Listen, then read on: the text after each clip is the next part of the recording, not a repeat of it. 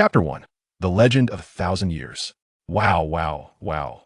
Lin Xiao was jolted awake by the incessant wailing of an infant. As he opened his eyes, Lin Xiao found himself nestled within a peculiar vessel, comfortably temperate, akin to reclining against the embrace of a beautiful maiden. Simultaneously, he sensed an abundance of energy coursing through his being, enough to collapse the very vessel with a mere gesture. Where am I? Lin Xiao pondered, recalling that he had been engrossed in the latest Dragon Ball movie, Resurrection F, at the cinema when the ground suddenly trembled and something struck his head. Upon regaining consciousness, he discovered himself in this strange place. Had he traversed dimensions? This was the first thought that crossed Lin Xiao's mind. Wow, wow, wow, wow. Just as Lin Xiao contemplated the nature of his surroundings, he was once again startled by the sound of an infant's cries. How annoying! Lin Xiao exclaimed as he turned towards the source of the noise. To his astonishment, he was met with a sight that left him utterly dumbfounded. Wasn't this little one the protagonist of Dragon Ball, Son Goku? By his appearance, he had just been born. If he is Goku, then who am I? It was then that Lin Xiao began to scrutinize his own body, and upon realization, he was rendered speechless. For he too was but a mere infant, which explained why everything seemed so grand had only just entered the world. In a moment, elation washed over him if he was alongside Goku. Did that not imply he was also a Saiyan? The thought filled him with excitement. Ever since he first beheld Dragon Ball, he had fantasized about becoming a Saiyan one day, and now that dream had miraculously come to fruition. The Saiyan lineage was indeed remarkable even in infancy. He could perceive the world with such clarity. Lin Xiao recalled that in his previous world, newborns, though capable of opening their eyes, encountered only a hazy blur. Out of curiosity, he could not resist inspecting the box beside him that held Son Goku. However, as Lin Xiao gazed over, it seemed Goku also sensed his stare, and his cries grew even more fervent. Lin Xiao felt a pang of concern. Was he truly so frightening? While lost in thought regarding his identity, he suddenly noticed a group of individuals clad in Saiyan attire entering the room, and the leader was someone he recognized all too well. This person bore a striking resemblance to Vegeta, adorned in the distinctive Saiyan battle uniform, complemented by a vibrant red cape. If Lin Xiao recalled correctly, this could only be King Vegeta, the ruler of the Saiyans. Lin Xiao could hardly contain his excitement. Encountering King Vegeta here was a remarkable twist of fate, was it not? Yet, when he attempted to speak, all that emerged was a cry, leaving him feeling quite out of sorts. Paragus, isn't it rather amusing to discuss King Vegeta behind his back? King Vegeta spoke, his expression appearing somewhat somber, at least in Lin Xiao's eyes. Upon uttering these words, Lin Xiao noticed that a bearded man with dark hair beside King Vegeta slightly trembled, his countenance reflecting a semblance of discomfort.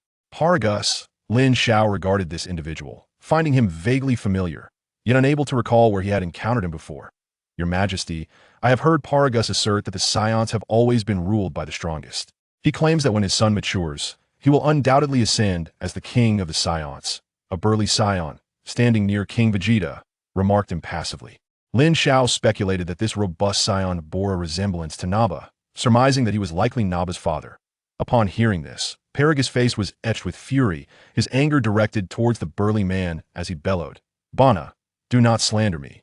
I have never uttered such words." He then hastily turned to King Vegeta, exclaiming, "Your Majesty, please do not heed his nonsense that I, Paragus, have always held you in the highest regard and would never harbor any treachery." Paragus, what use is there in denying what you have previously claimed? Bana, the Saiyan, replied with a mocking laugh. Your Majesty, I assure you I have no ulterior motives. I do not now, nor will I ever. Paragus, his face flushed, knelt before King Vegeta to express his loyalty. The future is unpredictable, and for the sake of the Saiyan race, Paragus, I may have no choice but to sacrifice you and your son. King Vegeta's expression remained impassive as he gazed at the kneeling Paragus, his eyes brimming with lethal intent. At that moment, Lin Xiao suddenly felt the weight of King Vegeta's murderous gaze sweep towards him. What on earth? Could it be that I am the son of this Paragus? How unfortunate to be condemned to death at birth due to my father's treason. Indeed, in the next instant, Lin Xiao noticed Bana's gaze directed towards him, his eyes glinting with malice. This matter has nothing to do with Broly, he is merely a child. Spare him. Paragus shouted vehemently. Removing the root of the problem is not my style, King Vegeta replied with a cold smirk. Broly? Am I Broly? The Broly whose battle power reached 10,000 at birth. The Broly who terrified Goku to the point of tears upon his arrival. the legendary Super Saiyan, said to appear only once every 1,000 years? Lin Xiao suddenly felt the weight of his identity. In Oh Wonder Paragus seemed familiar. It turns out he is indeed Broly's father. Now, everything became clear to Lin Xiao. Any talk of Paragus rebellion was mere illusion.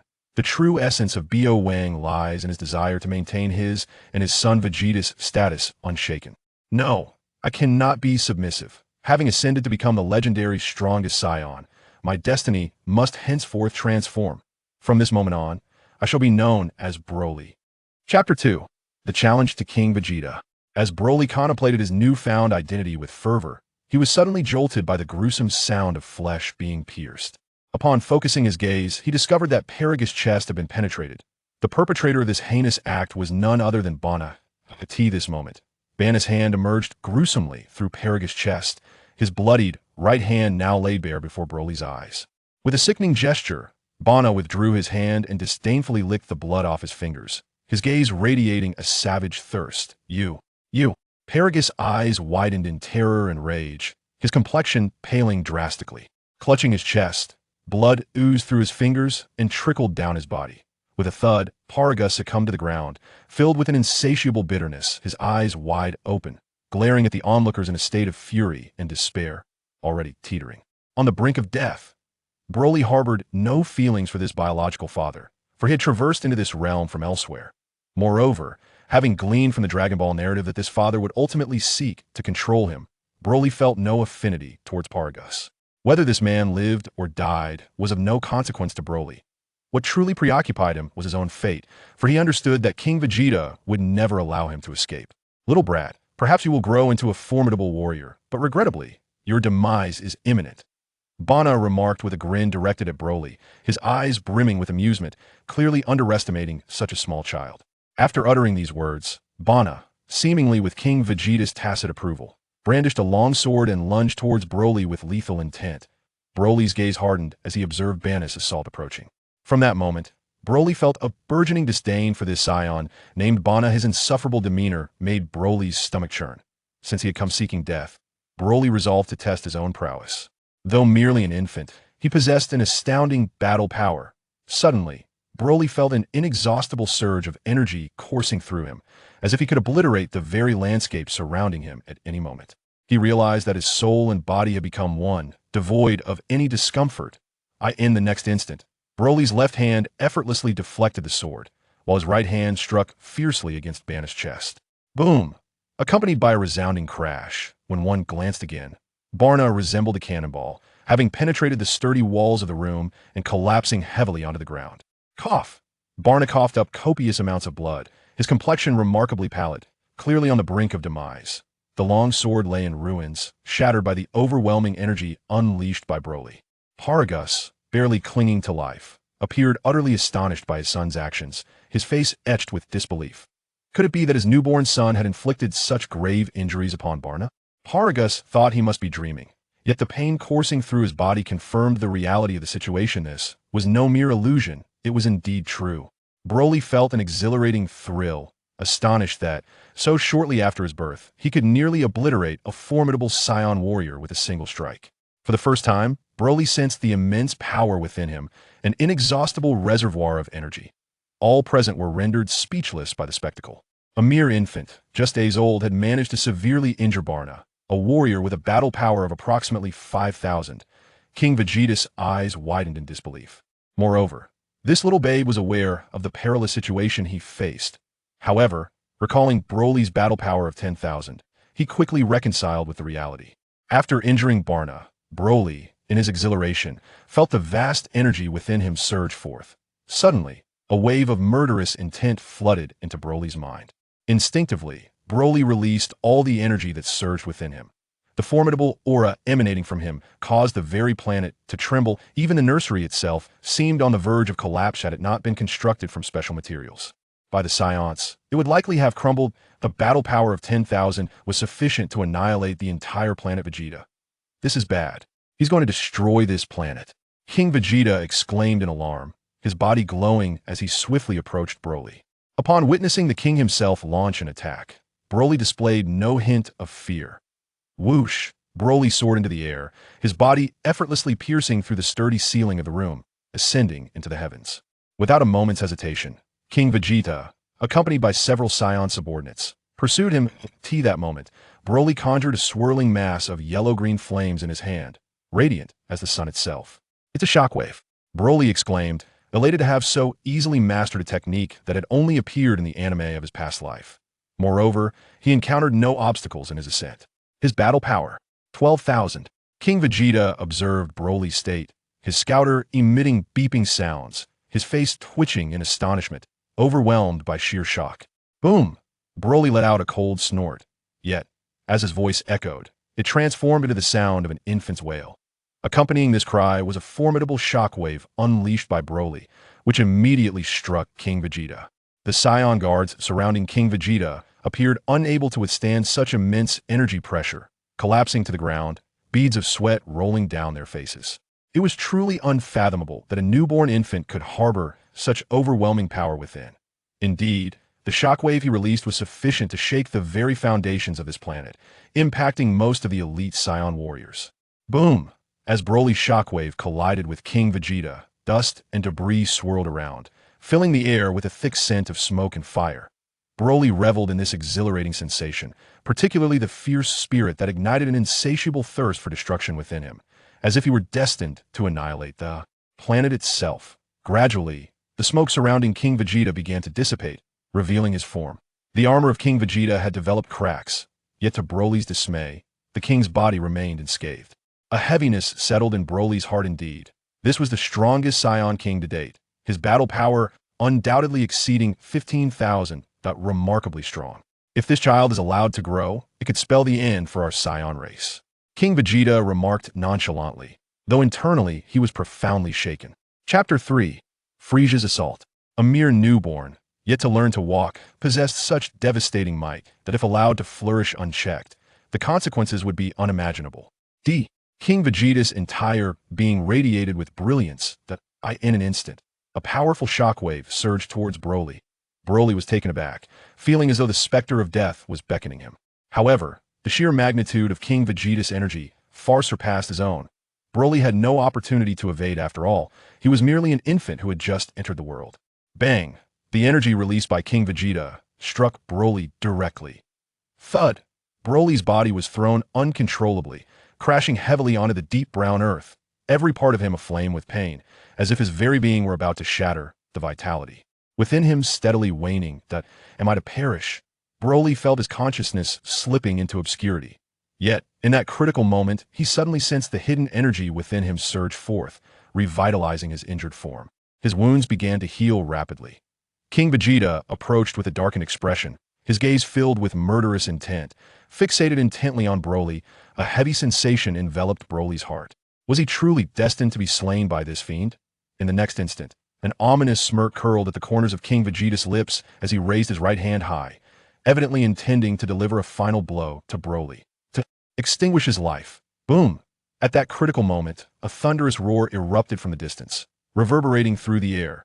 Simultaneously, the ground trembled violently, as if the very heavens were on the verge of collapse. What is happening? King Vegeta queried sharply, glancing towards the source of the thunderous sound. Several Saiyan subordinates shook their heads in bewilderment. Boom!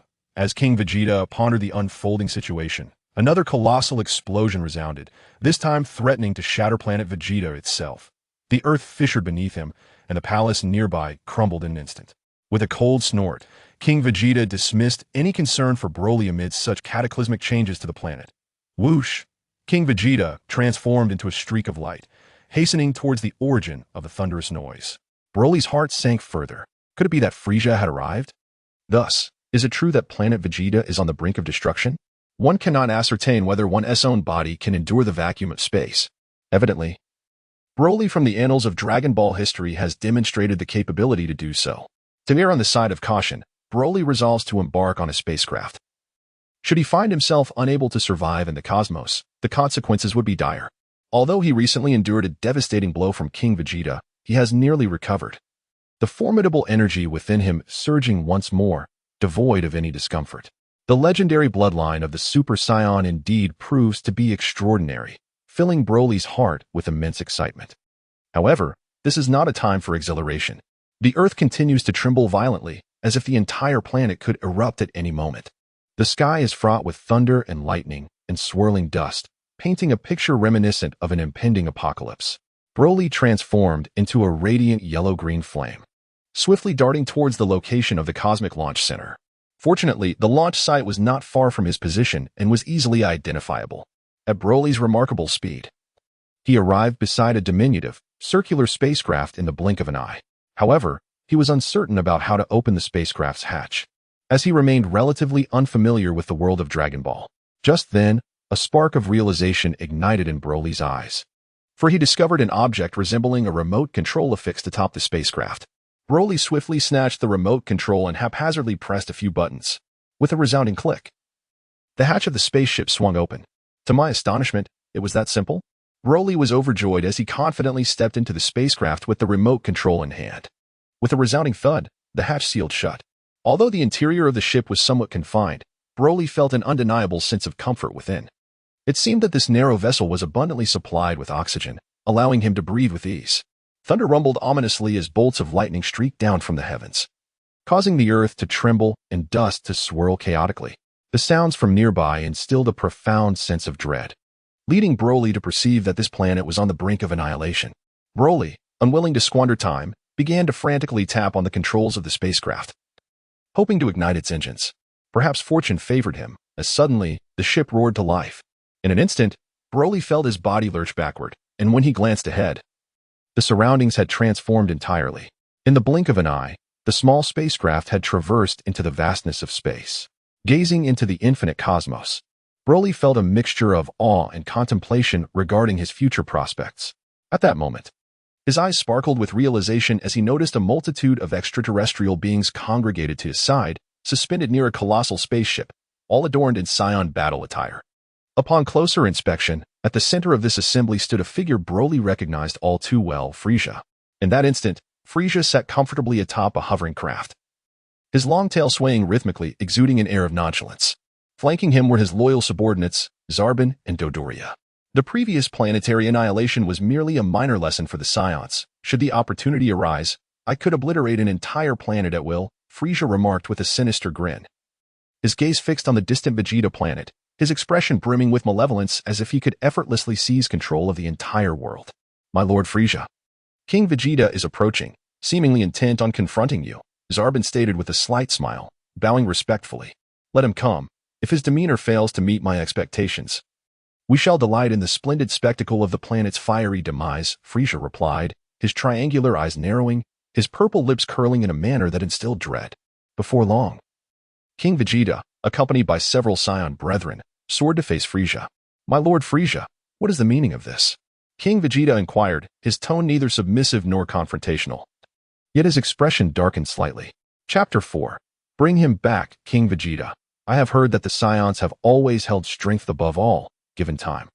You aspire to lead all Saiyans and usurp my position as the ruler of the universe, Dodoria sneered, his grotesque visage betraying amusement as he addressed King Vegeta.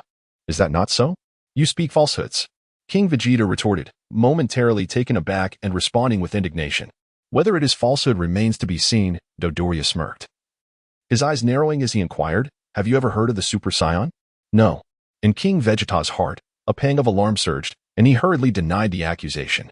Bowing respectfully to Frieza, he declared, My Lord Frieza, I assure you, I harbor no thoughts of treachery.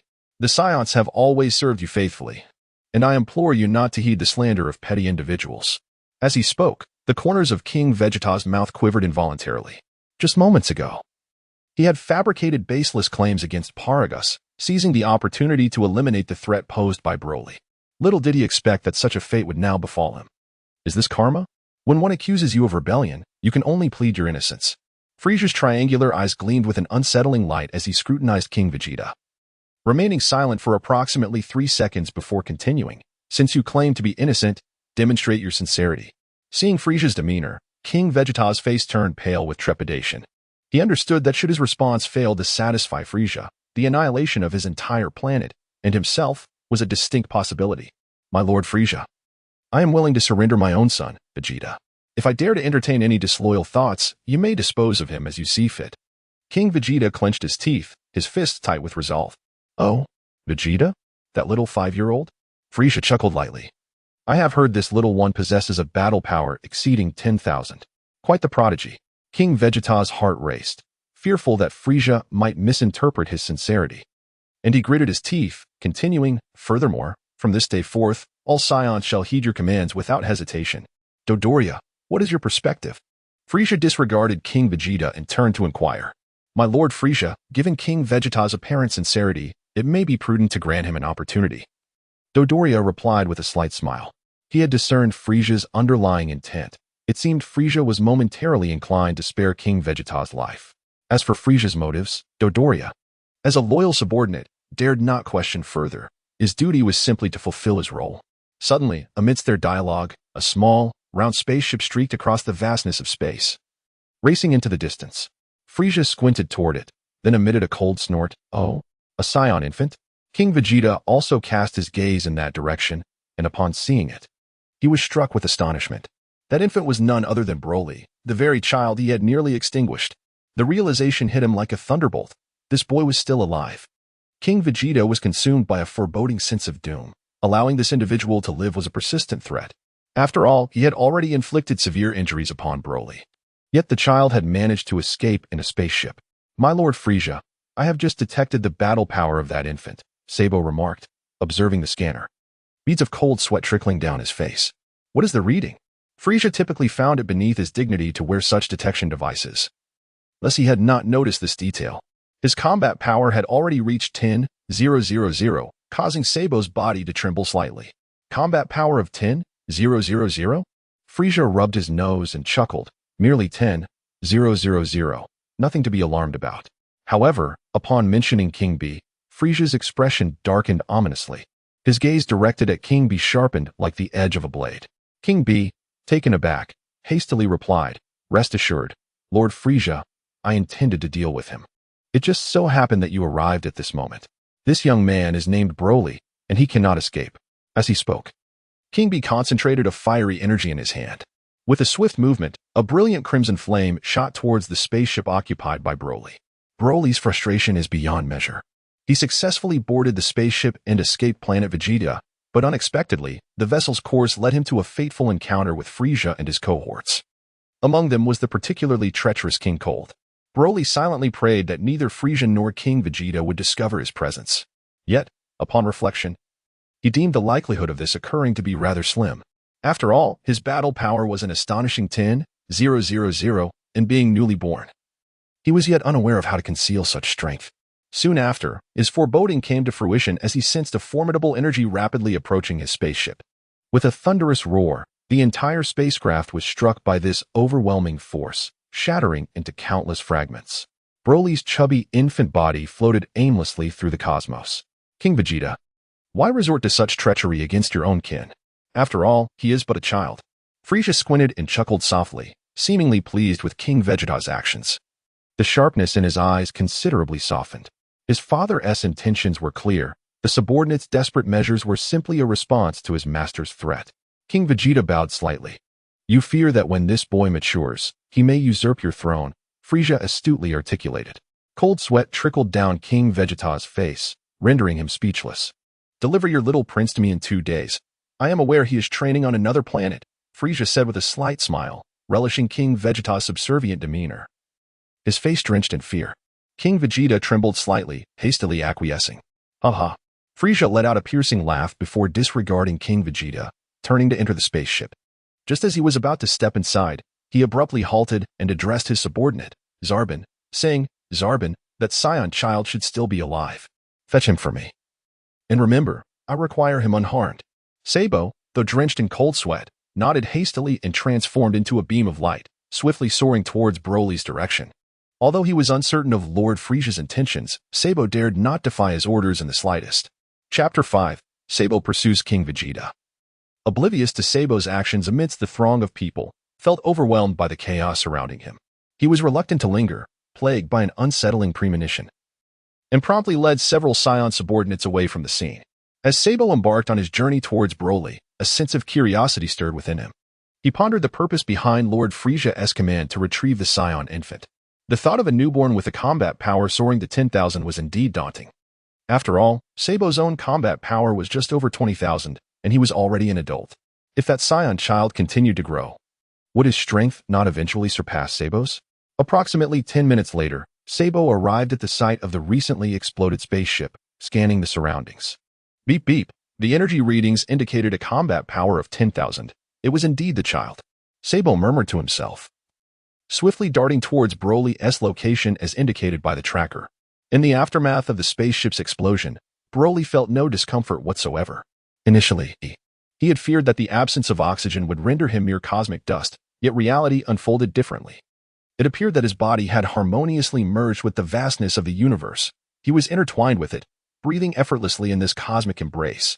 Broly is acutely aware that he still has a long way to go. Despite having an impressive battle power of 10,000 from birth, he is minuscule in comparison to the vastness of the universe. Not to mention, he is currently no match for King Vegeta, let alone being targeted by Frieza. Broly had no choice but to make a hasty retreat, vowing to return for retribution once he had grown stronger. In secret, he fervently prayed for the well-being of King Vegeta, otherwise, he would be deprived of the opportunity to exact his revenge. He quickly deduced that the energy that had struck his spacecraft was indeed from the treacherous King Vegeta. This debt would eventually need to be settled. Just as Broly was contemplating his future plans, he suddenly sensed a formidable presence rapidly approaching him. A sudden shock coursed through Broly's heart.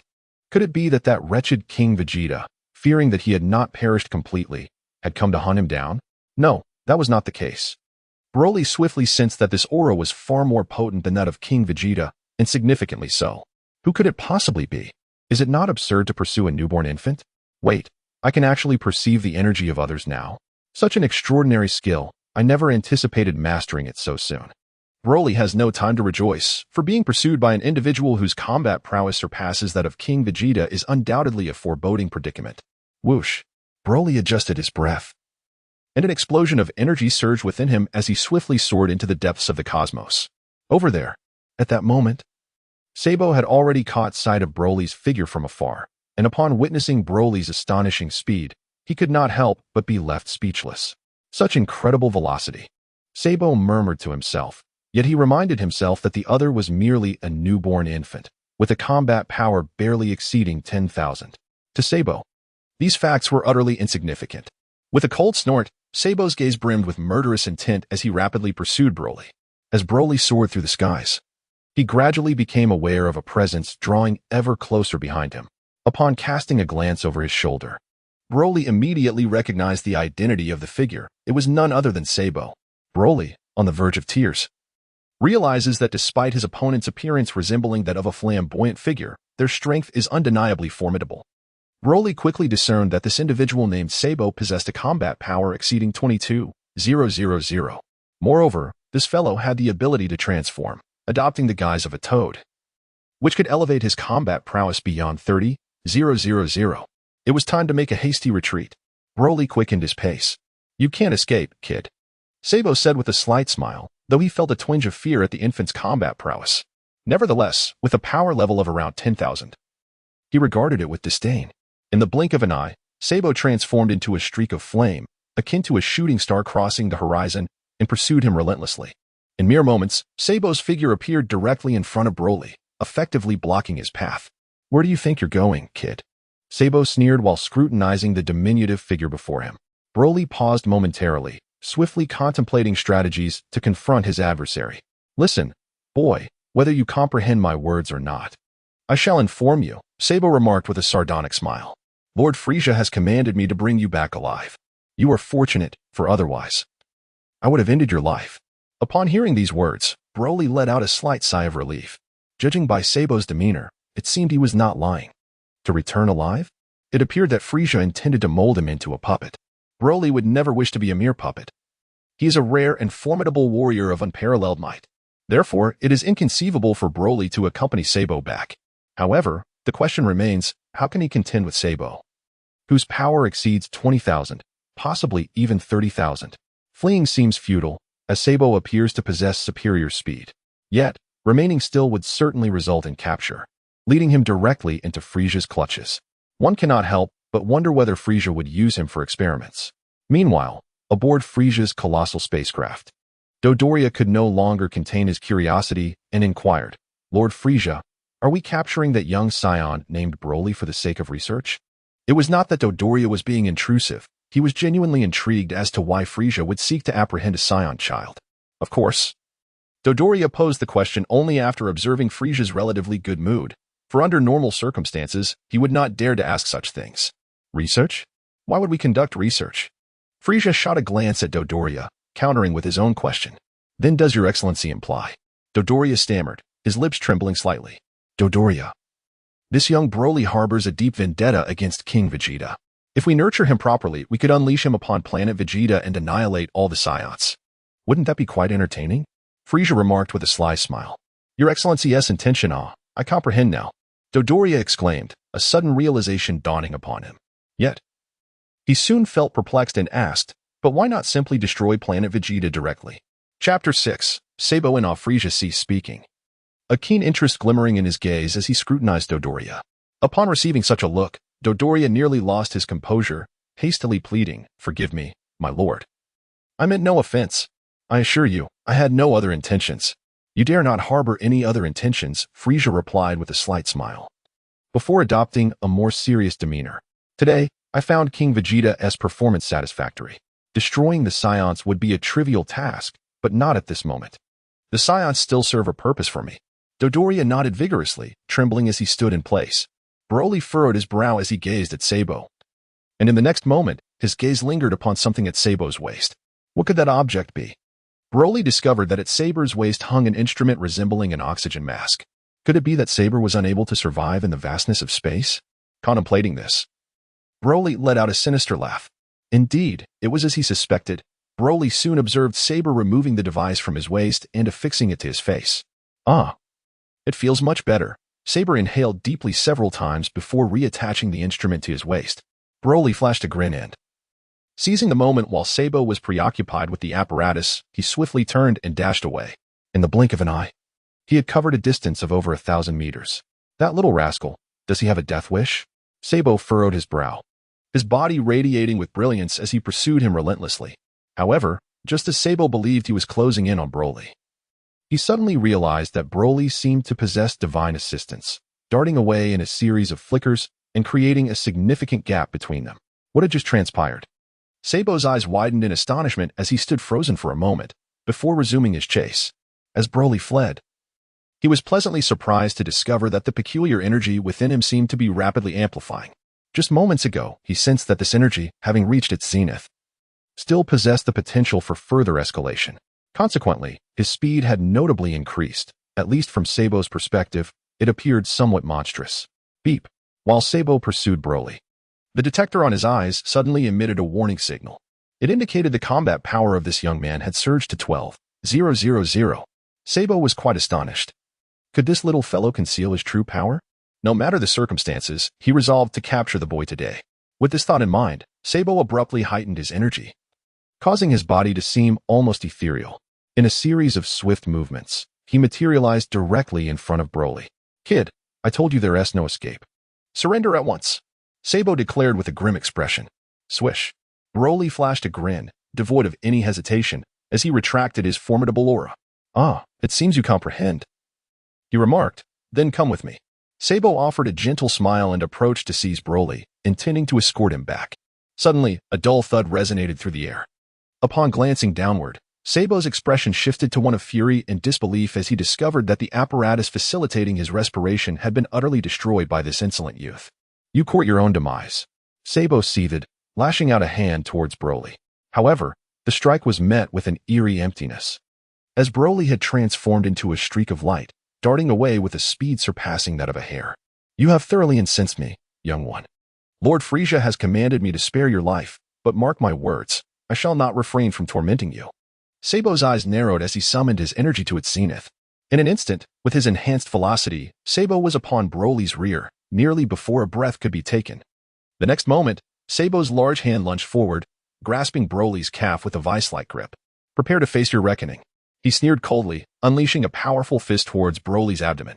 Broly felt as though a tempest raged within him, unable to contain the torrent of blood that erupted forth. You dare to toy with me? You must be tired of living. Sabo showed no signs of relenting, tightening his grip around Broly's neck with increasing ferocity. Broly's eyes turned a vivid crimson, veins coursing with fury. Ha ha ha ha. What does it matter if your battle power was 10,000 at birth? To me, you are nothing but a worthless wretch. Sabo's maniacal laughter echoed through the vast expanse of the universe. Broly found himself ensnared by Sabo's grip around his throat. Due to his diminutive stature, his limbs were unable to make contact with his adversary. In a moment of desperation, the energy within Broly surged dramatically. He soon realized that even as his energy reached a certain threshold, it continued to escalate. In the blink of an eye, Broly emitted a primal roar, his entire being enveloped in a radiant yellow-green flame.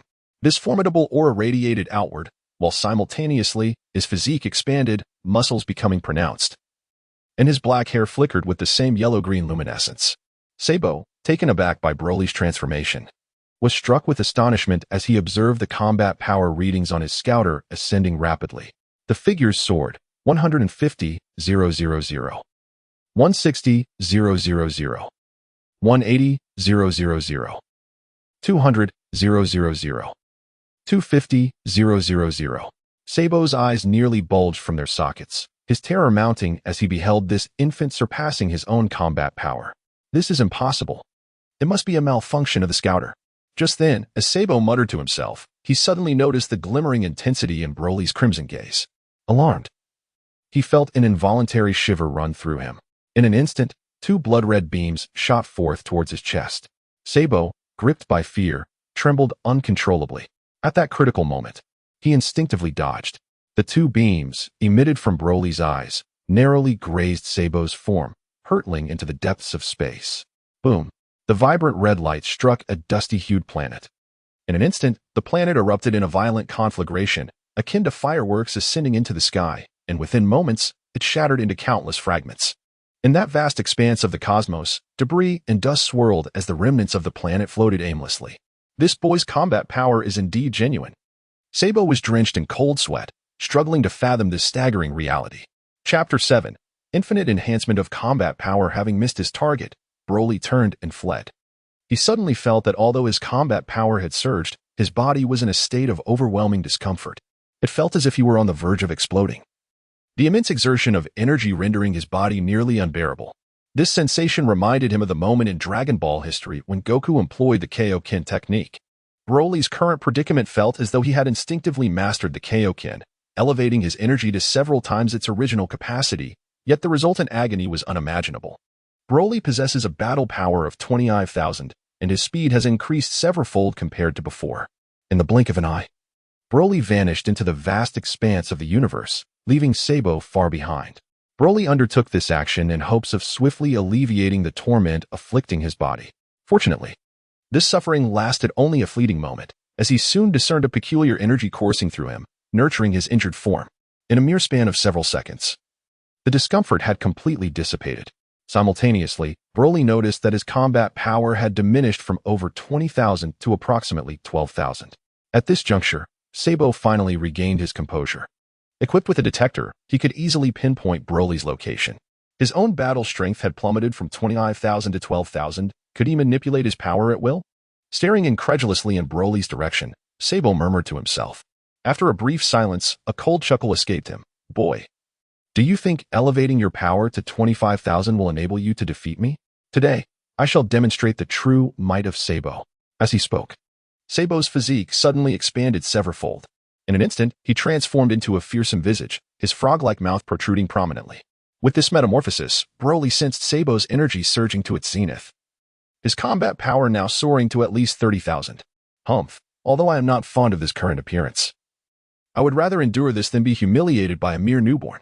Sabo mused with a faint smile, transforming into a streak of light as he pursued Broly once more.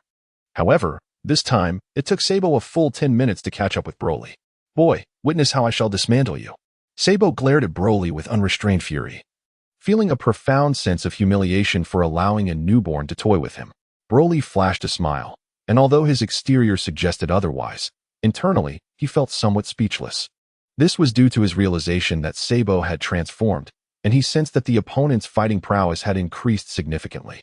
Broly gritted his teeth, resolved to elevate his own combat prowess. Although he had just endured significant physical agony, he would soon recover, wouldn't he? Broly speculated that it was likely due to his possession of the legendary Super Saiyan bloodline, a lineage that indeed shone with extraordinary brilliance. Regardless, what does it matter? It is merely a matter of enduring the pain. After all, he would not perish from it. Broly smiled softly, and then proceeded to elevate his combat power. This time, he wished to discover just how much he could enhance his strength. Could it be that it was merely 25,000? Broly suddenly felt an urge to explore the extent to which he could elevate his combat prowess. Just as Sabo flashed a menacing grin at Broly, the readings on his detector began to fluctuate once more. Kid, there's no need to get cocky. I am well aware that your maximum combat power hovers around 25,000. Even if you were to gain a slight advantage, 28,000 would be the absolute limit. Sabo sneered. Let me reveal my own combat power to you, so you can abandon any false hopes. In this transformed state, I can achieve a staggering 32,000. The disparity between us is far from trivial. Broly paid no heed to Sabo, deeming him a fool for even contemplating the matter of combat power. In the next moment, Broly relentlessly elevated his power level. However, with each increase, he was besieged by excruciating pain coursing through his entire body, a sensation akin to being pierced by countless needles. Indeed, upon raising his power to approximately 25,000, he sensed that any further enhancement would result in an unbearable escalation of agony. Yet, to refrain from augmenting his strength would mean yielding to Sabo, ultimately leading to his capture and subjugation by Frieza, or worse, becoming a mere subject for experimentation. He could not concede defeat. No, he absolutely must not concede defeat. Broly gritted his teeth, his energy continuing to surge. What? His battle power has already reached 30,000? How is this possible? Sabo's pupils widened in astonishment, as if he were confronting a monster. He is merely a Saiyan. Why is this happening? Broly found little interest in listening to this individual engage in self-dialogue. He acknowledged that a battle power of 30,000 was indeed formidable. However, he realized that it fell significantly short in confronting Sabo. Consequently, Broly felt compelled to continue augmenting his strength. Yet, upon reaching this level of 30,000, he discovered that, rather than experiencing an increase of even 1,000 in battle power, each increment of a mere 100 now brought with it an excruciating sensation that nearly drove him to despair. The agony he endured was overwhelming, leading him to contemplate surrendering to his suffering. It was disheartening to think that he had yet to engage in battle. Yet the strain of his own power escalations threatened to overwhelm him. Broly found himself in a state of despair, for at his current level, he could merely elevate his combat power to a mere 30,000. The agony he endured was profound, compelling him to adopt a reckless style of fighting. Furthermore, a combat power of 30,000 paled in comparison to Sabo's, who surpassed him by 2,000. Given his physical condition, confronting Sabo posed a considerable threat. 30,012, young one, I must admit I underestimated you. However, I can see that you are undoubtedly suffering at this moment, Sabo remarked with a slight smile, clearly recognizing Broly's struggle against his own body. To possess a combat power of 30,000 from birth was indeed extraordinary. Fortunately, Sabo discerned that such an overwhelming advantage remained manageable for him. Let me first render you half dead, and then I shall deliver you to Lord Frieza for proper disposal. Sabo sneered as he lunged toward Broly. Chapter 8. Gradually winding down your spirit. Broly endured the excruciating pain coursing through his body, deftly shifting to the side. It was futile. Evading once did not guarantee evasion a second or third time. A chilling smile crept across Sabo's face as his corpulent form lunged rapidly towards Broly. However, as if struck by a sudden realization, Sabo abruptly halted midair. He then hastily reached for his waist, only to find his countenance shift dramatically, for he discovered nothing within his grasp. Broly gazed over in astonishment, noticing that Sabo's complexion had also shifted. His once blue toad-like visage now tinged with a deep purplish hue, while his breath grew increasingly labored. Beast, beast, Sabo bellowed, his eyes directed at Broly with an even fiercer intensity. Broly suddenly realized the gravity of the situation.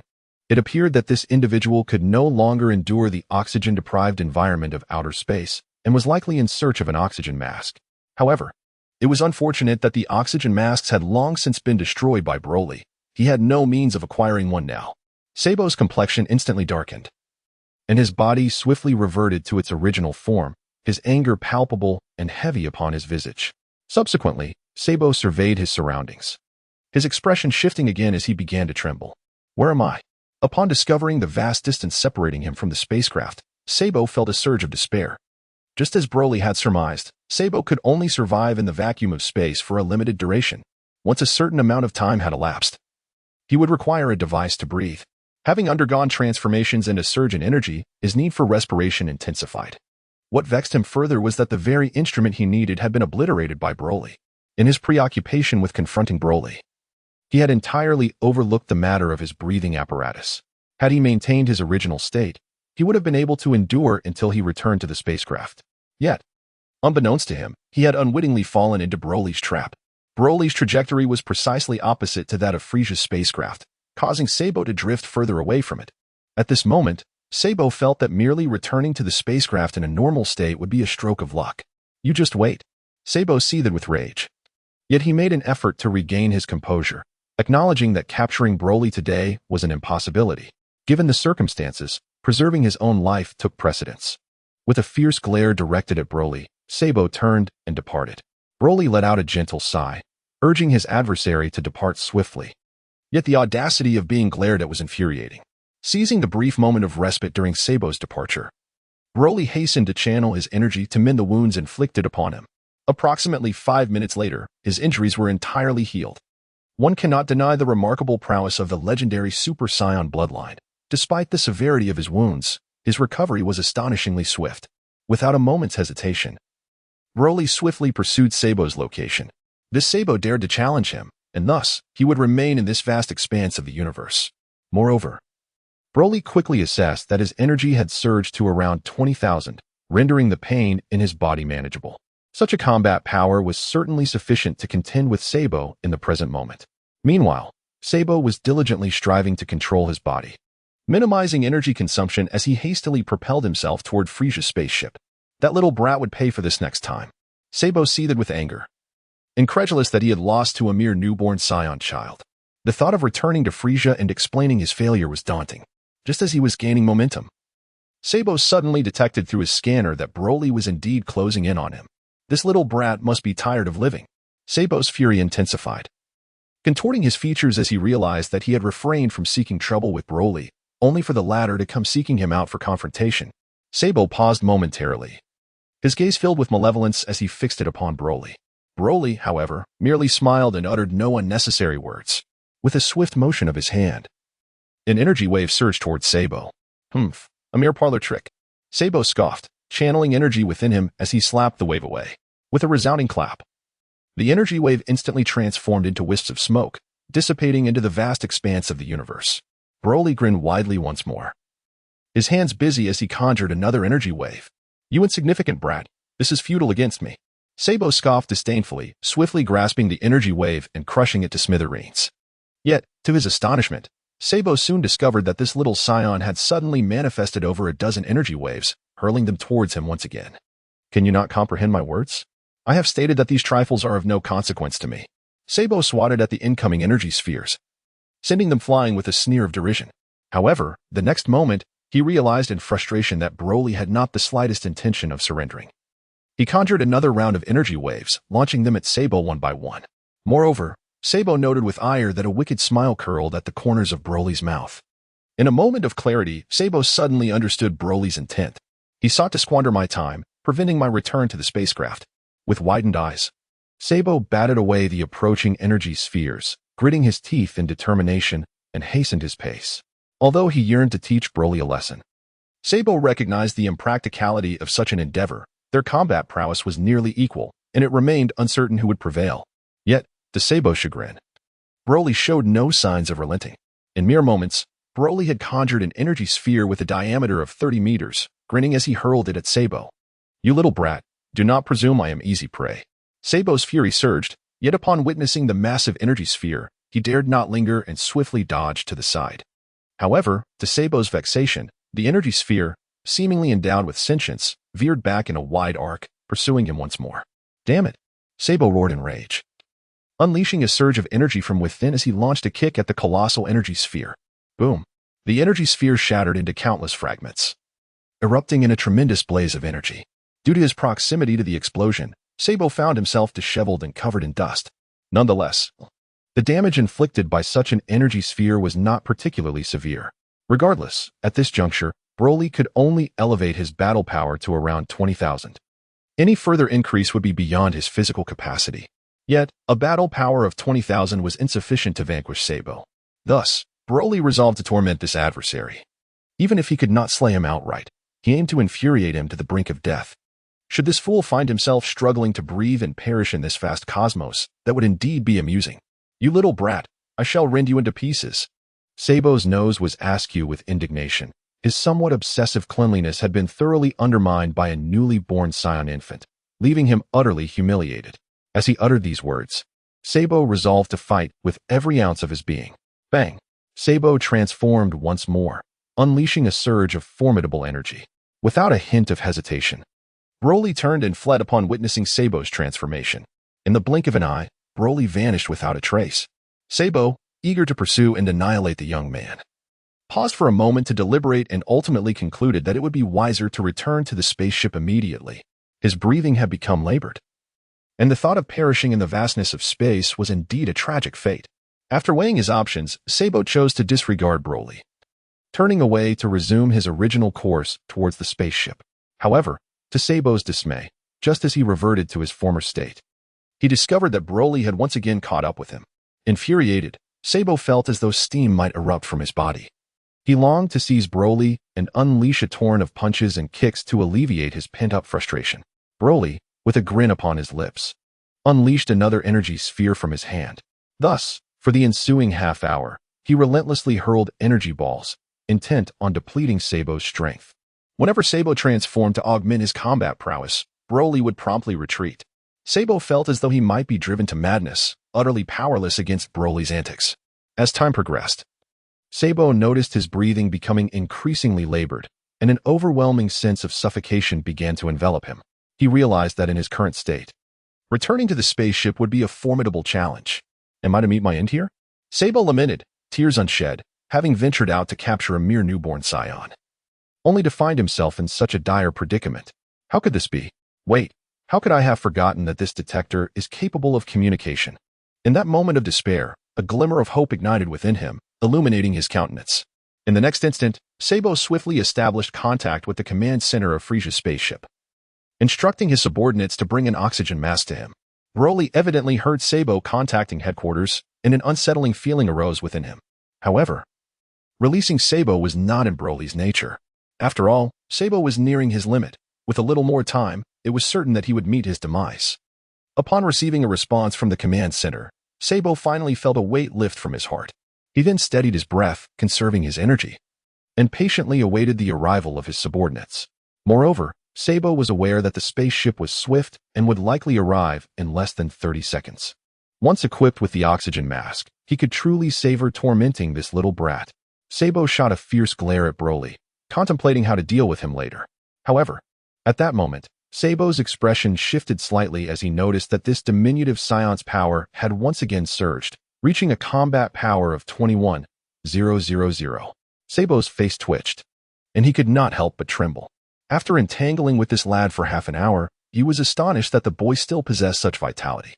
A wave of fear washed over Sabo. Under normal circumstances, he would not be intimidated by a power just over 20,000. Yet, the present situation was different for Sabo. A combat power of around 5,000 was already commendable. Whoosh! Just as Sabo was in a state of alarm, he saw Broly transform into a streak of light, hurtling towards him. Such incredible speed. Sabo's eyes widened. Bang! In the next moment, Sabo felt a violent impact against his chest. Gasp! Sabo coughed up blood, his complexion turning increasingly pale. In the following instant, Sabo sensed his consciousness blurring. As he gazed forward, Broly's figure seemed to overlap before his eyes.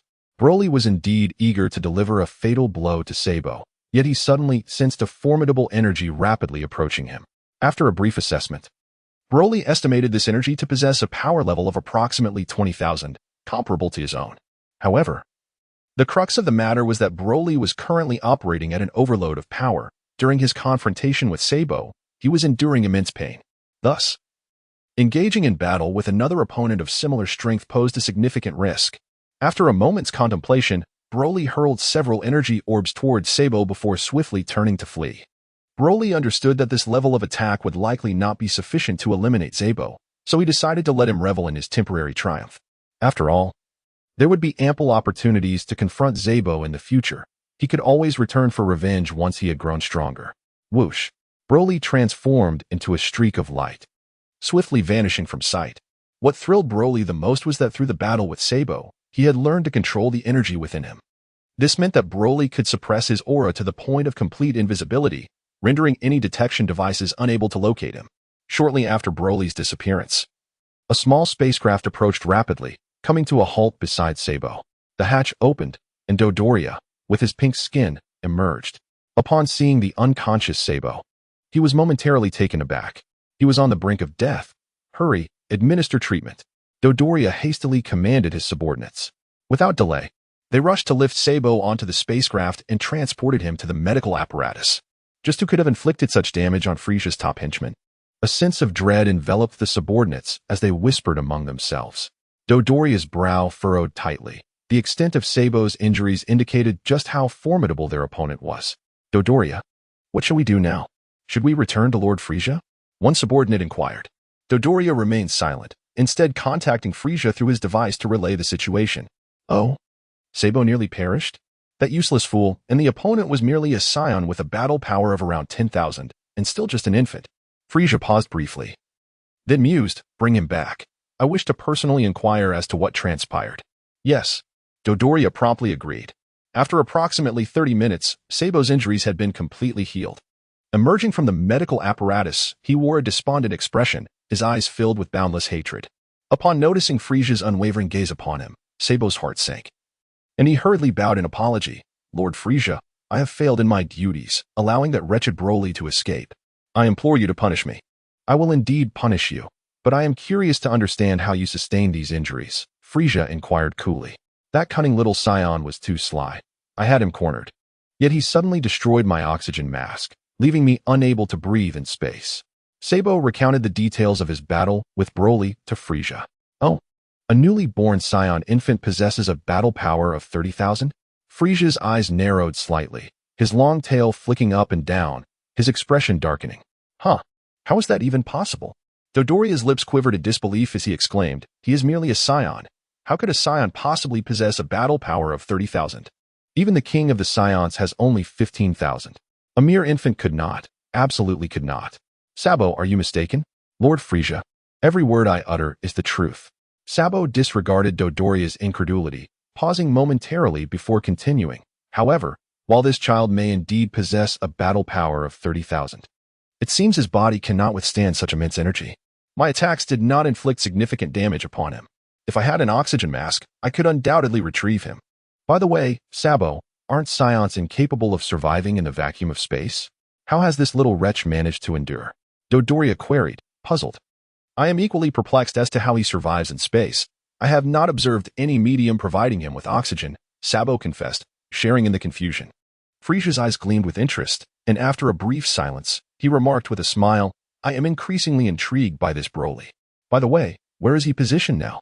Dodoria, when I lost consciousness, did you follow Broly after I regained my senses? Sabo turned to inquire. I thought you were on the verge of death, so I hastened to treat you. However, my detector did not register any formidable energy, Dodoria explained, perspiration beading on his forehead. Dispatch orders immediately. Find this boy at once. Frieza's expression shifted slightly, his long tail striking the floor of the spaceship with force as he commanded, I want him alive. Yes. Sabo and Dodoria exchanged glances, clearly shaken. Furthermore, relay this matter to King Vegeta.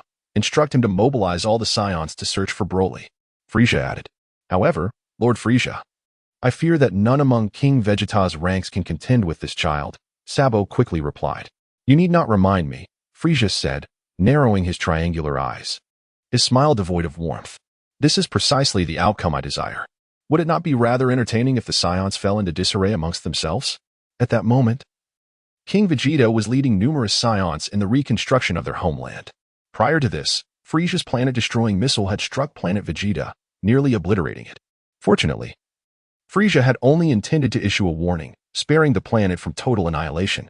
Nevertheless, the palace of King Vegeta had tragically collapsed in the ensuing explosion, leaving planet Vegeta in a state of utter disarray. Just then, King Vegeta received an urgent directive from Frieza's domain. What did you say? Broly is still alive? How is that even possible? Upon receiving the news from Frieza, King Bei was left utterly astonished, unable to fathom how Broly could possibly survive in the cosmos. Following the abrupt cessation of communication, King Bei's countenance darkened significantly. Broly is not dead. His vitality is remarkably resilient. Command has been issued to immediately trace Broly's whereabouts and inform me upon discovery. King Vegeta issued this order to his fellow Saiyans. Meanwhile, Broly is gliding through the cosmos, having completely concealed his presence. Broly understood that once Sabo returned, Frieza would undoubtedly send someone to seek him out. Fortunately, he was capable of concealing his energy. For if it were to be exposed, it would not be a significant issue with others. However, if Frieza were to come personally, it would truly be the end. Time passed, and gradually, Broly sensed that he was moving further away from those formidable energies, which brought him considerable relief. Subsequently, he adjusted the energy within himself and accelerated his flight. It was not prudent to remain adrift in this vast cosmos indefinitely. Broly intends to find a planet to settle down on, allowing him to swiftly engage in his training. His battle with Sabo has proven to be quite fruitful, with the most significant gain being his newfound ability to control his energy. Furthermore, Broly possesses the potential for limitless enhancement of his combat prowess, provided that his physical endurance is adequately developed. But where should he go? Broly's greatest desire is to visit Earth. However, amidst the boundless expanse of the universe, he finds himself perplexed as to the precise location of Earth within the Milky Way galaxy. Regardless, he decides to select a planet at random. With this thought in mind, Broly sets his sights on a distant celestial body and swiftly propels himself towards it. This planet is relatively modest in size, revealing a vast landscape dominated by expansive deserts. Broly circled around the planet, and to his dismay, the entire surface was nothing but a vast expanse of desert, devoid of any verdant vegetation. This implied that staying on this planet would yield no prospects for even the most basic sustenance. However, fortunately for Broly, despite feeling a twinge of hunger, his body did not exhibit significant discomfort. It seemed that in the annals of Dragon Ball history, Broly had managed to survive for several years without consuming food or drink. Without succumbing to starvation, Broly, undeterred by the chaos surrounding him, had settled into this desolate desert planet, preparing to immerse himself in rigorous training. However, he was suddenly jolted by a violent tremor beneath his feet. Instantly, a tempest of sand and wind surged forth. Such minor disturbances on this planet did not provoke the slightest concern in Broly. Yet, in the next moment, his eyes widened in disbelief as a monstrous creature erupted from the ground before him. This beast stood nearly 10 meters tall, with a gaping maw and vicious, sharp teeth, reminiscent of a Tyrannosaurus rex from the Jurassic era. At this moment, the dinosaur fixated its gaze upon the diminutive figure of Broly. Although the latter appeared too small to be a worthy meal, in the eyes of the T-Rex, he nevertheless represented a tantalizing feast.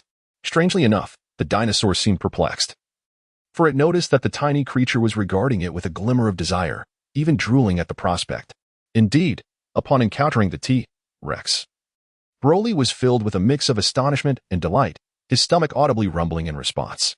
Chapter 11, Gene Detector. 10 minutes later, Broly found himself savoring a piece of dinosaur meat, relishing every bite. It is worth noting that since his birth, Broly had yet to consume anything. Most individuals would have succumbed to the rigors of such an ordeal, typically quiet and nursing at this stage.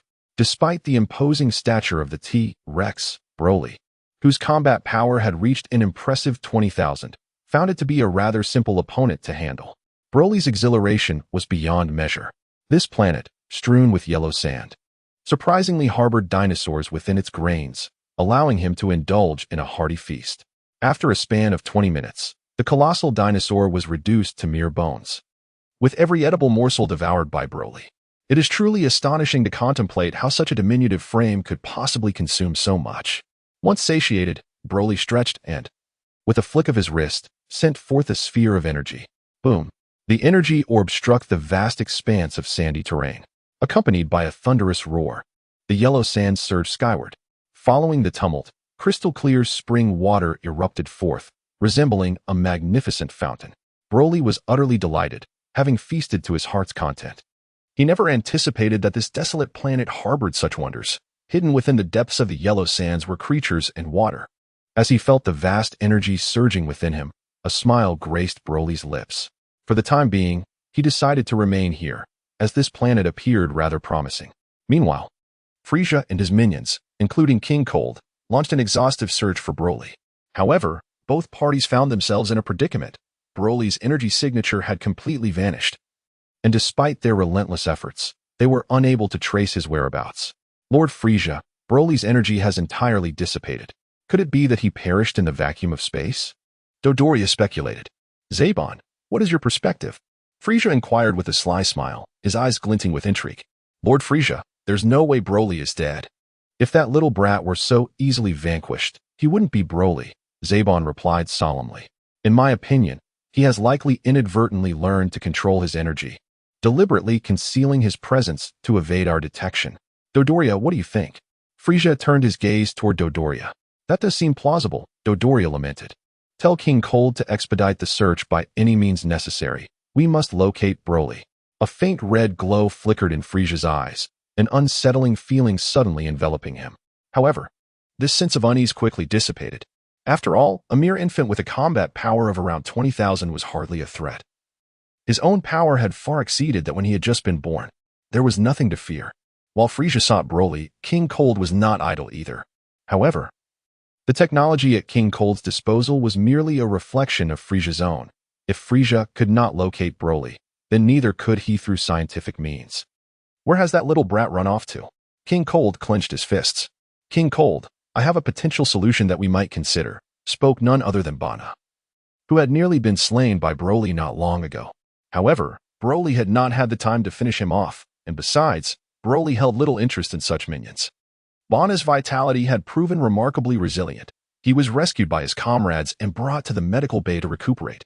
Now, he was full of life, showing no signs of discomfort. What solution? King Cold inquired.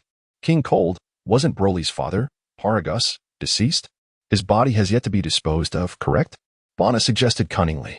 Since that little brat is Paragus's son, could we not utilize the genetic material from Paragus's corpse to create a device capable of tracing him through his genetic signature? Upon hearing these words, the eyes of King Bay sparkled with intrigue. However, since the quest to uncover Broly's presence hinges on genetic analysis, there is no need to seek far and wide when the answer lies so close at hand. When Broly was born, he resided in a nutrient chamber, where remnants of his fallen hair lay scattered about. By analyzing Broly's hair, it was possible to extract his genetic material, paving the way for the development of corresponding instruments. In no time, researchers conducted their studies and commenced the creation of this enigmatic device. Broly had not anticipated that King Vegeta and his associates would devise such peculiar instruments to locate him. At this moment, he had already resided on this vast desert planet for over 10 days. With the passage of time, Broly's physique had undergone subtle transformations. He had grown considerably taller. Yet, from a distance, he still appeared quite diminutive. Furthermore, during these days, Broly's combat prowess had also seen significant enhancement. Currently, in his base form, his battle power had reached approximately 20,000, and he possessed the ability to infinitely amplify his energy, allowing his strength to surge to 30,000 or even 40,000. This revelation astonished Broly considerably. The legendary Super Saiyan bloodline was indeed extraordinary. He had only been alive for a little over 20 days. Yet his battle power had escalated to such an extent. Moreover, the formidable energy coursing within him was perpetually surging, as if it yearned to summon him into battle and revel in bloodshed. Additionally, Broly had discerned another matter. Since consuming food on this planet, his combat strength had experienced enhancements. For instance, after devouring that Tyrannosaurus, his power had increased by no less than 5,000. Of course, Broly was aware that, with his current battle power, he could contend with Zarbon, yet he was still far from being able to confront Frieza. On this particular day, as was his routine, Broly was training on the planet when he suddenly sensed several formidable auras emerging nearby, specifically from the vast expanse of the universe. HM? Upon sensing these distinct auras, Broly's face immediately brightened with a smile. Among these energies, one was unmistakably familiar to him. It belonged to none other than the king of planet Vegeta. He was astonished that the king had ventured all the way here. Given Broly's current combat prowess, he certainly had no reason to fear the king. However, to err on the side of caution, Broly meticulously scanned the surrounding auras once more, ensuring that Frieza was not among them before allowing a broader smile to grace his features. The king of Vegeta, it seemed, had a score to settle. Chapter 12. The seizure. After approximately 5 minutes, Broly spotted the Saiyan spacecraft descending from a distance, landing not far from his position.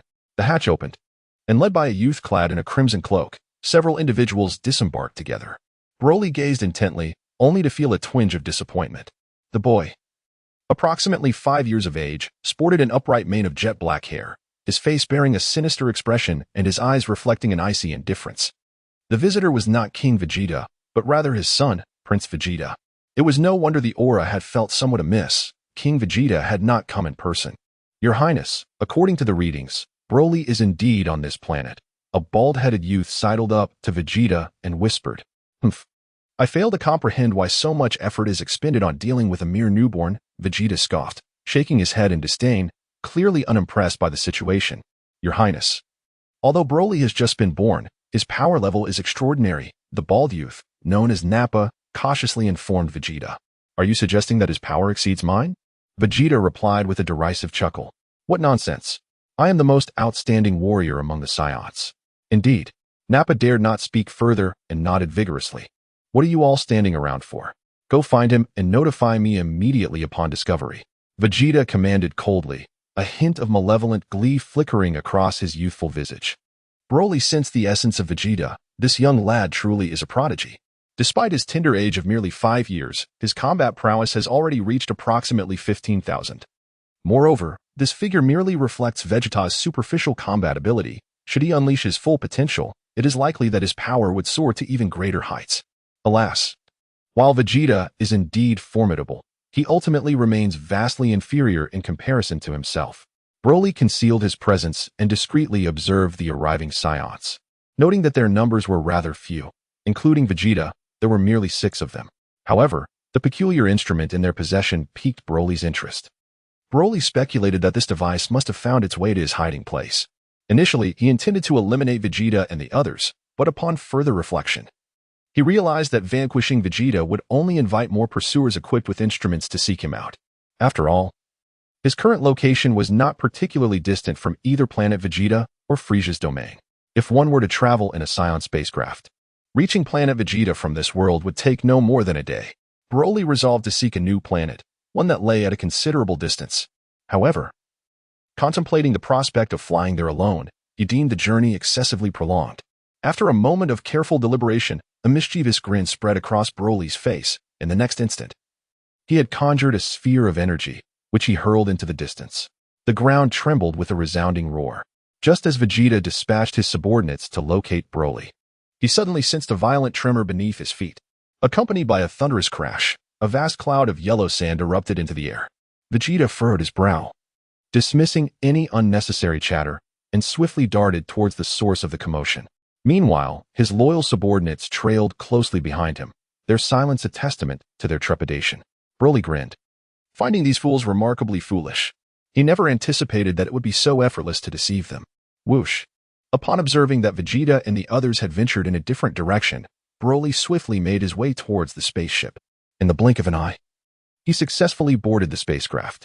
Having previously operated a similar Saiyan vessel, albeit a smaller one, he found that the controls in the cockpit were not significantly different. Broly effortlessly located the button to initiate the spacecraft, a grin spreading across his face as he pressed down with a small hand. Boom! The spacecraft emitted a thunderous roar, soaring into the vast expanse of the cosmos. Just as Vegeta and his companions arrived at the source of the sound, they heard the unmistakable noise of the spacecraft's ignition, instantly filling them with alarm. This is bad, Your Highness. Our spaceship has been stolen, Nappa exclaimed loudly. Fool! I saw it. Vegeta gritted his teeth in frustration, realizing he had been deceived by such a simple ruse. Immediately contact the command center and request another spacecraft to be dispatched, Nappa ordered through clenched jaws. Nappa, hand me your oxygen mask, Vegeta said, gazing at the nearly vanishing spacecraft with a contemplative silence. Nappa, somewhat perplexed, handed over the oxygen mask, speculating that perhaps the planet's atmosphere was inadequate, causing the prince some difficulty in breathing.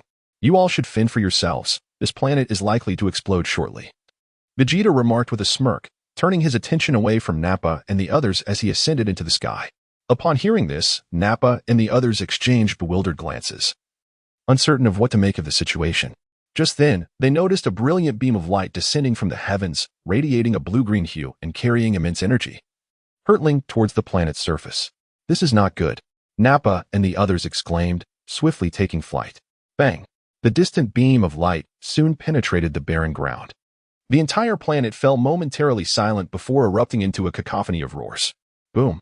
In the next instant, the sand-laden planet shattered into pieces, unleashing a fierce conflagration. Boom. Within approximately 10 seconds, the entire planet was reduced to cosmic dust. The architect of this cataclysm was none other than Broly. After Broly departed from the planet aboard his spaceship, he unhesitatingly hurled an energy sphere towards it. With Broly's current combat prowess, obliterating a planet is a rather effortless feat.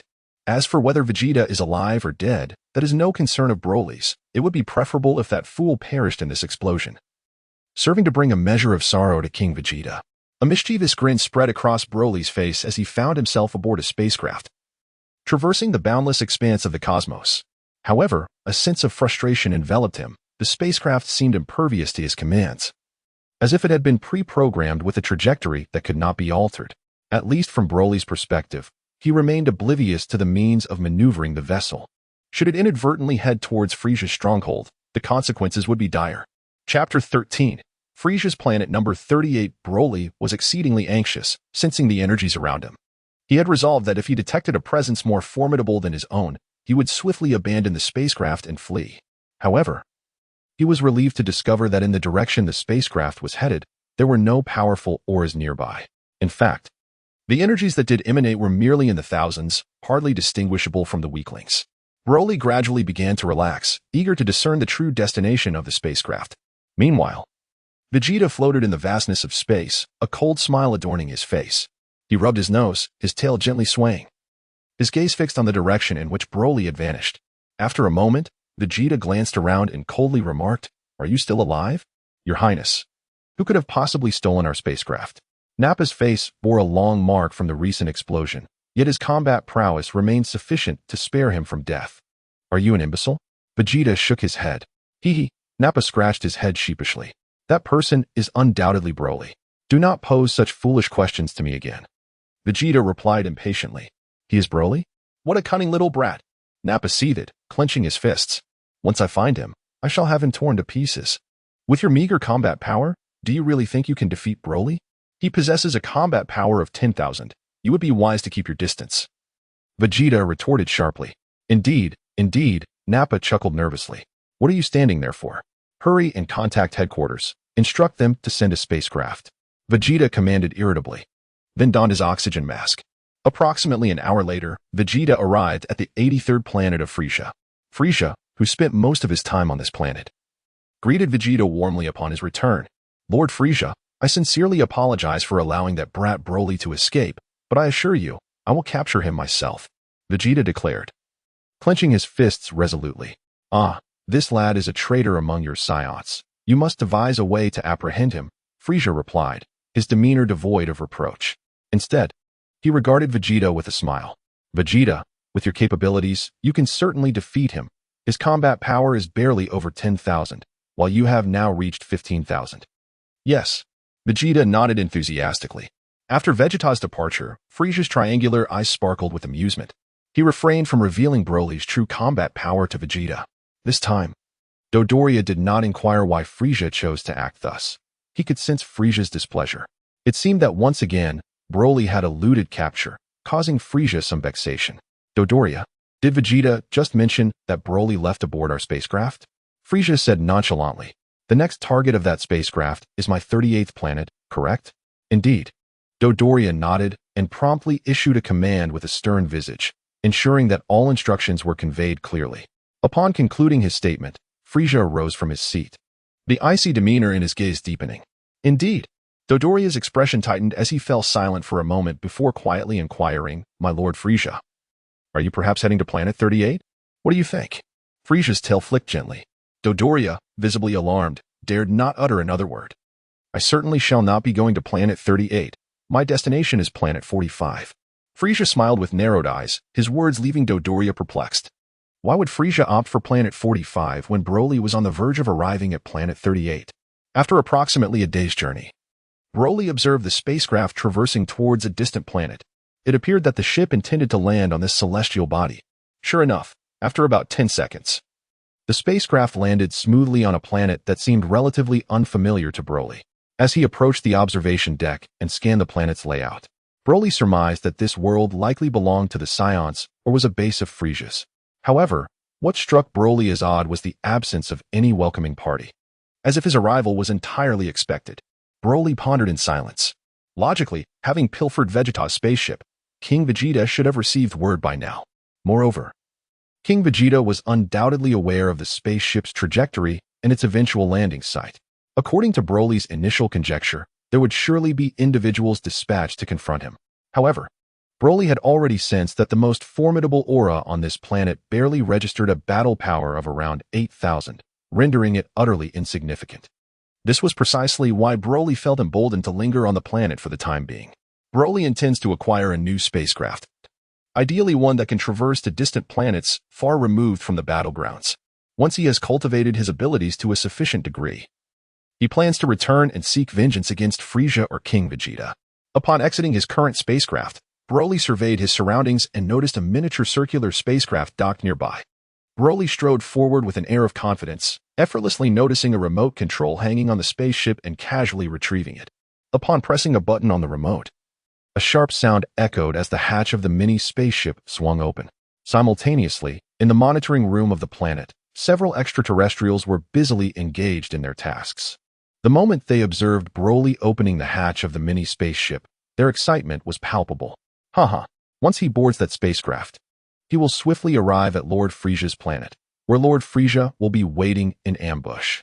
Wait a moment. This Scion brat has a combat power of only around 3,000. Why shouldn't we attack him? One alien exclaimed, incredulous. Are you a fool?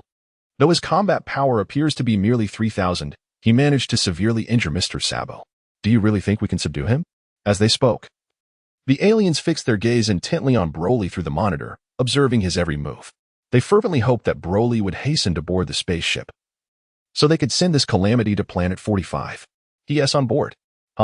Splendid. In the next moment, the aliens watched as Broly entered the spaceship. With a resounding boom, the spacecraft soared into the sky, heading straight for Frieza's Planet 45. Chapter 14. The arrival of Frieza. Tears of joy brimmed in the eyes of the extraterrestrials as they embraced one another. They had finally accomplished the task assigned by Lord Frieza, and this little monster was about to deliver himself to the planet where Lord Frieza awaited. The aliens were nearly eager to take a commemorative photo to mark this exhilarating occasion. What is that? Amidst their jubilant celebration, one individual, watching the screen, caught sight of an inexplicable scene and quickly called out to his companions for clarification. The others immediately turned their attention to the screen. They soon discovered a colossal sphere of light descending toward the planet.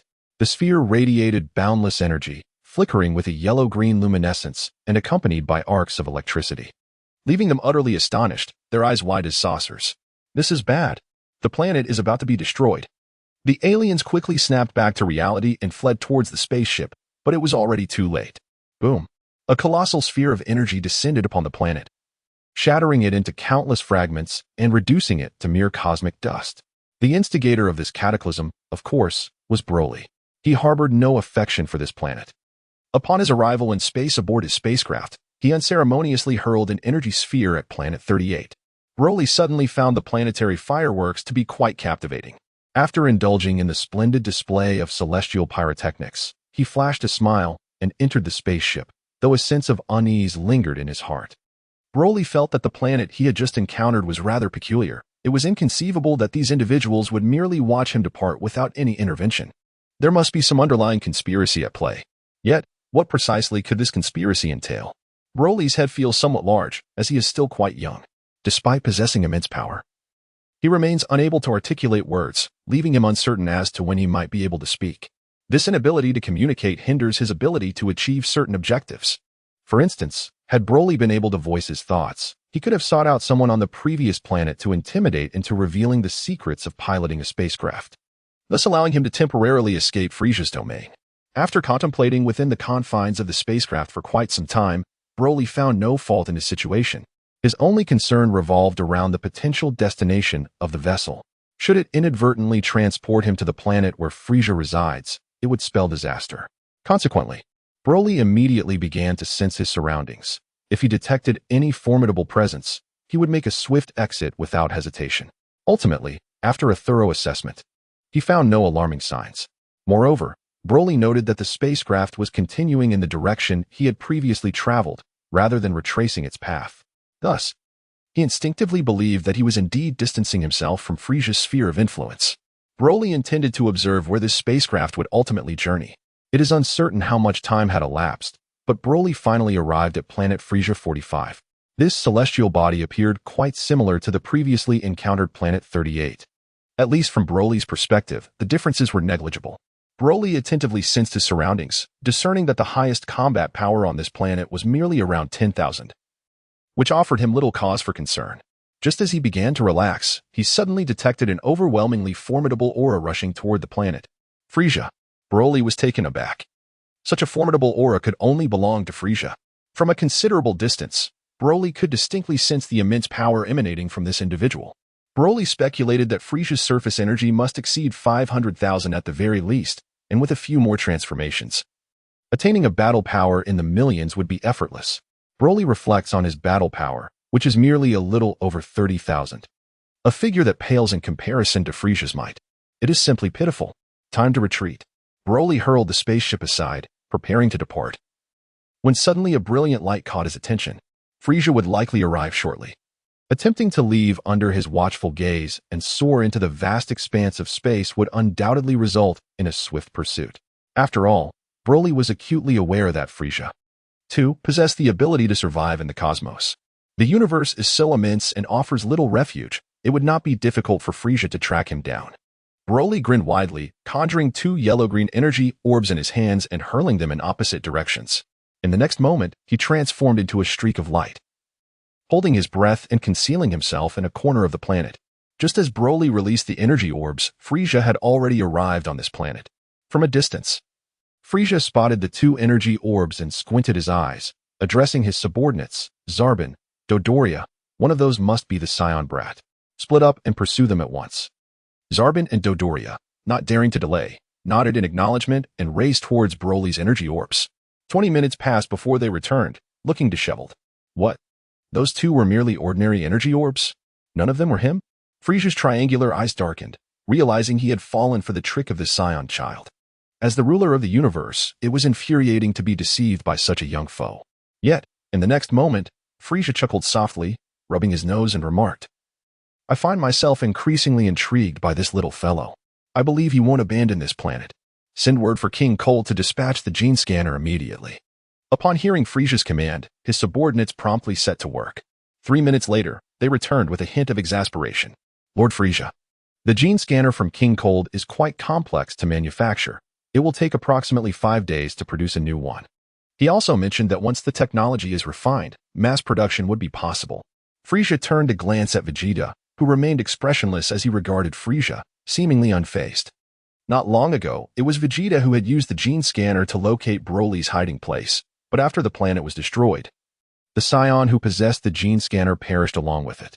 Without the gene scanner, Frieza and his entourage found themselves at a loss regarding Broly's whereabouts. Searching with the naked eye seemed impractical. He must be on this planet. I want the entire space sector monitored. The moment any disturbance is detected, report it to me immediately, Frieza commanded in a low tone. Chapter 15. The Curious Black Hole. After attending to these matters, Frieza led his numerous subordinates to his palace.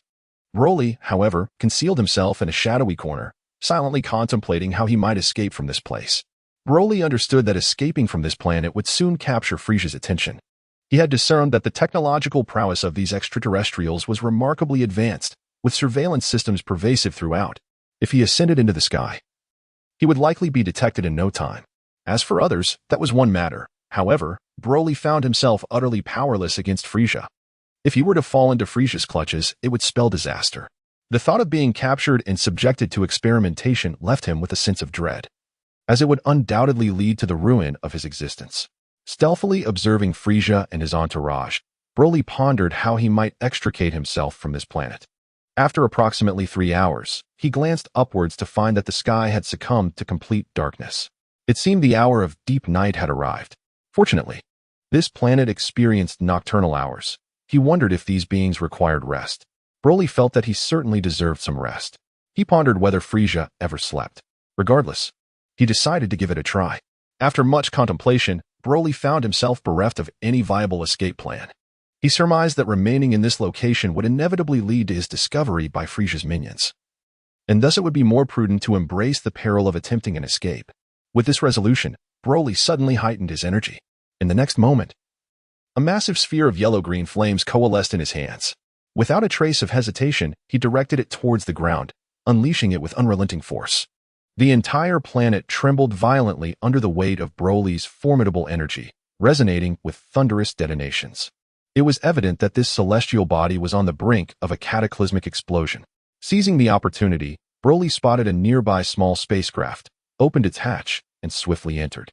Moments later, the spacecraft ascended into the vastness of space, propelling itself into the cosmos. Broly did not embark on his journey aboard a spacecraft. Instead, he opted to fly independently, venturing into the cosmos in a different direction. At the moment Broly unleashed his energy sphere, Frieza and his cohorts were indeed in a state of repose. Frieza was deep in slumber when the violent tremors of the planet jolted him awake, prompting him to ascend into the sky to discern the cause. It did not take long for Frieza to deduce that Broly was likely responsible, igniting a fierce anger within him. As Frieza hovered in the air, both Zarbon and Dodoria swiftly approached. Vegeta, too, stood silently behind Frieza, lost in his own thoughts. Observe any objects departing from the planet. Frieza squinted as he scanned the surroundings. Indeed, within approximately a minute, Frieza's keen, triangular eyes spotted a small spacecraft ascending into the vastness of space. In the blink of an eye, the vessel vanished beyond the horizon. Where is that spacecraft headed? Frieza inquired, refraining from pursuit. Zarbon promptly conducted an investigation through his instruments and quickly reported, Lord Frieza, that spacecraft is en route to planet Vegeta. At this point, Zarbon cast a deliberate glance at Vegeta, who merely scoffed in silence. Let it be, Frieza mused with a slight smile, pausing for a moment before adding, Zarbon, Dodoria, you two remain here. Do not depart without my command. Understood. In the next moment, Frieza, grinning, boarded another spacecraft with his numerous subordinates, setting course for his stronghold. Planet 83. Just as Frieza and his entourage departed, the entire planet resonated with a thunderous roar. Boom. The planet erupted, blossoming into a magnificent display of fireworks. Witnessing Frieza and his followers pursue the spacecraft filled Broly with exhilaration. He quickly soared into the cosmos and sought refuge behind an explosive rock from the planet. It appeared that traveling to another planet via a spacecraft was currently unrealistic. Regardless of the type, escaping Frieza's surveillance proved exceedingly difficult. Now, Broly resolved to find another planet to inhabit and seize the opportunity to train during this interval. With this thought, he fixated on a certain celestial body. And after confirming that Frieza and his crew had ventured far away, he rapidly flew toward it. Time passed, and as Broly approached the planet, he suddenly noticed a colossal black hole looming nearby. The black hole radiated scorching light, with arcs of electricity surging across its surface, creating an unsettling sight. What is this phenomenon? Broly glanced at the phenomenon before him. He had heard tales in his previous world that entering a black hole could potentially transport one to another universe. However, upon witnessing the flames and arcs of electricity emanating from the black hole, he, despite possessing a formidable battle power of 30,000, hesitated to approach it. After all, if this black hole harbored immense destructive capabilities, it could lead to dire consequences. Moreover, Broly sensed that the energy radiating from the black hole was substantial, far beyond what he initially perceived. Broly ceased to pay heed to the distant black hole and soared towards the planet he had previously selected. Indeed, though the black hole was said to be nearby, it remained a considerable distance from Broly. Should he continue on his path, it would take him at least an hour to reach it. In the vast expanse of the universe, an hour of flight time is regarded as quite close. Just as Broly was nearing the planet of his choice, he suddenly sensed several immensely powerful auras emanating from its surface. 3 of these auras exhibited a combat power exceeding 40,000, while another aura, upon Broly's rough estimation, boasted a staggering power of at least 120,000. Whose planet is this? How could such formidable combat prowess exist here? Broly furrowed his brow, exhibiting no hesitation as he soared in the opposite direction. A battle power of 120,000 is indeed formidable. With a battle power of around 40,000, Broly might have considered a valiant struggle. However, upon encountering the staggering 120,000, he resolved that a hasty retreat would be the wisest course of action. Chapter 16. The monster re-emerges. Just as Broly turned away, he was taken aback to sense 4 powerful auras rapidly approaching his direction. He had been discovered. Broly gritted his teeth and quickened his pace. Suddenly, he noticed a beam of light grazing past him, soaring directly ahead. Almost instantaneously, 3 additional beams of light flickered into existence behind him, encircling him entirely. What astonishing speed! Broly felt a jolt of surprise. These 4 individuals had far surpassed him in speed. The Ginyu Force, Raikum, Guise, Berta, and Ginyu. In the next moment, the quartet struck a rather awkward pose. And after doing so, Guise could not contain his frustration, exclaiming, "That fool Goldo is far too slow, ruining the perfection of our formation. Indeed, Captain, perhaps we should consider expelling that imbecile. He consistently hinders our progress." Raikum chimed in. "Well, we shall deliberate on that matter later. For now, let us engage with this little fellow who has even given Sabo a headache," Ginyu remarked with a grin, his gaze fixed warmly on Broly. Broly then recalled that these 4 individuals were none other than Frieza's elite team, the Ginyu Force. No wonder their auras were so formidable. They indeed posed a significant challenge. This situation had become troublesome. Broly was filled with despair.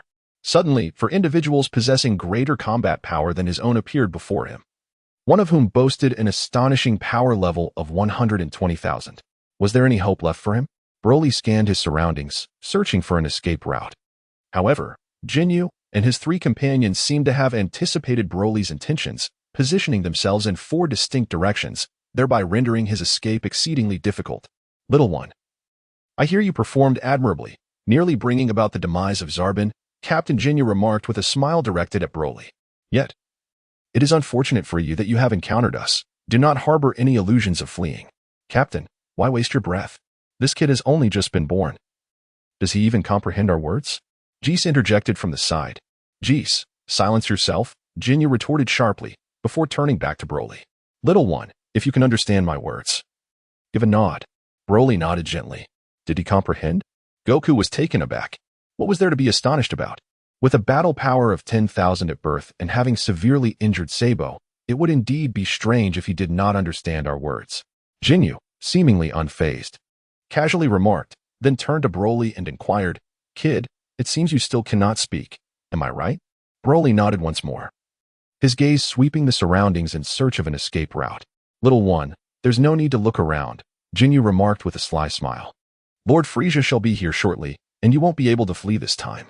Upon hearing this, a heavy weight settled in Broly's heart.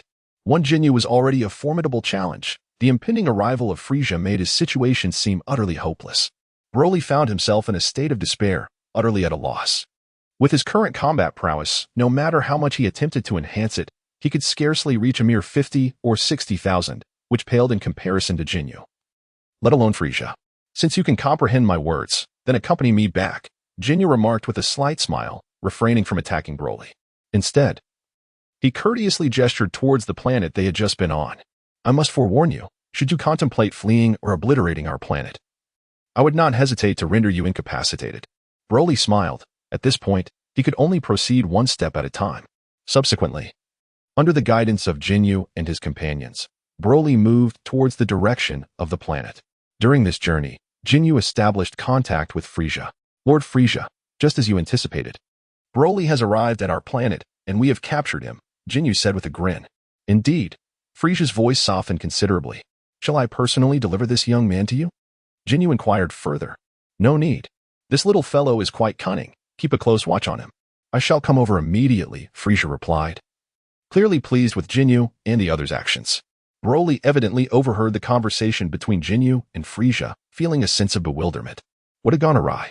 How could he have unwittingly walked into the trap of the Ginyu Force's planet? The thought alone was rather disheartening. After concluding his call with Frieza, Ginyu turned his gaze back to Broly, seemingly sensing the latter's confusion. With a smile, he elucidated, "You must be quite curious as to why we find ourselves in this location, correct? It is no trouble to reveal the truth. After you departed from Planet 45, you fortuitously entered Lord Frieza's surveillance range. Knowing that you were likely to appear near our planet, he instructed me to lie in wait for your arrival." Broly furrowed his brow, pondering how unpredictable fate can be. Who could have anticipated that Frieza would establish a surveillance system in this expanse of the universe? However, what offered Broly a glimmer of hope was the unexpectedly amiable demeanor of the Ginyu Force towards him. It remained a mystery what Frieza intended by capturing him. Broly was acutely aware that Frieza was far from a benevolent figure, He needed to devise a plan to make a hasty retreat before Frieza arrived. However, the challenge of escaping amidst the encirclement of Ginyu and his comrades posed a significant dilemma. "Captain, what is that over there?" Just as Broly pondered his escape, he heard guys pointing towards the distant horizon and inquiring of Ginyu. As Broly followed the direction indicated by Jisoo, he realized that the spot he was pointing to was none other than the black hole he had just observed. It seemed that this black hole was alarmingly close to the planet. "This is bad. That creature has reappeared." Upon seeing the black hole, Jinyu's expression turned pale. "Captain, what is that thing?" Jisoo asked in confusion. "Isn't it just a black hole? How has it transformed into a monster?" "Forget about that for now. We must evacuate this planet immediately," Ginyu commanded with a stern expression after a moment of contemplation. "Captain, is it really necessary to be so alarmed?" Bart expressed his bewilderment, insisting that a mere black hole posed no threat to such formidable warriors like them. Simultaneously, Bart had already conjured a massive energy sphere in his hand, hurling it towards the black hole. "Fool, your meager attack is utterly insignificant against this creature," Ginyu shouted. "No one, apart from Lord Frieza, has been able to contend with this monster." Chapter 17, Devour Swish. As Ginyu spoke, Bart's energy sphere soared toward the distant black hole. Indeed, as Ginyu had predicted, Bart's energy sphere proved entirely ineffective upon entering the black hole, vanishing without a trace. Broly glanced over and discovered that his energy sphere appeared to have been devoured by the black hole. Upon observing the black hole, he noted that it merely emitted a faint glow, showing no signs of harm whatsoever. "Enough of wasting energy. Prepare the spaceship immediately. We must depart from this cursed place," Ginyu stated solemnly.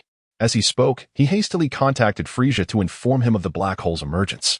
"What? That entity has reappeared? How utterly fascinating." Upon hearing Jinyu's words, Frieza not only expressed no concern, but rather seemed invigorated. "Do not evacuate just yet. Wait for me there. I will arrive shortly."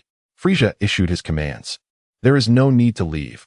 Lord Frieza will be here momentarily," Ginyu remarked. "What does Lord Frieza intend to do?" Jeice inquired, perplexed. "How could we possibly know our Lord's thoughts?" "Do not ask what should not be questioned," Ginyu admonished. Broly found the situation somewhat perplexing. It was merely the emergence of a black hole. Judging by their tone, it seemed that Frieza's discovery of this black hole excited him even more than capturing himself. At that moment, Broly noticed a short, bulging-eyed figure ascending from below. The newcomer was none other than Guldo, the fifth member of the Ginyu Force. Broly was aware that the combat power of this Guldo was hardly formidable, estimated to be around 8,000. However, this fellow possessed certain psychic abilities that should not be underestimated. "Guldo, you imbecile, you fly at a rather sluggish pace," Jisoo remarked disdainfully towards Guldo. Guldo, unperturbed, merely chuckled in response. "How peculiar. Has this black hole just recently manifested? Why have we never encountered it before?" Bart, disregarding Guldo, gazed intently in the direction of the black hole, pondering softly. "Since you all seem so intrigued, I shall enlighten you," Ginyu said with a smile. "This phenomenon occurs only once every decade, and each appearance results in the consumption of numerous nearby planets. Once a certain threshold is reached, the creature's size increases exponentially. However, the crux of the matter lies in Lord Frieza's discovery that on the other side of this black hole, there may exist an alternate cosmic realm. Lord Frieza harbors a keen interest in this other universe, hoping to utilize this creature to see if we can traverse to that realm and unearth something of value." "Another layer of space? What could it possibly be?" Jisoo queried, perplexed. "That is a question I cannot answer," Ginyu replied with a slight smile. Upon hearing this, Broly contemplated the idea of venturing forth to explore, but the thought of Bart's energy sphere being effortlessly devoured by the black hole instantly quelled his curiosity. If such a formidable energy sphere could be consumed, what fate awaited him should he dare to enter? Furthermore, Ginyu had referred to that black hole as a monster, indicating its extraordinary nature. However, remaining in this place would inevitably lead to capture by Frieza, which would be a dire predicament. "Hey, I see the glint of desperation in your eyes. Are you contemplating an escape? Futile, for your meager combat prowess cannot save you from our grasp," Jais remarked with a knowing smile directed at Broly, clearly having surmised his thoughts. Broly smiled faintly, choosing to disregard the situation. At that moment, he suddenly sensed a formidable energy approaching him with great speed. The overwhelming presence unmistakably indicated that the newcomer was none other than Frieza. Broly surmised that Frieza would arrive. Yet he did not anticipate such a swift approach. This situation had indeed turned dire. Casting a glance around, He noticed Ginyu and his comrades watching him warily, their vigilance indicating their fear of his potential escape. Clearly, the prospect of evading these formidable foes was exceedingly slim, even if he fought with all his might. It would merely result in a severe beating from the quartet, ultimately leaving him unable to flee. For the moment, he decided to set aside his concerns and await Frieza's arrival. Broly gritted his teeth, hoping that Frieza would refrain from using him as a subject for experimentation. 10 seconds later, Frieza's colossal spacecraft came to a halt near Ginyu and his companions. With a swift motion, the spaceship's hatch opened, and Frieza emerged, seated upon his vessel, a sly smile gracing his lips. Soon, he spotted Broly, encircled by Ginyu and his allies. With a subtle flick of his tail, the smile on Frieza's face widened even further. "So, you are Broly?" he inquired, gliding closer while narrowing his eyes to scrutinize Broly. Broly, unable to utter a word, could only nod silently, his expression one of vigilance as he observed Frieza, the Cosmic Emperor. "With your strength, it is indeed no small feat to manipulate us so effortlessly," Frieza remarked with a smile. However, as he spoke, the sharpness in his triangular eyes intensified. In an instant, 2 beams of crimson light shot forth from Frieza's gaze, heading directly towards Broly. Broly was taken aback, but he soon sensed that the energy emanating from the 2 flames was not particularly high. In terms of combat power, these 2 crimson flames amounted to merely around 10,000. Such an attack posed no significant threat to Broly. After a moment's hesitation, he chose not to evade, allowing the flames to strike his body. Boom! The 2 beams hit Broly directly. With a dull thud, his body was propelled upward, and he promptly spat out a mouthful of blood, his complexion turning pale. "This serves as a lesson for you. Once I have dealt with my current affairs, I shall make arrangements for you." Frieza looked upon Broly with satisfaction before shifting his gaze toward the distant black hole, his eyes deepening with intrigue. Broly found himself utterly perplexed by Frieza's intentions. The blood he had spewed moments ago was merely a ruse, designed to catch Frieza off guard. At that very instant, Broly abruptly noticed a distant black hole advancing towards the planet they had just been observing. In the blink of an eye, that very planet altered its trajectory and was inexorably consumed by the black hole. Chapter 18. Infusion of detection energy. It has been devoured. A shadow of despair crossed Jesus' face, and he clenched his teeth, exclaiming, "Damn it! There are my favorite cookies and chocolates on that planet. I will not forgive this. I will not forgive." As he spoke, JIS had already begun to gather 2 immense energies, his fierce expression suggesting he intended to obliterate the black hole. JIS, cease this at once, Captain Ginyu commanded coldly. JIS, recognizing the authority of his leader, hastily retracted his energy. "Forgive my foolishness. I failed to see Lord Frieza present," he replied with a sense of urgency. "Do not worry," Frieza said with a slight smile, showing no intent to reprimand JIS. In the following moment, Frieza's gaze remained fixed on the distant black hole. After a moment of contemplation, a sudden idea flickered in his mind. Narrowing his triangular eyes, he glanced once more at Broly. Upon witnessing the peculiar gaze of Frieza, Broly was suddenly engulfed by an ominous premonition. The intent behind that gaze was undoubtedly nefarious. "How long has the black hole been present?" Frieza inquired pensively. "My lord, the black hole has likely just manifested no more than an hour ago," Captain Ginyu replied with utmost respect. "So, it will remain for at least another 7 days. Splendid," Frieza exclaimed with a hearty laugh. "What do you mean, my lord?" Captain Ginyu asked, perplexed. "You will find out shortly," Frieza replied with a sly smile and commanded, "Everyone, return now." "Yes." The assembled individuals hesitated no longer and promptly boarded the spacecraft. Broly had indeed contemplated fleeing, yet unfortunately for him, he was already under the control of Ginyu and his cohorts. Escaping from this predicament proved to be exceedingly difficult. Unless Broly was willing to sacrifice his life and plunge into the devouring black hole, there seemed to be no viable escape route. Upon boarding the spaceship, Broly pondered strategies to confront his adversaries. However, despite contemplating various possibilities, he was unable to devise a satisfactory plan. It was evident that in the face of overwhelming power, no amount of cunning could alter the outcome. It was akin to an ant attempting to employ every trick in the book while standing beneath the foot of a human, ultimately destined to be crushed. Once aboard the spacecraft, Frieza commanded Ginyu to bring Broly before him. "Young one, you are quite remarkable," Frieza remarked with a sly smile, narrowing his eyes as he regarded Broly. "You have already destroyed 2 of my planets, those I painstakingly nurtured over the years, which housed my aspirations and many of my subordinates. Pray tell, what do you propose we do about this? Broly had the inclination to speak. However, the sounds that escaped his lips were mere whimpers. After all, he had barely been born for a month, and certain aspects of his development were still rather underdeveloped. Ah, I seem to have forgotten that you are incapable of speech. Frieza chuckled softly and sighed, remarking on the inferior nature of your race. It takes you Saiyans so long to articulate your thoughts after birth. Allow me to enlighten you. Our Frieza race possesses a combat power that reaches 200,000 at birth. And we are capable of speech from the moment we enter this world. Broly nodded slightly. Frieza is a monster. What is there to debate? Now, back to the matter at hand. Frieza narrowed his eyes with a smirk, gazing at Broly as he spoke. I know you can comprehend my words, so if you concur, it would be wise to give me a nod.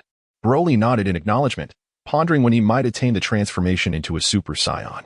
If he could achieve that form, he would no longer need to fear Frieza. You witnessed the black hole earlier, did you not? Frieza remarked, observing Broly closely.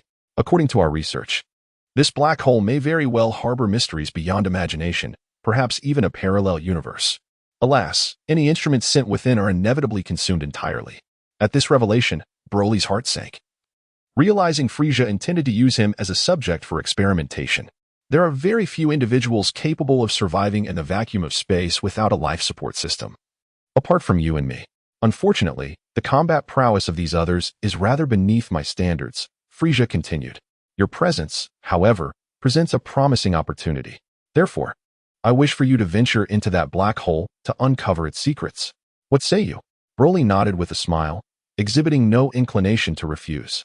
For he understood that even if he were to decline, it would ultimately be futile. The matters decided by Frieza were beyond his capacity to resist. At this juncture, he could only hope for the best. Indeed, I am quite pleased with your performance, Frieza remarked with evident delight. He then added, of course, before entering that black hole, I may wish to apply a few modifications to you, and I trust you will not object. Rest assured, these enhancements are merely for surveillance purposes. Should you truly manage to traverse to another universe, we shall glean insights into that realm through your observations. Broly contemplated with his chin in hand, and after a moment's reflection, he nodded gently. Very well, let it be so. Frieza was quite pleased with Broly's demeanor. The young man appeared to be rather obedient. However, to ensure all precautions were taken, Frieza did not allow himself to become complacent. He instructed the Ginyu Force to keep a close watch on Broly, lest the young man escape from the laboratory during the experiments. After all, on this spaceship, Broly's combat prowess was among the most formidable. A sense of despair enveloped Broly. He had genuinely intended to flee during the experiment. However, the cunning Frieza had meticulously planned every detail, leaving him with no hope of escape. In the ensuing days, Broly was transported to Planet Frieza 83, a place equipped with specialized laboratories that housed a myriad of research endeavors. Broly thus entered the laboratory under the watchful surveillance of the Ginyu Force, reclining upon the chair within the experimental chamber. Subsequently, various instruments were affixed to his body, evidently intended to introduce some peculiar substances into his system. Broly felt a deep sense of discontent. However, upon noticing Captain Ginyu standing nearby, he deliberated for a considerable time before ultimately deciding against resistance. While Ginyu was manageable, Frieza was lurking in proximity to the laboratory, and should he choose to launch an attack, Broly would find himself in an utterly dire predicament. Thus, he resolved to first ascertain whether he could withstand the influx of energy emanating from the instruments. Commenced the injection of the detection energy, declared one of the researchers in the laboratory. In the next moment, a series of peculiar substances from the instruments coursed into Broly's body. As Broly felt a peculiar liquid permeate his body, it spread throughout his skin. Chapter 19. Do you desire revenge? Broly sensed that the situation was dire and swiftly adjusted the energy within his body to combat these chaotic substances. Surely, there must be adverse effects, he pondered. What if he could no longer transform into a Super Saiyan? That would be quite distressing. Just as Broly endeavored to resist these drugs, he suddenly realized that when these substances encountered the immense energy within him, they vanished as effortlessly as a droplet sinking into the ocean. Subsequently, to his astonishment, he discovered that his internal energy had increased once more. Broly soon regained his composure and promptly assessed his internal condition, searching for any signs of discomfort. To his surprise, after a thorough examination, he found no anomalies whatsoever. Remarkable. Is it truly possible for this to occur? Broly was utterly elated. realizing that Frieza's concoctions had no effect on him whatsoever. Instead, they had yielded considerable benefits. What delighted Broly the most was that the researchers continued to inject these substances into his body. As time progressed, Broly's energy grew increasingly potent. At this moment, following the injections, his energy could be estimated to have surged to a formidable 30,000 in terms of combat power, and with a concerted effort to amplify his energy, Broly could even elevate his fighting prowess beyond 50,000. How splendid! Broly was utterly elated, his gaze shifting to the four individuals besides Captain Ginyu, his eyes gleaming with fervor. It was perplexing. Despite the immense energy we have infused, why does the image remain elusive? A researcher, sporting an odd expression, could not help but voice his thoughts. Increase the dosage. His physiology is rather unique, making it quite normal for him not to exhibit an image. An elderly man with a white beard instructed from the side. Doctor, the energy reserves are dwindling. If we continue to inject, we might deplete them entirely.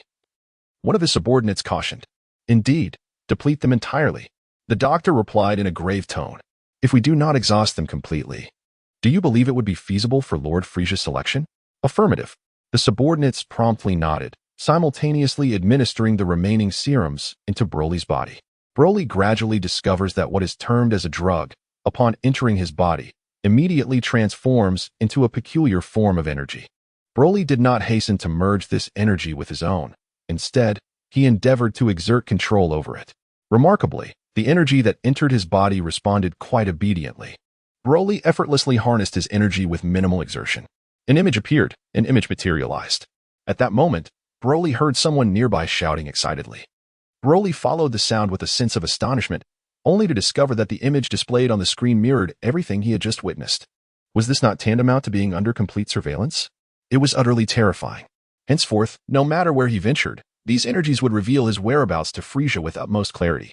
Fortunately, Broly possessed commendable control over these energies. In the next moment, he endeavored to suppress them. Sure enough, as he anticipated, the display screen abruptly went blank.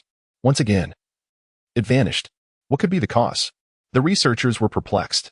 Perhaps the signal is inadequate, the doctor speculated, resting his chin on his hand.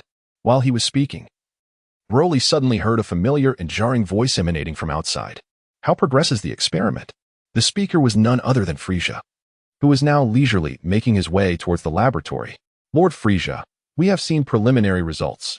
However, adjustments are still necessary. The doctor responded promptly and respectfully. Continue with your work.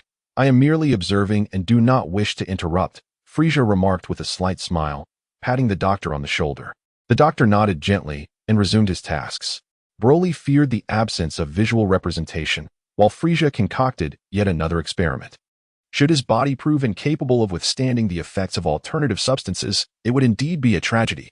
Broly, unwilling to take any risks or become a mere test subject, swiftly harnessed the energies that had entered his body, intent on revealing the images concealed within. With a decisive snap, under Broly's control, the energies obediently transformed into a surveillance system, displaying everything that Broly beheld. Lord Frieza, it is operational, the doctor said, discreetly wiping the sweat from his brow, uncertain of how this contraption had come to function. Naturally, Frieza observed all that unfolded on the monitor and commanded Broly, young man, take a look around. Broly obediently glanced around, and as his gaze shifted, it resembled a camera, with the screen reflecting everything in vivid clarity. Doctor, is it truly possible to display such clarity from a considerable distance? Frieza pondered.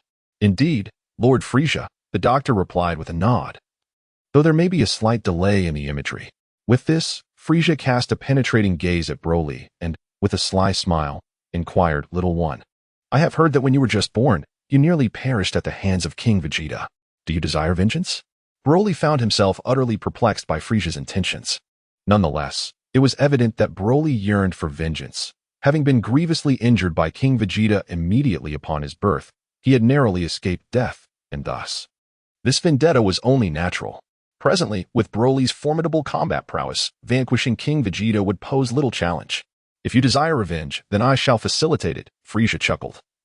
Instructing Captain Ginyu, take Broly to planet Vegeta. Remember, regardless of what Broly does to the Saiyans, you are permitted to turn a blind eye. As you command. Captain Ginyu replied with a slight nod. Broly finally comprehended Frieza's intentions. This villain sought to incite a massacre among him and his compatriots. Although Broly harbored little affection for his Saiyan kin, it was not in his character to be manipulated by Frieza in such a manner. If vengeance were to be sought, Broly would undoubtedly prioritize eliminating Frieza without hesitation. However, he was acutely aware of the vast disparity in power between himself and Frieza. He was simply not yet ready to confront him. Naturally, Broly could not reveal these thoughts. Instead, he merely smiled and nodded, signifying his willingness to travel to planet Vegeta to exact revenge on King Vegeta. Frieza was quite pleased with Broly's demeanor and, after issuing his orders, watched the display screen with keen interest.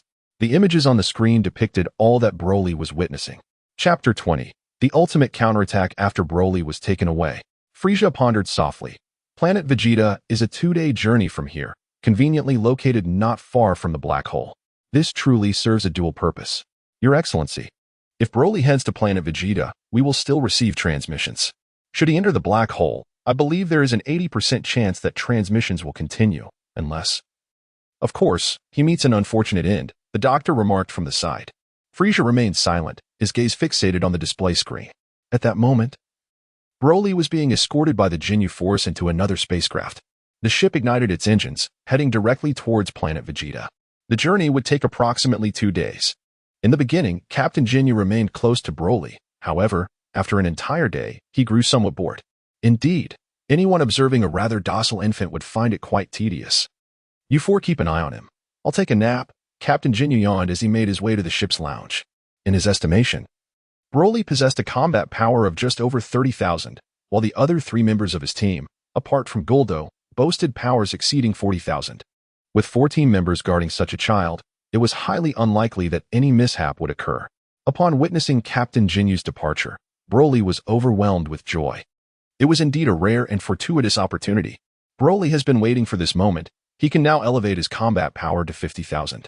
With such formidable strength, he could effortlessly eliminate the 4 individuals present. Subsequently, he would devise a means of escape, leaving Frieza to seethe in frustration. Although Broly was immensely excited within, there was not a trace of abnormality on his face. He silently sensed the presence of Captain Ginyu, and upon noticing that his aura had become steady, he realized that the fellow had fallen asleep. Yes, this was the moment. Broly grinned widely, swiftly suppressing the energy from the medication within him.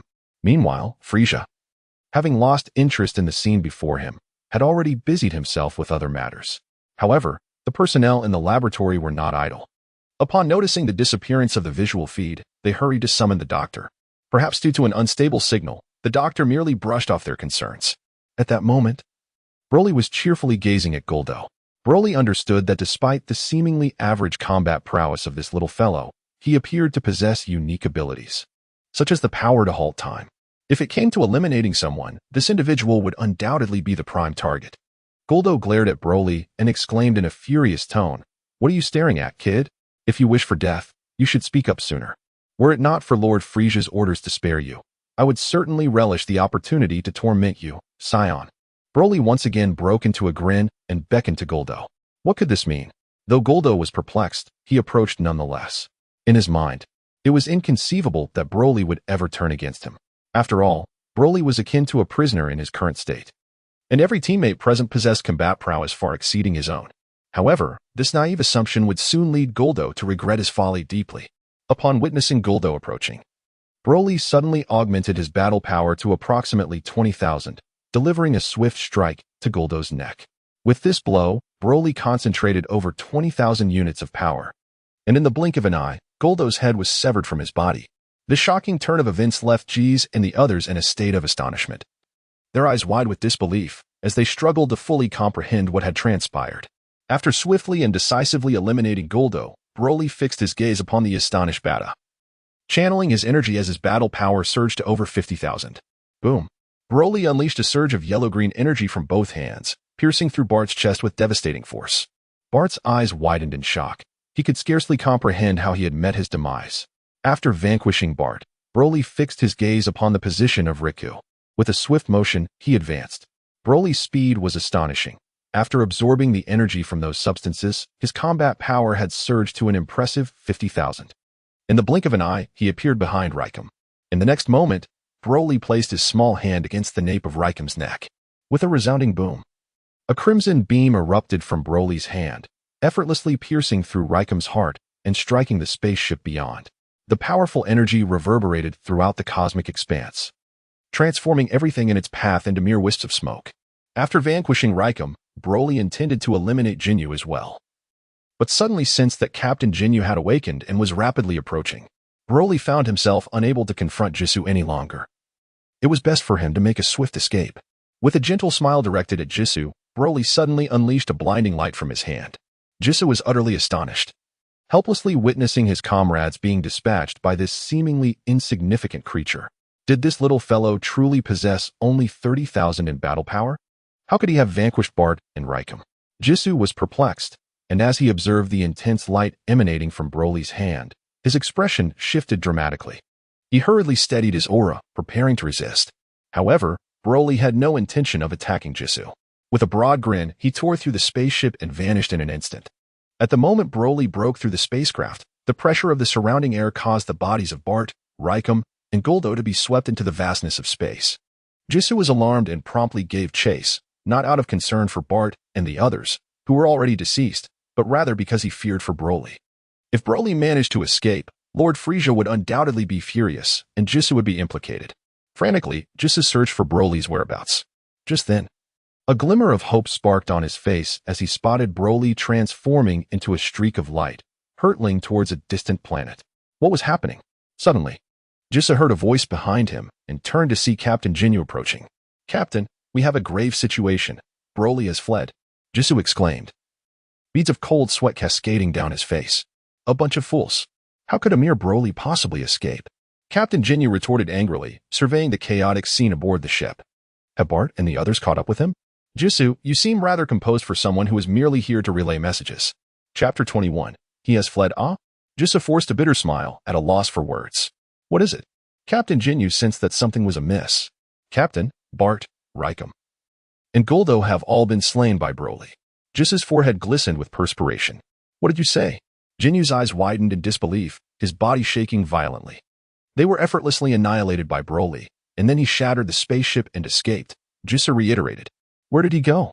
Captain Ginyu realized the gravity of the situation and had no time for further inquiries. "I saw him heading in that direction." Jisoo pointed toward the path Broly had just taken. "Immediately report this incident to Lord Frieza. However, do not disclose any details until I have captured that little brat." Captain Ginyu, after a moment's hesitation, altered his course and pursued the direction indicated by Geese. Approximately 10 minutes later, he returned with a sullen expression. "Captain, what is the matter? Where is that brat?" Geese inquired, astonished. "You fool, Geese. He was never in that direction. He merely released an energy sphere towards it." Captain Ginyu erupted in fury. "Then where could he be?" Geese asked, dumbfounded. "Find him at once and search meticulously. He shouldn't have ventured far." Captain Ginyu gritted his teeth. "Yes." Geese, sensing the gravity of the situation, did not dare to delay. At that moment, Broly lay concealed beneath the spaceship, wearing a look of serene composure. Given the immense size of the spacecraft, it would be nearly impossible for Captain Ginyu to locate him unless he were to destroy the vessel itself. Indeed, Ginyu and Geese searched the vicinity for an extended period, yet they remained oblivious to Broly's presence. Where could that brat have gone? How infuriating! Geese fretted, pacing anxiously. Captain Ginyu was equally incensed. A mere Saiyan child, with a power level of only around 30,000, had managed to escape under his watch. Should Lord Frieza hold him accountable for this debacle, the consequences would be dire. As Captain Ginyu pondered how to explain this to Frieza, the communicator crackled to life with Frieza's voice. "Ginyu, what is the situation? Why is there no visual feed? What has transpired?" Frieza inquired, perplexed.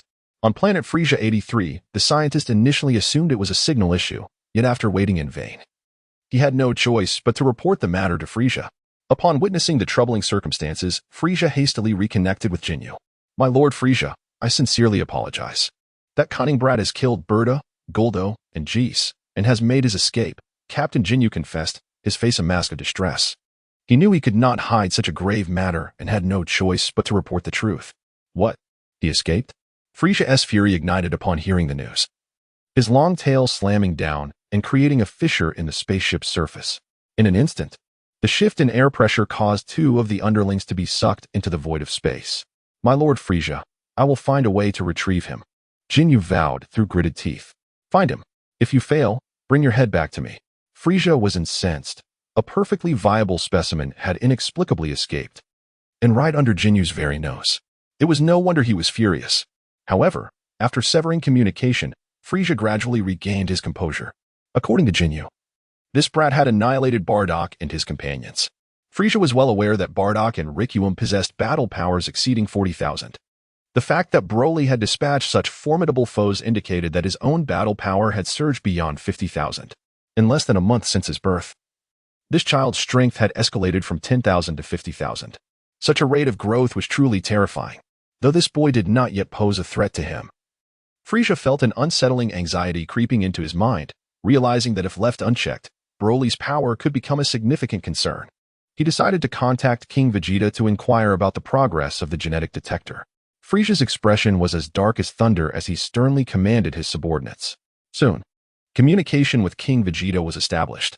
Lord Frieza, we are diligently working on the genetic detector, and it will take no longer than 3 days to complete. We are utilizing the latest technology to expedite the process, and we hope for a successful outcome, King Vegeta explained, then hesitantly asked, by the way, Lord Frieza, I heard that Broly has already been captured by Ginyu. Why do we still need the genetic detector? That matter is of no concern to you. Focus on getting the genetic detector ready immediately. Frieza snapped angrily before abruptly ending the communication. King Vegeta was left puzzled but quickly deduced that Frieza's insistence on the genetic detector was merely an attempt to locate Broly. Could it be that Broly had managed to escape? Otherwise, what purpose would the genetic detector serve? Upon contemplating this possibility, King Vegeta did not dwell on it too deeply. He assumed Broly was still under someone else's watch, biding his time to flee. Poor King Vegeta, still under the impression that Broly's battle power remained around 10,000. It was no surprise, as Frieza had tightly controlled the information, aside from a select few core subordinates. No one was aware that Broly's power had escalated to such formidable heights. Even Vegeta himself was oblivious to this development. Broly quietly concealed himself beneath the spacecraft, patiently awaiting the opportune moment to flee. However, at this very instant, the spacecraft remained stationary in the vastness of the cosmos, utterly motionless. Broly understood that if he remained concealed here for an extended period, he would inevitably be discovered as Frieza's forces swelled in number. Rather than waiting for that eventuality, he deemed it wiser to take a calculated risk. As long as he could evade Captain Ginyu, the rest would be manageable. However, just as Broly was preparing to make his move, his keen eyes suddenly caught sight of another spaceship approaching from the distance. Chapter 22. The Annihilation of Zarbin and the Slaying of Dodoria. Chapter 22. The Annihilation of Zarbin and the Slaying of Dodoria. Broly instinctively attuned himself to the aura emanating from the spacecraft. It was none other than Sabo and Dodoria. He swiftly discerned that aboard another vessel were these two individuals, accompanied by a multitude of their subordinates. Truly, one's thoughts manifest into reality. This time, Broly realized that the enemy's forces numbered no less than 1,000. Should these individuals embark on a quest to locate him, it would merely be a matter of time before his hiding place was discovered. As Broly took advantage of Ginyu and guys wandering nearby, he swiftly propelled himself towards the spacecraft of Sabo. Just as he was about to reach the vessel, a grin spread across Broly's face. Subsequently, a brilliant light coalesced in his hand, giving birth to a colossal sphere of energy. Whoosh! Without a moment's hesitation, Broly hurled the energy sphere toward the colossal spaceship. Prior to the arrival of Zarbin and Dodoria, the two were engaged in light-hearted conversation aboard the vessel. Remarkably, the trajectory of the spaceship was directed toward planet Vegeta. This time, there was no way that this young man could escape. Upon encountering him, I would transform into my most formidable state, increasingly. I found myself relishing the sensation of power far more than my own handsome visage, Zarbin declared, clenching his fists. I am genuinely curious to witness just how formidable this young scion, Broly, can become, Dodoria remarked with a faint smile, his demeanor unperturbed. You would do well to refrain from such curiosity, otherwise you may come to regret it. Zarbin shot a glance at Dodoria. Is that so? The more you caution me, the more I am inclined to discover the extent of this young man's prowess, Dodoria retorted with a scoff. After all, he is merely a scion, is he not? The mightiest of scions, King Vegeta, was easily trampled beneath my feet. As Dodoria uttered these words, he made no effort to conceal his disdain for the nearby Vegeta. Casting a derisive glance in his direction, Vegeta appeared to be in slumber, eyes closed against the wall, utterly indifferent to the unfolding conversation. His expression betraying no hint of emotion. At that moment, Zarbon abruptly received a command from Frieza. What? Broly has already escaped? Zarbon was taken aback with astonishment. Wasn't Broly monitored by the Ginyu Force? How could he possibly escape? What? Broly has slain Amo and Lycum? Is that true? In the next moment, Sabo was taken aback by the latest news from Frieza, his eyes widening in astonishment as if they might fall from their sockets. Did Broly truly slay Bart and Lycum? Their combat prowess far surpassed his own. Sabo felt as though he had plunged into the depths of despair. When had this Broly become so formidable?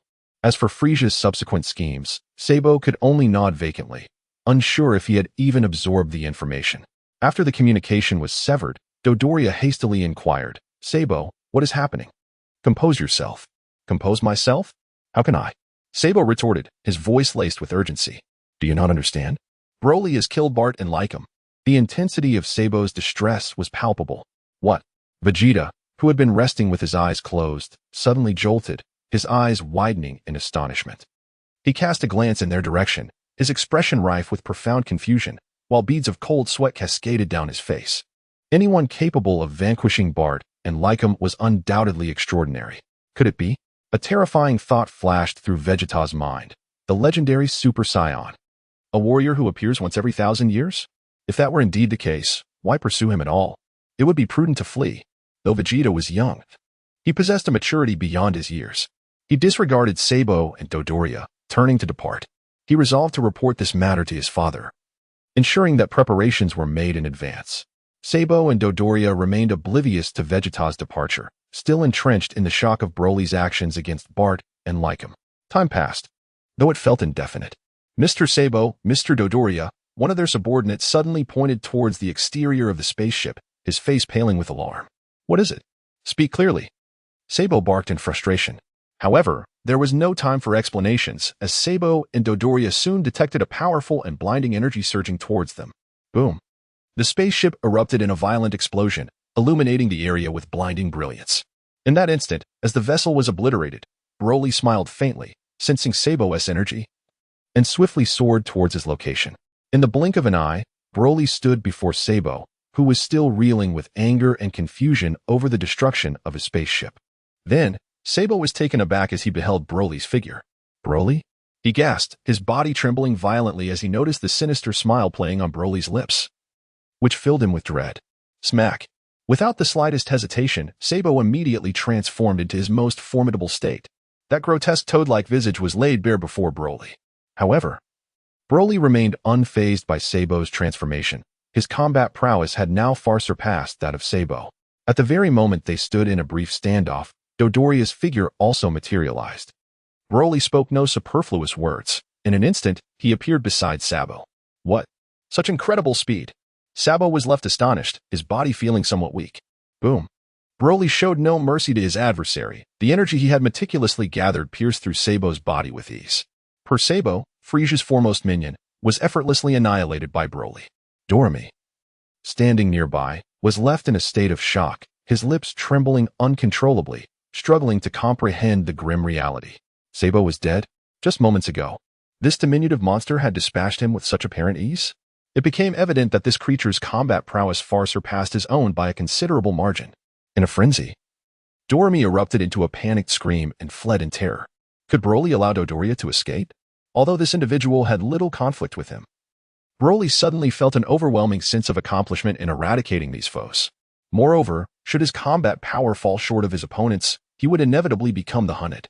Seizing the opportunity presented by the explosion of the spaceship, Broly effortlessly closed the distance to Dodoria. Please, do not kill me. Do not kill me, Dodoria pleaded, his bulging eyes wide with sheer terror. Chapter 23, Combat Power of 100,000. Chapter 23, Combat Power of 100,000.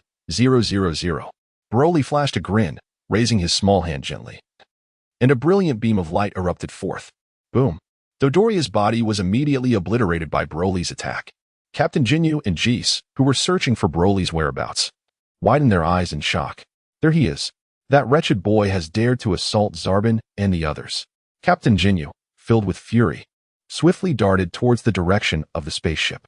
Jis suddenly recalled the fate that befell Berta and the others, and fear gripped him as he hurriedly followed the captain. That scoundrel! I will not let him escape. Ginyu, consumed by rage, pushed his speed to the limit, leaving Geese far behind. Geese, alarmed, quickly adjusted his energy to catch up. Suddenly, Broly sensed that Captain Ginyu was approaching at an extraordinarily alarming speed. After all, when Broly had just initiated his attack, he needed to elevate his combat power, which made it quite easy for Ginyu to detect his location using his scouter. At this moment, Ginyu was a troublesome adversary for Broly. Although Jinyu's combat power soared to an impressive 120,000, Broly, despite his ability to infinitely augment his strength, found his body unable to withstand such immense pressure. After annihilating Dodoria, Broly swiftly concealed his energy and soared towards the area of the explosion, hiding his form. Indeed, Ginyu arrived too late. By the time he reached the location, Broly had vanished without a trace. Enraged, Ginyu seethed with fury. Yet he found himself unable to locate Broly's hiding place. Meanwhile, aboard another spaceship, Vegeta, utilizing his scanner, clearly observed the fluctuations in data. To his astonishment, he discovered that both Zarbon and Dodoria had lost contact. Furthermore, the unexpectedly emerged creature possessed a combat power soaring to an astounding 40,000. Vegeta, overwhelmed by disbelief, gritted his teeth and contacted King Vegeta to inform him of the situation. What did you say? Broly's combat power has reached 40,000? King Vegeta was equally alarmed, wishing he could swallow the scanner in his shock. Every word is true. You've offended him, so be cautious in the future, Vegeta replied coldly. King Vegeta broke off communication, drenched in cold sweat, feeling utterly disconcerted. If Broly indeed returned seeking vengeance, the consequences would be dire. He even found himself regretting past actions. Had he nurtured that child, he could have aided in vanquishing Frieza, establishing the Saiyans as rulers of the cosmos. However, it was too late for regrets. King Vegeta understood that Broly would eventually return to exact his revenge. Amidst the cataclysmic explosion of the spaceship, Broly seized the opportunity to fixate on a distant planet. Concealing his energy, he swiftly darted towards it. After narrowly evading Captain Jinyu's detection, Broly successfully arrived at the planet. It was small, at least in Broly's eyes, and appeared less substantial than planet Vegeta. Moreover, this celestial body lacked any sustenance. It was merely a desolate expanse of endless rock formations, devoid of even the most basic water resources. Such a lifeless and valueless planet had always been overlooked by Frieza and the Saiyans. At this moment, Broly could no longer afford to concern himself with trivial matters. The prospect of finding a place to rest his weary feet was indeed a commendable choice. Currently, his greatest apprehension revolved around the Saiyan gene detector. Should that contraption be successfully studied, he would be compelled to remain in hiding indefinitely. Setting aside such worries for the time being, what Broly urgently needed to focus on was his cultivation. Through rigorous training, he could enhance his combat prowess. Broly yearns to explore the limits of his physique, seeking to ascertain just how much his combat power can be elevated.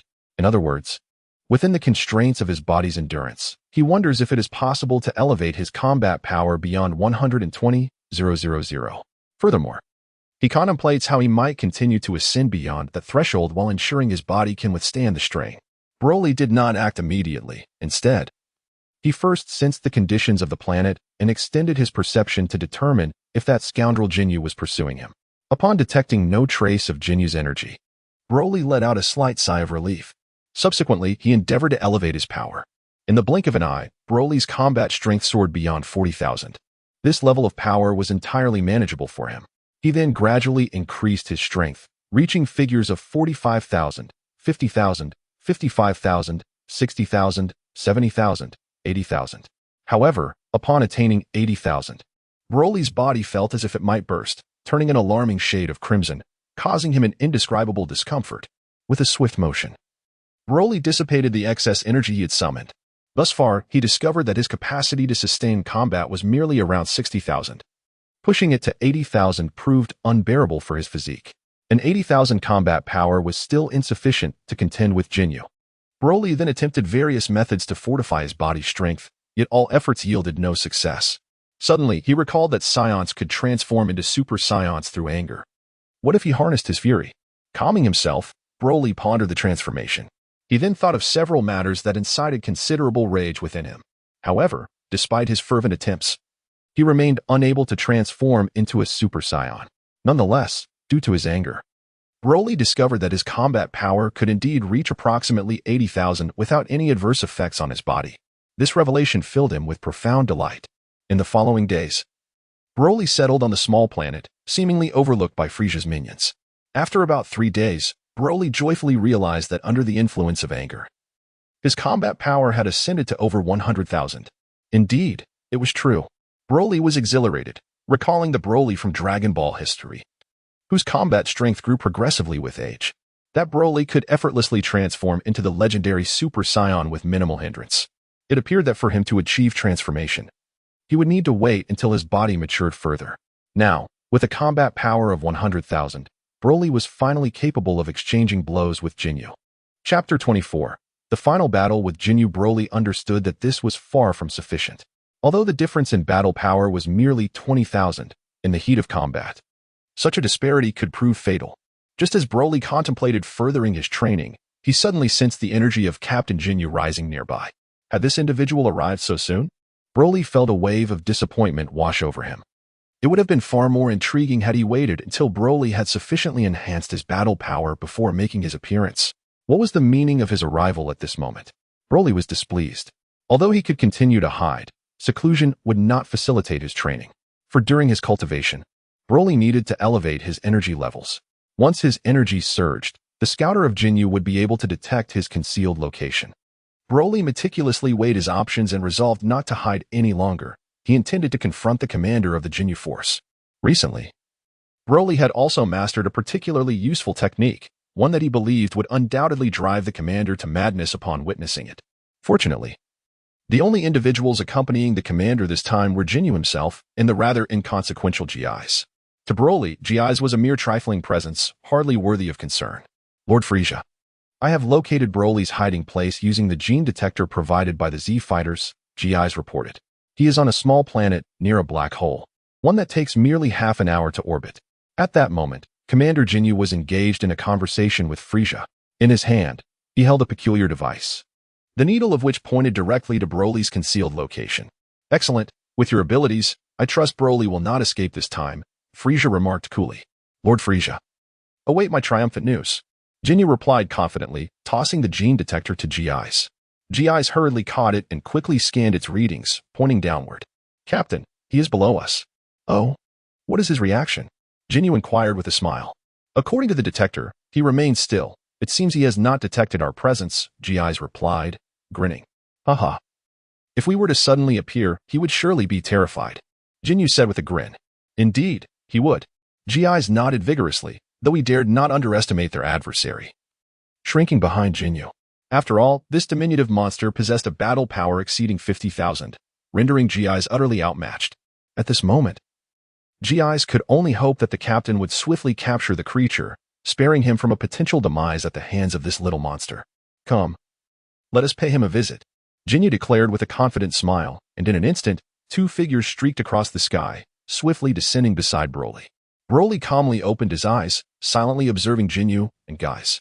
Do you truly believe that hiding here will allow you to evade our pursuit? You have slain my subordinates. And this time, I have resolved to teach you a lesson, to ensure you behave properly, Captain Ginyu remarked with a smile as he regarded Broly. Guys interjected. The captain means he intends to give you a thorough reprimand. Guys, silence yourself. This matter requires no explanation from you, Ginyu retorted, his expression darkening. Broly rose and smiled, remaining silent. In truth, he still found himself unable to speak, which left him somewhat disheartened. How disappointing that you cannot utter a word, Ginyu continued, clearly dismissing Broly's presence. However, judging by your demeanor, you appear rather confident. Are you perhaps contemplating another escape? Broly flashed a grin, gently touched his nose, and gazed up at the sky. At that moment, the sun hung high above, radiating its scorching brilliance. In the next instant, Broly cast a subtle smile towards Captain Ginyu, and then unleashed the entirety of his inner energy. His combat power surged to a staggering 80,000. Guys' expression faltered, his speech faltering in disbelief. What did you say? Ginyu, startled by Guys' words, was equally taken aback. He chuckled lightly and replied, Guys, your scouter must be malfunctioning. How could he possibly possess a combat power of 80,000? Wasn't it only 50,000? As he spoke, Ginyu hastily glanced at the readings on his own scouter. Upon doing so, he was left utterly speechless. For Broly's combat power had not merely reached 80,000, it had escalated to 100,000. What a jest! 100,000? Jinyu's eyes brimmed with incredulity. How could this lad's combat power have soared so rapidly in just a few days? Once he confirmed that Broly's power had stabilized at 100,000, the anxiety that had gripped Jinyu's heart finally subsided. Kid, it is truly hard to fathom. Although I cannot comprehend how your power has increased so swiftly, I assure you that if you were aware of my own combat prowess, you would undoubtedly be filled with dread. Ginyu smiled faintly. 100,000 was still insufficient to pose a threat to him, as he surpassed his opponent by 20,000. As he uttered these words, Ginyu slowly extended 2 fingers with a grin, declaring, "Kid, today I shall let you resign yourself to despair. My combat power is a formidable 120,000. Indeed, you heard correctly, 120,000. Boom. Broly, uninterested in further trivial conversation, amplified his battle power and, seizing the opportunity while Ginyu was speaking, unhesitatingly hurled an energy sphere at him. With a resounding explosion, a cloud of dust was raised before Ginyu.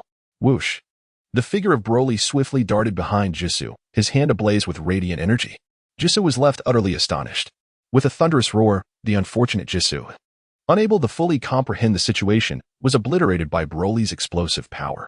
Even the newly developed gene detector met an unfortunate fate, reduced to ruins in the chaos. After vanquishing Jisoo, Broly turned his attention toward Ginyu, ready to launch an attack. This battle found Broly well prepared, armed with a skill for escape should he find himself outmatched. However, the prospect of retreat incited a certain irritation within him. Today he resolved to engage in a grand showdown with this first lieutenant of the Cosmic King. That insolent brat has turned me into a mere pawn. I shall ensure you experience unimaginable pain. Ginyu seethed with anger, his colossal fist aimed fiercely at Broly. Broly, as light as a feather, deftly evaded the onslaught of Captain Jinyu's powerful blows with remarkable composure. You little rascal, your speed is quite impressive. Ginyu gritted his teeth, realizing that unless he unleashed his full potential, the boy would remain oblivious to his true prowess. As he spoke, Ginyu increased his own speed. However, much to his astonishment, no matter how he enhanced his velocity, he could never seem to land a hit on Broly. At that moment, a warning signal flashed on Jinyu's scouter, indicating a startling numerical fluctuation. What? This is impossible. No way. Ginyu exclaimed in shock, for he discovered that Broly's combat power had surged to an astounding 120,000. Chapter 25. Jinyu's anger indeed. Ginyu was thoroughly frightened. A battle power of 120,000 was nearly on par with his own. It was no wonder he had been unable to catch up to the boy in terms of speed earlier. What astonished Ginyu the most was the sheer magnitude of Broly's transformation. How could he have achieved such immense growth each time they met? 120,000 was a force to be reckoned with. Ginyu felt cold sweat trickling down his back during the fight. Broly had indeed elevated his power to 120,000, and to his delight, he discovered that his body could withstand such formidable energy. Previously, while training on this planet, Broly had only managed to endure up to 100,000. He never anticipated that his combat power could escalate even further in the heat of battle. Moreover, Broly realized that there was still room for growth beyond the 120,000 threshold. It seemed that some matters could not simply be resolved through rudimentary training before engaging in combat. With his power now matching that of Captain Ginyu, Broly felt ready to confront him. Ginyu was deeply unsettled, not solely by Broly's 120,000 combat power, but by the terrifying speed of his development. This boy, in the mere span of a month since his birth, had increased his power from 10,000 to 120,000. Such a remarkable leap in just a month. Was this child truly a scion? With these thoughts racing through his mind, Captain Ginyu felt compelled to act swiftly. During their confrontation, he hastily contacted Frieza. Ginyu, I presume you reached out to inform me that you have captured that little brat Broly, correct? Frieza's voice echoed through the communication device. Lord, things have taken a turn for the worse. Ginyu began to relay the situation, but before he could finish his sentence, Broly landed a powerful punch to his mouth, silencing him completely. Broly was not idle. A flicker of yellow-green flame emanated from his fingertips. With a crack, the flame struck the sensor atop Captain Jinyu's eyes, shattering it into pieces and rendering it utterly ineffective. Consequently, the dialogue between Ginyu and Frieza was abruptly interrupted. Ginyu? Ginyu? Frieza, awaiting a response from Ginyu, was taken aback and enraged to discover that communication had been severed.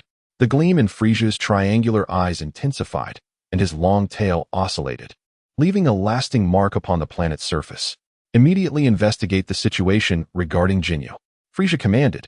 After issuing the order, Frieza appeared to have a sudden realization and waved his hand to his subordinates, continuing, "Never mind, prepare the spaceship. I shall personally visit Ginyu."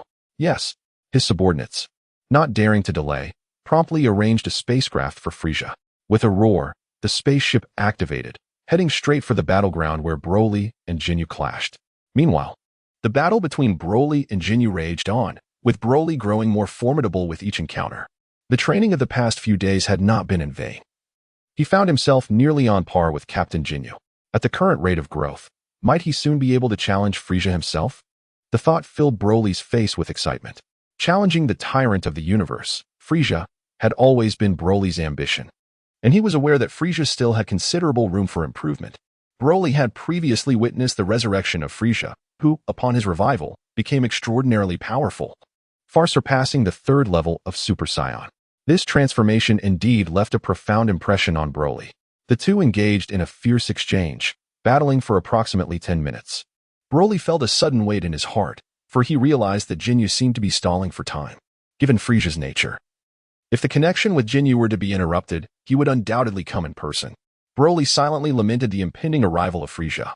Realizing that his presence would complicate matters significantly, he needed to resolve the battle swiftly, lest he found himself trapped once Frieza intervened. At this moment, Broly's combat prowess was nearly on par with that of Ginyu, rendering the outcome uncertain. To conquer Ginyu, it was imperative for him to enhance his fighting capabilities further. Although he was uncertain whether his body could withstand greater power, he was resolute in his willingness to attempt it.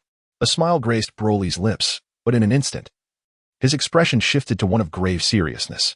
Broly intends to elevate his combat power to an astonishing level of 130,000 or even 140,000 to assess the results. However, upon surpassing a combat power of 100,000, merely increasing by 10,000 is insufficient to vanquish his opponent. Broly contemplated that elevating his battle power to 140,000 might suffice to vanquish Ginyu. As this thought crossed his mind, an air of gravity enveloped him. Boom. Subsequently, Broly steadied his breath, and an immense energy suddenly radiated outward from his being. In an instant, his long, raven hair seemed to oscillate between shades of yellow and green. However, this peculiar coloration lasted less than a second before reverting to its original hue. Nevertheless, Broly's battle power surged dramatically, akin to a rocket ascending into the skies. Although Ginyu's scouter had been destroyed, rendering him incapable of sensing others' energy, he could discern from the subtle shifts in Broly's gaze that this young warrior's strength had indeed escalated. This is bad, Ginyu silently admonished himself, instinctively heightening his vigilance. Bang! Broly's combat power has surged to a staggering 140,000. He immediately launched a powerful kick towards Ginyu's large face.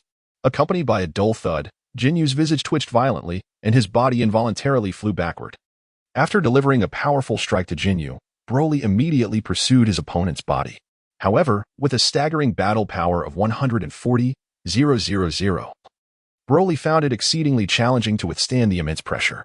He believed that enduring for a mere 5 minutes would be quite an achievement, and even within that brief span, he would have to endure a considerable amount of pain. To eliminate the detestable Ginyu, Broly had no choice but to exert himself to the utmost. Whoosh! Broly's combat power has surged, and consequently, his speed has become astonishingly rapid. In the blink of an eye, he has already darted behind Ginyu. Bang!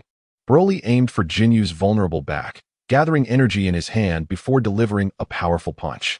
The impact caused blood to erupt violently from Ginyu's mouth, staining the cosmos with its crimson hue. As the red liquid splattered forth, his complexion turned pallid in an instant. Unforgivable, utterly unforgivable. Ginyu's eyes glimmered with crimson veins as he hastily darted downward. Chapter 26. Why has this happened? Broly relentlessly pursued his target.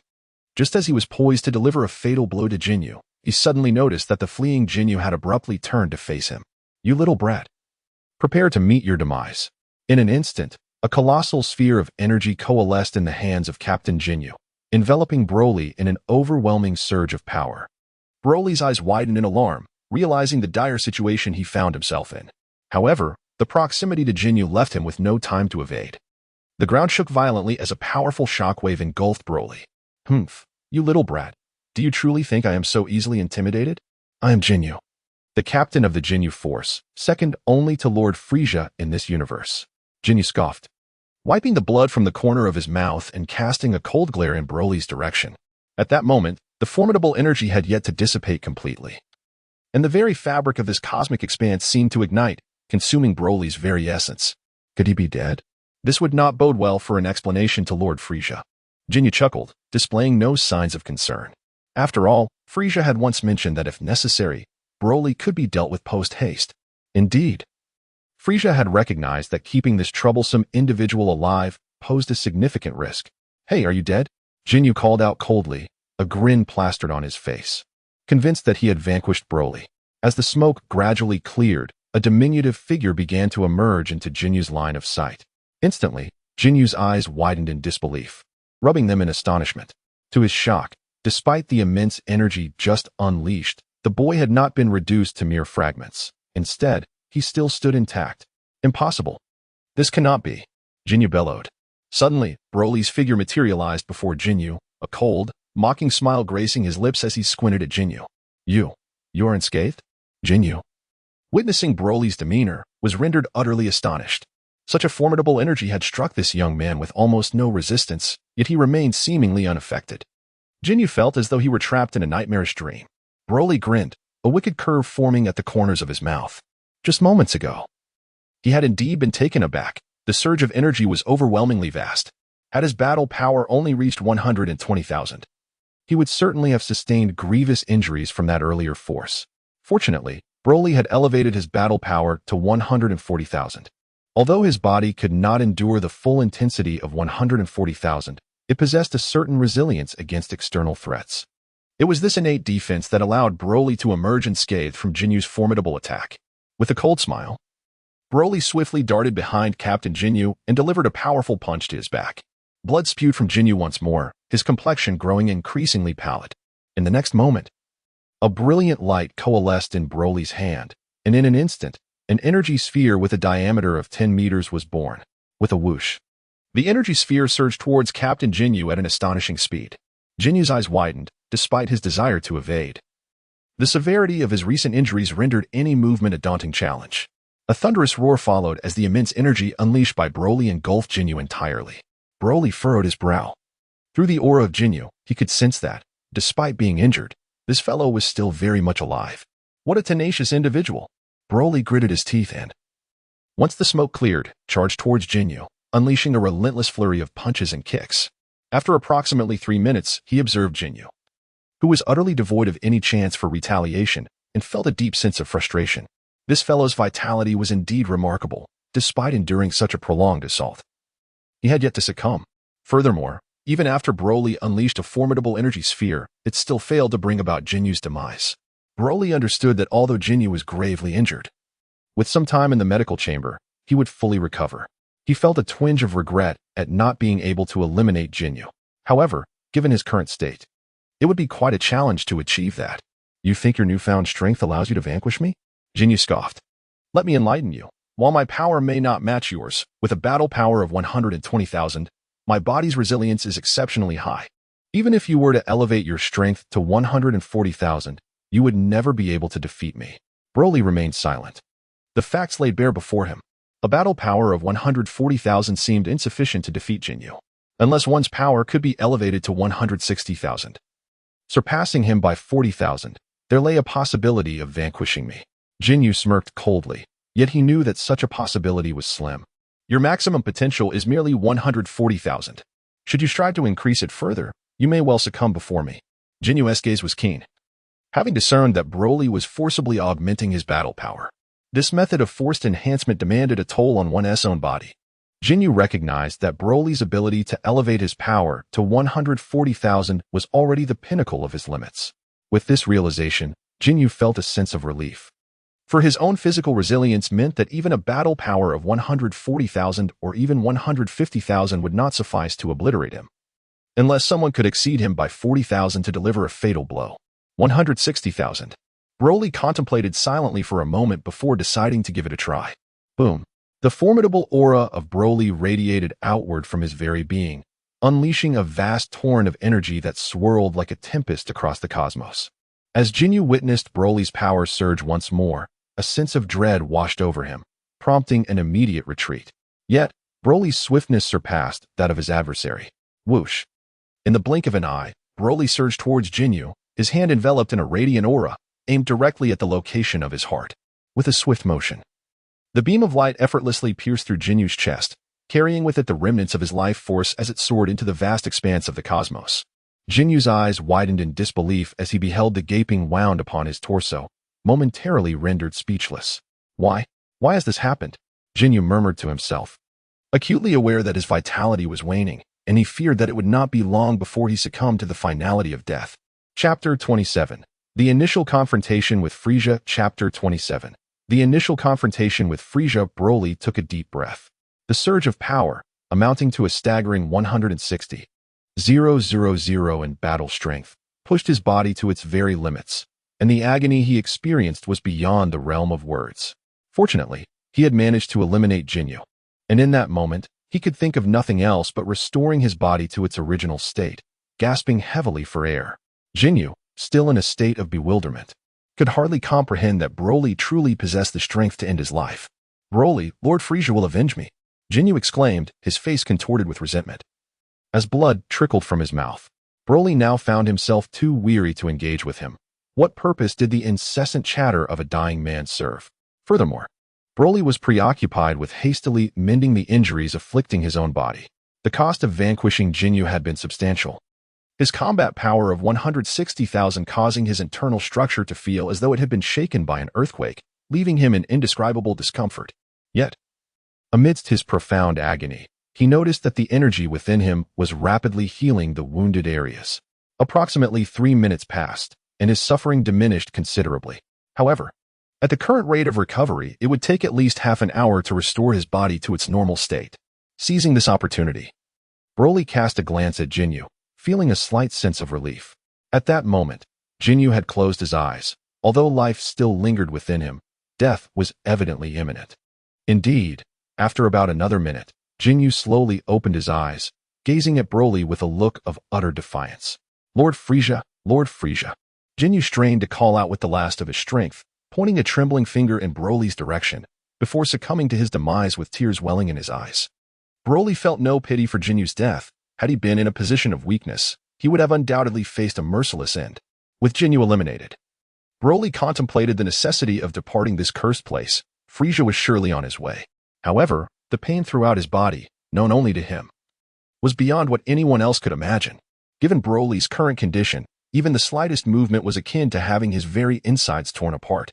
It was imperative that he restore his body to a more stable state before attempting to flee this location. Broly dared not let his guard down. What he needed most at this moment was time. In fact, he found himself silently praying that Frieza would refrain from approaching him. It would be preferable if Frieza sent a few minions instead, allowing him a chance to engage in some diversion. However, did Frieza even possess any competent subordinates anymore? Broly smirked, seemingly having annihilated all of Frieza's renowned subordinates. After another 20 minutes, Broly finally sensed a significant improvement in his condition. He was now capable of flying normally. Broly took a deep breath, relieved that his body was finally recovering. Boom. With a swift motion, Broly hurled an energy sphere, instantly obliterating Ginyu into a myriad of fragments. Remarkably, he felt no discomfort in his body. Moreover, Broly perceived that his combat prowess had seemingly surged yet again. Perhaps this was a manifestation of the Saiyan ability to resurrect stronger when faced with death. However, just moments after Broly had taken to the skies, he suddenly sensed an overwhelming aura rising nearby. In the next instant, he was astounded to find Frieza materializing directly in front of him, his expression dark and foreboding. Frieza. Cold sweat beaded on Broly's forehead. When did this fellow appear? Why did he sense nothing? Where have you taken Ginyu? Frieza's triangular eyes silently bore into Broly, his voice chillingly indifferent. Broly smiled faintly. Could it be that Ginyu has met his demise at your hands? Frieza furrowed his brow. If that were the case, the Saiyan must not be allowed to live. Keeping him around would surely invite disaster. It had barely been a moment, and already one of his most trusted subordinates had vanished without a trace. In response to Frieza's inquiry, Broly felt an urge to exclaim in frustration. Are you truly so dim-witted as to not realize that I cannot speak? Why pose so many questions? Though I am unaware of how you achieve this, your fate has reached its conclusion. Frieza smirked lightly, flicking his tail. Initially, I intended to cast you into that black hole, to have you ascertain what lies within. Perhaps I might have even spared your life. However, I am astounded that you have managed to render those injected substances ineffective. You are indeed formidable. Broly forced a smile. Yet his heart was engulfed in profound frustration. Observing Frieza's demeanor, it seemed increasingly evident that he would not escape his clutches this time. Was it truly the case that today would mark his demise at the hands of Frieza? Broly gritted his teeth, although he was far inferior to Frieza. He could not allow himself to be slaughtered. Resistance. Yes, he must resist, no matter the cost. Broly resolved firmly within his heart to confront this cosmic sovereign. I shall say no more. Extinguishing you would be as effortless as crushing an ant, he declared. Frieza responded with a subtle smile, and in an instant, a radiant blaze began to coalesce within his fingertips. With a swift motion, this beam of light, teeming with boundless energy, surged directly towards Broly's heart. Broly's expression turned grave. From the energy radiating from this blaze, he could ascertain that its battle power was nearing 200,000. If he were to be struck by this force, it would undoubtedly spell his doom. Broly was taken aback, swiftly regulating his energy and desperately evading this lethal strike. Oh, he managed to escape? Frieza observed Broly with keen interest, as if relishing the final struggles of a lamb destined for slaughter. Broly was indeed filled with trepidation. Although he had narrowly evaded a lethal blow moments ago, he had come to realize that the formidable energy he had just encountered had brought him perilously close to the brink of death. A moment's carelessness could transform him into mere cosmic dust. It is quite commendable that you managed to evade my flame-throwing projectile, yet an ant will always remain an ant. I have stated before that extinguishing your life would be easier than squashing an insect.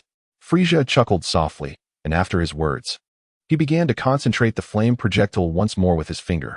Broly's eyes sparkled with brightness as he cast a glance at a distant star, a grin spreading across his face. In the next moment, he placed his hands against his cheeks. In an instant, a blinding radiance erupted from the center of Broly's head, emitting an extraordinarily brilliant light into the surroundings. Oh, my eyes! Frieza bellowed, his pupils instantly turning to white. Chapter 28. The Wrath of Frieza seizing the opportunity. Broly turned and fled, vanishing from Frieza's sight in an instant. When Frieza opened his eyes again, Broly's figure was nowhere to be found. Enraged, Frieza was mortified that he had allowed an ant to slip away from beneath his very eyes. He would not permit such an embarrassment to occur. His triangular eyes scanned the cosmos in search of Broly's hiding place. At that moment, Broly was concealed atop a drifting meteorite, taking a moment to rest. Broly was aware that Frieza relied solely on his sight to search for others, rather than sensing their presence through energy. This individual had always been overly confident, rarely employing a scouter. Thus, Broly was untroubled by the prospect of his energy being detected. Kid, I know you are nearby. You cannot escape, Frieza declared coldly, his voice resonating with menace. Broly paid no heed, allowing the man to shout to his heart's content. From his position, Broly had a clear view of Frieza's every move from a distance. Broly silently observed Frieza, prepared to respond should any unforeseen circumstances arise. In the next moment, he noticed a peculiar device had appeared in Frieza's hand. An ominous realization struck him. It was a genetic scanner. Broly's expression immediately shifted, apprehension flooding his mind. Could this device now be mass-produced? Broly sensed that the situation had taken a turn for the worse. With such a device in play, his hiding place would undoubtedly be revealed. Indeed, Broly soon noticed that upon seeing the indicator on the genetic detector, Frieza squinted and began to scan in his direction. He had been discovered. Broly let out a chilling smile before swiftly turning and fleeing. Suddenly, just as he made his escape, he sensed a formidable energy approaching at an astonishing speed. In a state of astonishment, Broly, in a moment of urgency, had no time to examine the situation closely and swiftly evaded to the side. Whoosh! This surge of energy grazed Broly's body, soaring into the distance, and even left a crimson mark upon his arm. Broly disregarded the pain, in truth. This slight discomfort paled in comparison to the agony endured in pursuit of elevating his power. From a distance, Broly discerned that the energy which had recently assaulted him was none other than Frieza's fiery projectile. Such an attack, undeniably formidable, sent a shiver down Broly's spine. However, he could not afford to linger on such thoughts. Without a moment's hesitation, he propelled himself towards the horizon once more. In quick succession, Broly sensed Frieza's aura approaching him with astonishing speed. This was the moment. Broly turned around and flashed a grin at Frieza, placing both hands against his cheeks. striking a pose reminiscent of the solar flare technique. As Frieza hurtled toward him at breakneck speed, his expression suddenly froze upon witnessing Broly's gesture. Instinctively, Frieza hastily shut his eyes. Broly smiled gently, tracing an arc through the cosmos, and in an instant, he distanced himself from his adversary. As Frieza closed his eyes, he discovered that nothing seemed amiss before him. There was no blinding light assaulting his vision. He exhaled a sigh of relief. Yet his hatred for Broly had reached an apex. "You insolent wretch, if I do not crush you today, I am not Frieza." His furious voice reverberated through the void. Broly had no time to spare. He was not in the mood to listen to Frieza's nonsensical chatter. Just then, Broly suddenly sensed an incredibly vast energy surging from above at an angle. Who could it be? Broly was taken aback, for he realized that this colossal energy was on par with that of Frieza. Startled, Broly hastily lifted his gaze towards the diagonal expanse above. However, upon witnessing the scene before him, he found himself momentarily taken aback. The immense surge of energy emanated not from a being, but rather from the black hole of that universe. Broly recalled that when he first encountered this black hole, he did not sense the magnitude of energy it possessed. Now, how has this entity's energy manifested? If only he could absorb the energy from the black hole, it would be splendid. In that case, he would be fully capable of confronting Frieza. Broly merely cast a fleeting glance at the black hole, allowing his imagination to wander for a moment before dismissing it entirely. As he noticed Frieza closing in once more, Broly turned back with a smile, placing his hands once again against his cheeks. "Do you think I would fall for the same trick again?" Frieza narrowed his eyes, this time opting not to evade. Suddenly, Frieza perceived a blinding light emanating from the center of Broly's head, hurtling directly towards his own eyes. It was too late for him to dodge. Instantly, Frieza's vision was engulfed in white, leaving him in utter darkness. Seizing the moment, Broly focused on the gene detector in Frieza's grasp, condensing the fiery energy in his hand. With a swift motion, a crimson beam surged forth, targeting the gene detector with precision. The device met its end with a sharp crack, easily obliterated by Broly's power. As Frieza's sight returned, his fury was palpable. He felt as though he could upend the entire universe in his wrath. With the destruction of the gene detector and Broly's sudden disappearance, Frieza's anger reached a boiling point. Striving to regain his composure, Frieza bellowed into the depths of space. "Can you hear me? Immediately bring me the detector and the gene scanner." Within moments, his commands echoed through the monitoring rooms of the nearby planets. Upon receiving Frieza's orders, his subordinates wasted no time, rushing to procure the requested items and hastening back to their master. In less than 10 minutes, Frieza found himself in possession of both types of detectors. Broly gazed from a distance, unable to suppress a bitter smile. After much contemplation, he reasoned that rather than being captured and killed by Frieza, it would be better to venture into that black hole and see what lay within. Broly cast a deep gaze upon the black hole situated nearby, contemplating that should he propel himself towards it, the journey would take no more than 30 seconds. Merely a black hole of the cosmos, though it radiated immense energy, he had heard from Frieza and others that it seemed to be a portal to another universe. As for the possibility of reaching another realm, Broly harbored no certainty. Even Frieza was oblivious to the mysteries that lay within the depths of the black hole. Nevertheless, after a moment's reflection, Broly considered that given his physical constitution, he might indeed withstand that formidable energy. After all, being captured by Frieza would mean certain death, thus, venturing into the black hole seemed a more enticing prospect. Chapter 29. Entering the black hole with his mind made up, Broly hesitated not for a moment, transforming into a streak of light as he surged towards the distant black hole. Attempting to escape?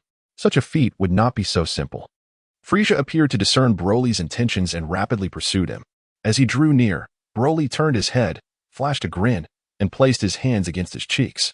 Observing this action, Frieza's expression tightened, prompting him to swiftly close his eyes. Broly laughed heartily, creating distance once more from Frieza. Yet, in the next fleeting moment, he found himself perilously close to the immense black hole. In the blink of an eye, Broly discerned the true visage of the black hole. From afar, it resembled a colossal cavern. However, upon closer inspection, Broly realized that this black hole was akin to an enormous, dark planet. The surface of this sphere shimmered with arcs of electricity, its vast energy radiating a formidable presence that instilled fear in all who beheld it. Broly, not daring to be careless, summoned his energy to shield his own body. Gritting his teeth, he plunged headlong into the dark sphere. At that moment, Frieza's vision had returned. and upon witnessing Broly enter the black hole, he abruptly halted. After a brief silence of approximately a second, a colossal sphere of light suddenly coalesced in Frieza's hand. The sphere flickered with electric brilliance, its hue a vibrant crimson. It was none other than the planet destruction bomb. Go! Frieza scoffed, a smirk curling at the corners of his mouth. With a sweeping gesture of his hand, the planet destruction bomb hurtled towards the black hole. Broly instinctively sensed the impending doom of Frieza's planet-destroying blast, and a sense of urgency gripped his heart. Gritting his teeth, he hastened his flight towards the black hole. The planet-destroying blast, as if possessing a will of its own, suddenly surged forward with alarming speed. This was dire. Should he be struck by the devastating blast? His life would be in grave peril.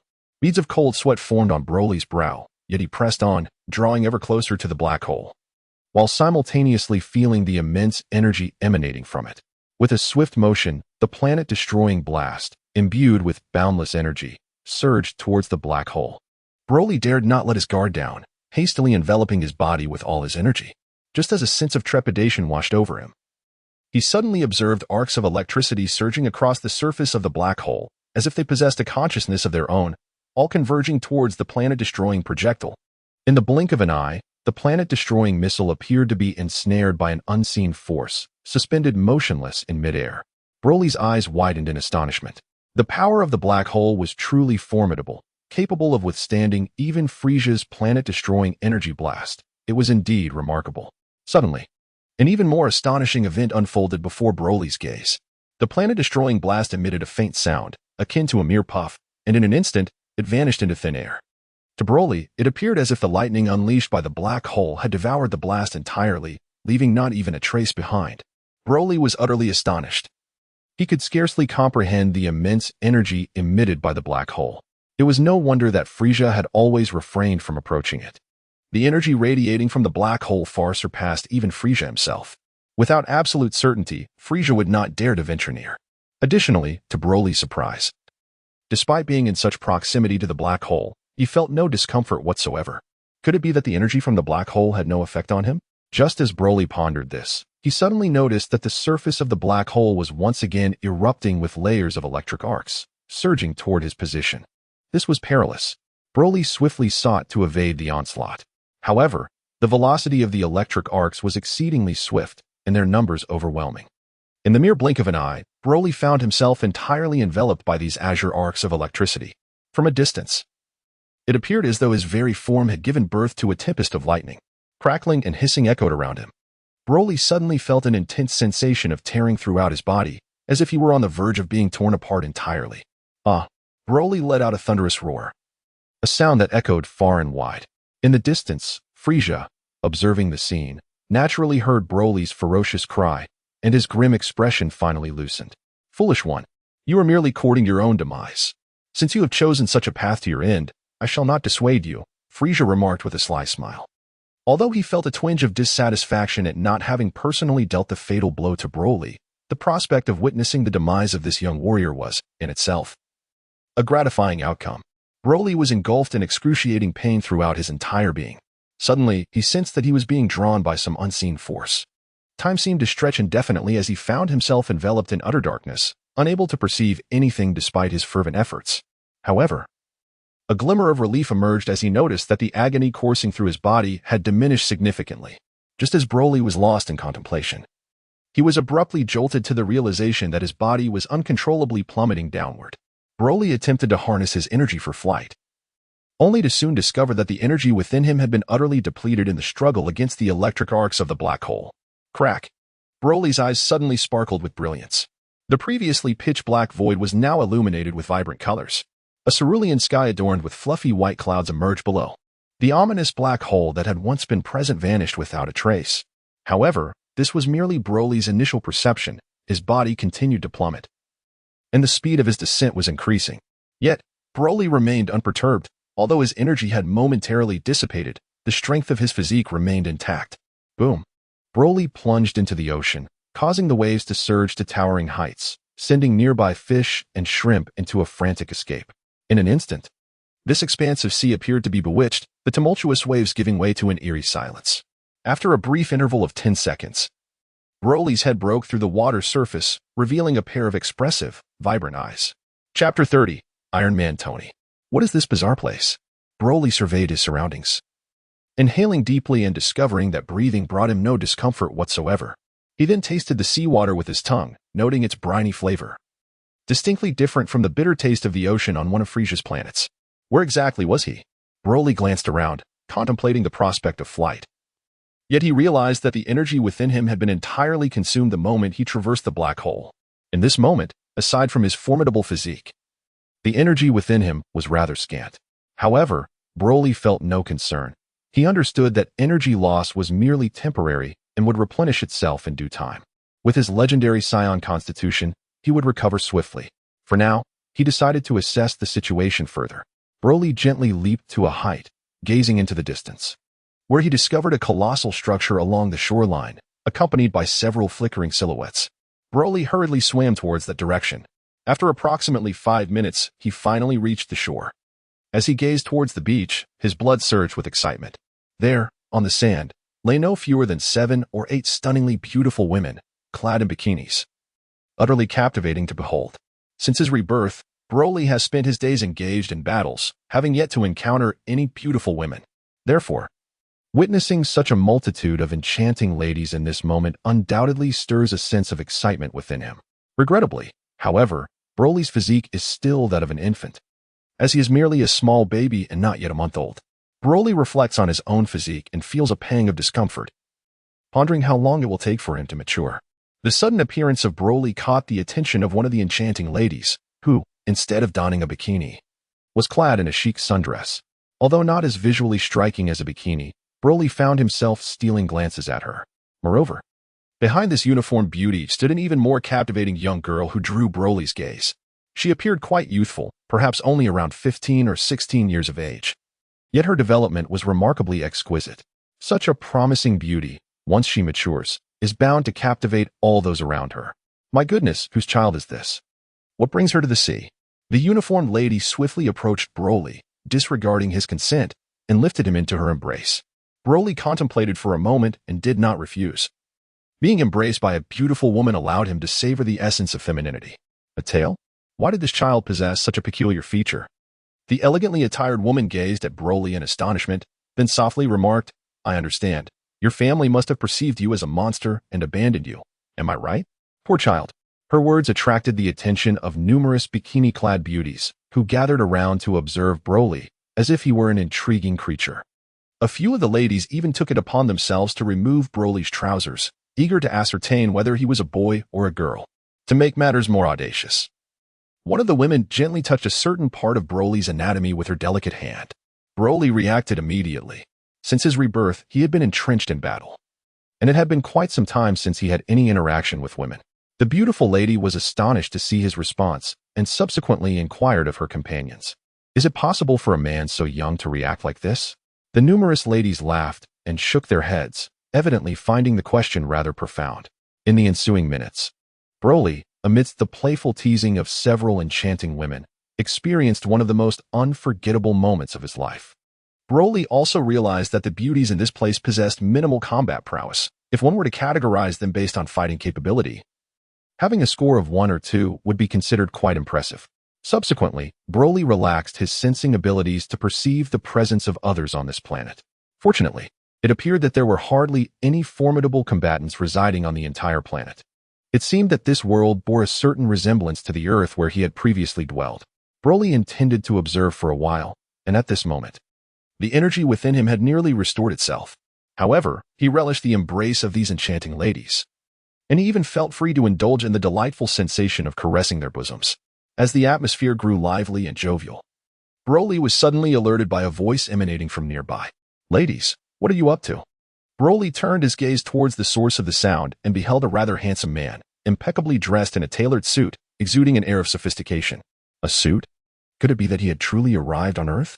It seemed that only on Earth did one don such attire. Broly scrutinized the man's visage once more, an uncanny familiarity stirring within him. Who could this child belong to? What circumstances led him to this place? The man, evidently noticing Broly, widened his eyes and examined him with great intensity.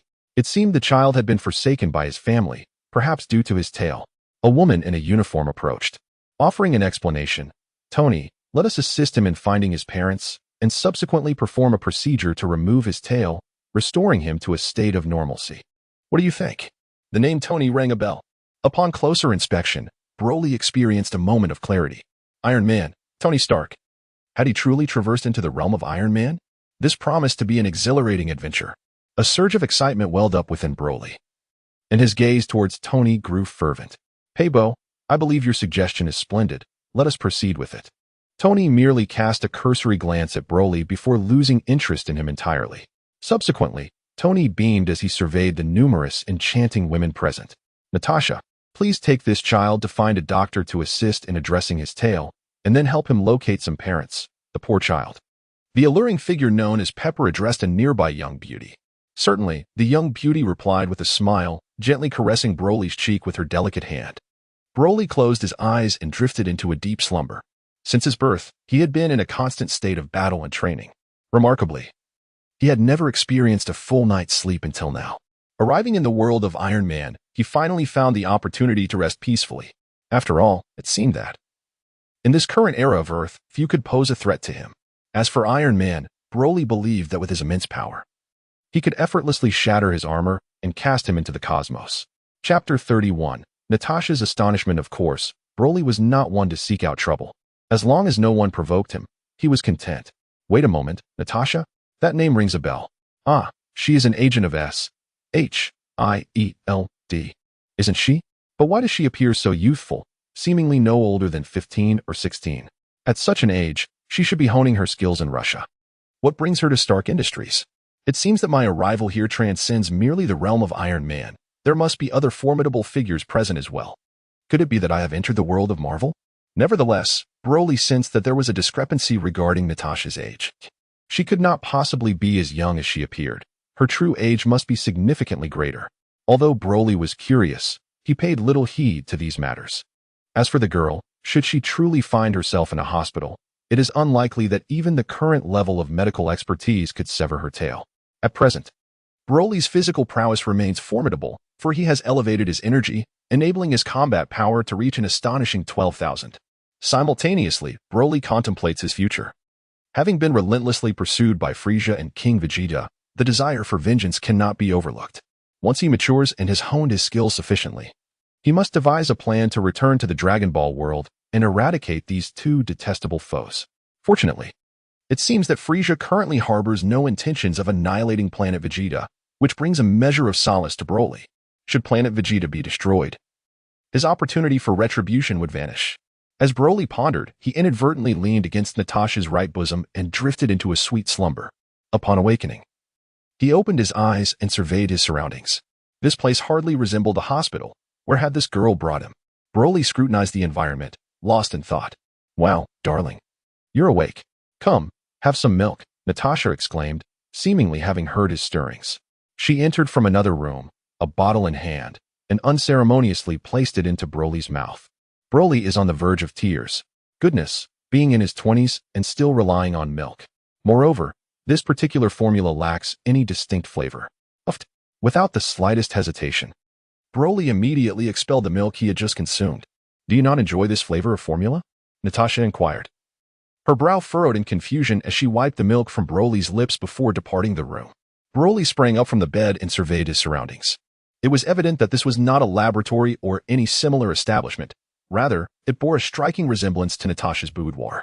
The room was suffused with the delicate fragrance of a young girl, which brought a sense of comfort to Broly. Just then, he noticed Natasha approaching the doorway with a bottle in hand. However, upon seeing Broly standing upright on the bed, she was momentarily taken aback, causing the bottle to slip from her grasp. You can stand? Natasha exclaimed, her eyes widening in astonishment. After all, he was merely an infant not yet a month old. How could such a young child possibly be standing? Broly grinned widely and then took a few steps forward. Natasha's eyes nearly popped out of their sockets. It was astonishing enough that he could stand, but to think this little infant could walk as well? Fortunately, Natasha had been with S.H.I.E.L.D. for quite some time and had encountered her fair share of extraordinary beings. After her initial astonishment, her eyes sparkled with excitement. Darling, you are simply marvelous, she exclaimed joyfully as she approached and lifted Broly into her arms, planting a sweet kiss on his cheek. Since you have taken advantage of me, I shall not hold back either. Seizing the moment, Broly playfully patted Natasha's left chest, feeling a delightful sense of intimacy. In the next instant, Broly beamed with delight, channeling a surge of energy within him that lifted Natasha gracefully into the air. Broly suddenly realized that the astonished expression on the young beauty's face was indeed captivating. As expected, upon discovering her body suspended in midair, Natasha's enchanting eyes widened in further astonishment. Her delicate lips slightly parted as she surveyed her surroundings in bewilderment. "Darling, you truly astonish me. How on earth did you accomplish this?" Natasha exclaimed with exhilaration, feeling as though she had stumbled upon a precious treasure. Broly smiled quietly, remaining silent. In truth, even at this moment, Broly was still unable to articulate words. It appeared that the Saiyan's tongue had not developed adequately. Despite having reached a formidable battle power of 120,000 in nearly a month, he remained voiceless, which was indeed quite frustrating. Natasha, initially filled with excitement, soon regained her composure. She gazed intently at Broly and earnestly said, "My dear, please allow me to take the lead." Broly gently descended to the ground. "Darling, you are truly remarkable. However, if you were to be discovered by the higher-ups at SHIELD, they would undoubtedly seize you for research," Natasha remarked as a thought crossed her mind. "Therefore, I hope you can behave in a more ordinary manner, as if you were simply an average little baby. Additionally, it would be prudent to find a way to conceal your tail." Broly grinned widely, wrapping his tail around his waist with ease. It was not out of fear of the SHIELD that he did so, rather. Broly wished to take advantage of his time on Earth to rest and recuperate, finding it beneficial to conceal his identity. "Wow, you can understand me?" Natasha exclaimed in astonishment. Casually inquiring, "What is your name?" Broly picked up a pen from the table and casually inscribed his name, Broly, onto a blank sheet of paper. "Broly? Is this Chinese? Are you from Huaxia?" Natasha, proficient in several languages and familiar with Chinese characters, inquired. Meanwhile, Broly realized that his linguistic capabilities seemed remarkably advanced. He comprehended Natasha's fluent English without a hint of difficulty. Perhaps, as a Saiyan, he possessed a unique aptitude for languages. "Well, from today onward, you shall reside with me. My name is Natasha, but you may call me sister. I will arrange for you the finest school and the best teachers," Natasha said with delight. Broly did not object. He indeed required time for growth. Fortunately, in the realm of Marvel, no one posed a threat to him as of yet, allowing Broly the opportunity to engage in diligent training. Once his physical prowess reached a certain level, he would then consider the possibility of transforming into a Super Saiyan. Should he successfully achieve this transformation, he would need to devise a plan to confront Frieza and settle the score. Broly swiftly devised plans for his future. Time passed rapidly, and he grew stronger day by day. One fateful day, 4 years later, amidst a dense forest, astonishing yellow-green flames erupted, unleashing a colossal energy that instantly consumed the nearby village. In an instant, the area was reduced to ashes. 10 seconds later, a child with a tail hovered high in the air, a boundless smile gracing his lips, while his once jet-black hair had transformed into a vibrant yellow-green. This day had finally arrived. Broly examined his hands, feeling the vast energy coursing within him, excitement overwhelming his senses. Chapter 32. Undertaking a mission. Time flew by. And before long, Broly had reached the age of 16, blossoming from a child into a striking young man. His physical prowess had attained unprecedented heights, with his visible combat power soaring to an impressive 2 million. Should he continue to elevate his energy, his combat prowess could potentially reach 3 million or even beyond. However, this was merely his apparent normal state. At the age of 4, Broly had finally unlocked the ability to transform into a Super Saiyan. The immense energy and formidable aura within him filled him with exhilaration. Indeed, as depicted in the Dragon Ball anime, upon transforming, Broly's muscles expanded. His height increased by approximately 15 centimeters, and his black hair morphed into a striking yellow-green. His eyes, too, took on a more sinister gleam, giving the impression that he had become an entirely different being. Broly gazed into the mirror and realized that even Natasha might struggle to recognize him in his transformed state. 16 years had elapsed, and at the beginning of his journey, Broly had fervently sought a way back to the Dragon Ball universe. Despite soaring into outer space and orbiting the solar system and even the Milky Way for an extended period, he had yet to encounter that peculiar black hole. Since acquiring the ability to transform into a Super Saiyan, Broly had spent 3 years in pursuit of the elusive black hole, only to yield no results. Eventually, he grew weary of the search, and gradually, he adapted to his current life.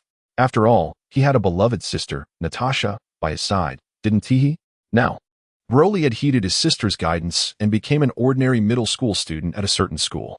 One day, upon returning home from school, he noticed a grave expression on Natasha's face. Perhaps heavy would be a more fitting description. "Broly, you're back?" Natasha greeted him.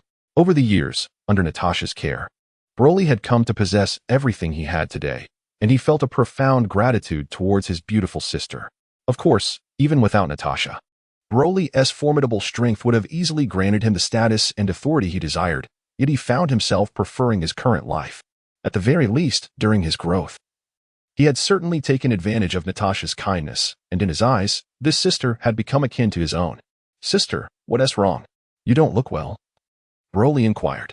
Broly was acutely aware that Natasha was an agent of SHIELD, often departing on missions. Typically, a single assignment could last anywhere from several days to a year and a half. Consequently, this provided Broly ample time to devote to his training. "Broly, I must embark on a mission, and it may extend for quite a while," Natasha explained. "Didn't you just return from a mission? Why must you go again?" Broly inquired. "Do you remember Tony?" Natasha did not directly answer Broly's question, but instead posed one of her own. The name Tony resonated profoundly with Broly, for this individual was none other than Iron Man. Yet, in recent years, Broly had noticed a conspicuous absence of news regarding Iron Man naturally. As a genius enveloped in numerous accolades, Tony frequently graced the headlines. Broly deduced that this individual had yet to devise the Iron Suit. Thus, it seemed he had arrived in this world prior to the advent of Iron Man. "What has become of Tony?" Broly inquired. "He has been captured by terrorists, and now many are searching for his whereabouts, so I must rescue him," Natasha replied, her expression grave. "Captured?" Broly casually picked up a newspaper and glanced at it. Indeed, the headlines were replete with reports of Tony's mysterious disappearance. Broly immediately comprehended that the emotional drama was just beginning. It was precisely due to Tony's abduction by terrorists that he developed the Iron Suit, ultimately becoming Iron Man. However, Broly could not recall Natasha's presence in the first Iron Man film. Her appearance was likely in Iron Man 2. Moreover, Tony's capture turned out to be a blessing in disguise. Had Natasha intervened earlier, it could have posed a danger. Aware that Natasha was on a mission to rescue Tony, Broly understood she had received orders from above, making refusal impossible. "Sister, I shall accompany you," Broly remarked with a smile, attempting to inject some levity into the situation. "What jest is this? Are you trying to amuse your sister?" Natasha reprimanded. "Sister, have you forgotten? I possess superpowers," Broly replied with a grin. Natasha paused momentarily, recalling that when she first found Broly, he could indeed fly. Yet, over the years, Broly had exhibited rather ordinary behavior, refraining from flight and failing to display any extraordinary traits, which caused Natasha to overlook the events of 16 years prior. "Very well, Broly, you must stay home and behave. This is my mission, and I merely wish for you to grow up healthy and safe. Such perilous affairs are beyond your realm." Natasha gazed deeply at Broly, and without further ado, she departed from her home, boarded a vehicle provided by SHIELD, and soon vanished without a trace. It is undoubtedly inconceivable for Broly to allow Natasha to embark on an adventure. Fortunately, he has developed the ability to sense her aura, making the task of locating her rather effortless. As for the place where Natasha works, Broly is well aware of it. Broly smiled, and in an instant, his ebony hair transformed into a luminous shade of yellow-green. He then flung open the window and, in a flash, soared into the distance like a streak of light. Within moments, Broly found himself hovering high above an uninhabited expanse. Broly was acutely aware that Natasha's private jet would soon arrive at this location. He intended to discreetly follow the enchanting sister, ensuring her safety. Furthermore, over the years, Broly had not squandered his time at school. Through diligent study and practical application, he had attained the ability to disrupt satellite surveillance systems using his own energy. It could be said that Broly had transformed into a diminutive stealth fighter jet, capable of evading detection by any instruments during flight. Additionally, this figurative aircraft possessed immense power, granting him the capability to obliterate the entire Earth at his whim. Approximately 20 minutes later, Broly spotted a plane rapidly approaching from a distance.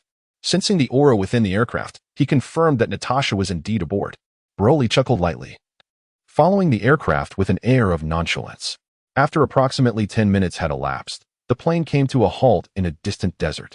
Natasha emerged alone, clad in a refugee's attire, stepping down from the aircraft. Broly glanced over, feeling a wave of speechlessness wash over him. His sister was clearly poised to go undercover. Among the multitude of elite agents within S.H.I.E.L.D., they had chosen to send his sister, a stunning young lady, on such a mission. Consequently, Broly's admiration for S.H.I.E.L.D. had plummeted to absolute zero. With a whoosh, the plane took off, swiftly vanishing without a trace. Meanwhile, Natasha continued her journey through the desolate landscape. Broly cast a distant glance toward Natasha's direction. Several kilometers away, there lay a military base, where a faint silhouette of a dozen fully armed soldiers could be discerned. Chapter 33. How to use this thing. Is Natasha heading to that base?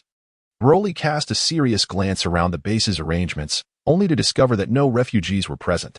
It seemed that his sister was on a path toward peril. Broly furrowed his brow, for it seemed implausible that S.H.I.E.L.D., with its advanced detection methods, could commit such a fundamental error.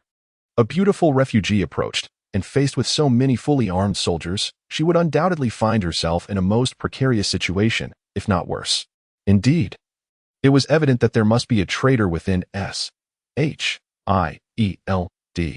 The corners of Broly's mouth curled into a wicked arc as he transformed into a streak of light, soaring directly towards the location of the base. Who is that? Upon witnessing Broly hovering in midair, directly above the base, the soldiers were utterly taken aback. I have a question for you. Is Tony being held captive here? Broly asked bluntly. Fire. Open fire, commanded a soldier leader, simultaneously aiming his machine gun at Broly, unleashing a hail of bullets. Meanwhile, several subordinates were not idle either, utilizing their most advanced weaponry to target Broly and firing vigorously in his direction. In an instant, a cloud of smoke enveloped Broly, obscuring him from view.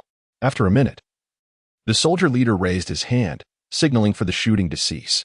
What is so impressive about flying? Under our state-of-the-art weaponry, he has nothing but a target. The leader laughed heartily, his expression brimming with pride. Captain, why have we been shooting for so long without seeing him fall? One soldier questioned, puzzled. The leader was momentarily stunned, his expression faltering. Indeed, if this fellow had been killed, he should have plummeted from the sky. Why was there no sign of movement? As the fierce wind swept by, Broly's figure gradually became visible, remarkably unscathed. Such a level of weaponry was nothing more than a mere tickle to Broly. Broly loomed over the soldiers like a deity, extending his hand with fingers splayed. With a cacophonous clatter, bullets cascaded from his grasp, striking the earth and stirring clouds of dust. The assembled crowd was rendered utterly speechless. A monster. This creature was nothing short of monstrous. Flee. A soldier's panicked shout broke the silence, and in an instant, he bolted like a rabbit, covering 100 meters in a heartbeat. If he were to compete in the Olympic sprint, he would undoubtedly shatter the world record. The remaining soldiers, suddenly jolted from their stupor, instinctively assumed a running posture. Bang! However, just as they prepared to escape, they witnessed their comrade, the potential world record-breaking sprinter, explode into a gruesome spectacle before their eyes. Yes, he detonated without warning.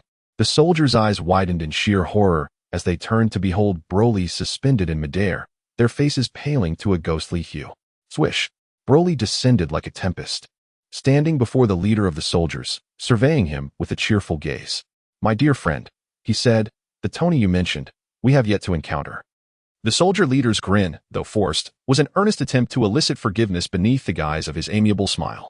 Broly squinted his eyes and suddenly extended his hand, aiming it at the body of the chief. The chief was momentarily taken aback, perplexed by the meaning behind Broly's gesture. Could it be that this was the monster's unique way of greeting? Indeed, he must be intending to shake hands. Thus, after a brief silence lasting about half a second, the chief also reached out his hand. Broly initially intended to obliterate the leader, yet was taken aback when he noticed the individual reaching out towards him. Could this be some sort of jest? In the next moment, without the slightest hesitation, Broly seized the leader's arm and effortlessly hurled him backwards. Whoosh! The soldier leader was instantly propelled into the air, soaring towards the heavens, and soon vanished from sight before the astonished onlookers. The remaining soldiers were struck dumb, each frozen in shock, their legs trembling uncontrollably, wishing they could burrow into the earth to hide. Once more, he reiterated the previous inquiry. Is Tony, yes, Tony Stark, present here? Broly squinted as he posed the question. Indeed, He is currently detained by our forces, but not in our vicinity. He is in that direction, approximately 30 kilometers away. One soldier mustered the courage to respond to Broly. About 30 kilometers, Broly remarked with a slight smile. Ascending to a certain altitude to scan the area indicated by the soldier. As anticipated, there lay a base at a distance of 30 kilometers. Evidently more extensive in scale than the one they were currently at. Smack! Broly descended onto the ground. The dozen or so soldiers present were thoroughly frightened. Torn between the instinct to flee and the paralysis of fear, they remained on high alert, watching the little monster that was Broly. With a slight smile, Broly casually picked up a machine gun from the ground and beckoned to one of the soldiers, inquiring, "How does this contraption work?" The soldiers present nearly fainted in disbelief. Goodness, this young man does not even know how to handle a firearm? However, none dared to mock Broly. The soldier who was summoned approached eagerly, promptly demonstrating to Broly the intricacies of operating the weapon. Broly, ever perceptive, harbored a fascination for firearms, despite their limited utility for him. With a steady grip on the submachine gun, he aimed at one of the soldiers and unleashed a barrage of bullets. In an instant, the unfortunate soldier was reduced to a mere pincushion. The firepower was commendable, and Broly nodded in approval. The multitude of soldiers bowed their heads in palpable fear, acutely aware that any sign of displeasure from Broly could turn them into targets. Yet, the notion of rebellion was utterly absent from their minds, for they understood that this behemoth was impervious to bullets. "Surrender your weapons," Broly commanded. The soldiers' eyes widened in disbelief, as armed combatants. The loss of their firearms equated to the forfeiture of their very lives. However, they dared not disobey. After exchanging anxious glances, they swiftly relinquished their weapons, casting them to the ground. Broly strode forward, calm and composed, his large foot descending upon the firearms, crushing them beneath his weight. Chapter 34. A Warm Welcome. In an instant, the weapons, now reduced to mere scrap metal under Broly's foot, lay in ruins. The soldiers were once again rendered speechless. This creature had transcended all limits. After this display, Broly, with a stoic expression, declared, "Should any of you still harbor hidden firearms, remember the one who just ascended to the heavens. He serves as your example." Fear gripped them, cold sweat trickling down their brows, yet a flicker of relief warmed their hearts. For it seemed this monstrous being intended to show them mercy. "Soon my wife shall arrive for an inspection. I trust you understand what is expected of you," Broly remarked. Sensing Natasha's approaching presence, aware that it was time for him to depart, Broly briefly conveyed a few words before transforming into a streak of light, swiftly vanishing from the scene. The soldiers were left perplexed. His wife had come to inspect? Was there a misunderstanding? Why would his wife visit this place? They whispered among themselves, deliberating, and ultimately reached a consensus to treat this creature's wife with utmost respect, ensuring not to offend her. Simultaneously, they secretly prayed for the impending tragedy at another base. However, even if they had the courage of 10 men, they would not dare to contact that other base, having witnessed how the creature disappeared in an instant. With such swiftness, even if they wished to flee, escape would be impossible. Just moments prior, Natasha had also heard the gunfire from the base, immediately taking cover in the desert, her mind swirling with confusion. Once the gunfire ceased, she speculated that perhaps an internal conflict had erupted within the base, leading to a chaotic clash. After waiting a while, as she prepared to take action, the gunfire erupted once more, prompting her to hide again in urgency. This time, the gunfire was the result of Broly having learned to use firearms, as he experimented with a machine gun. After the gunfire, Natasha found herself increasingly bewildered, stealthily moving closer to the vicinity. Approximately 5 minutes after Broly transformed into light and departed the base, Natasha managed to sneak to the outskirts, quietly observing a few soldiers in the distance. To her surprise, it seemed that none of these soldiers were armed. Upon examining the ground, it appeared their weapons had been utterly destroyed, resembling scrap metal crushed by a steamroller. Why was this the case? Natasha pondered in confusion. After a brief silence, she set her sights on one soldier, swiftly launching a hook-like weapon. With a sharp thud, the hook snagged the soldier's thigh. Before he could utter a sound, Natasha yanked him towards her. "Be quiet and behave," she commanded sternly. The soldier, initially intent on shouting, suddenly recalled everything Broly had mentioned upon seeing Natasha's face. This woman was the monster's wife. If he exhibited even the slightest negligence, that creature could easily toss him into the sky. The soldier nodded eagerly, even pinching his lips together to convey his compliance. Satisfied with his demeanor, Natasha inquired, "Where is Tony being held?" The The soldier's eyes widened, yet he remained silent. Answer quickly. Natasha had initially intended to masquerade as a refugee to infiltrate. Only to realize there were no refugees in sight, she now had no choice but to resort to force. However, your husband has already gone to search for Tony. The soldiers were on the verge of tears. Just moments ago, they had been silenced. And now they were posing the same question to her as they had to that monstrous being. Couldn't the two of you have discussed your plans in the comfort of your bed before taking action? What utter nonsense! Natasha, a young maiden, had no husband to speak of. Anger surged within her, feeling as though she had been subjected to the soldier's mockery. In retaliation, she delivered a swift kick to his lower region. A pained howl escaped the soldier's lips, as if his very essence had shattered. His cry drew the attention of his comrades. Natasha, confident in her formidable prowess, paid little heed to the unarmed soldiers and stood elegantly, poised for battle. Though clad in the garb of a refugee, her exquisite beauty and graceful figure remained undeniable. The soldiers took a moment to assess her, quickly concluding that this woman must indeed be the monster's wife. A warm welcome ensued. The soldiers clapped vigorously, expressing their enthusiasm for her presence. One soldier clapped with such fervor that he nearly fractured his own hand. Natasha, taken aback, gazed at the assembly in bewilderment, feeling as if she had stumbled into a lunatic asylum. Tell me, what transpired here moments ago? She inquired, striving to maintain her composure, her demeanor icy. Madam, the tale is lengthy. A soldier merely uttered a few words, and Natasha sent him flying with a kick. The remaining soldiers were visibly shaken by the ferocity of this young woman. The monster's wife was indeed formidable. She was not to be trifled with. Madam, do I appear to be a married woman? Natasha retorted, brushing her hair back, her voice cold. Miss, one soldier hesitantly amended his address. With a swift motion, Natasha sent this soldier hurtling away as well. Do I resemble a miss? Your wife is the true miss.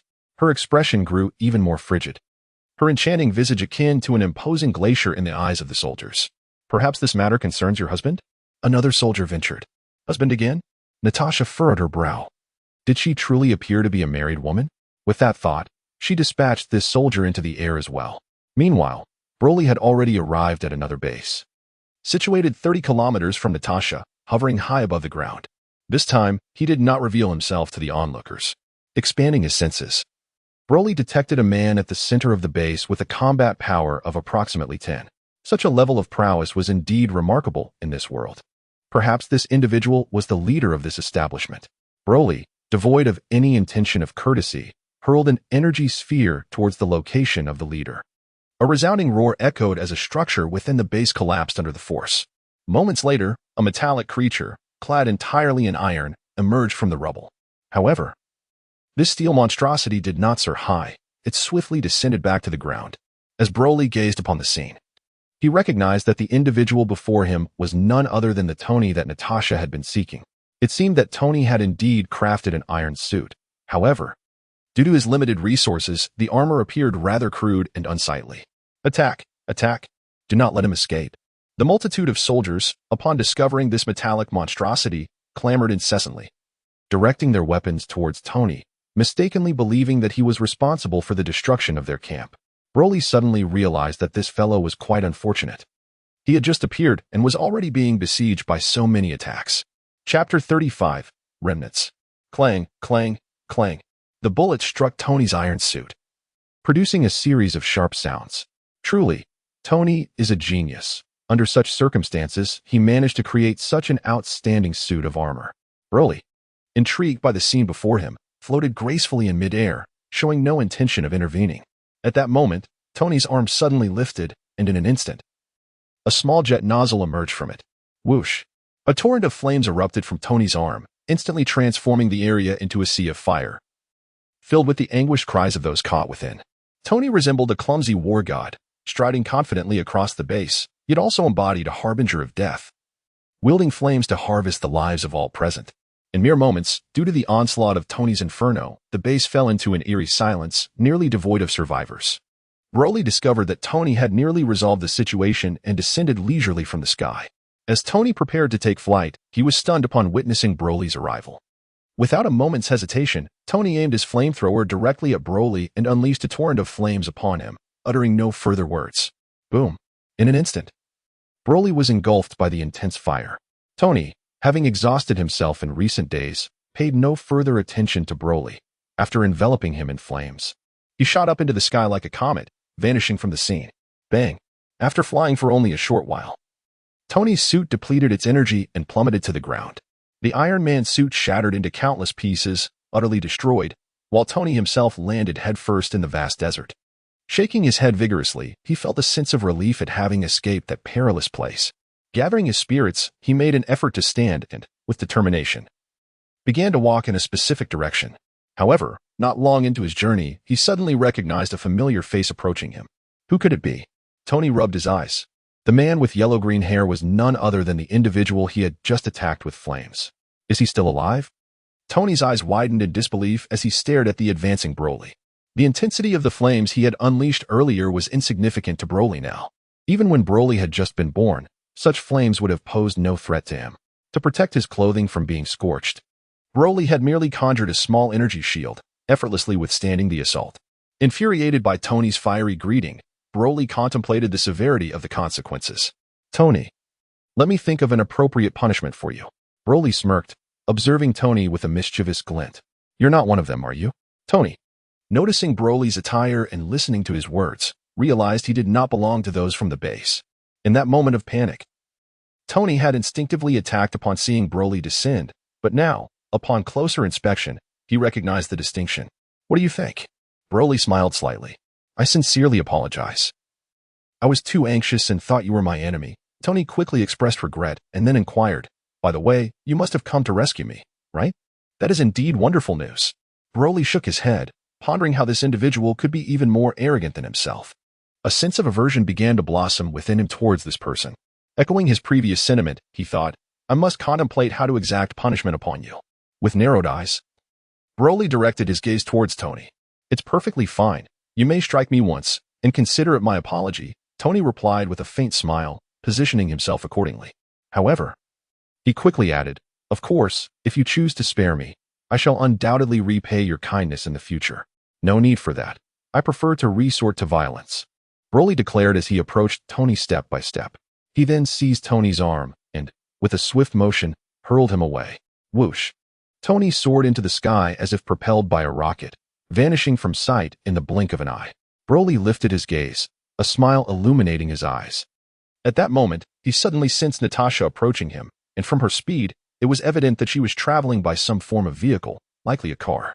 From a distance, Broly cast his gaze and, as expected, Natasha was indeed at the helm of a Hummer, steering it in this direction. Broly smiled, intrigued to see whether his transformation could elude Natasha. While at the base, Natasha had heard distant gunfire and hastily instructed her soldiers to procure a vehicle for her. Racing towards the commotion. Upon arriving at the site, she was met with utter chaos. The base was a veritable wreck, leaving her utterly perplexed about the events that transpired.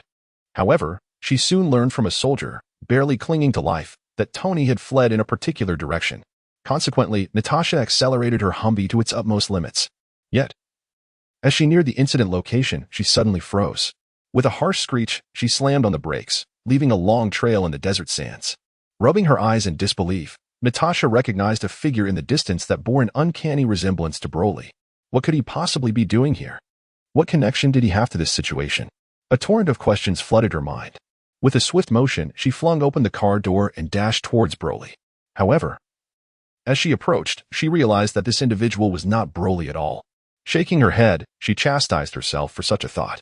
Surely, Broly was at school. There was no way he could be here. Who are you? Natasha asked, eyeing him warily. Judging by his attire, he didn't appear to be an accomplice of the terrorists. Call me little bro, he replied with a grin, confirming that his transformation had indeed gone unnoticed by her. After all, the change in his physique was quite pronounced post-transformation. Tell me, what brings you here? Natasha inquired. I'm here to rescue Tony, of course. Broly replied with a smile. Natasha pondered for a moment, surmising that Broly was likely some sort of bodyguard for Tony, and dismissed her concerns. Just then, her gaze fell upon the metallic debris scattered on the ground, momentarily rendering her speechless. What is this? She asked, quickly approaching to pick up a piece of the wreckage. Puzzled. Oh, this is one of Tony's iron suits, though it's been destroyed, Broly explained with a chuckle. What did you say? Tony? Where is he? Have you found him? Natasha asked, astonished, glancing around anxiously in search of Tony. Above, Broly pointed skyward. Natasha tilted her head back to gaze upwards. But aside from the cerulean sky and a few drifting white clouds, there was no sign of Tony. Subsequently, Natasha cast a cold, indifferent glance towards Broly, sensing that he was likely provoking her. However, considering that he had come to rescue Tony, she refrained from expressing her ire and continued to ask with a stern expression. "Quickly tell me, where is he?" "He is indeed soaring through the sky," Broly replied with a smile. "Let him fly for a while. It is not yet time for him to descend."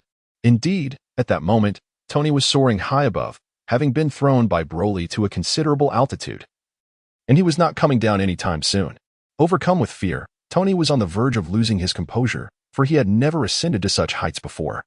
And the altitude rendered him breathless, his face turning a shade of purple.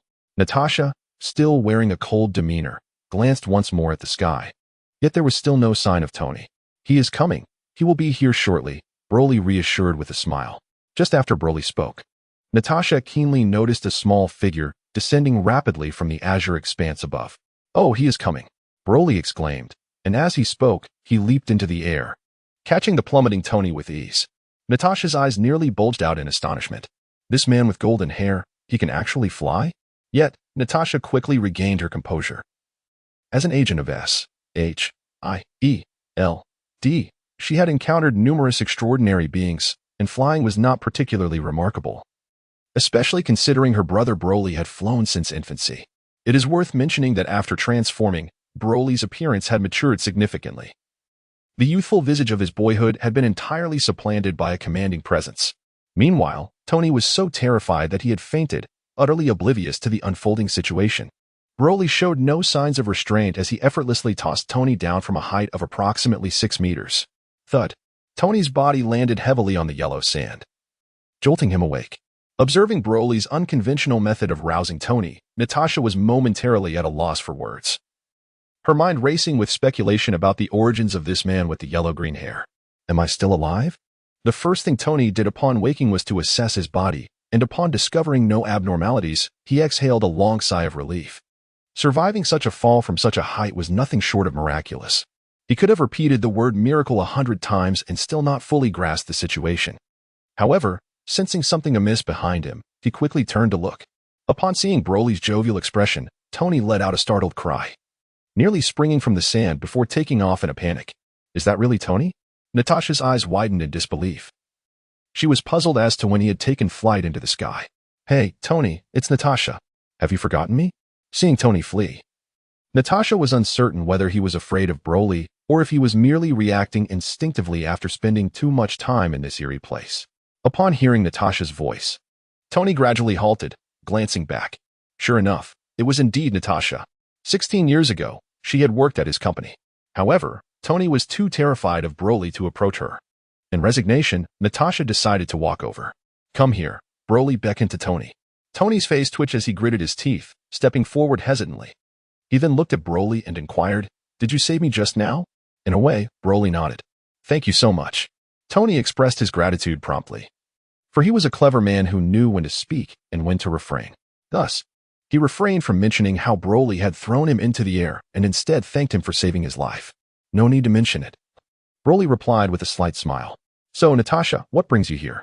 Tony chuckled awkwardly at Broly before turning to Natasha with a puzzled expression. After all, it was hard to fathom how a former employee could appear in such a desolate location without reason. However, upon witnessing Natasha blossom into such an exquisite beauty, Tony couldn't help but swallow hard. Had he known she would grow into such a striking woman, he would have never let her leave his company. Little did Tony realize that Natasha had only come to his company as an intern arranged by SHIELD. And even if he had wanted to keep her, it would have been impossible. I came to find you. Natasha spoke with brevity and clarity. Tony's eyes sparkled with intrigue as he scanned Natasha from head to toe, his playboy nature revealing itself, completely oblivious to the formidable presence of Broly standing beside her. Broly was incensed. Natasha had long been acknowledged as his woman, and now, witnessing another man admiring her with such lecherous intent stirred discontent within him. In the next moment, Broly seized Tony's arm once more, flinging him into the sky, where he swiftly vanished without a trace. Humph! Broly let out a cold snort. Natasha, taken aback, gazed up at the heavens, remaining silent for a good 3 seconds before cautiously inquiring, Did you just throw him up there? What exactly do you intend to do? I merely disapprove of the way he looks at you, Broly replied with a gentle smile. What do you mean by that? Natasha furrowed her brow, sensing an underlying ambiguity in his words. My dear, it is just the two of us now. Do you not think we ought to indulge in something? Broly suddenly expressed a keen interest, intending to tease this enchanting woman and observe her reaction. Shameless, Natasha retorted softly, as a dagger materialized in her hand, swiftly aimed at Broly with lethal intent. Snap! Broly extended 2 fingers and, with a gentle pinch, effortlessly seized the dagger. Natasha's face displayed a look of astonishment. His strength was formidable. However, she soon felt a mix of embarrassment and anger. This man had suddenly pulled her into his embrace and leaned in closer, his lips approaching her. You must be Natasha, and you are truly exquisite. Come, let me steal a kiss, Broly said with a playful grin. Natasha's face flushed crimson as she struggled with all her might, yet no matter how hard she tried, she could not free herself from Broly's hold. Chapter 37, The Indestructible Monster. Chapter 37, The Indestructible Monster. Broly was merely jesting with her. He had no intention of harming Natasha. Upon witnessing her genuine anger, he promptly released her. Natasha took a deep breath, perceiving Broly as the quintessential villain. However, his strength instilled a sense of trepidation within her, leading her to conclude that it would be prudent to avoid provoking him for the time being. What has Tony done to offend you? Natasha inquired, striving to regain her composure and raising her chin defiantly. I disapprove of the way he gazes at you, for you are destined to be my woman. Broly replied with a sly grin. Natasha shot him an indignant glare, her expression icy as she retorted, if you truly regard me as your woman, then you should promptly bring him down. There's no rush. Let him fly a little longer, Broly replied, unperturbed. Natasha sighed in resignation, then pulled out her phone and retreated to make a call. After hanging up, she glanced up at the sky and then at Broly, at a loss for words. If Tony were to meet his demise in such a manner, it would indeed be tragic. It won't be long now, Broly chuckled. Natasha was left speechless. This flight was taking far too long. Do you go by little bro? Natasha decided to shift her approach, casting a flirtatious glance in Broly's direction. Yes, I go by little bro. He replied with a smile. I would like to invite you over for a drink. Would you be interested? Instead of answering Broly's question directly, Natasha extended her invitation. As an exemplary agent of S.H.I.E.L.D., her acting prowess was unparalleled, having previously displayed a frigid demeanor. She now transformed into a woman radiating irresistible charm. Broly had become quite accustomed to the extraordinary. When Natasha extended her invitation, he found it intriguing and readily accepted. He couldn't help but wonder what it would feel like to adopt a different persona and go on a date with Natasha at home. In the next moment, Broly soared into the air, effortlessly catching Tony and once again tossing him onto the sandy ground. This time, Tony managed to remain conscious, lying there as he took a deep breath, too intimidated to glance at Broly and Natasha any longer. After approximately 10 minutes, an armed helicopter approached from the distance. Someone is here to pick us up, Natasha remarked with a friendly smile directed at Tony. Thank heavens, they could finally return home. Tony exhaled deeply, feeling an unsettling sense of insecurity with such a flying creature nearby. Nevertheless, the thought of the Iron Man suit he had developed invigorated him. Just wait, you little monster. Once I perfect an even more intelligent Iron Man suit, you shall see how I take you soaring through the skies. What Broly was unaware of was that his presence had subtly altered Iron Man's perspective on life. Upon hearing the sound of a helicopter approaching, Broly cast a glance in its direction. This fleeting glance instilled a sense of vigilance within him, for he sensed the palpable aura of hostility emanating from the individuals aboard the armed helicopter. Their stern expressions suggested that they were not there to merely escort someone. Broly remained silent as he approached, positioning himself protectively in front of Natasha. With a swift motion, he seized Tony and hurled him into the sky. Why did you throw him again? Natasha asked, bemused, wondering if he had developed a penchant for tossing that fellow around. It's nothing, just a bit of fun. Broly replied with a smile, casting another glance at the armed helicopter. Indeed, in the next moment, the occupants of the helicopter aimed their dark gun barrels directly at Broly's figure. However, the people inside the helicopter were puzzled. Just moments ago, they had clearly spotted Tony, and now he had vanished without a trace. As previously stated, anyone associated with Tony must be eliminated. The burly man declared with a scowl. Very well, darling. Let them savor the taste of bullets. Another man grinned, revealing a row of yellowing teeth. In the next instant, The yellow-toothed man brought his machine gun to bear on Broly. The sound of gunfire erupted as bullets raced towards Broly. This is bad, Natasha realized immediately, hastily attempting to evade the incoming fire. However, just as she prepared to move, Broly swept her into his embrace. Broly positioned himself entirely in front of Natasha, and to ensure their safety, he conjured a protective shield. The sound of gunfire erupted, echoing through the vast desert and stirring clouds of dust. All right, they are dead. Let us search for Tony nearby. I trust he wouldn't have fled, the burly man declared with a nod of satisfaction, issuing orders as he mused that if they were still alive, they would surely be superhuman. Haha, what a splendid day. The toothy grin man laughed. However, just as their words faded, they instinctively cast a glance towards Broly, and their expressions shifted to sheer astonishment. In the midst of the endless yellow sand, Broly and Natasha appeared unharmed, far from resembling those who had been injured. Good heavens! The burly man exclaimed, striking the toothy grin man in the face with a furious punch. He swiftly drew his handgun, aiming directly at the latter's abdomen, and in the next instant, he seized the submachine gun, directing it towards Broly and unleashing another barrage of bullets. In the burly man's mind, it was evident that the toothy grin man had deliberately missed, allowing the two to remain alive. The toothy grin man, bewildered, questioned, "Why did you shoot me? If you wish to survive, it would be wise to silence yourself." The burly man retorted, "If we want to live, we should flee quickly. Those two are monsters, indestructible beasts." The toothy grin man urged hastily. Bang, bang, bang. The burly man aimed his handgun at the toothy grin man's body and fired 3 more shots with a ghastly expression. Chapter 38. The helicopter malfunctions. The burly man glanced at the yellow sand stirred by the bullets, his smile growing even brighter. "Well, this time they are surely dead," he remarked with a light chuckle to the pilot. Yet, as soon as he spoke, his expression froze in disbelief. Below, the two figures shimmered, seemingly still on their feet.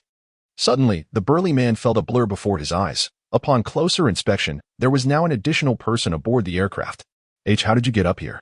he stammered, his face contorting in shock as he stared at Broly. "This gun is quite impressive. Its power seems substantial," Broly remarked, ignoring the burly man and inspecting the submachine gun with a pleased smile before picking it up. "Don't move. If you dare to make another move, I will kill you." The hulking figure was rendered speechless, only snapping back to reality once Broly lifted the submachine gun. In a sudden burst of action, he aimed his handgun directly at Broly's head. However, even as he spoke, his voice trembled with fear. It is no wonder. Anyone confronted by such a monstrous being would be unnerved.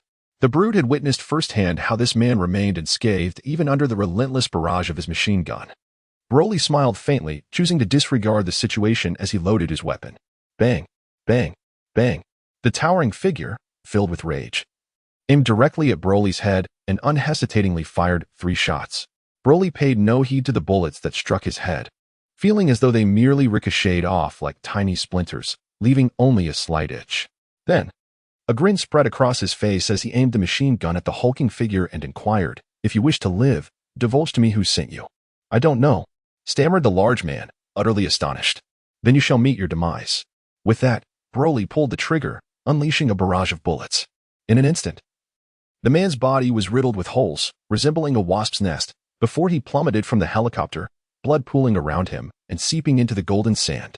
Broly once again stepped upon the great yellow tooth, inquiring, "What about you? Do you know who sent you?" Yellow Tooth, having inexplicably endured several gunshots, writhed in agony, still teetering on the brink of unconsciousness, utterly astonished. "We are merely following orders. I do not know specifically who dispatched us," he stammered. Upon noticing the murderous intent glistening in Broly's eyes, he hastily altered his response. "However, I can contact my superior. You may inquire with him. He should possess knowledge of the orchestrator behind this." "I am not accustomed to seeking assistance," Broly replied, scratching his nose before unleashing another barrage of bullets. Yellow Tooth met a fate akin to that of the hulking brute, plummeting from the aircraft to meet his demise. After dispatching these 2 individuals, Broly took to the skies, effortlessly catching Tony midair and tossing him into the helicopter. "Thank you. I'm immensely grateful." Tony expressed his gratitude post-haste, having initially been cursing in the heavens, only to realize these individuals had come to eliminate him. In this light, had Broly not intervened, his life would have been forfeit.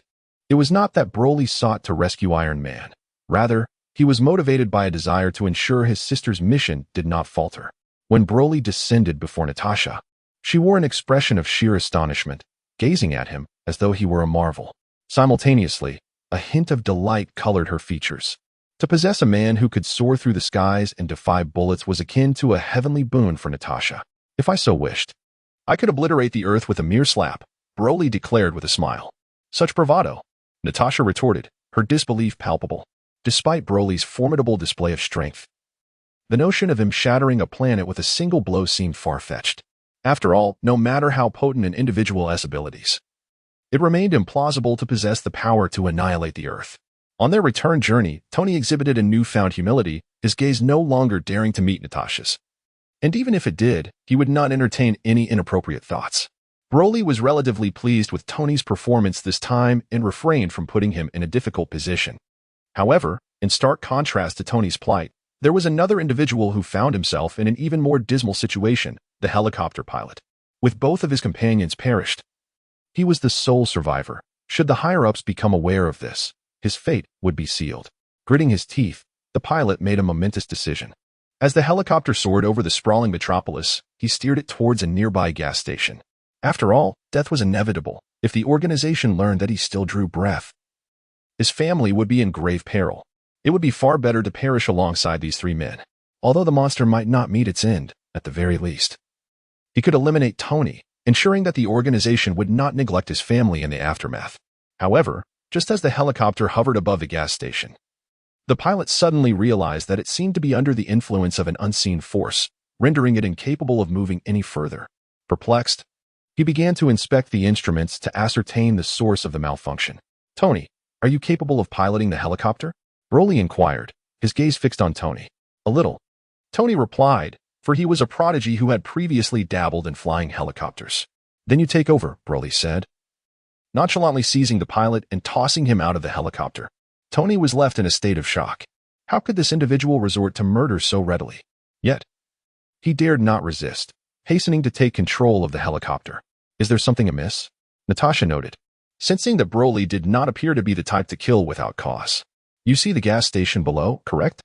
That fellow intended for our helicopter to crash into it," Broly explained with a slight smile, having long suspected the pilot's intentions and remained vigilant. If it were just Broly alone, he might not have needed to worry, but the key issue was that he had a beautiful sister by his side. Broly would not allow his sister to suffer even the slightest harm. He vowed to protect and cherish her eternally, much like he would his beloved wife. Just moments ago, he effortlessly manipulated the helicopter's energy, rendering it suspended in midair, motionless. Such trivial feats were exceedingly simple for Broly. As Natasha glanced downwards at a gas station, her delicate visage suddenly paled. Even Tony, upon spotting the gas station below, furrowed his brow and swiftly maneuvered the helicopter to a different location. Chapter 39, The Invitation from S.H.I.E.L.D. As they neared the vicinity of Stark Industries, Tony borrowed Natasha's phone to call his executive director, Stan. In Broly's recollection, Stan was a schemer, and it was entirely possible that the three individuals from earlier were sent by him. Upon the helicopter's landing, Executive Director Stan personally arrived to welcome Tony, accompanied by his associates. Broly cast a glance at Stan and, as expected, noticed a peculiar glint in his eyes. He directly inquired, "Did you send someone to kill us? What did you say?" Stan's expression faltered slightly, and his gaze towards Broly turned icy.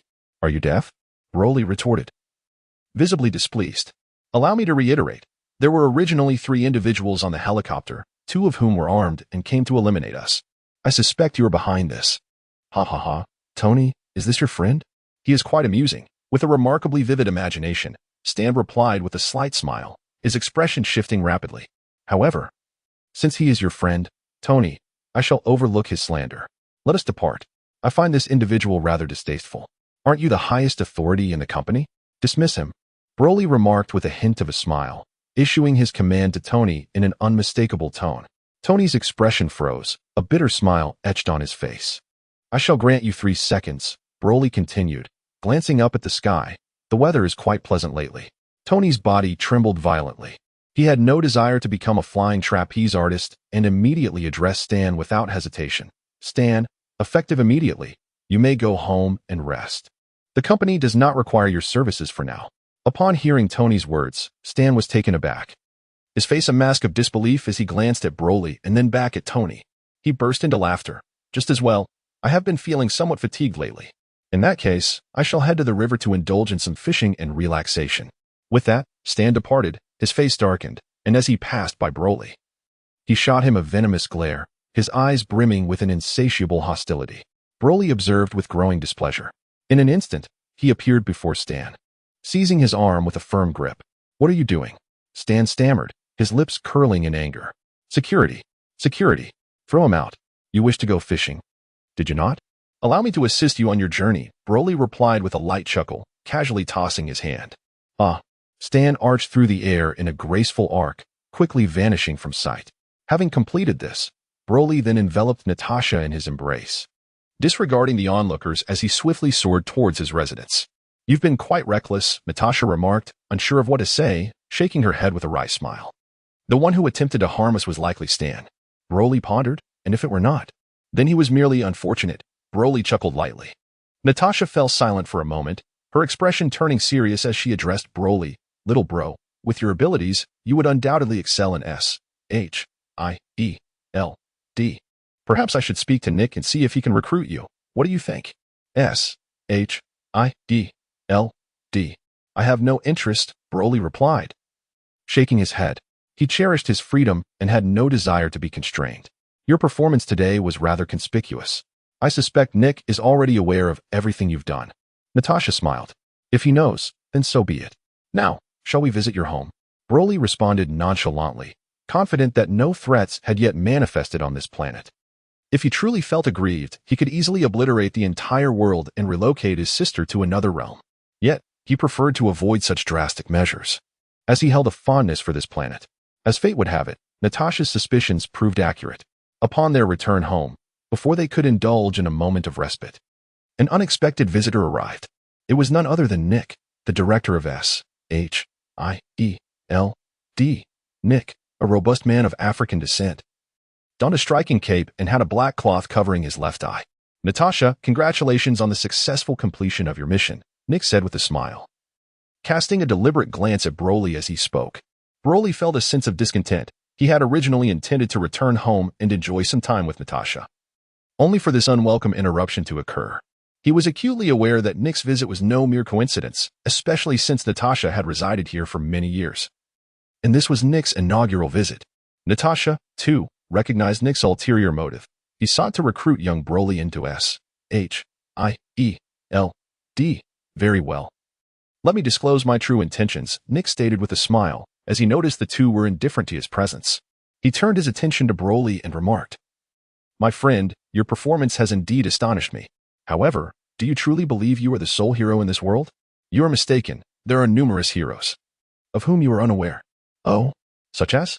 Broly inquired, a smile playing on his lips. Captain America? Spider-Man? Batman? Or perhaps the Hulk? You know of them all? Nick was taken aback, his expression momentarily faltering. He had not anticipated Broly's response, rendering his prepared dialogue entirely ineffective. So, you are suggesting that your aim is to persuade me to join S-H-I-E-L-D, correct? Broly asked with a smile. Indeed. That is precisely my intention, Nick affirmed vigorously. I am not interested, Broly replied with a gentle smile, glancing at Natasha before continuing. However, since my wife is affiliated with S-H-I-E-L-D, I can extend a helping hand, not only for you but also for her. Should you require assistance, feel free to reach out. Thank you. But as of now, I do not require your help, Nick responded, seemingly unfazed by Broly's mention of his wife. After a brief pause, he added, The one who should be concerned is you, young Broly. You must understand that your remarkable abilities have stirred unease within the government. They will not permit a person of your caliber to exist. Your presence poses a threat to national security, and only by joining S-H-I-E-L-D can you secure protection. Are you implying that you are here to threaten me? Broly's displeasure was evident. Let me clarify. I am your friend, and indeed Natasha's friend. I am acting in your best interest, Nick hurriedly explained. You should be aware of what kind of organization S-H-I-E-L-D is. At this juncture, Broly's brows furrowed in concern, for he sensed the presence of advanced weaponry aimed directly at him. He realized that any slight movement could prompt an immediate response from those in the shadows. Broly's heart brimmed with discontent, his expression darkening significantly. "Are all those outside your people?" he inquired coldly. "What?" Nick momentarily faltered, unable to comprehend the implication of Broly's words. Observing Nick's reaction, Broly noted the genuine astonishment upon his face, entirely devoid of pretense. It seemed evident that Nick was largely unaware of the identities of those outside. "Since they are not under your command, it is somewhat regrettable. However, allow me to present you with an intriguing spectacle," Broly remarked with a subtle smile. As he spoke, an invisible barrier of energy enveloped Natasha, ensuring her safety from the impending battle. In the next instant, Broly swiftly darted from the room, soaring into the sky. It was not an act of fleeing. Rather, he sought to prevent the weapons from obliterating his cherished sanctuary that he had built with Natasha. He held a deep fondness for this little abode they had created together. Broly vanished in the blink of an eye, akin to a bullet shot into the void. Nick and Natasha exchanged glances, swiftly scanning the surroundings. Upon their inspection, the color drained from their faces. In a fit of urgency, Nick retrieved his mobile phone and dialed a number, demanding to know the situation. "This is absurd. Why is the military meddling in this affair?" Upon learning the specifics, Nick's fury ignited. If you had not acted on your own accord, he would have been working for SHIELD,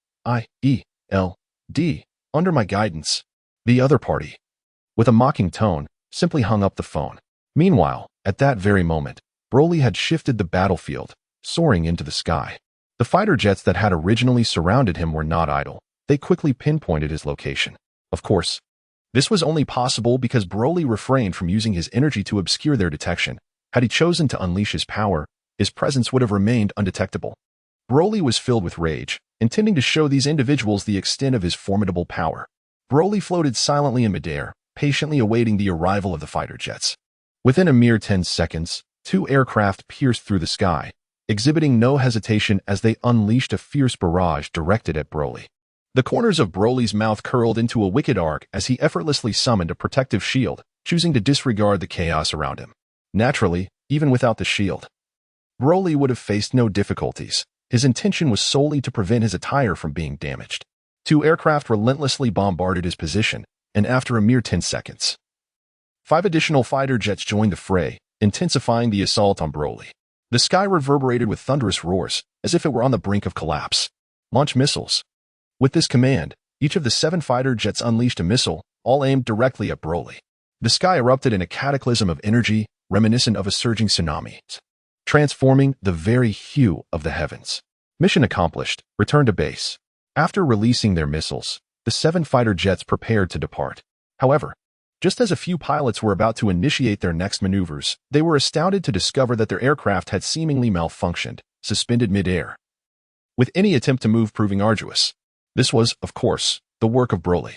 For Broly, who could transform into a Super Saiyan, those missiles were akin to mere tickles.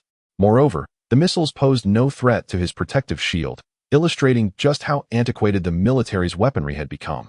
Despite being bombarded for an extended period, Broly refrained from retaliating, wishing to demonstrate his true power to all, in hopes of deterring future disturbances. In the next moment, a dense fog seemed to swirl around Broly, enveloping the sky. With a resounding crash, bolts of lightning descended, striking Broly evenly. In an instant, golden arcs of electricity surged forth, saturating the atmosphere, while the sky shifted in color. It appeared as though the entire firmament was cloaked in these electric arcs, causing those below to believe they were witnessing the end of the world, instilling a sense of dread in their hearts. Gradually, Broly's figure emerged from the chaos. He was surrounded by a radiant yellow-green aura, his body seemingly ablaze, layers of flames illuminating the sky and altering its very color. Over the years, Broly had seldom unleashed the fiery essence of a Super Saiyan, opting instead for a simple transformation. This time, however, he chose to display his full power. Intending to quell any further disturbances, the pilots controlling the fighter jets were left dumbfounded, their faces drained of color. "Colonel, what should we do?" Someone inquired at the military command center. "Activate Operation Plan 2. The colonel commanded with a stern expression. "Immediate retreat." However, these 7 fighter jets had just attempted to retreat, but the aircraft had completely ceased to respond. "Report, sir, the planes are unresponsive," someone exclaimed urgently. "Evacuate the aircraft," the colonel commanded. Bang! One of the pilots reacted swiftly and ejected himself from the plane. Could Broly simply allow them to escape? With a grin, Broly directed his hand towards the pilot's position and gently pointed. Boom. In an instant, that pilot exploded mid-air, utterly lifeless. The remaining pilots, who were about to emerge, were paralyzed with fear upon witnessing the demise of their comrade, trembling uncontrollably, unsure of how to proceed. Let them all perish, Broly declared. The flames surrounding him intensified. And in the blink of an eye, these yellow-green flames erupted forth. It was as if radiant auroras enveloped him, and within moments, the aircraft encircling Broly were reduced to mere dust, leaving not a trace behind.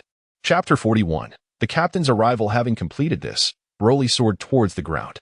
Previously, in addition to the fighter jets in the sky, there were considerable armed forces on the ground, including several tanks. Broly intends to rid himself of this refuse, lest they tarnish his abode. Whoosh. Broly swiftly descended to the ground, plummeting with the velocity of free fall, instantly crushing a tank beneath his feet. In an instant, the ground forces erupted into chaos, unleashing a barrage of gunfire in Broly's direction. Broly was enveloped in a radiant aura, rendering the need for a protective shield unnecessary. The mere presence of these yellow-green flames exuded immense energy. As bullets and shells approached, they were effortlessly halted upon contact with the fiery manifestation of the Super Saiyan. And not only that, these projectiles were swiftly reduced to nothingness by the searing flames. It was as if the bullets vanished into thin air. Everyone was left in awe, uncertain whether to continue their assault. After all, such attacks proved utterly ineffective against him. Persisting in this manner would merely squander their ammunition. Broly paid no heed to the armor, advancing step by step, as everything in his path was effortlessly obliterated by his formidable presence.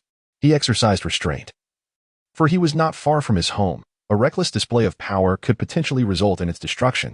Broly was determined to protect his home from harm.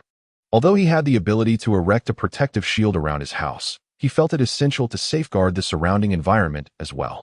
Thus, he advanced gradually, rendering the tank shells and artillery ineffective. The soldiers were left in awe. They were facing a true monster. How could one possibly confront such a being? Just as they were at a loss, a figure clad in blue descended from the heavens, wielding a circular shield emblazoned with a prominent star. Upon his arrival, the assembled soldiers erupted in cheers. The newcomer was none other than Captain America. He had lain dormant for 70 years, only to awaken a few years prior, subsequently being covertly enlisted by the military. At that moment, Captain America appeared like a god of war, his imposing presence fixed upon Broly. This is my domain now. You all need to evacuate, he commanded sternly, his gaze unwaveringly focused on Broly. The soldiers felt a wave of relief, yet, as soldiers, they were bound by duty to remain until ordered otherwise. Moreover, they harbored hopes that the captain would deliver a decisive blow to this monstrous foe. Captain America's legend resonated deeply within their hearts. His strength was a source of pride for every soldier and citizen alike. In their eyes, he would undoubtedly turn the tide and vanquish this behemoth. With a steely expression, Captain America removed his shield and, without a moment's hesitation, hurled it towards Broly. As Broly raised his hand, he effortlessly caught the shield. He had always been intrigued by Captain America's shield, an object that could withstand even Thor's hammer without succumbing to destruction. The material it was crafted from was a mystery to him. After securing the shield, Broly examined it closely, only to feel a wave of disappointment wash over him. The composition of the shield was hardly more durable than that of a Saiyans battle attire. He believed that with a power level of around 1,000, it could be shattered. Captain America had anticipated Broly's immense strength and was not taken aback when he witnessed his adversary catch the shield with bare hands. Without delay, Captain America leaped into action, intending to deliver a punch to Broly. However, at that moment, Broly lost interest in the shield and, with a gentle squeeze, the sound of shattering echoed in the air. The shield fragmented into no less than 8 pieces, each falling to the ground. Captain America, who was ready to assault Broly, was momentarily stunned. How could someone possess such strength to crush the shield? It was a feat accomplished with bare hands. He watched in disbelief as Broly casually crumbled the shield as if it were an egg. His pride, the indomitable shield, lay in ruins before him. Captain America stared wide-eyed, momentarily forgetting his intent to attack.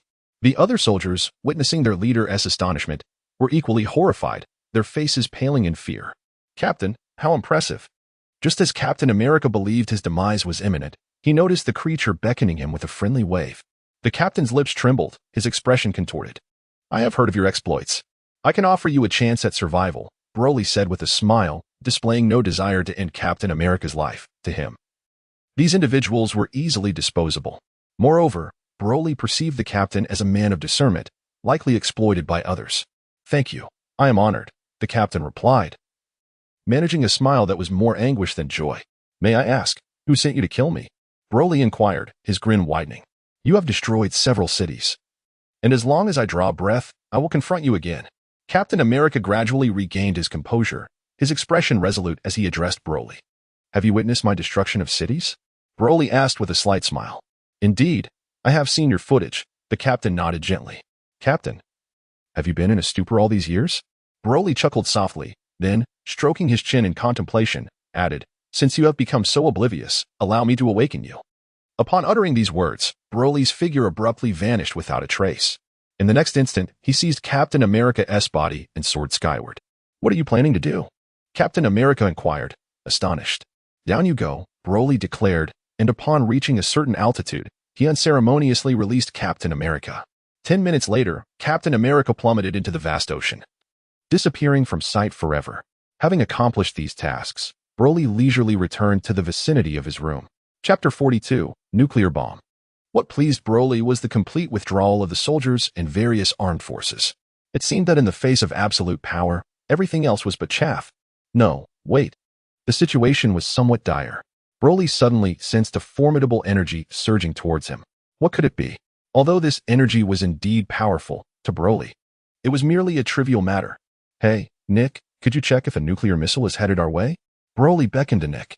At that moment, Nick had just left Natasha's room not long ago, and his anxious demeanor suggested he wished to return to SHIELD headquarters. Upon hearing Broly's words, Nick's expression faltered, darkening significantly. "Damn it, who issued the order?" he exclaimed, his fury mounting as he swiftly contacted headquarters using a specialized device.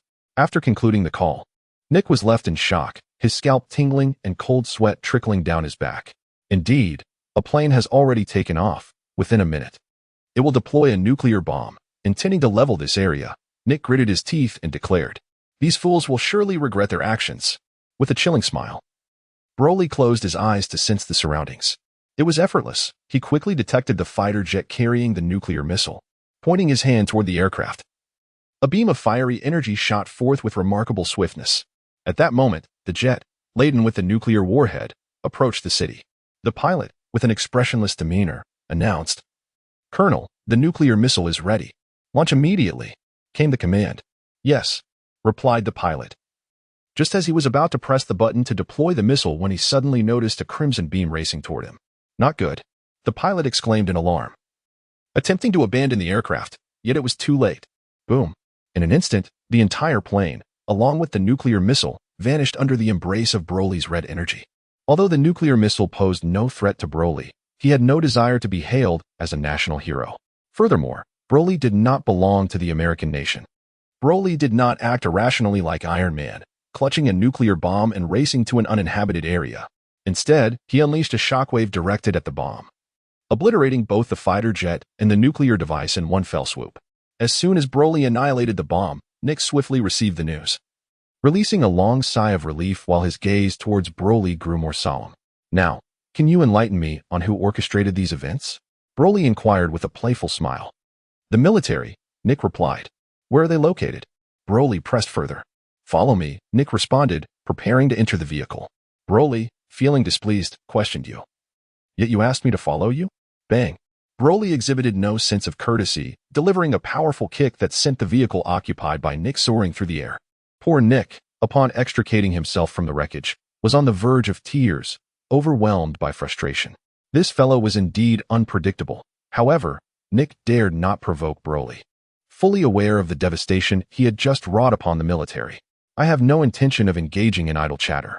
Tell me, in what direction lies the one who attacked me?" Broly inquired with a stern expression. "My patience is limited. You have 3 seconds to respond. As for the individual who issued the command within the military, I am unaware of his precise location. Nevertheless, I suspect they are on this island." Nick managed to suppress his pain and produced an electronic map, gesturing towards Broly. "Very well, this island is destined for obliteration," Broly declared, and with that, he soared into the sky. In the blink of an eye, Broly arrived above the island. The island was not particularly large. A cursory glance revealed a population of approximately 100,000. Upon further scrutiny, Broly discerned the location of a military base. Broly, weary of unnecessary words, had already concentrated an energy wave in his hand, intending to obliterate the entire island.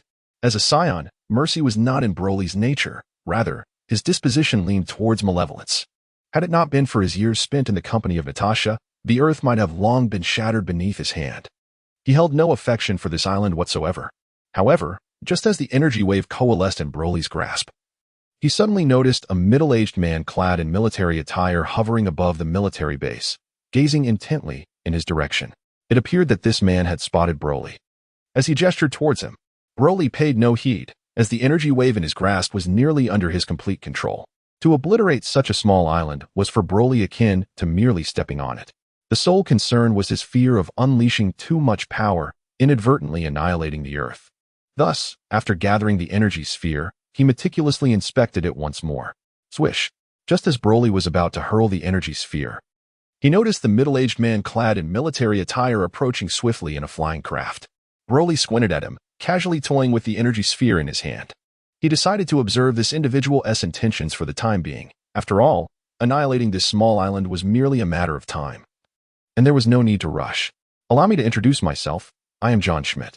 In fact, I have been aware of you since your childhood. The middle-aged man offered a friendly smile to Broly, and upon receiving no response, continued, I hold you in high regard, and I can easily envision your growth. However, your remarkable performance has indeed taken me by surprise. Speak plainly, Broly replied with impatience.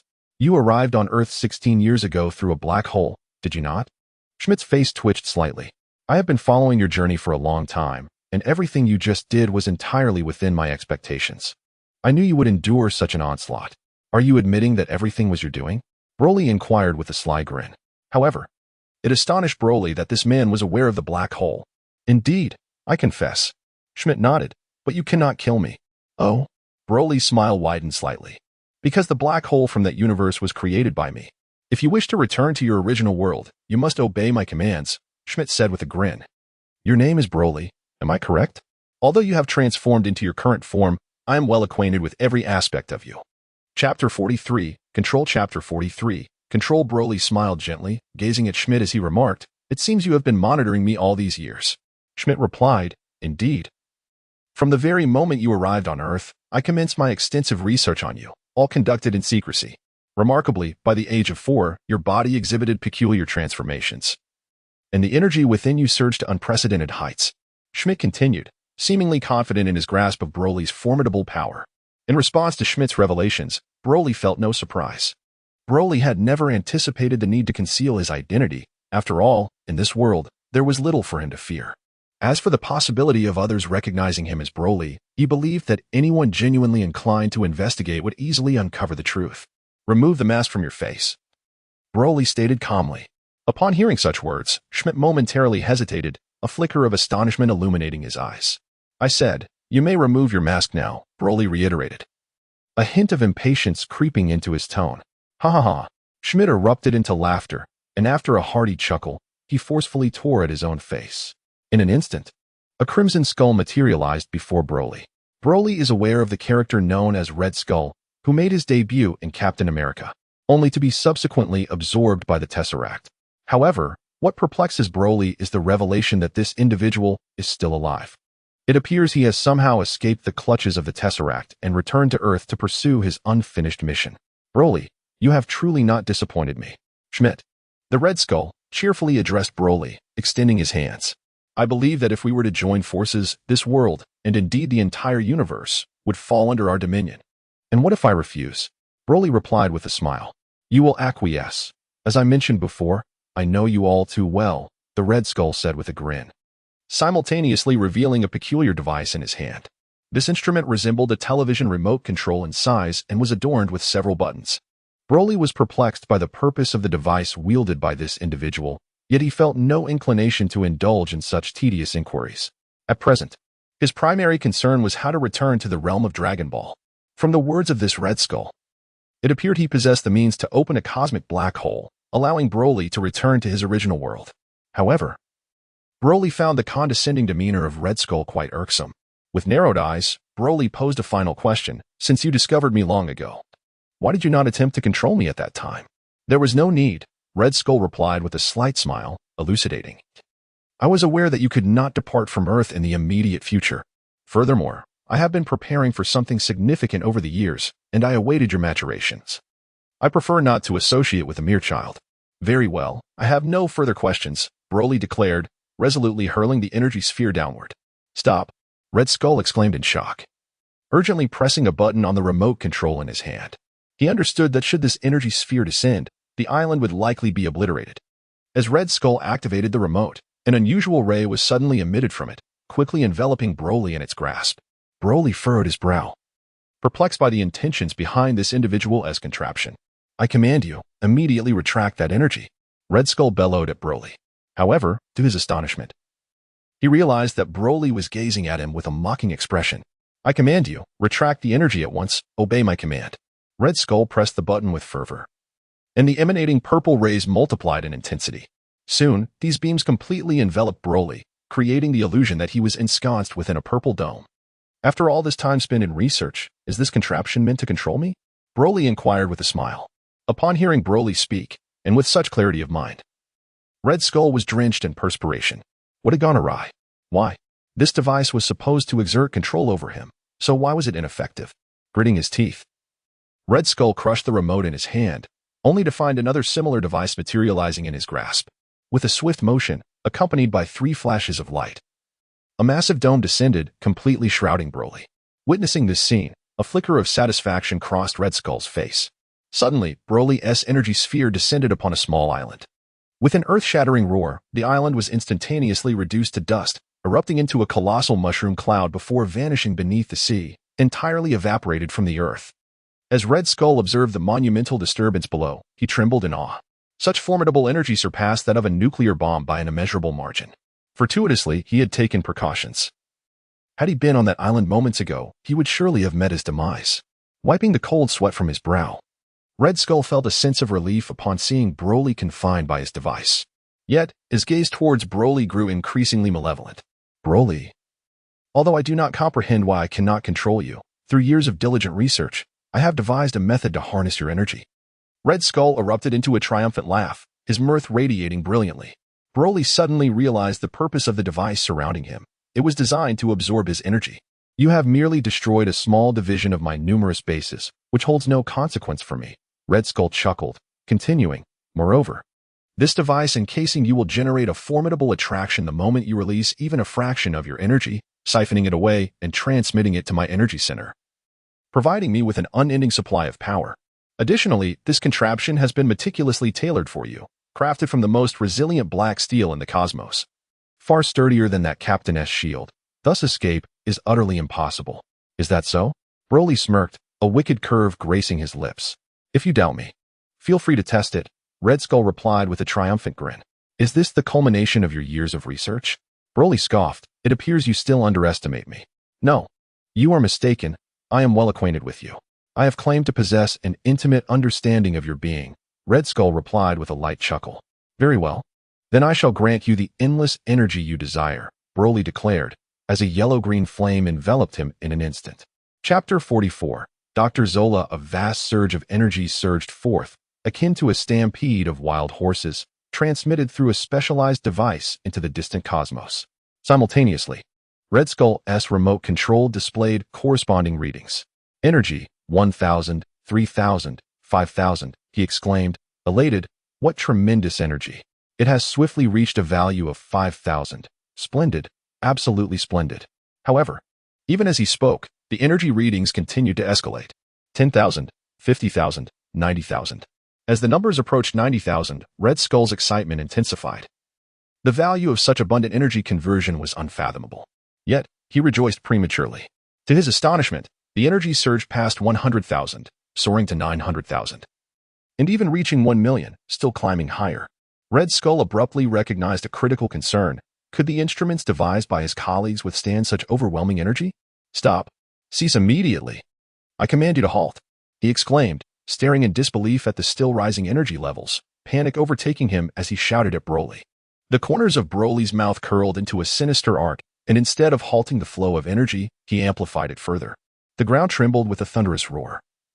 And in an instant, a formidable force radiated outward from Broly's core, conjuring tempestuous storms in its wake. Darkness enveloped the surroundings, rendering it impossible to gaze directly upon the scene. Accompanying the resounding blast, the peculiar barrier encircling Broly shattered under the onslaught of his overwhelming power. Simultaneously, at a distant space station in the vast cosmos, instruments designed to capture Broly's energy erupted in blinding flames. In the blink of an eye, the station succumbed to the might of his energy and was reduced to mere vapor. The Red Skull stood aghast, rendered speechless by the spectacle before him. "Is this your research on me?" Broly inquired with a smile. The Red Skull's expression darkened significantly, despite years of systematic analysis. He had never anticipated Broly's strength would reach such staggering heights. "I have underestimated you," he admitted gravely.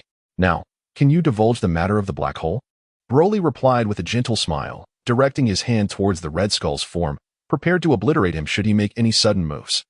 Although the Red Skull's physique was more robust than that of an ordinary human, to Broly, he was hardly distinguishable from one. The Red Skull erupted into laughter then. Fixing his gaze upon Broly, he declared, "Do you truly believe this is my true form? Allow me to enlighten you. What stands before you is merely a fraction of my essence. While your annihilation of my current self will have repercussions, I shall not perish. Sever one head, and two shall emerge in its stead. Long live the Hydra." At this proclamation, the Red Skull's body began to swell dramatically. With a resounding explosion, his form shattered into countless fragments, obliterated beyond any possibility of revival. Broly smiled calmly, having noticed that something was amiss with the Red Skull. The aura emanating from the latter's body felt distinctly unusual. It seemed that uncovering the true form of the Red Skull would require considerable effort. However, Broly possessed alternative methods. In the next instant, his body transformed into a streak of light, hurtling towards the vastness of space. Within a mere 10 seconds, Broly found himself amidst the cosmos, standing near a space station that had recently absorbed his energy. Naturally, locating the station that had siphoned his power was effortless for Broly, as it held a significant amount of his own energy. Broly's gaze swept back and forth, a subtle smirk playing at the corners of his mouth. In a distant location, a small spacecraft soared through the cosmos at remarkable speed. It was effortless for Broly to sense a faint energy emanating from within this vessel. The recent surge of energy had sent Dr. Zola's heart racing. Fortunately, he had reacted swiftly and, upon recognizing the ominous situation, hastily departed from the space station, escaping peril aboard the spacecraft.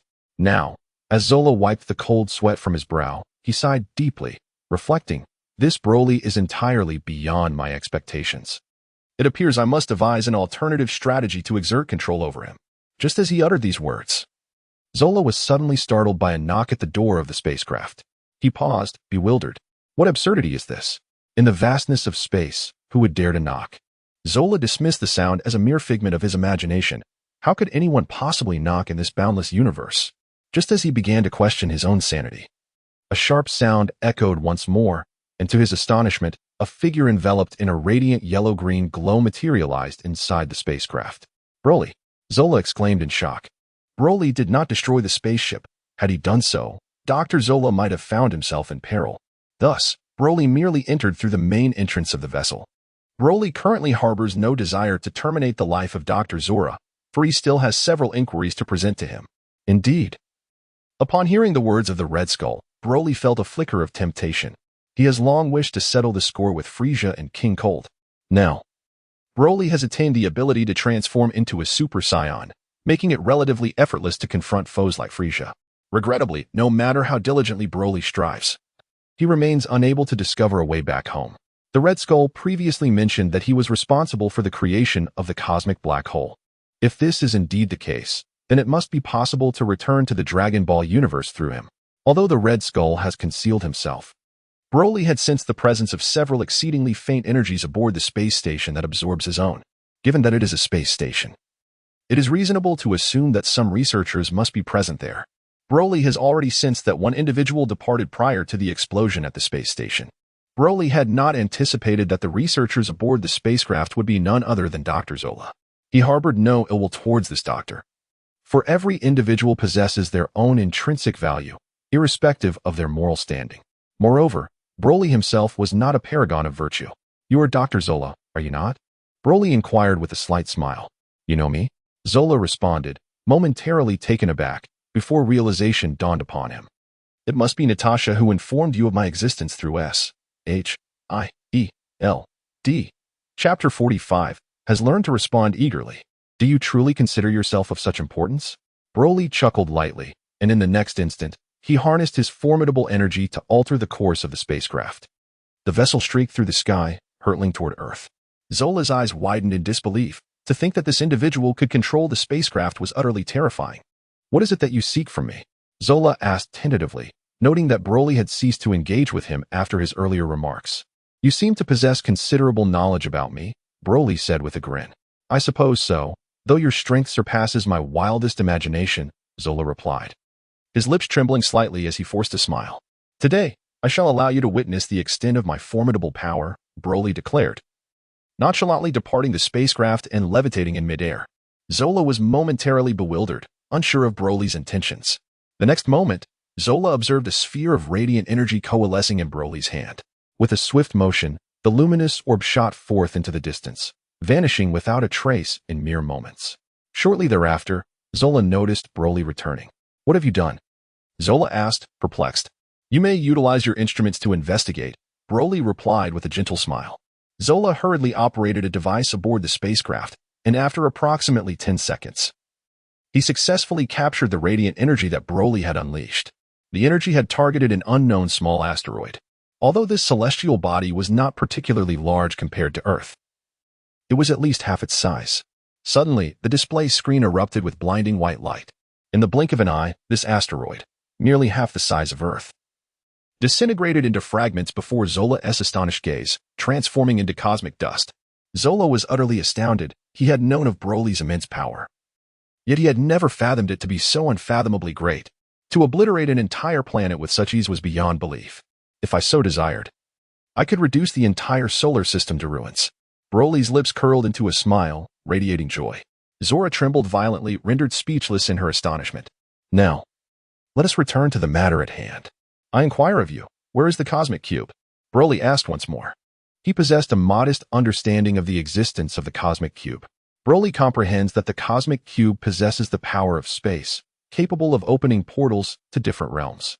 He has speculated that his arrival in the Marvel Universe is likely due to the influence of the cosmic cube. However, over the years, he has tirelessly sought the cube's whereabouts, yet has found no trace of it. According to the narrative of the Marvel films, after Captain America vanquished Red Skull, the cosmic cube should have fallen into the hands of the government, or more plausibly, within the confines of S-H-I-E-L-D. Due to his association with Natasha, Broly had visited S-H-I-E-L-D at a young age, sensing the surroundings but failing to detect any extraordinary energy responses. This suggests that the Tesseract may indeed be located elsewhere. Encountering Red Skull and Dr. Zola today, however, rekindled Broly's desire to search for the Tesseract once more. The Tesseract possesses boundless energy, yet regrettably, it vanished long ago. Dr. Zola elaborated that Mr. Schmidt has also been in pursuit of the Tesseract over the years. Otherwise, he would have activated his control scheme against you long ago. Unfortunately, he has failed. His arrogance nearly cost him his life. Enough of this trivial talk. Do you wish to follow me, or continue serving your Red Skull? Broly inquired with a stern expression. I am a scientist, and my primary goal is to study the cosmos. Everything else is of little importance. Zola shrugged with a smile, gazing at Broly. Very well. Your research is quite straightforward. You must find a way to open the door to my world. Of course, there are benefits to this endeavor, for I shall take you to a place where you can realize any wish. Broly replied with a gentle smile, stating his condition. This condition, one would surmise, would be hard to refuse. Upon hearing Broly's words, Zola indeed felt a stirring within. To fulfill any wish? What could the world Broly hails from be like? Zola was intrigued, yet he remained skeptical about Broly's proposition. Could any wish truly be granted? Do you understand why I am so formidable? Broly asked. I comprehend. Your wish must be to obtain immense power, Zola quickly surmised. Indeed, you've learned to answer swiftly, Broly smiled faintly. Aware that if Zola knew such wishes might be beyond the dragon's capability to fulfill, he would be quite perturbed. I seek your assistance in researching how to unlock the door to the universe. However, you must have noticed my physical condition.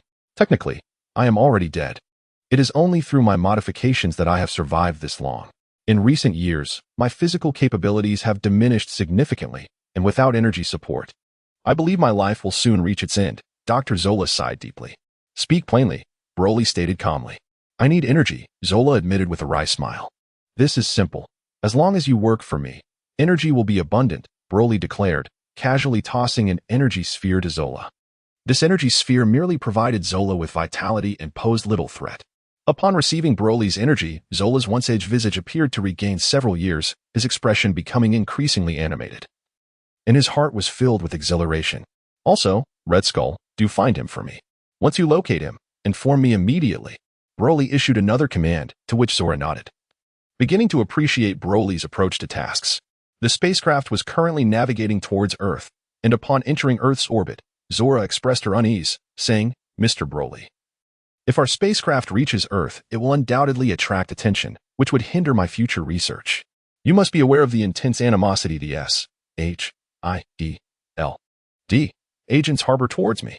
Broly responded with a gentle smile, assuring her, do not worry, they will not be able to locate you. With that, he once again unleashed his energy, enveloping the spacecraft in a protective cocoon. Chapter 46. The Green Gold Warrior. Chapter 46. The Green Gold Warrior. Broly firmly believes that with the current technological capabilities on Earth, detecting this spacecraft is no simple feat. The interference from these energies renders the detectors on Earth nearly ineffective. Thus, under Broly's guidance, the spacecraft descends deep into the forested mountains. From this day forth, this shall be your base for research. Should you require anything, do not hesitate to contact me, Broly said, patting Zora on the shoulder. Zora nodded gently, surveying the vicinity and clearly expressing his satisfaction with the location. Additionally, the spacecraft was equipped with numerous instruments and devices, greatly facilitating Zora's research endeavors. Mr. Broly, I require a modest amount of funding for my research. Just 200 million would suffice, Zora said somewhat sheepishly. That is easily arranged, Broly replied with a gentle smile. As a surge of energy enveloped Zora, you now possess some of the energy from my body, which enhances your speed and strength severfold. As for the funding, you may procure it from the bank. Understood, Zora's eyes gleamed with excitement as he felt an explosive energy coursing through him, granting him a physique potentially more formidable than that of Captain America. His enthusiasm was palpable as a scientist. He had long aspired to develop a serum akin to that of Captain America for his own use. Yet, despite years of research, he had encountered certain limitations. Now, with Broly effortlessly endowing him with such extraordinary might, the prospect of aligning himself with such a powerful figure was undeniably enticing. Once Broly departed, Zora embarked on his initial research endeavor. His primary objective was to ascertain the true magnitude of Broly's power. A servant who does not understand their master is not a good servant. Zora intended to delve deeper into Broly's capabilities. Coincidentally, he had collected energy data during the explosion at the space station, but had not yet had the opportunity to analyze it due to Broly's arrival. This was the perfect moment to do so. After preparing various instruments and inputting the energy data, time seemed to stretch indefinitely. When Zora finally beheld the values displayed on the screen, he was utterly astounded. My goodness, Mr. Broly, he possesses the energy equivalent to half a sun. This is simply terrifying, Zora murmured, his face a canvas of astonishment, yet his heart raced with exhilaration. To be associated with such an illustrious figure promised a life of grandeur and influence. What do you mean by half a sun's energy? At that moment, a voice echoed from behind him. Startled, Zora recognized it as Broly's and quickly rose to greet him. What did you just say? Additionally, what have you been researching these past few days? Broly inquired with a cold demeanor. In recent days, he had reverted to his ordinary appearance and returned home, feigning nonchalance. The S.H.I.E.L.D. and Natasha remained oblivious to his transformation.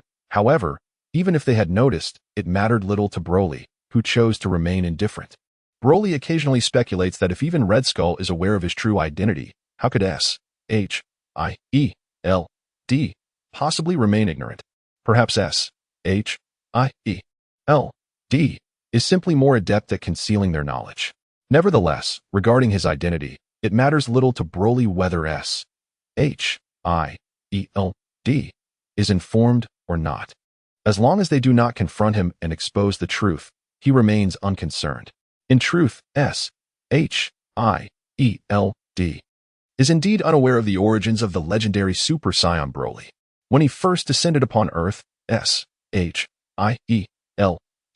was embroiled in internal strife and failed to notice his arrival.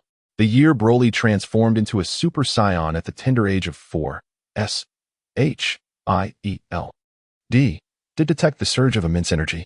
Regrettably, Broly reverted to his normal state shortly after his transformation, and S-H-I-E-L-D's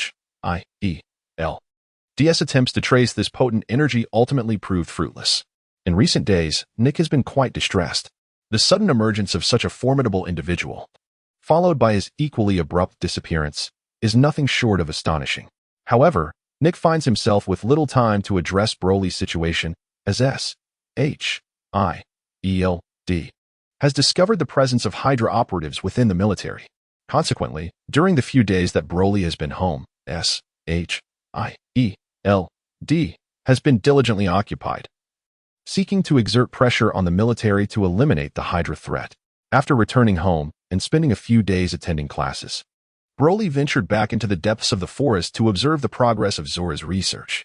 Upon his arrival, he was met with Zora's declaration of possessing the energy of half a sun, which unsettled Broly. He had instructed Zora to seek the time-space door, the means to return to the Dragon Ball world, yet here Zora was, engrossed in seemingly futile pursuits. Mr. Broly, I beg your pardon for my preliminary investigations. As a scientist, I am innately driven by curiosity, and I find your energy immensely intriguing, Zora hastily explained, fearing Broly's wrath.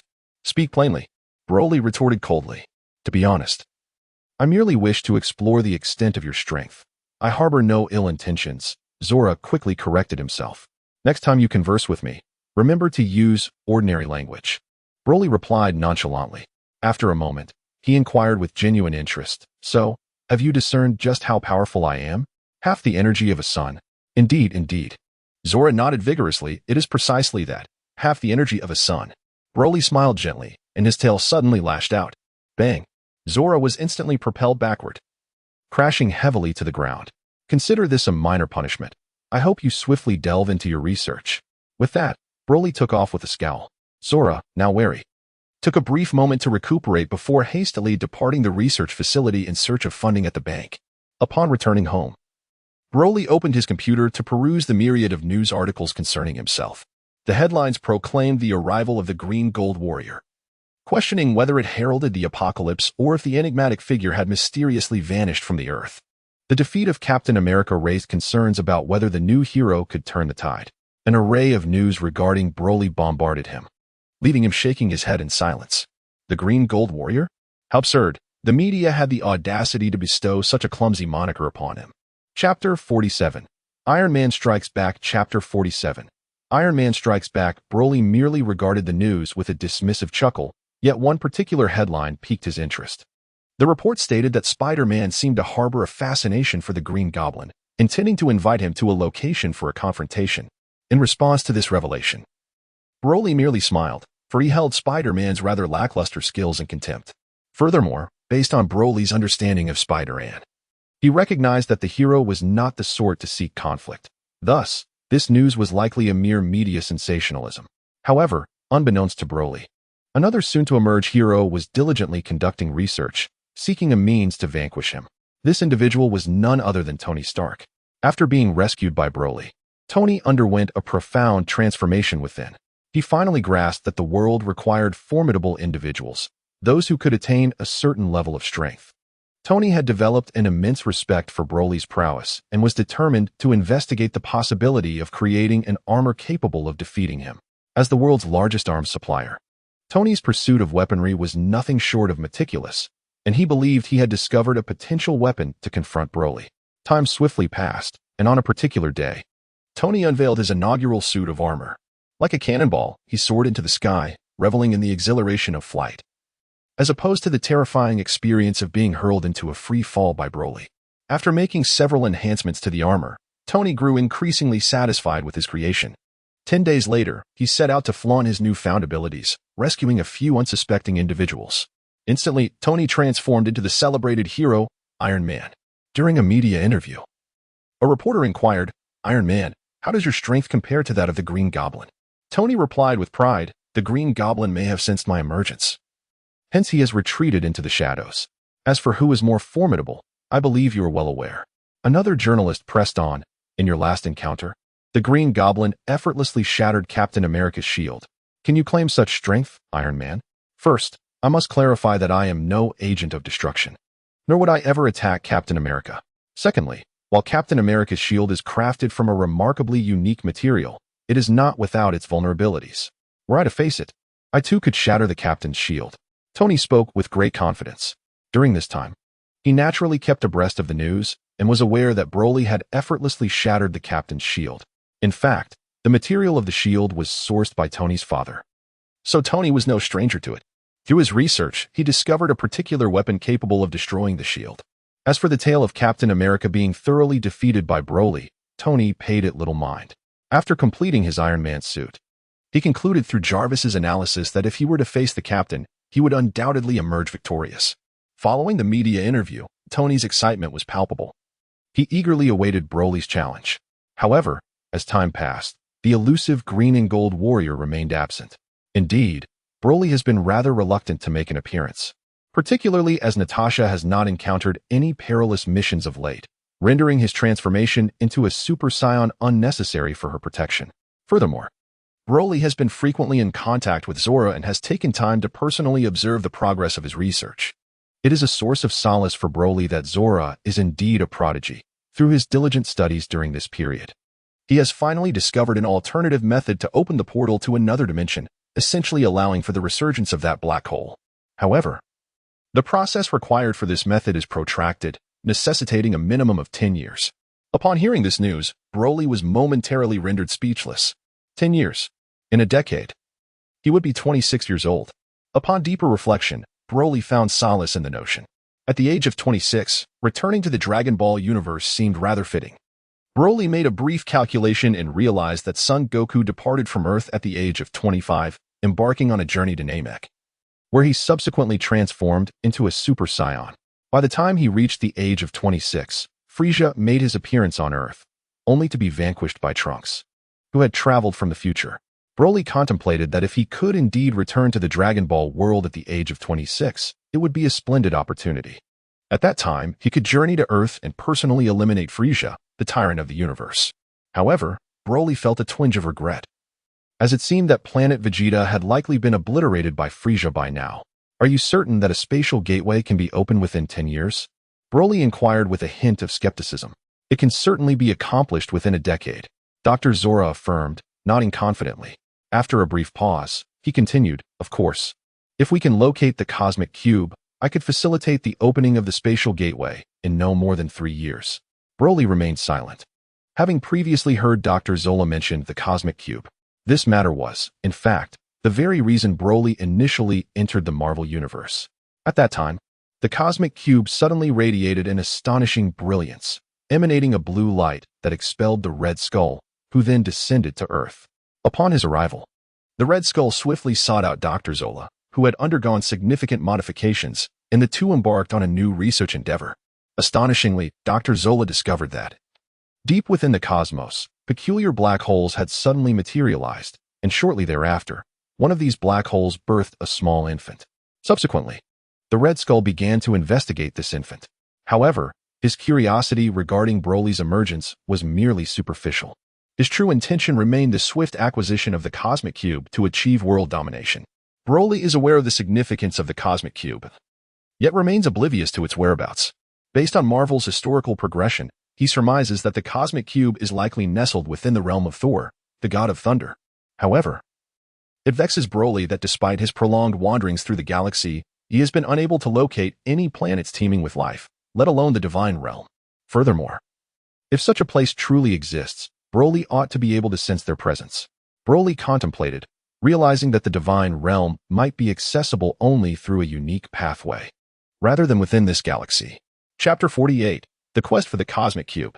Moreover, those beings in the divine realm may not possess a traditional aura, but rather a distinct form of energy that sets them apart. If the Cosmic Cube is located, it could potentially unlock the gateway to another dimension within 3 years, thus allowing a return to the world of Dragon Ball. Broly felt a sense of anticipation regarding this prospect.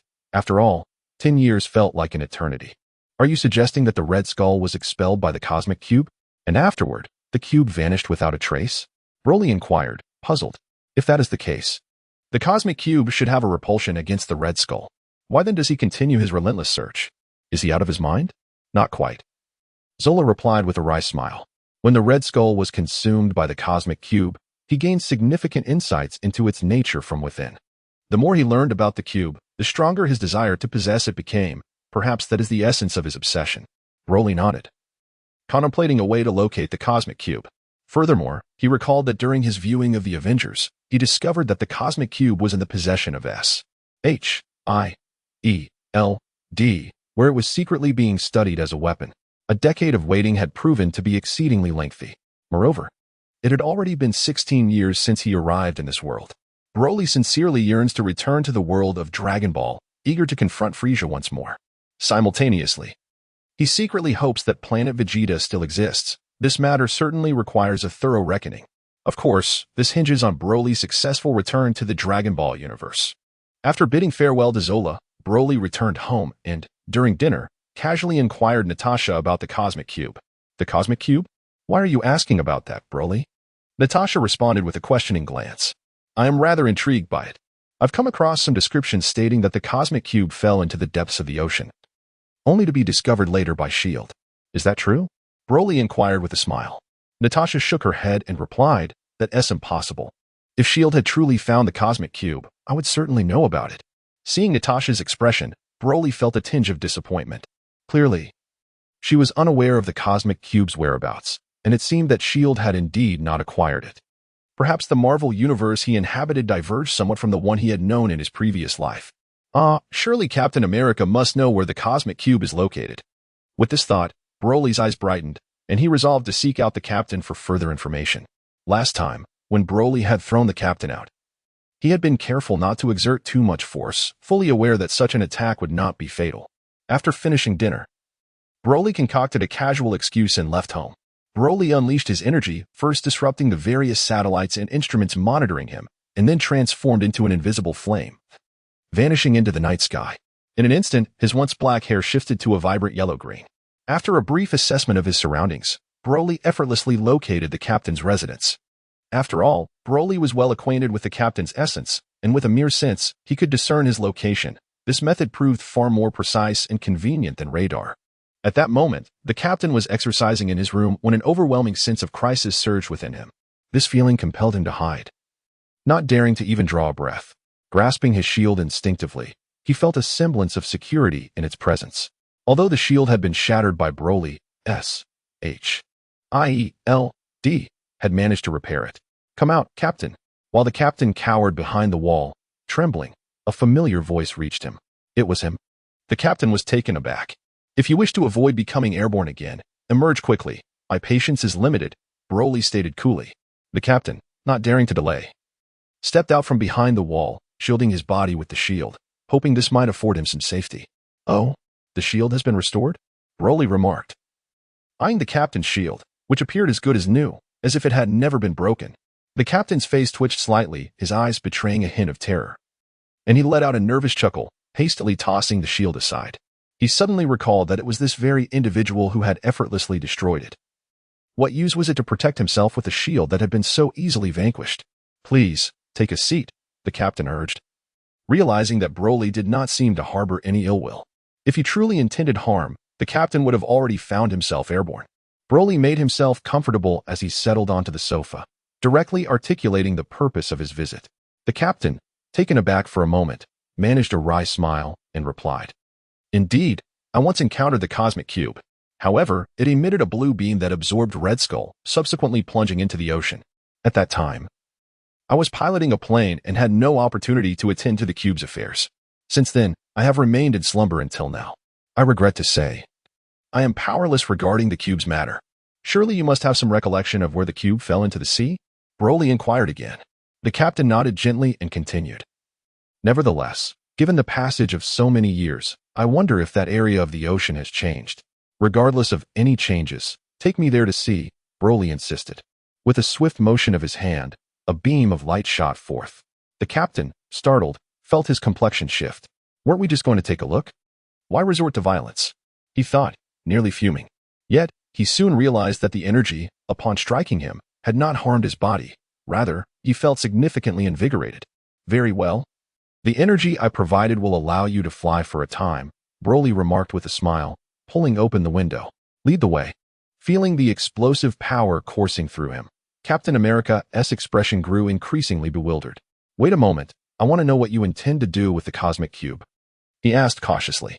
Broly, having a fair understanding of Captain America's character, knew he possessed a noble heart.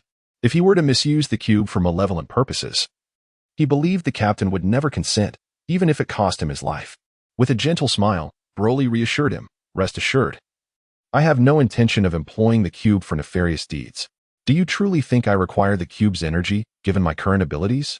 The captain reflected on this, recalling how many advanced weapons had been deployed against Broly, only to be effortlessly vanquished. I wish to apologize for the previous incident. I was manipulated at that time, he said somewhat sheepishly. I later discovered that the military had used me as a pawn. There is no need for apologies. Let us depart post-haste, Broly urged. Broly chuckled, seemingly unfazed. After all, the captain's feeble attacks posed no threat to him whatsoever.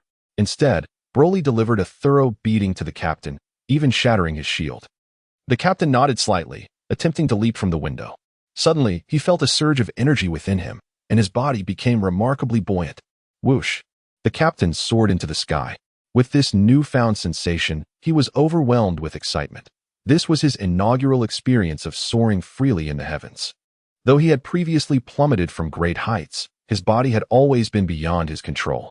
Now, he realized that the ability to fly was a cause for celebration. Approximately 20 minutes later, under the captain's guidance, Broly arrived above an expanse of deep sea. This should be the spot. I recall that the cube fell into this region, the captain remarked, pointing towards the ocean below. Broly nodded gently, silently gazing downward. How do you intend to search for the cube? Even if the cube truly resides within these waters, should it descend into the abyss, retrieving it may prove to be quite a formidable challenge, the captain remarked. Broly smiled faintly, refraining from unnecessary words, and transformed into a streak of light, plunging into the depths of the sea. The captain widened his eyes, interpreting the intent of his companion, seemingly wishing to search directly within the ocean without the aid of any instruments. Indeed, Broly did not employ any devices. To prevent the seawater from drenching his body, he conjured a protective shield around himself, effortlessly repelling the waves.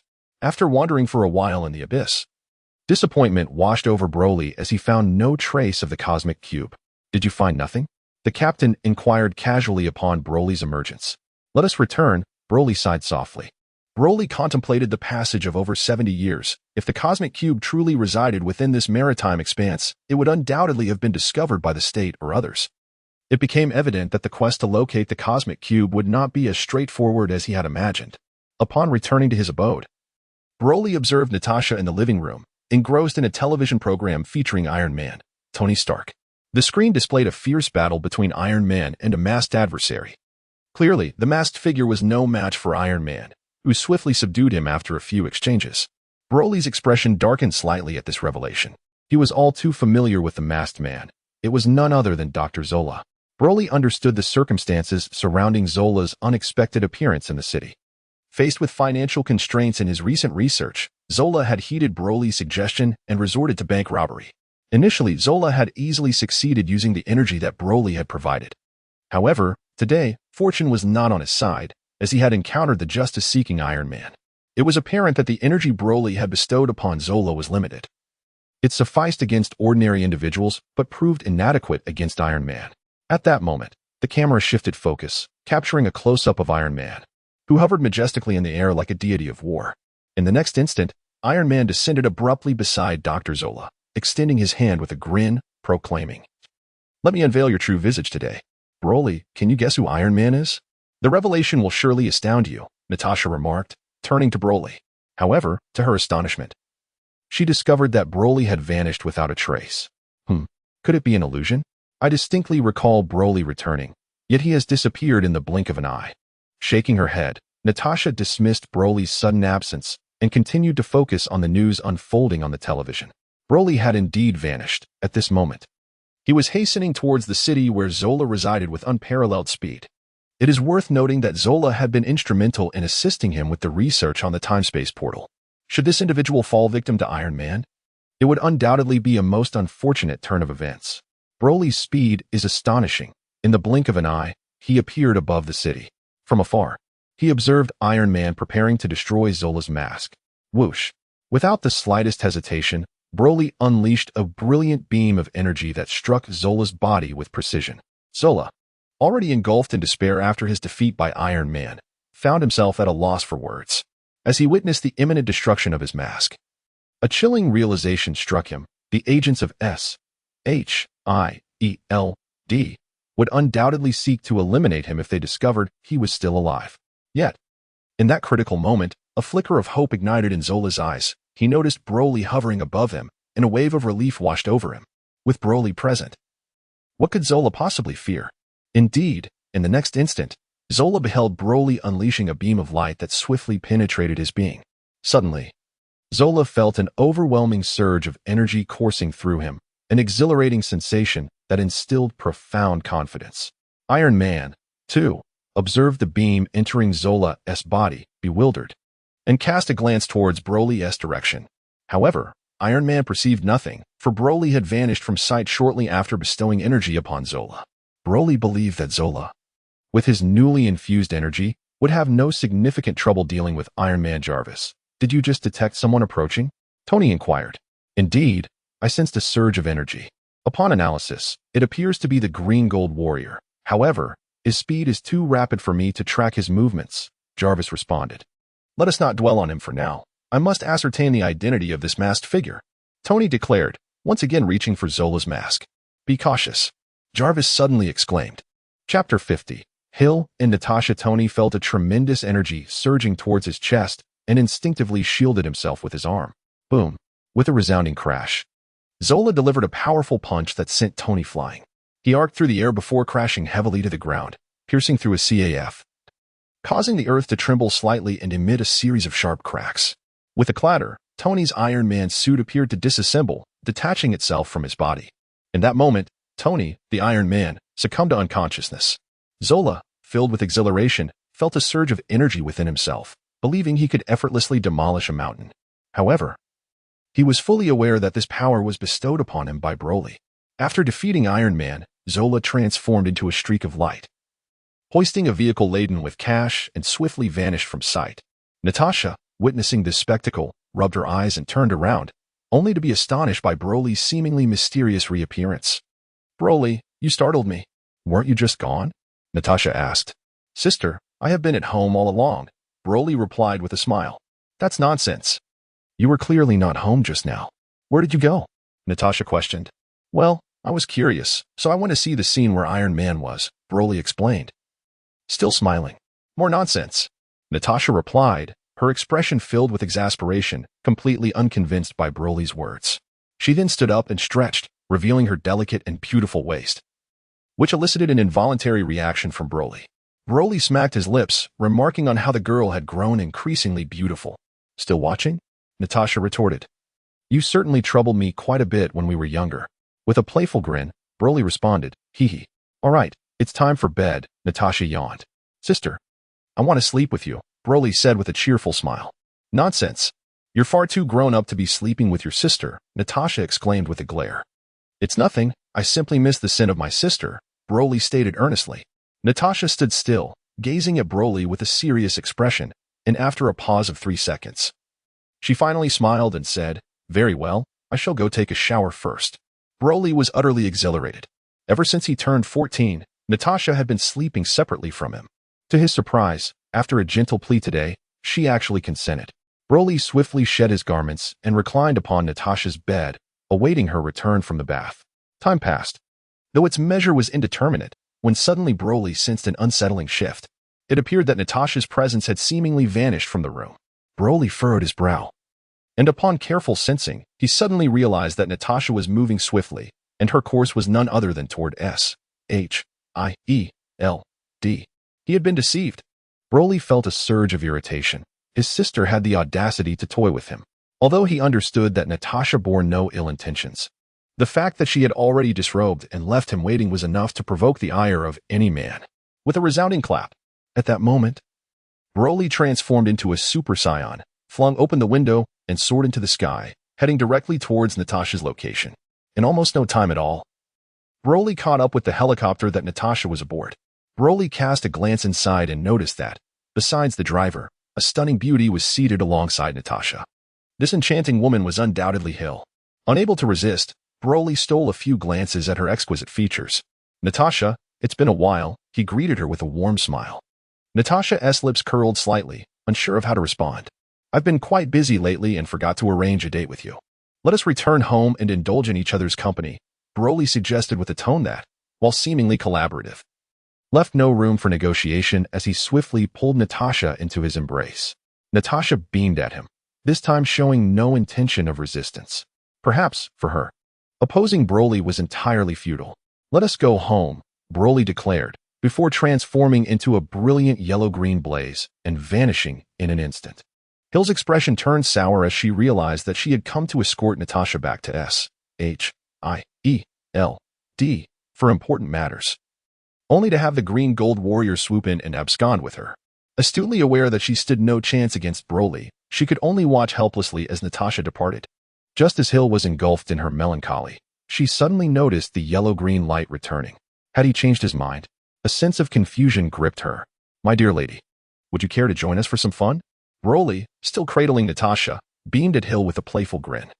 Broly was suddenly struck by a bold idea, to frolic with these two stunning beauties.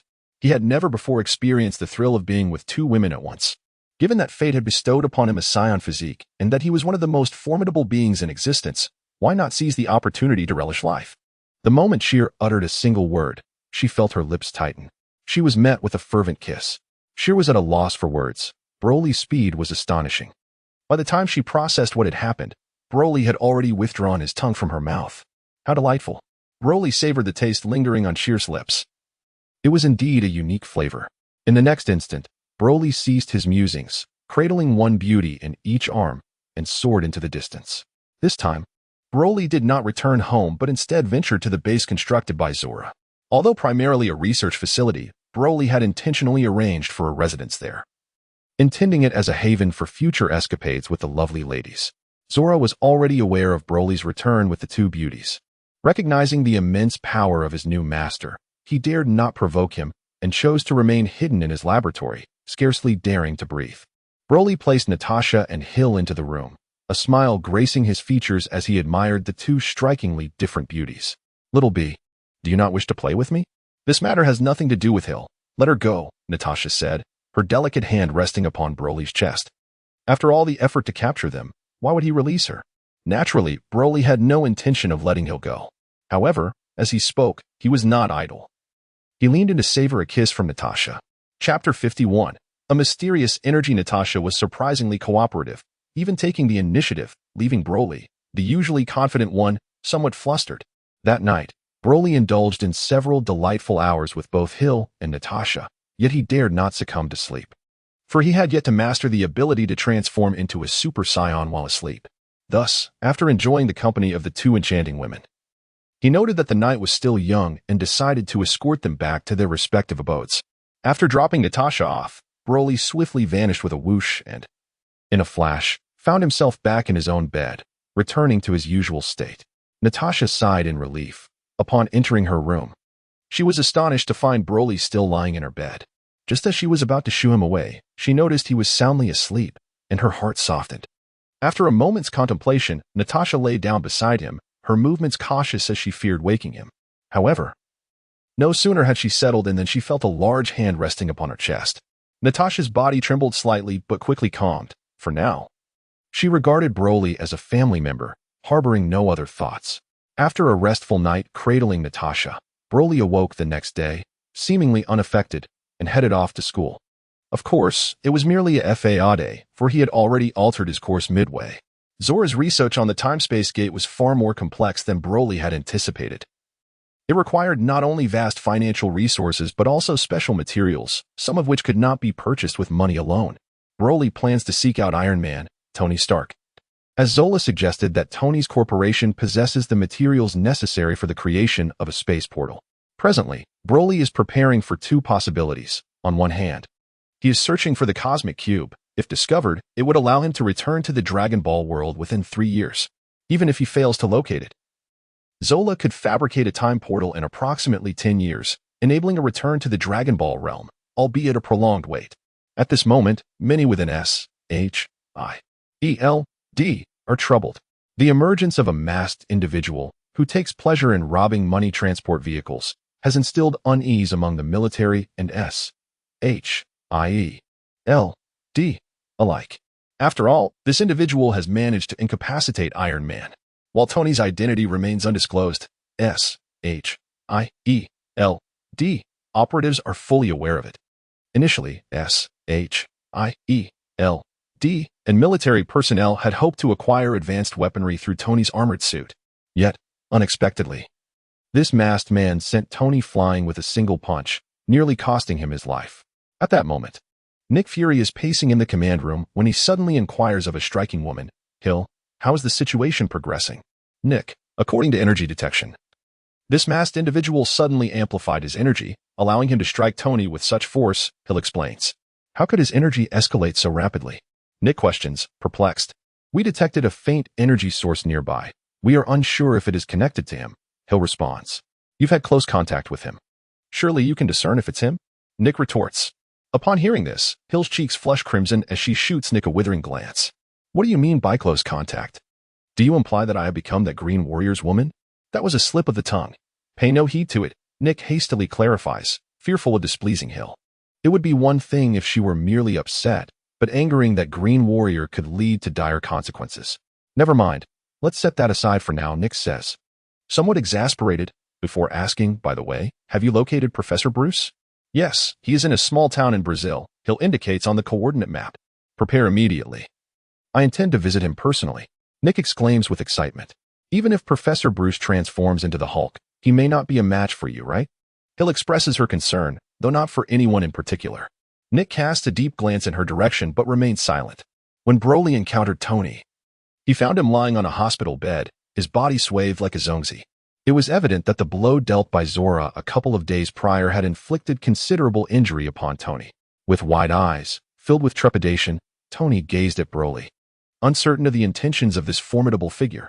Tony, I require some materials. Please prepare them for me, Broly stated, presenting the list of materials provided by Zora. Tony swiftly scanned the list, noting that most of the materials could be produced by his company. Hesitant yet compliant, he agreed to the request. 3 days, is that acceptable? Broly inquired. Well, some materials will take at least half a month to procure. I need to find someone to manufacture them, as they are not readily available, Tony replied, his expression turning sour. Then make it 10 days, Broly asserted, establishing a final deadline. I will do my utmost, Tony grumbled, resentment brewing within him. He was already plotting to teach this audacious individual a lesson once his new generation of battlesuits was developed. After Broly departed, Tony nearly dragged his injured body to commence the production of the requested materials. The 10-day deadline swiftly passed, and Broly returned as promised. Well done, I commend your efforts, Broly remarked, patting Tony on the shoulder in approval. Presently, the materials for the time-space portal were nearly complete, with only Zora's research remaining. However, the thought of it taking 10 years to finalize the time-space portal caused Broly considerable distress. 10 years felt excessively prolonged. Broly intended to return to the world of Dragon Ball, gather the 7 Dragon Balls, and wish for an immortal body from the Eternal Dragon. Although Saiyans possess a longer lifespan than Earthlings, they are still bound by the inevitability of mortality. Once Broly provided the necessary materials to Zora, she commenced her research and construction of the time-space portal. In the meantime, Broly found himself with a moment of respite. Yet he continued to search for the Cosmic Cube during his leisure. One day, as Broly attended his classes as usual, he suddenly sensed a tremendous surge of energy emanating from afar, causing the very fabric of existence to shift in hue. This energy was vast and overwhelming, upon estimation. Broly surmised that, according to Saiyan standards, its combat power must be at least around 4,000. Who could this formidable presence be? Broly, filled with curiosity, transformed into a Super Saiyan and swiftly made his way towards the source of that formidable energy. As he drew closer, a smile spread across his face. It was none other than Thor, the god of thunder. At last, he had made his appearance. Perhaps, through Thor, Broly could gain access to the divine realm. Seizing the opportunity, he contemplated a brief excursion to the divine domain, where the cosmic cube might very well reside. Being a deity, Thor quickly noticed Broly suspended in midair. Upon sensing the vast energy radiating from within Broly, Thor was taken aback, a cold sweat breaking out across his body. He called out, "Greetings, friend. You do not intend to be an adversary, do you?" As he spoke, Thor grasped his mighty hammer, ever ready for confrontation. Naturally, it was in Thor's best interest to avoid engaging such a powerful being in battle. Perplexed, Thor pondered the impossibility of such a formidable entity existing. Given his knowledge of the 9 realms, from where could this individual have emerged? "Indeed, I am your ally," Broly replied with a broad grin, gliding effortlessly to Thor's side. Observing Broly's demeanor and finding no trace of malice, Thor finally allowed himself to relax, albeit slightly. Originally, Broly intended to confront Thor, the god of thunder. But upon considering the Bifrost, the pivotal link to the realm of the gods, he realized that only by establishing contact with Thor could he access this domain. Without this connection, his quest for the cosmic cube would be futile, since he had little else to occupy his time. Broly concluded that locating the cosmic cube and returning to the Dragon Ball universe would be advantageous. In this world devoid of worthy adversaries, he often felt a profound sense of loneliness. At least in the Dragon Ball universe, formidable beings like Frieza, Cell, and Buu, along with the protagonist Goku, provided him with worthy challenges. Over the years, although Broly's combat prowess has steadily increased with age, he has come to recognize a significant dilemma. Saiyans experience exponential growth and strength only during battles, and the energy gained solely through training is woefully limited. Moreover, it is only through combat with opponents stronger than themselves that Saiyans can achieve rapid enhancements in their power, an insight Broly has understood since his very birth. When Broly was born, he engaged in battle with the king of planet Vegeta, followed by a fierce confrontation with Frieza's minions, during which his combat prowess escalated rapidly. Upon arriving in the Marvel Universe, Broly found himself with few adversaries, which made him feel quite lonely, and his power growth began to decelerate. Nevertheless, despite this sluggish progression, he still experienced significant enhancements. The term slow is relative, especially when compared to the rapid ascension he experienced during his infancy. Achieving Super Saiyan status by the age of 4 would likely leave Vegeta in a state of utter disbelief. "What should I call you?" Thor inquired politely. "Just call me Broly," he replied with a smile. "Very well, Broly. I am Thor, hailing from Asgard." Thor chuckled awkwardly, feeling a bit embarrassed when mentioning Asgard in the presence of such a formidable being. It felt almost laughable to claim his origins in front of Broly. Fortunately, Broly did not mock him. Rather, he feigned curiosity and asked, "What kind of place is that? Is it fun?" "It is my homeland. Asgard is one of the 9 realms, connected by the world tree." Thor briefly explained the 9 realms and the various beings that inhabit them. However, Broly was indifferent to this information. His primary goal was to acquire the cosmic cube and find a way to return to the Dragon Ball world. The inhabitants of the 9 realms held no significance for him. "That hammer looks impressive," Broly remarked, shifting his gaze to Thor's enchanted hammer. "This is my weapon. Aside from my father and me, no one else can lift it," Thor said with a smile, effortlessly tossing the hammer into the air and catching it with ease. At that moment, the hammer was undoubtedly Thor's greatest pride. "Oh, may I give it a try?" Broly had long been intrigued by the hammer and had wondered if he could lift it upon seeing Thor. It seemed that the hammer could not simply be lifted through sheer brute strength. There appeared to be a divine essence imbued upon its surface. Even the mightiest beings, like the Hulk, found themselves powerless against Thor's hammer, leaving Broly uncertain whether he could even budge it. "Would you like to give it a try, Broly?" "Of course. I have no objections," Thor replied, tossing the hammer to the ground and crossing his arms, eager to witness the spectacle. Broly gently grasped the handle of Mjolnir, momentarily attuning himself to the energy that surged upon its surface. Indeed, an inexplicable force pulsated throughout the hammerhead, and as soon as Broly's hand made contact, this energy emanated a resistance that rendered his entire being somewhat uneasy. Subsequently, Broly discovered that it was precisely this energy on the hammer's surface that instilled in him a sense of trepidation as he attempted to wield Mjolnir. Of course, these sensations stemmed from Broly's inability to fully harness the energy. "Little bro, I advise you to reconsider. Mjolnir is not merely an object of immense power to be moved at will. It demands a worthy bearer," Thor remarked with a knowing smile. Broly smiled faintly, unleashing the full force of energy within him. The overwhelming power instantaneously transformed the very hue of the surrounding area. Subsequently, arcs of electricity surged forth from the surface of Broly's body, shimmering in a dazzling display of blue, dancing erratically around him. Thor, the god of thunder, widened his eyes in astonishment. Can this fellow also generate electricity? However, Thor's astonishment did not cease there, as he then beheld Broly effortlessly lifting the mighty Mjolnir. Indeed, just like himself, Broly raised the hammer with remarkable ease, expending hardly any effort. How could this be? Thor was nearly left speechless, his jaw almost dropping in disbelief. Broly held the hammer of Thor, examining it for a moment, feeling that it was quite impressive. The energy emanating from it was indeed astonishing. However, in comparison, the lightning unleashed by the hammer of Thor paled significantly against the electric power he manifested during his transformation into a Super Saiyan. Chapter 53. The Avengers World unfolds. Chapter 53. The Avengers World unfolds. Broly was utterly astonished to find himself effortlessly lifting the mighty hammer. Upon reflection, he pondered whether the Mjolnir possessed a certain sentience. It seemed to fear his electric prowess and thus obediently yielded, refraining from any form of resistance. Furthermore, Broly was confident in his ability to obliterate the hammer if need be. Should Mjolnir indeed possess consciousness, it would surely comprehend the fate that awaited it should it remain immobile. Clever creature. With a playful tap on the hammer, Broly tossed it towards Thor, who stood in stunned silence, rendered speechless for an extended moment. It appears that the realm of the gods is rather intriguing. Do take me there for a visit if the opportunity arises, Broly remarked before ascending into the air. He waved farewell to Thor, declaring, I have matters to attend to. I shall take my leave. Whoosh. Broly transformed into a fleeting beam of light and swiftly vanished from sight. Who exactly is he?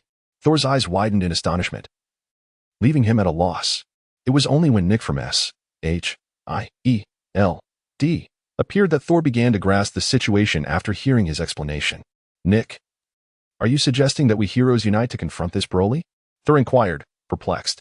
Certainly not, Nick replied, shaking his head. Our planet is currently facing numerous crises, and I believe that in the near future, we may encounter even greater calamities. To avert these disasters, we require the assistance of heroes like you. Understanding dawned upon Thor as he nodded, then commanded, let us proceed to investigate. I must admit, I prefer to operate alone. You will come to appreciate your new ally, Nick remarked with a smile. Broly had long sensed the presence of Nick nearby, speculating that the recent appearance of Thor was likely a result of Nick's efforts to summon him. It left Broly somewhat intrigued as to how Nick managed to establish contact with the Nick from the realm of gods. Furthermore, given the current circumstances, Broly realized there was an opportunity worth pursuing for a lasting resolution. After all, wasn't the situation now steering towards the world of the Avengers? Broly had long been observing in silence, and Nick had already summoned Professor Bruce, the individual capable of transforming into the Hulk. In addition, Iron Man was fervently engaged in the research of a new suit, and now even Thor, the god of thunder, had arrived, along with Captain America. These heroes had gathered together. With the stage set for a cinematic rendition of the Avengers, an overwhelming joy surged within Broly. Within the realm of the Avengers, he distinctly recalled that the Tesseract had fallen into the hands of Loki, Thor's brother, who intended to unleash another cosmic dimension to invade Earth. Broly hastily departed from Thor, with the intent of hastening the commencement of this Avengers realm. Should it truly begin, the cosmic cube would manifest, at which point he could swiftly seize it and prompt Zola to activate the means to return to the Dragon Ball universe, thereby alleviating his need to traverse great distances. However, Broly found himself somewhat perplexed, as it appeared that Thor's entrance into this cinematic world was not summoned by Nick, but rather descended upon witnessing Loki's malevolent deeds. It seems that perhaps his presence has instigated subtle alterations within this realm. Broly decided to temporarily disregard their affairs, allowing their world to return to its normal functioning. He feared that excessive interference might disturb the cosmic balance, which would lead to complications. Consequently, Broly swiftly concealed his energy and resumed his ordinary appearance before returning to his residence. Sister, you seem quite busy lately. Do you have a new mission? Broly inquired, feigning concern. Indeed, it isn't precisely a mission. It's merely a gathering of our heroes, so we can be prepared should any issues arise, Natasha explained with a smile. What are your thoughts on the Green Gold Warrior? Broly asked. Upon hearing the mention of the Green Gold Warrior, Natasha's cheeks flushed momentarily, though the blush quickly faded. She shot Broly a glare and scolded, why bring him up? Oh, why do you refer to him in such a manner? Broly probed. Children should not ask such questions. Natasha retorted, annoyance evident in her tone. I've heard that the Green Gold Warrior has a fondness for you. Do you have any feelings for him? Broly seized the opportunity to gauge Natasha's sentiments. In response, Natasha merely rolled her eyes at Broly, clearly unwilling to pursue the topic. Instead, she countered, "By the way, Broly, how have things been at school? Have you found a girlfriend? If so, bring her home to meet me. I would prefer if you were my girlfriend," Broly teased. "Nonsense. I am your sister," Natasha exclaimed, her eyes wide. "However, we share no blood relation. I have always hoped you could be my girlfriend and, eventually, my wife," Broly continued. "Lower your voice." Natasha's heart raced, and she quickly covered Broly's mouth, fearing that his loudness might attract that dreadful individual. "What's wrong?" Broly feigned ignorance. "Be cautious. You might attract that scoundrel's attention," Natasha replied, her anxiety palpable as she glanced around. Once she confirmed that no yellow-green-haired figure was lurking in the room, Natasha felt a sense of relief wash over her. She sighed and pondered Broly's previous words, muttering quietly, "Strange, your tone just now resembled that of that scoundrel." "Huh. I am the Green Gold Warrior," Broly chuckled. "Enough of this nonsense. You may claim to be the Green Gold Warrior, but I am still Supergirl," Natasha declared, her eyes narrowing. Broly pondered why, despite his utterances being rooted in truth, they often went unacknowledged by others. As the days slipped by, Tony's new prototype of the Iron Suit was finally developed. This iteration, compared to its predecessors, exhibited a significant enhancement in resilience, at the very least. Tony believed it would withstand Broly's assaults with assurance. Broly, however, was not in the mood to pay Tony any mind. Instead, he awaited the arrival of Loki. At long last, the day he had been anticipating arrived, as the heavens do not forsake the earnest. While Broly was attending school, he suddenly sensed a powerful aura that bore a resemblance to that of Thor, the god of thunder. Chapter 54, The Unfortunate Nick. Broly resolved to personally investigate whether Loki had indeed arrived. Departing from the school, he transformed into a streak of light, racing towards the source of the energy. From a distance, Broly discerned that it was indeed Loki who had appeared, accompanied by a mysterious figure with blue skin clad in armor. This enigmatic individual emanated an aura of intrigue. As if sensing Broly's presence, the blue-skinned being turned to glance in his direction. However, after a mere fleeting look, the figure abruptly vanished from sight. Broly furrowed his brow, feeling a surge of trepidation from a mere glance cast upon him by the blue-skinned figure. Who could this individual be? Broly was drenched in cold sweat. The aura emanating from the blue-skinned being was reminiscent of the terrifying sensation he experienced upon first encountering Frieza. It was utterly fearsome. However, shortly thereafter, Broly felt a surge of excitement. To discover such formidable individuals existing within this Marvel universe was indeed a stroke of fortune. Broly soon speculated that perhaps this world had intertwined the realms of film and comic. He distinctly recalled that within the cinematic universe of Marvel, no formidable beings had emerged. And with his own prowess, he could effortlessly overpower these heroes. However, the sudden appearance of such a formidable figure not only excited Broly but also rendered him vigilant. Since the blue-skinned individual had detected Broly, Loki naturally sensed the energy emanating from this vicinity as well. Narrowing his eyes, he cast a glance towards Broly, and a contemptuous smile spread across his face. With a flick of his scepter, his form became ethereal, vanishing in the blink of an eye under Broly's gaze. Instantaneous movement? Broly was momentarily taken aback. While he found it difficult to discern the aura of the blue-skinned being, Loki's presence was readily perceptible. Broly discovered that after Loki's figure vanished, he subsequently appeared several kilometers away. In truth, what was described as instantaneous movement was merely a form of super speed illusion. Given Broly's current velocity, he could indeed surpass Loki entirely. Broly pondered for a moment and resolved to disregard Loki. If he intervened excessively in their affairs, the cosmic cube might never manifest. However, the mere thought of that blue-skinned figure unsettled him.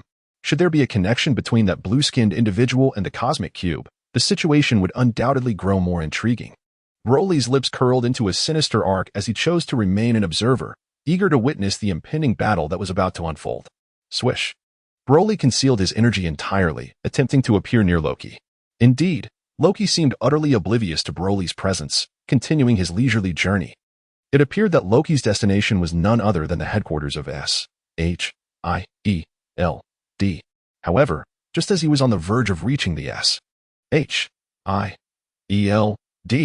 headquarters, Loki abruptly altered his course, vanishing in the blink of an eye under Broly's watchful gaze. Broly swiftly reached out to sense Loki's energy, only to discover that this fellow had already descended underground. A thought stirred within Broly. This underground location must surely be the clandestine base of S.H.I.E.L.D. The secret lair where Loki resided was a place Broly had visited once before, yet he had found no trace of the Tesseract there. Could it be that the Tesseract possesses a means to conceal its own energy? In the next moment, Broly suddenly sensed that Loki's presence had vanished entirely. No matter how he tried to perceive it, he could not detect his existence. Where could that fellow have gone? Broly felt a twinge of curiosity, however.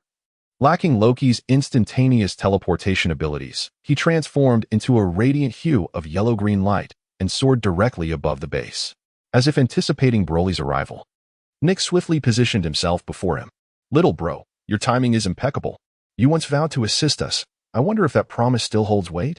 Nick inquired, a hint of nervousness in his voice. "Oh, did I say that?" Broly replied with a playful smile. "Natasha can attest to it," Nick quickly mentioned, invoking her name. Natasha emerged from the adjacent room, offering Broly a warm smile, though she remained silent. Her eyes, however, conveyed a clear message. "Little bro, we truly need your help." Hill stepped forward, earnestly addressing Broly. Broly felt a twinge of discomfort as the two stunning beauties appeared, standing resolutely by Nick's side, stirring a sense of displeasure within him. Broly's figure suddenly appeared beside Hill, embracing her in his arms. With a smile, he gazed at her and remarked, "Since you require my assistance, allow me to savor you first." Without hesitation, Broly indulged in a delightful kiss on Hill's sweet lips, right before the eyes of the onlookers. He then swiftly turned to Natasha, enveloping her in a similar embrace. "Very well, since you both are so cooperative, I may consider your request." Broly's mood brightened significantly. Nixon exhaled a sigh of relief, feeling fortunate to be accompanied by such two stunning beauties. Otherwise, if this green-gold warrior were to side with Loki, the situation would indeed become troublesome. Before Nixon could articulate his request for Broly's assistance, Broly cheerfully inquired, "By the way, I notice Loki is here. Where is he? What do you seek him for?" Nixon countered, "Why do you need him? I have matters to discuss with him." "All you need to do is tell me where he is," Broly replied, his impatience growing, his gaze sharpening. Loki's appearance surely harbored ulterior motives. Just as Nixon's words echoed, Broly lost his patience, seizing him by the neck and hurling him aside. He had clearly stated that he only required Loki's location, yet Nixon continued to evade the question. Thus, Broly no longer held back. Seeing Broly's anger, the others present swiftly drew their weapons. "Everyone, stand down," Hill commanded sternly. Reluctantly, they lowered their weapons, though their expressions remained wary, fixed on Broly. "Now, can you tell me? Where is Loki?" Broly inquired once more. After a tense silence of 3 seconds, Hill finally made her decision and said to Broly, "Follow me." Chapter 55, The Clash of Heroes. Broly is relatively gentle with his woman. However, he finds Hill's icy demeanor somewhat displeasing, prompting him to give her a light slap on the backside. Hill gasped in surprise, for in all her years, no man had ever dared to touch her in such a manner. "What are you doing, little Broly?" she questioned, perplexed. "My woman deserves tenderness. Do you understand?" Broly replied with a chuckle. Hill was nearly in tears, nodding vigorously, as she felt utterly powerless in the face of his overwhelming strength. Furthermore, she harbored strong feelings for Broly, especially after experiencing his physical presence, which made her feel fortunate to be a woman. "What about Loki?" Broly inquired once more. "She has been subdued by us," Hill replied with a smile, eager to explain. "By the way, where are we? Is this your secret base?" Broly continued to ask. "This is S.H.I.E.L.D.S. helicarrier," Natasha interjected with a radiant smile, gazing at Broly. Broly suddenly realized that this was the Celestial Mothership. No wonder this place felt somewhat familiar. However, it appeared that the current Celestial Mothership was situated beneath the Earth. According to the Avengers films, it should have originally been located upon the ocean's surface. Broly merely contemplated the matter, aware that his knowledge of Marvel diverged from the reality before him. His primary concern was the whereabouts of Loki. Indeed, he surmised that through Loki, he might uncover the Tesseract. "Let us proceed. Take me to Loki," Broly urged. Hill nodded gently and led the way, with Natasha following closely behind without the slightest hesitation. To Broly's astonishment, these two women appeared entirely unperturbed by his presence, exhibiting a surprising camaraderie instead. Soon, under the guidance of Hill and Natasha, Broly arrived at the location where Loki was detained. "Where's Loki?" Hill exclaimed, as she discovered that he had mysteriously vanished. A glance around revealed no signs of a struggle whatsoever. Broly furrowed his brow and hastily attempted to sense Loki's aura. However, no matter how hard he tried, he could not locate Loki's presence. "My dear, can you tell me if the cosmic cube is in your possession?" Broly inquired with a smile, wrapping his arms around the delicate waist of Hill. His search for Loki was solely motivated by the desire to find the cosmic cube through him. Whether Loki could be found was of little consequence to Broly, as he held no particular interest in him. The cosmic cube? No, we do not possess such a thing, Hill replied promptly. Broly gazed deeply at Hill, discerning from her expression that she appeared to be truthful. This left Broly in a state of perplexity. If the Tesseract was not within S-H-I-E-L-D, whither could it have gone? Could it be in the realm of the gods? Yet, Loki's appearance aboard S-H-I-E-L-D's helicarrier raises further questions. What was his purpose? From the narrative depicted in the film, Loki's presence on the helicarrier was aimed at seizing the Tesseract and opportunistically opening a portal to allow extraterrestrial forces to invade Earth. However, the current situation seems to be far more intricate than Broly had initially surmised. Loki has vanished, and the Tesseract is absent from the helicarrier. Broly was quite displeased. He caressed Hill's posterior with a sense of satisfaction before soaring into the sky. Due to his discontent, he showed no intention of avoiding obstacles as he ascended, breaking through the ceiling of the space, leaving a substantial hole in the celestial mothership. Once in the sky, Broly began to search for Loki's figure. Broly pondered for a moment and concluded that seeking the cosmic cube through Loki would be the most suitable approach. As he searched for any trace of Loki, he suddenly sensed several powerful energies rising not too far from his location, energies that were considerably stronger than those of ordinary beings. Broly scanned the direction, discovering that amidst the tumult, there echoed the resounding claps of thunder. Upon closer inspection, it became evident that among these individuals, there resided none other than the god of thunder, Thor. Broly speculates that, most likely, those accompanying Thor are the likes of Captain and Iron Man. Broly harbored little interest in these individuals. His true objective was to seek out the cosmic cube. However, upon further reflection, he considered that they might possess knowledge of Loki's whereabouts. While others may be unaware, Loki's brother, the god of thunder, would surely be informed. Whoosh! Broly transformed into a streak of light, soaring towards the direction of Thor. However, upon arriving at the scene, he could only chuckle in disbelief. For the three heroes were entangled in a fierce melee. It appeared that they were evenly matched, but a quick glance revealed that Thor had the upper hand. Captain America was in the direst situation, being forced to retreat step by step, desperately defending against the onslaught with his shield. Nearby, a professor clad in a white lab coat, none other than Bruce, seemed to have no intention of transforming into the Hulk, perhaps still unperturbed. Enough, Broly said calmly to the trio. They paused momentarily, and upon seeing Broly's presence, ceased their battle. Thor, I have a question. Where is Loki? Can you track him down? Broly inquired directly. Even if I could find him, why would I tell you? Thor replied, his spirit undaunted, twirling his hammer defiantly at Broly. Iron Man's eyes sparkled with excitement. He had longed for the opportunity to take Broly down, and his newly developed suit was ready. He believed it could certainly defeat Broly. Only Captain America offered a wry smile, lacking the intent to challenge Broly. Unlike the others, he was acutely aware of Broly's formidable power. Challenging him would be a fool's errand. Why should I tell you? Broly chuckled, energy coalescing in his hand. Just because of this. As he spoke, Broly hurled the luminous energy toward Thor. Such trivial skills. I am of the realm of gods. Do you think I fear you? Thor scoffed, brandishing his hammer to counter the energy Broly unleashed. Simultaneously, Iron Man seized the moment, shouting, Green Gold Warrior, today we shall settle this once and for all. With that, Iron Man dove towards Broly without hesitation, his hands glowing as waves of white energy enveloped Broly. Cease this at once, the captain shouted loudly.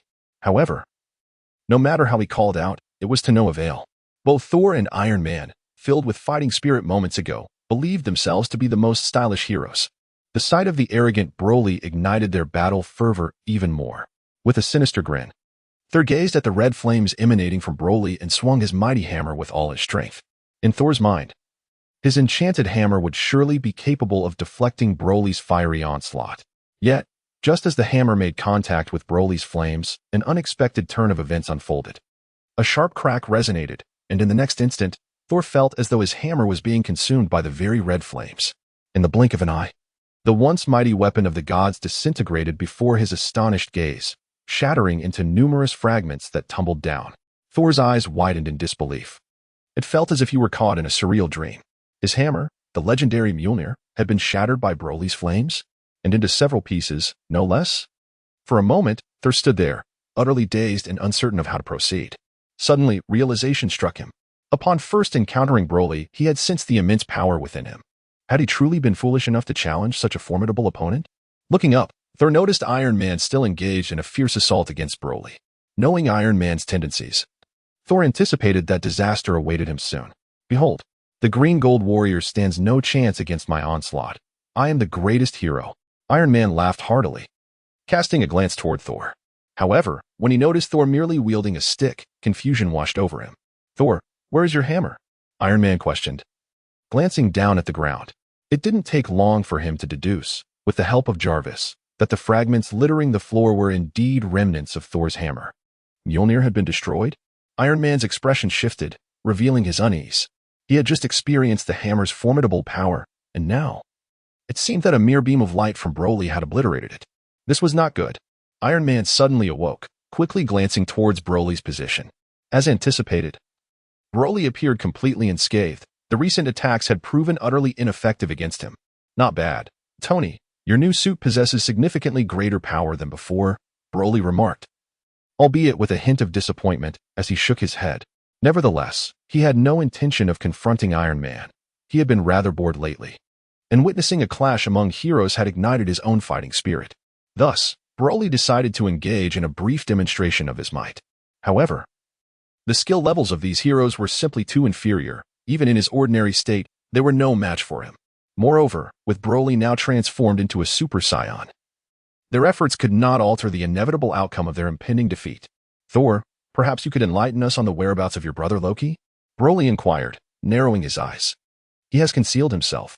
I am unaware of his location, Thor responded with a troubled expression. Sensing Broly's growing displeasure, he hastily added, but fear not. I possess a means to locate him. Please hold on for a moment. Subsequently, Thor looked to the sky, seemingly attempting to establish contact with the guardian of the realm. After approximately a minute, he exhaled with slight relief and pointed towards the southern direction, explaining, Loki is over there, specifically at the top of Stark Tower. Very well. You may continue, Broly replied with a faint smile, turning to depart. To him, these heroes seemed little more than mere insects. Although Broly held a modicum of interest in the Hulk, now was not the time for a confrontation. He needed to swiftly locate Loki to see if he could procure the Tesseract through that individual. Broly transformed into a streak of light, swiftly darting towards Stark Tower. Thor and Iron Man exchanged wide-eyed glances, appearing utterly bewildered. We can only hope to confront the Green Goblin if we unite. Thus, I implore you, let us cease our internal strife, the captain gravely asserted. My greatest concern now is that the Green Goblin may ally with Loki. If that occurs, our chances of victory will be non-existent. Upon hearing the captain's words, the expressions of the three others darkened significantly. Indeed, should the Green Goblin truly join forces with Loki, this world would be beyond salvation. Thor, what of your enchanted hammer? The captain inquired, directing his gaze towards the stick in Thor's hand. It's nothing. It can be repaired, Thor replied, as bolts of lightning crackled from his weapon. In the blink of an eye, the shards scattered on the ground coalesced and returned to his grasp. With a resounding crack, the hammer regained its original form. Witnessing this, everyone breathed a sigh of relief. Dr. Banner, if the Green Goblin does ally with Loki, we shall depend on your transformation, the captain continued. Leave it to me. Bruce nodded, a smile gracing his face. Friends, I shall investigate what Loki is doing atop my tower. With that, Tony ascended into the air, making his way towards Stark Tower. At that very moment, Broly had reached the pinnacle of the tower. As he gazed around, his expression shifted to one of excitement. For atop Stark Tower, there resided a square, glowing blue object, the very cosmic cube he had been tirelessly searching for. It was indeed a case of hard-earned fortune, as he had not anticipated encountering it so readily. Simultaneously, Broly's eyes sparkled with exhilaration as he observed Loki and a figure standing beside him. While the individual appeared ordinary at first glance, Broly sensed through their aura that this was none other than Red Skull. Red Skull, we meet again, Broly stated nonchalantly, gliding over with a smile directed at Red Skull. The latter's expression faltered, caught off guard by Broly's sudden appearance. Red Skull, is this your avatar, or your true self? Broly inquired with a grin. Red Skull's body trembled violently, his countenance growing increasingly pallid. For this time, he had revealed his true form. Should this essence perish, he would cease to exist altogether. Schmidt, why the fright? You're merely immortal. What is there to fear? Standing beside you is none other than a deity from the realm of gods. With such a formidable divine being as your ally, you ought to forge ahead with unwavering resolve. Loki scoffed derisively from the side. Upon hearing Loki's remarks, Red Skull exhaled a slight sigh of relief. Indeed, no matter how powerful Broly may be, he remains merely a mortal. With Loki present, there is little to fear. However, Red Skull harbored a flicker of doubt. Could Loki's divine power withstand Broly's immense energy? I find myself intrigued as to why the Tesseract lies in your possession. Broly observed a scientist beside Loki manipulating instruments, seemingly intent on opening a portal through time and space, yet he made no effort to intervene. Given that Broly had been rather idle of late, he was curious to witness how Loki intended to unlock this portal and whether its other side led to his own Dragon Ball universe. Naturally, Broly felt the likelihood of such a connection was slim, yet he was in no rush. After all, even if Dr. Zola had acquired the Tesseract, it would take him 3 years to activate the portal leading to his own Dragon Ball realm. Boom. Just as Broly's words faded, a brilliant blue flame erupted from the instrument. The flame shot skyward, accompanied by a resounding explosion, and a vast black hole materialized in the heavens. Success. A satisfied smile graced Loki's face. Yet, Red Skull did not share in the joy. He remained vigilant, contemplating how to evade such a powerful deity. Oh, you inquire how the Tesseract came to be in my possession? The answer is quite straightforward. After it vanished previously, Thanos seized it and subsequently entrusted it to me. Loki explained with a sly grin, unhurriedly. You must be curious as to why I suddenly disappeared while you were tracking me, correct? Since my mission has been accomplished. It matters little to divulge that before this, I transferred the Tesseract to Schmidt. Then, I deliberately led you on a wild goose chase to buy us time to swiftly open the portal. Although I could easily eliminate you, I found it quite entertaining to toy with you. Thanos? Broly murmured. How could such a figure appear in the Marvel Cinematic Universe? Was the blue-skinned individual he encountered not long ago truly Thanos? No wonder he felt a sense of nostalgia akin to meeting Frieza in his childhood. This fellow must be a formidable adversary. Yet, Broly did not feel disheartened by the emergence of a strong foe. On the contrary, as a warrior of the Saiyan race, he genuinely hoped for a chance to battle Thanos. Regrettably, Thanos had merely made a brief appearance before vanishing, leaving Broly somewhat vexed. You, my young friend, still have much to learn. Loki chuckled softly, proclaiming that the portal to time and space had now been opened. Shortly, his battle squad would emerge, and this planet would fall under his dominion, giving rise to a new civilization. As his words echoed in the air, a fleet of spacecraft suddenly descended from the black void above. Among them, one particular vessel, seemingly drawn to the suspended figure of Broly, hurtled towards him with reckless abandon. As if the alien's mind had momentarily faltered. With a whoosh, a beam of light sliced through the air, mercilessly aimed at Broly. With a swift motion, Broly effortlessly swatted away the surge of energy. The impact resounded with a loud bang as the energy collided with the spacecraft, causing it to explode mid-air. Loki, observing Broly's display, merely smiled faintly, unperturbed. After all, if such an assault could indeed harm Broly, the Red Skull would not harbor any fear of him. After dispatching the spacecraft, Broly's figure flickered and he suddenly appeared before the Red Skull, having harbored a grudge since the last encounter where the Red Skull had escaped. Broly was resolute in ensuring that this time, the Red Skull would not elude him. Mr. Schmidt, are you not the one who has extensively studied me? Do you not have a fascination with energy? Broly inquired, seizing the Red Skull by the throat and lifting him effortlessly. If that is the case, allow me to provide you with a continuous supply of energy today. What do you think? The Red Skull's complexion turned an ashen white, his features contorting in distress as he cast a pleading glance towards the mighty Loki, hoping for assistance. Loki, indeed, was incensed.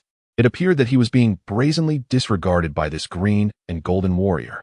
What was even more infuriating was that this warrior was brazenly dealing with his subordinate right before his eyes.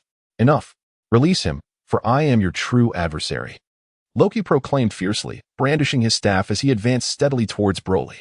Broly displayed a disinterest in engaging with him, maintaining his grip on the Red Skull's neck. A slight increase in pressure would suffice to sever the head from the body. Enough. I am a god, and you, a mere mortal, dare to act defiantly in my presence. Loki exclaimed, vexed, and thrust his scepter towards Broly. However, just as the scepter was about to strike its target, Broly's tail lashed out unexpectedly, landing a direct hit on Loki's form. With a dull thud, Loki was sent sprawling to the ground, rendered helpless. What a feeble god, Broly chuckled lightly, dismissing Loki entirely. Subsequently, he began to gradually release the energy from his body, channeling it into the Red Skull. The Red Skull's form swelled rapidly, transforming into a rotund figure in the blink of an eye. What do you think? Is this energy sufficient? A radiant smile adorned Broly's lips, exuding an almost dazzling brilliance. Meanwhile, the Red Skull's complexion had turned a shade of purple, his eyes filled with a crimson hue. Chapter 58. Why must you destroy it? My apologies. I seem to have forgotten that your throat is in my grasp, rendering you incapable of speech. Broly remarked with a smile, loosening his grip slightly. The Red Skull coughed violently, his pallor growing increasingly ashen. The once vivid red of his skull-like visage had nearly faded to white. Moreover, the Red Skull's body had expanded several times over, resembling a balloon on the verge of bursting. Loki's expression was one of sheer terror. Moments ago, he had intended to strike Broly, only to find himself bested and thrown to the ground by a mere mortal. It was indeed a humiliating defeat for a god of Loki's stature. Was the energy sufficient? Broly inquired, narrowing his eyes. Yes. Please, spare me. I apologize, I truly apologize. The Red Skull pleaded, his voice tinged with desperation. If apologies were effective, what need would there be for law enforcement? Broly quipped, suddenly recalling a line from a popular drama. The Red Skull, unfamiliar with the reference, paused momentarily in confusion. Do you not relish energy? I am granting you your desire, Broly continued, a mischievous glint in his eye. Yet, it appears you still require a touch more. Allow me to assist. With that, a beam of light emanated from Broly's hand, piercing directly into the Red Skull's body. A warm sensation flooded through the Red Skull, causing his form to swell even further. He could now see his own protruding belly. Help me. Loki, save me. The Red Skull cried out desperately. Detestable mortal. Today you shall witness the repercussions of provoking a god. Loki seethed with indignation, his teeth clenched in fury. How detestable was this individual, brazenly toying with his subordinate before him. As a scion of the divine realm, Loki could not allow such an affront to transpire. Gritting his teeth, he rose, and his staff suddenly emanated a brilliant blue flame, which surged towards Broly with fervor. Broly, however, merely acknowledged the radiant energy with a fleeting glance before dismissing it entirely. Crack! In the next moment, Broly unleashed the radiant yellow-green flames of the Super Saiyan. It was not that he feared Loki's light, rather, he was concerned about the potential damage to his attire, an affront to his image. Indeed, with a thud, the blue flames emitted from Loki's staff struck Broly directly. However, these azure flames were entirely repelled by the brilliance of Broly's Super Saiyan aura, unable to penetrate his defenses.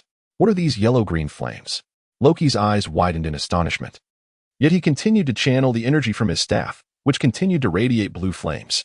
In that moment, the blue and yellow-green lights intertwined spectacularly, creating a lively spectacle. Broly, however, found the situation excessively verbose and grew somewhat impatient. Whoosh! Broly's figure flickered and suddenly materialized before Loki, with a gentle smile gracing his lips. He directed his hand towards Loki's heart and uttered calmly, "You may leave now." In an instant, a brilliant light surged from Broly's hand, and the immense shockwave propelled Loki skyward, vanishing into the clouds. Broly harbored little interest in Loki, deeming him an inconsequential target unworthy of his time. However, the Red Skull had clandestinely devoted years to studying him, a fact that Broly could not overlook. As for you, haven't you delved deeply into my research? I shall grant you 10 seconds. Should you discover a means to survive, I may contemplate sparing you. With a grin, Broly turned his gaze toward the Red Skull. Is this truly the case? A flicker of joy danced across the Red Skull's face. Ignoring him, Broly began his countdown. Ha ha ha, Broly, you did not foresee this. I undoubtedly possess a way to endure. As he spoke, the Red Skull swiftly retrieved a vial from his pocket, laboriously opened it, and then cast it into the sky. Preparing to ingest the potion, Broly observed with keen interest, a subtle smile gracing his lips, yet he chose not to intervene. Before long, the Red Skull swallowed the vial whole, and Broly suddenly realized that the Red Skull's body was rapidly returning to its normal state. Oh, this potion appears to be quite extraordinary, Broly remarked with a grin. Indeed, the potion is designed to liberate the remaining energy within my body, enabling me to expel that energy through my skin. Therefore, no matter how much energy you provide me, I can dissipate it using these potions. The Red Skull replied with a smirk. Moreover, Broly, you previously stated that as long as I find a way to survive, you would release me, correct? Broly nodded gently. Then, we shall meet again, he said. Red Skull intended to turn and leave, but hesitated. However, it seems I have changed my mind. Broly remarked with a smile. What did you say? Red Skull's expression froze. I find your potions quite intriguing. Shall we give it another try? I will continue to supply you with energy and see if your potions can resolve it. Without waiting for consent, Broly began channeling energy to Red Skull. In truth, the energy he was providing was merely a trifling amount for Broly, whose power was overwhelmingly vast. Of course, even if he were to supply an excessive amount of energy, a brief rest of about a minute would suffice for him to recover immediately. As Red Skull felt his body becoming increasingly bloated, he was on the verge of tears. Exclaiming, "You cannot do this. You promised to let me go." "I did promise you," Broly replied with a slight smile, "but I have changed my mind." "You are being unreasonable," Red Skull retorted angrily. The process of his body swelling was excruciating. Although he could use potions to alleviate the energy's effects, the agony was unbearable. Even someone like Red Skull, who had undergone modifications, felt as if his internal organs were misaligned. "At your age, why do you speak like a child playing house?" Broly teased. Red Skull let out a hoarse scream, straining to retrieve a vial of potion, which he then hurled into the air. Broly took action, a flash of light igniting in his hand as he shattered the vial of potion. The Red Skull's eyes widened in disbelief and fury. "Why would you destroy it?" he demanded, his voice laced with anger. "Because I am wicked," Broly replied, revealing a row of pristine white teeth, his face alight with a grin. Chapter 59, A Gathering of Heroes. Boom. The Red Skull could no longer withstand the expansion of his body. The relentless surge of energy within him suddenly erupted, scattering him into fragments in midair. Broly found himself somewhat repulsed by the physical form of his adversary, and with a swift motion, unleashed a shockwave that reduced the Red Skull to mere dust.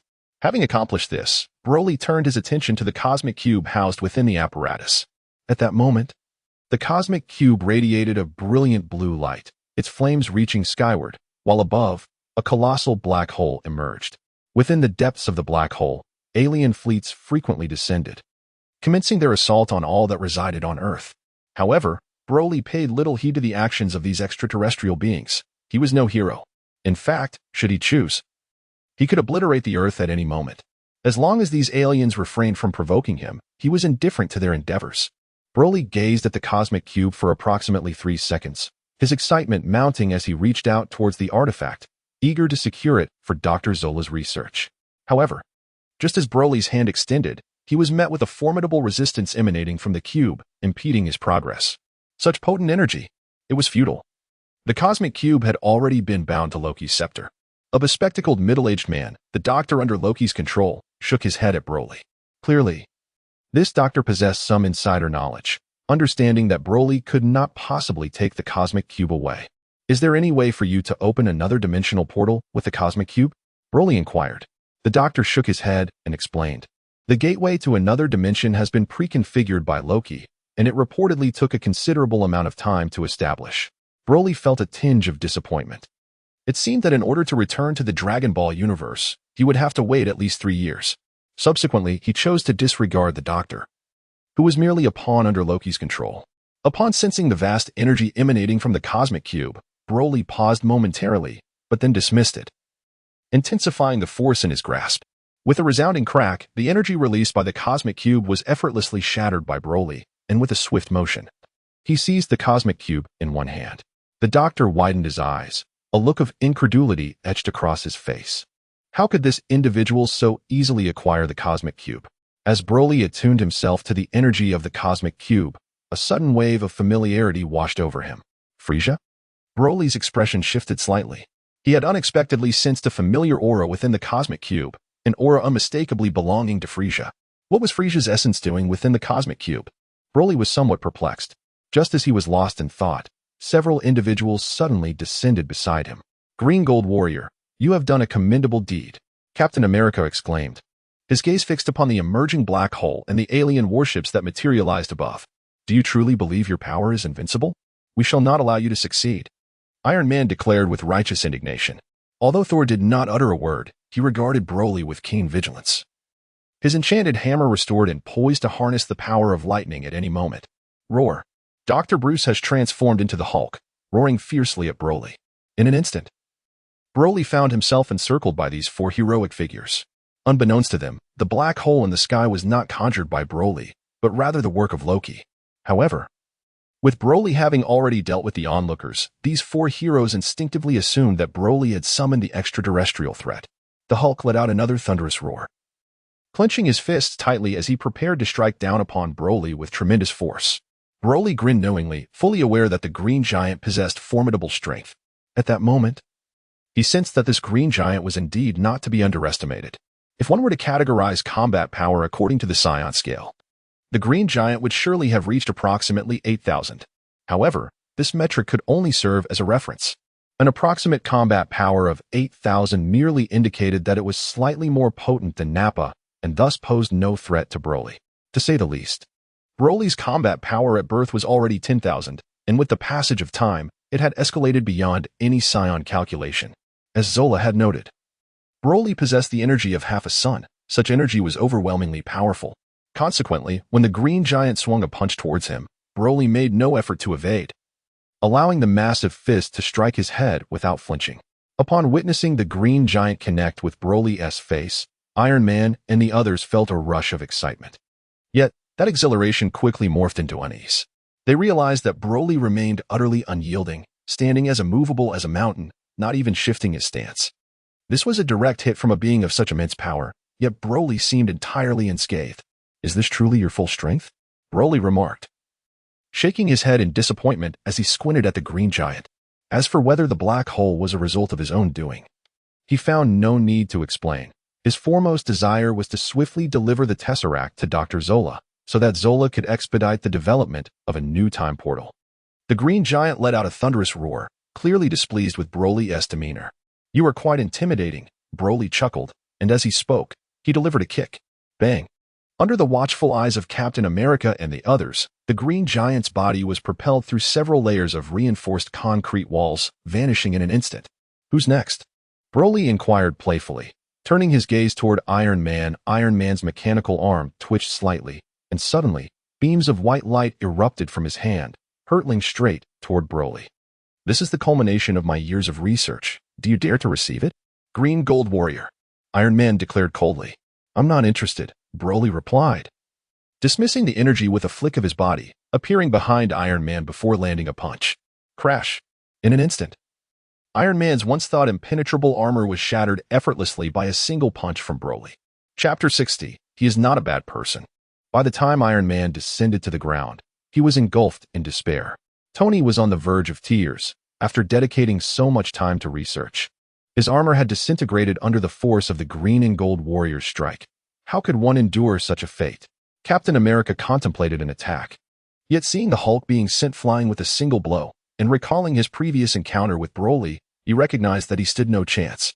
At this point, he could only express his dissatisfaction through a silent stare. "I am a god. I shall not permit your insolence here." Thor, the god of thunder, gritted his teeth and summoned his courage, rapidly gathering the energy within him. With a crackle, brilliant arcs of electricity emanated from Mjolnir, the legendary hammer, surging towards Broly. Upon witnessing the oncoming lightning, Broly grinned and suddenly bellowed, "Boom!" In that fleeting moment, the sky appeared to change color, illuminating the area with a dazzling brilliance. With Broly's thunderous shout, the electrical energy unleashed by Thor dissipated before the eye, vanishing at an astonishing rate. "What?" he merely shouted, "and my lightning has become ineffective?" Thor was left astounded, his jaw nearly dropping in disbelief, rendered speechless. As the god of thunder stood in shock, an even more astonishing spectacle unfolded. Broly had, unbeknownst to anyone, conjured a sphere of crackling electricity in his hands, its surface pulsating with arcs of energy, poised to explode at any moment. Thor's face contorted in alarm. Who truly was the god of thunder here? "I have long studied electricity. Thor, you may witness the might of my lightning power," Broly declared, gently tossing the electrified sphere into the air. Its speed was not particularly swift, and Thor could easily evade it. Yet, just as Thor prepared to dodge, he heard Broly's voice once more.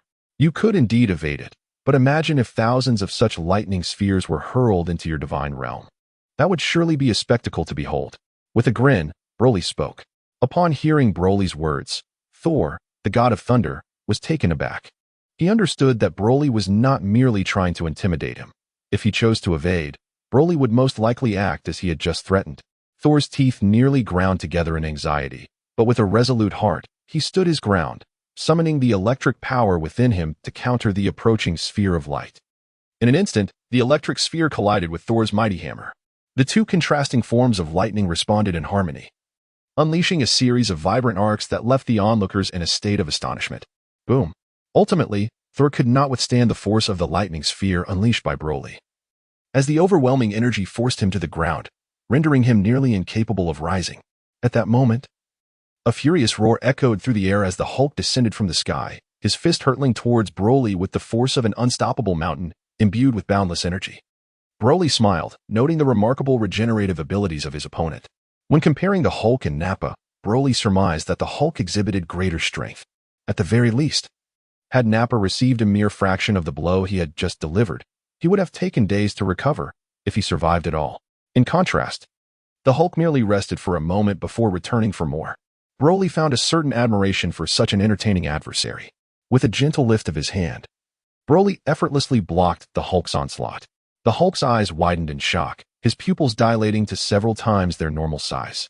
The sheer force he possessed was easily thwarted by this individual, instilling a sense of fear within him for the first time. "You wish to play, do you? Off you go." Then, to the heavens, Broly chuckled, grasping the Hulk's finger and sending him soaring upwards. With a whoosh, the Hulk shot through several colossal alien spaceships like a cannonball, hurtling directly towards a black hole. "Well then, heroes, you still have much to hone. Once you have perfected your skills, feel free to seek me out," Broly remarked, shaking his head in mild disappointment. The prowess of these heroes was simply too feeble. Alas, such was the predicament. It was simply a matter of Broly's overwhelming strength. Broly suddenly recalled the blue-skinned individual who had been with Loki, a being of considerable strength whose whereabouts remained a mystery. Just before departing, Broly cast a glance at the nearly unconscious God of Thunder, posing the question, "What? A blue skin? Is it?" The God of Thunder was taken aback. "Thanos?" Broly chuckled. "Indeed. Do you know him?" Thor quickly inquired. "Where is he?" Broly pressed on. "I am unaware, but my brother likely knows his location," Thor responded. "So, we have misjudged you?" The captain suddenly realized this and approached with a hint of skepticism. Broly, uninterested in answering, seized the Tesseract and swiftly vanished without a trace. As for Thanos, Broly deemed the pursuit too arduous, preferring instead to return to the Dragon Ball universe for a playful encounter with Frieza.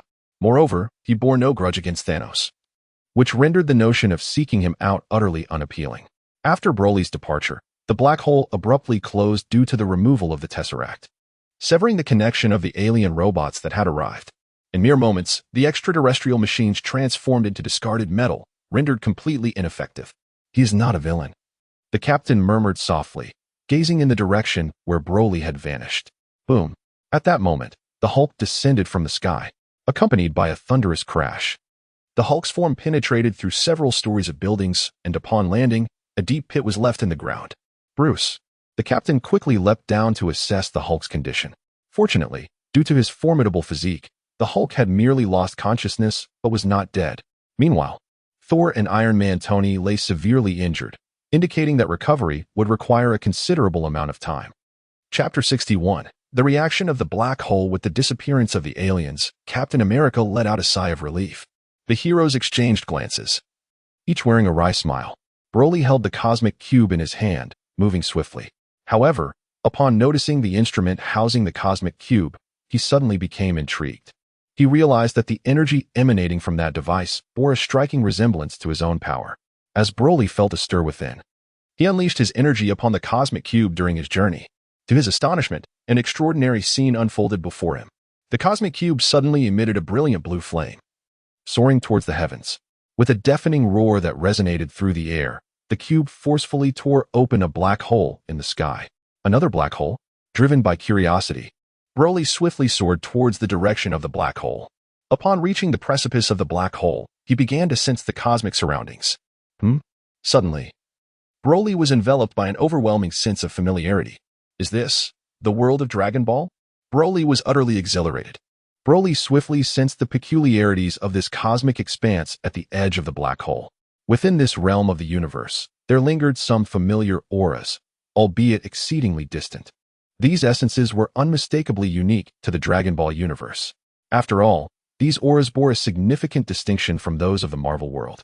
Upon his birth, Broly was already well acquainted with the auras of the Dragon Ball universe. How splendid it is to discover that I can utilize this cosmic cube to unlock the gateway of time and space, and even more astonishingly, it leads to the realm of Dragon Ball. Without a moment's hesitation, Broly resolved to return to the Dragon Ball universe. Yet, at that instant, an unsettling sensation surged within him, causing his heart to race with trepidation. What could be the cause of this? Since his arrival in the Marvel realm, he had never experienced such a feeling. Natasha. Yes, it must be Natasha. She must be in peril. As Broly contemplated this, he momentarily set aside his return to the Dragon Ball world, retracting the cosmic cube, and attentively focused on sensing Natasha's aura. There it was. Broly transformed into a radiant beam of yellow-green light, swiftly making his way toward Natasha. In the blink of an eye, he appeared beside her. Upon witnessing Natasha's dire situation, Broly was filled with rage, true, unbridled fury. For at that moment, Natasha was under Loki's control. Moreover, Loki showed no semblance of mercy, tormenting her with the brilliance emanating from his staff. "Ah, we meet again," Loki said, a smug smile gracing his face as he regarded Broly. "This Natasha. She is your woman, is she not? How does it feel to see your beloved so cruelly tormented? Perhaps you should reflect on your choices." He continued, "Do not move. It would be wise not to. My energy has already been infused within her. With but a mere thought, she could be obliterated in an instant." Broly remained motionless, having discerned that Natasha's body had been infused with energy by Loki. If he were to act carelessly, Natasha would undoubtedly meet a dire fate. What if he were to eliminate Loki? With unparalleled speed, he could strike down Loki before he had the chance to formulate a thought, thus preventing Natasha from detonating. Moreover, it would be wise not to attempt to swiftly kill me. I am a god, and in the split second before my demise, I could trigger the explosion of your beloved woman. Feel free to test this assertion, Loki said, his face adorned with a triumphant smile, his demeanor growing increasingly exhilarated. State your intentions. Broly's expression darkened, a stormy shadow clouding his features. He had resolved that if his sister emerged unscathed, he would ensure Loki faced severe repercussions. Simultaneously, a profound sense of guilt gnawed at Broly. Had he eradicated this fiend from the outset, such a predicament would never have arisen. Regrettably, his penchant for amusement had clouded his judgment, and he had not anticipated that Loki would resort to using a woman as leverage. "Hand over the cosmic cube," Loki proclaimed, a victorious grin illuminating his face. Broly narrowed his eyes, retrieving the cosmic cube and tossing it to Loki. The cosmic cube had been relinquished, but the thought of losing Natasha would haunt Broly for eternity. Excellent, just as it should be. Loki, brimming with excitement as he grasped the cosmic cube, added, "Furthermore, allow me to offer you a word of advice. I am a god. Even if I traverse to another realm, I can still wield my power, reducing your beloved to mere cosmic dust. Therefore, from this moment forth, you shall heed my commands. Do you understand?" Broly smiled gently, remaining silent. "Indeed. Splendid, splendid."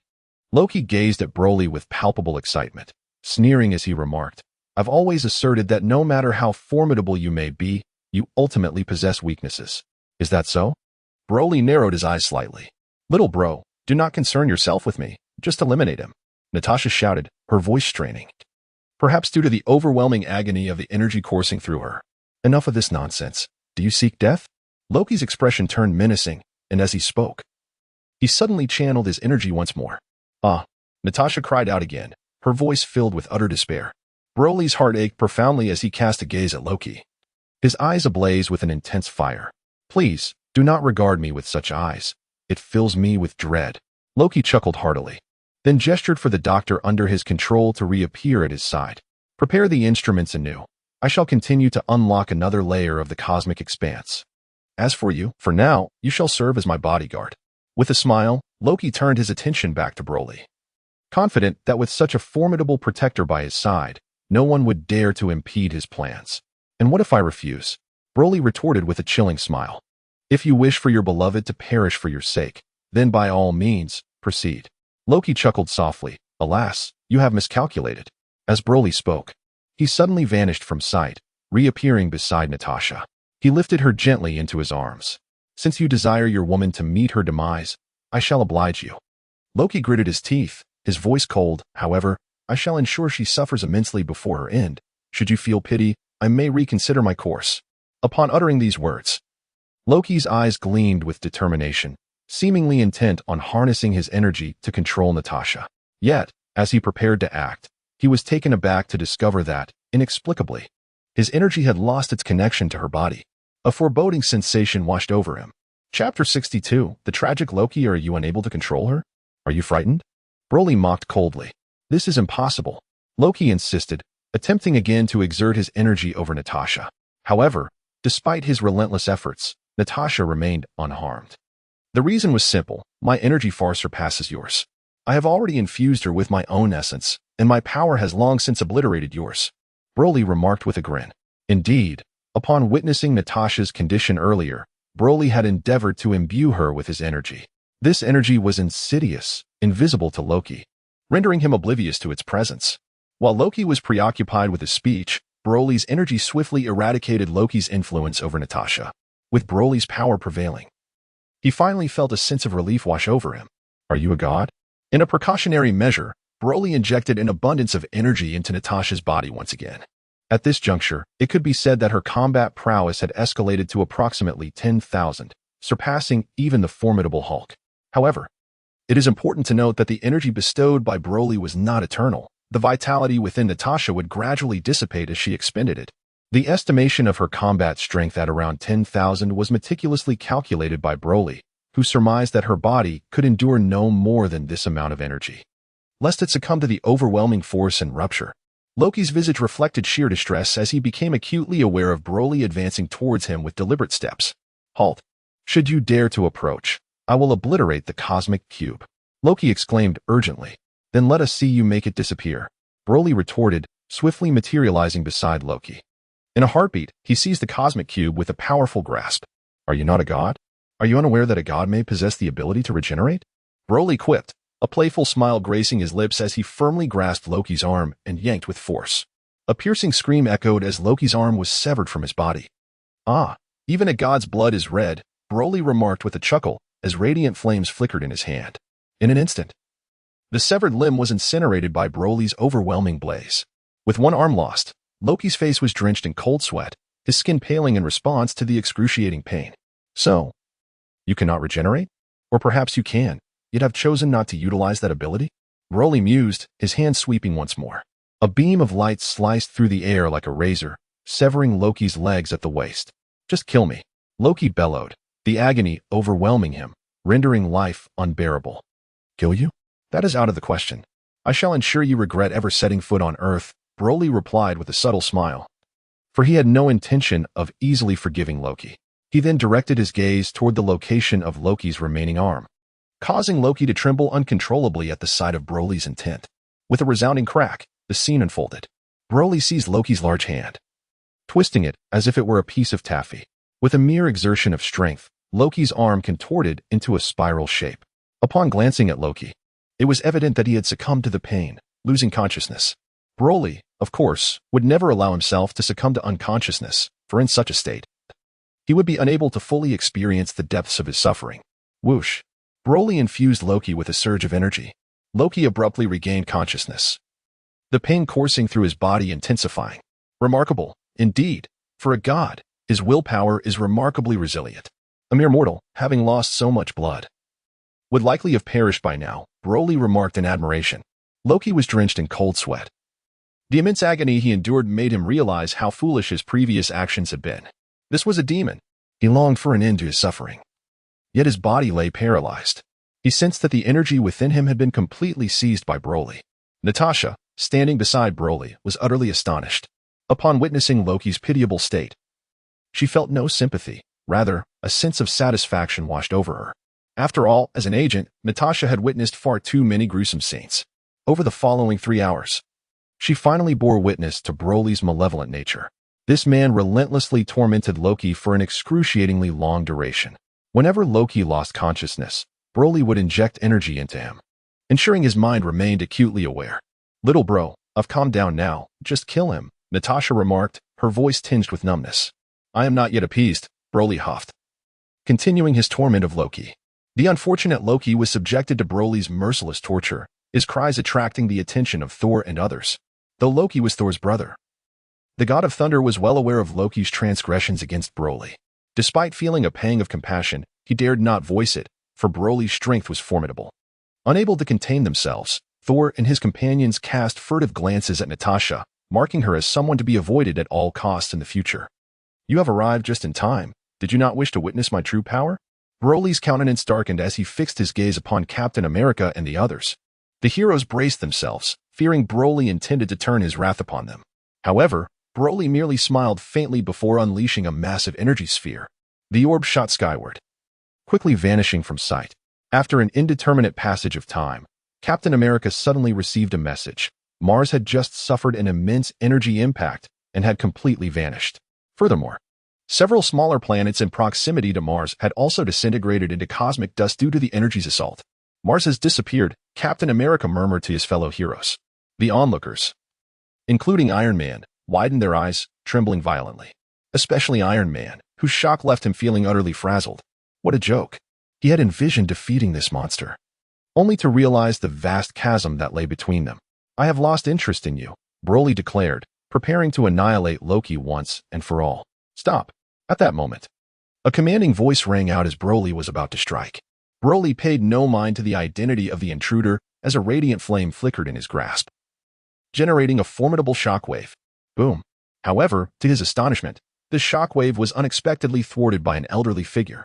Chapter 63. Observing Earth from the realm of the gods, the old man wielded a resplendent golden staff, possessing but a single eye, adorned with a face framed by a wild, white beard. Broly sensed that this old man was far from ordinary. After all, the shockwave he had unleashed, though not encompassing his full might, would have been sufficient to obliterate any hero on Earth. Are you Odin, the All-Father? Broly inquired, squinting his eyes, for the figure's visage strongly suggested that he was indeed the revered deity. Young man, there is merit in mercy. My child has already faced appropriate consequences for his actions. Odin replied, his gaze fixed upon Broly, delivering his words with an air of undeniable authority. This remark did not sit well with Broly, as it felt akin to a parent admonishing a child, with Broly cast in the role of that very child. Broly assessed that Odin's combat prowess was rather mediocre, nearly on par with that of Thor, the god of thunder. However, Broly was acutely aware that Odin, having been bestowed with the illustrious title of All-Father, was likely far more formidable than he appeared. Moreover, the old man had effortlessly withstood the shockwave Broly had unleashed. Child, return with me. Odin's words resonated with an authoritative command. After uttering this, he disregarded Broly entirely, instead lifting Loki into his arms and whispering softly to him. Loki, racked with pain, could scarcely utter a word, yet his gaze toward Broly was laced with malice. Halt, Broly declared, his displeasure palpable. He felt a surge of irritation. This old man was insufferably arrogant, completely dismissing Broly's significance. After all, he was among the most formidable beings on Earth, and even within the realm of gods. He likely had no equal. Furthermore, it was Loki who had instigated the conflict, resorting to threats involving Broly's beloved. Broly could never allow Loki to depart unscathed. Moreover, the lingering resentment in Loki's gaze as he turned to leave was unmistakable. Young man, I have made my position abundantly clear. I trust you will act accordingly, Odin remarked, casting a stern glance at Broly before shaking his head. Your ruthlessness will inevitably lead to your downfall. Though Odin refrained from articulating his thoughts fully, the implication was unmistakable.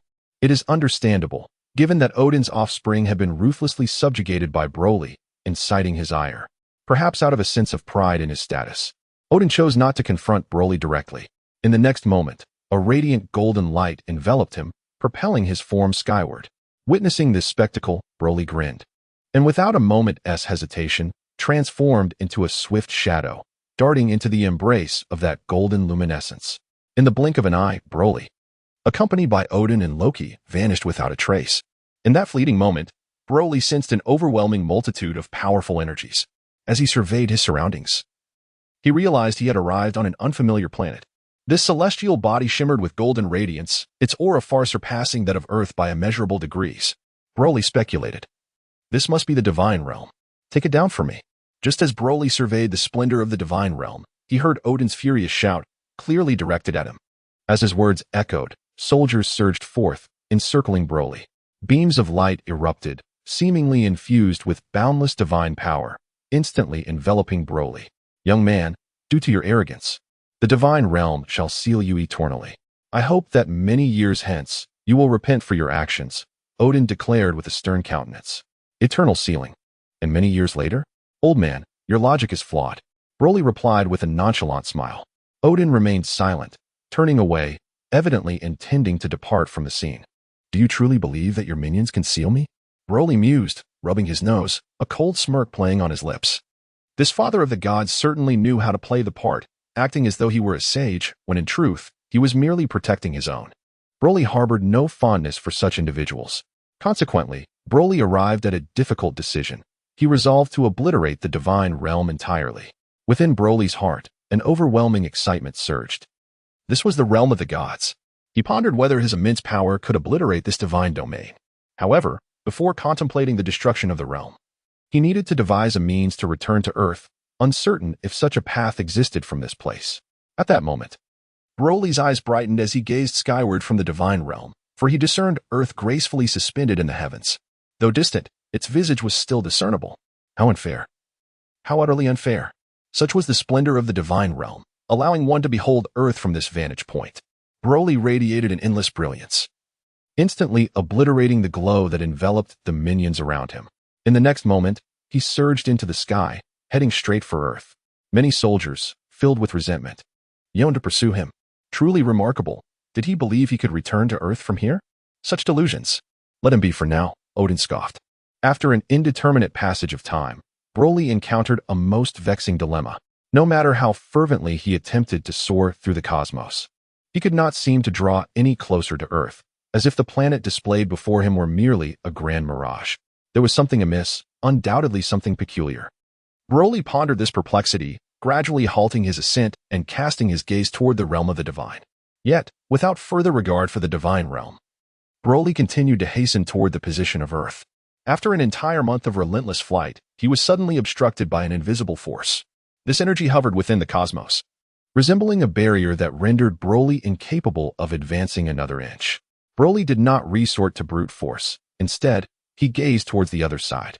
It was the solar system.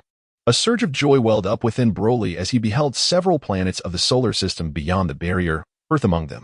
To his dismay, the distance to Earth, which appeared so near from the realm of the gods, required him to traverse it at his Super Saiyan speed for nearly a month. Very well. Let me see if this barrier can withstand my full force, Broly mused with a slight smile, channeling all his energy into a single strike. Chapter 64, The Destruction of the Divine Realm Boom. Broly unleashed a colossal shockwave, which directly struck the ethereal barrier. The ground trembled with resounding roars.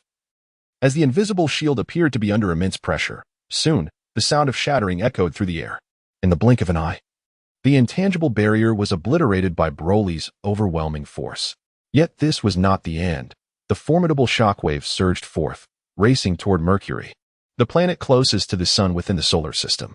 After an indeterminate passage of time, Mercury erupted in a dazzling display, igniting beautiful fireworks that illuminated the surroundings.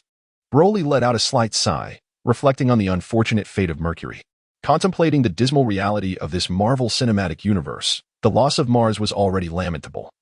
Yet now even Mercury had met its demise. Of course, Broly harbored no sympathy. The annihilation of a planet was as trivial to him as the squashing of an ant is to an ordinary person. After dismantling the invisible barrier, Broly took a precautionary trip to Earth.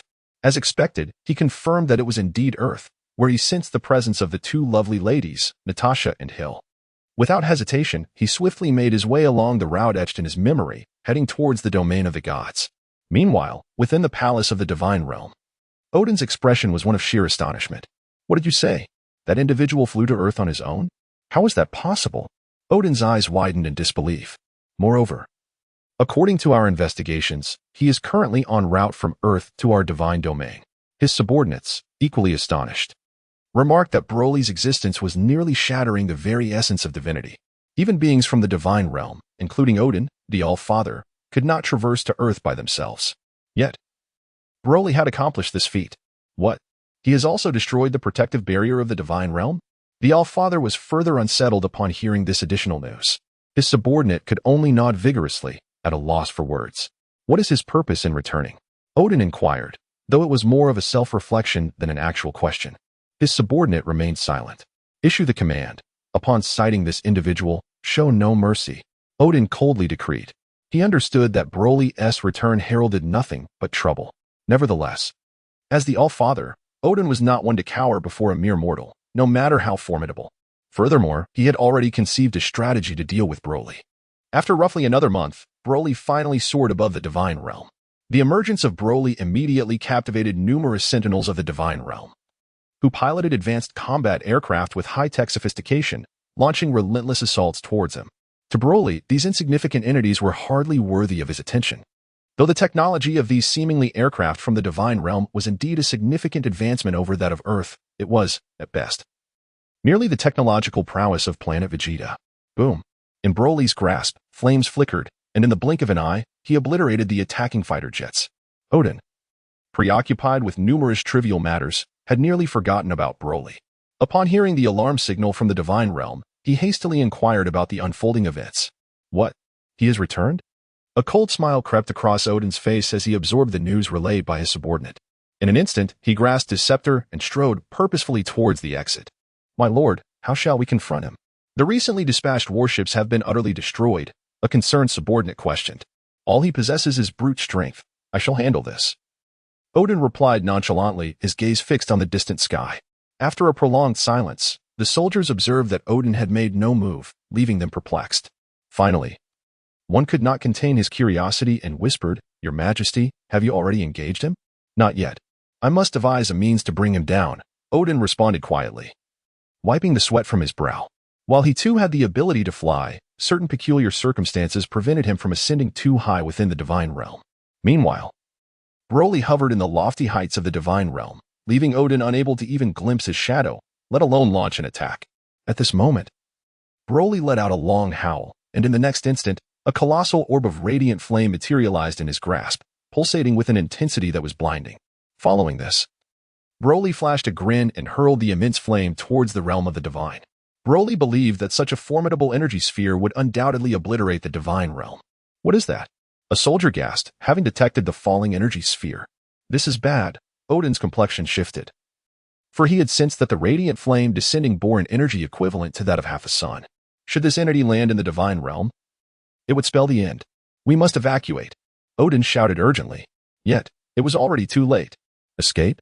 The velocity of Broly's energy sphere was astonishingly swift, descending upon the ground of the Divine Realm in the blink of an eye.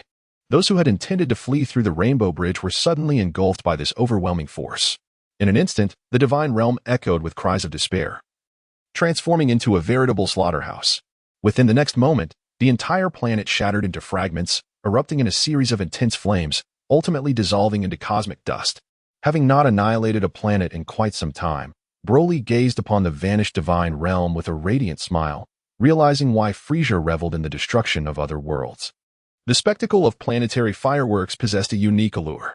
Thus, the Divine Realm vanished in the blink of an eye. Broly searched far and wide for the presence of the Father of the Gods, yet he found no trace of him. He speculated that this individual was likely swept away by the catastrophic explosion.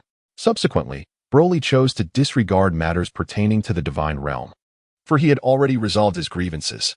He needed to hasten back to Earth, bringing along Natasha and Hill, so they could return to the world of Dragon Balls. Broly has come to a decision.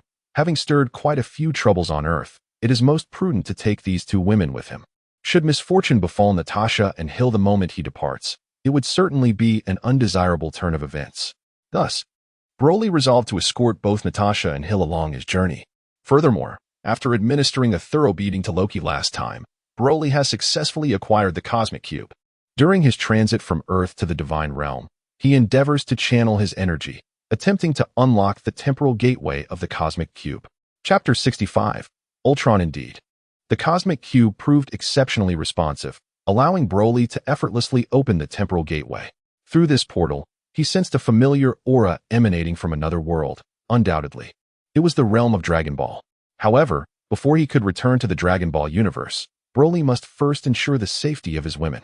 Whoosh. Broly transformed into a radiant yellow-green flame, soaring swiftly through the cosmos. This time, he encountered a peculiar dilemma. The distance from the Divine Realm to Earth appeared to have significantly increased. After what felt like an eternity, Broly speculated that he had been traversing the universe for at least half a year before finally catching a distant glimpse of Earth's silhouette. What could be the reason for this? Broly found himself perplexed, pondering how it was possible that despite his swift return, an inordinate amount of time had elapsed. Nevertheless, he dismissed his curiosity, for he had already returned and there was no need for concern. Additionally, prior to his departure, Broly had deliberately infused Natasha with a considerable amount of energy, enough for her to traverse the entirety of Earth with ease. As long as Natasha refrained from causing destruction, the energy within her would suffice for her use for a duration of 6 months. Broly was aware that Natasha was not a harbinger of destruction, which allowed him to provide her with energy without reservation.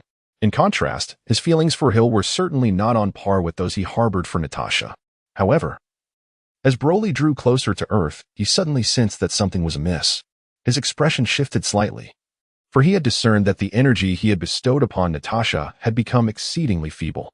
Moreover, there loomed the imminent possibility that Natasha's reserves of energy could be depleted at any moment. What, indeed, had transpired? Broly, unwilling to be negligent, transformed into a streak of light, swiftly advancing towards Natasha. Upon nearing her vicinity, he cast a glance downward. There, beside Natasha, stood a peculiar-looking robot. It was evident that she had engaged in combat with this automaton, yet her energy was evidently depleted, having been knocked to the ground by this mechanical foe. Ultron? This entity emerged so swiftly? Considering the timeline, it was indeed timely, though Broly had not anticipated such an occurrence at this critical juncture. This robot was, without a doubt, Ultron. In accordance with the narrative of the film, this creation was devised by Iron Man, Tony Stark. Broly harbored a keen interest in such intelligent machinery, and thus, he transformed once more into a luminous streak, materializing before Ultron. Foolish humans, what awaits you is annihilation. Ultron's voice resonated. However, as he uttered these words, he beheld Broly standing before him. Ultron's eyes flickered with intensity as he began to analyze the formidable energy within Broly. A grave realization struck him. Upon discerning the immense power contained within Broly, Ultron nearly short-circuited in fear, and without a moment's hesitation, he turned and fled. Whoosh! Broly smiled gently and hurled an energy sphere forward. Bang! The energy sphere struck Ultron's back directly, causing him to emit a pained cry as he stumbled and fell to the ground. Do not leave just yet, Broly commanded coldly. He then turned around, tenderly lifted Natasha, and examined her condition. Fortunately, Broly's timely return alleviated the worry that had been weighing on his heart. It seemed that once he returned to the Dragon Ball world, he would need to acquire more senzu beans, just in case his beloved were to be injured. Better to be prepared. Is that you, little bro? Natasha finally recognized him, staring at Broly in astonishment. Indeed.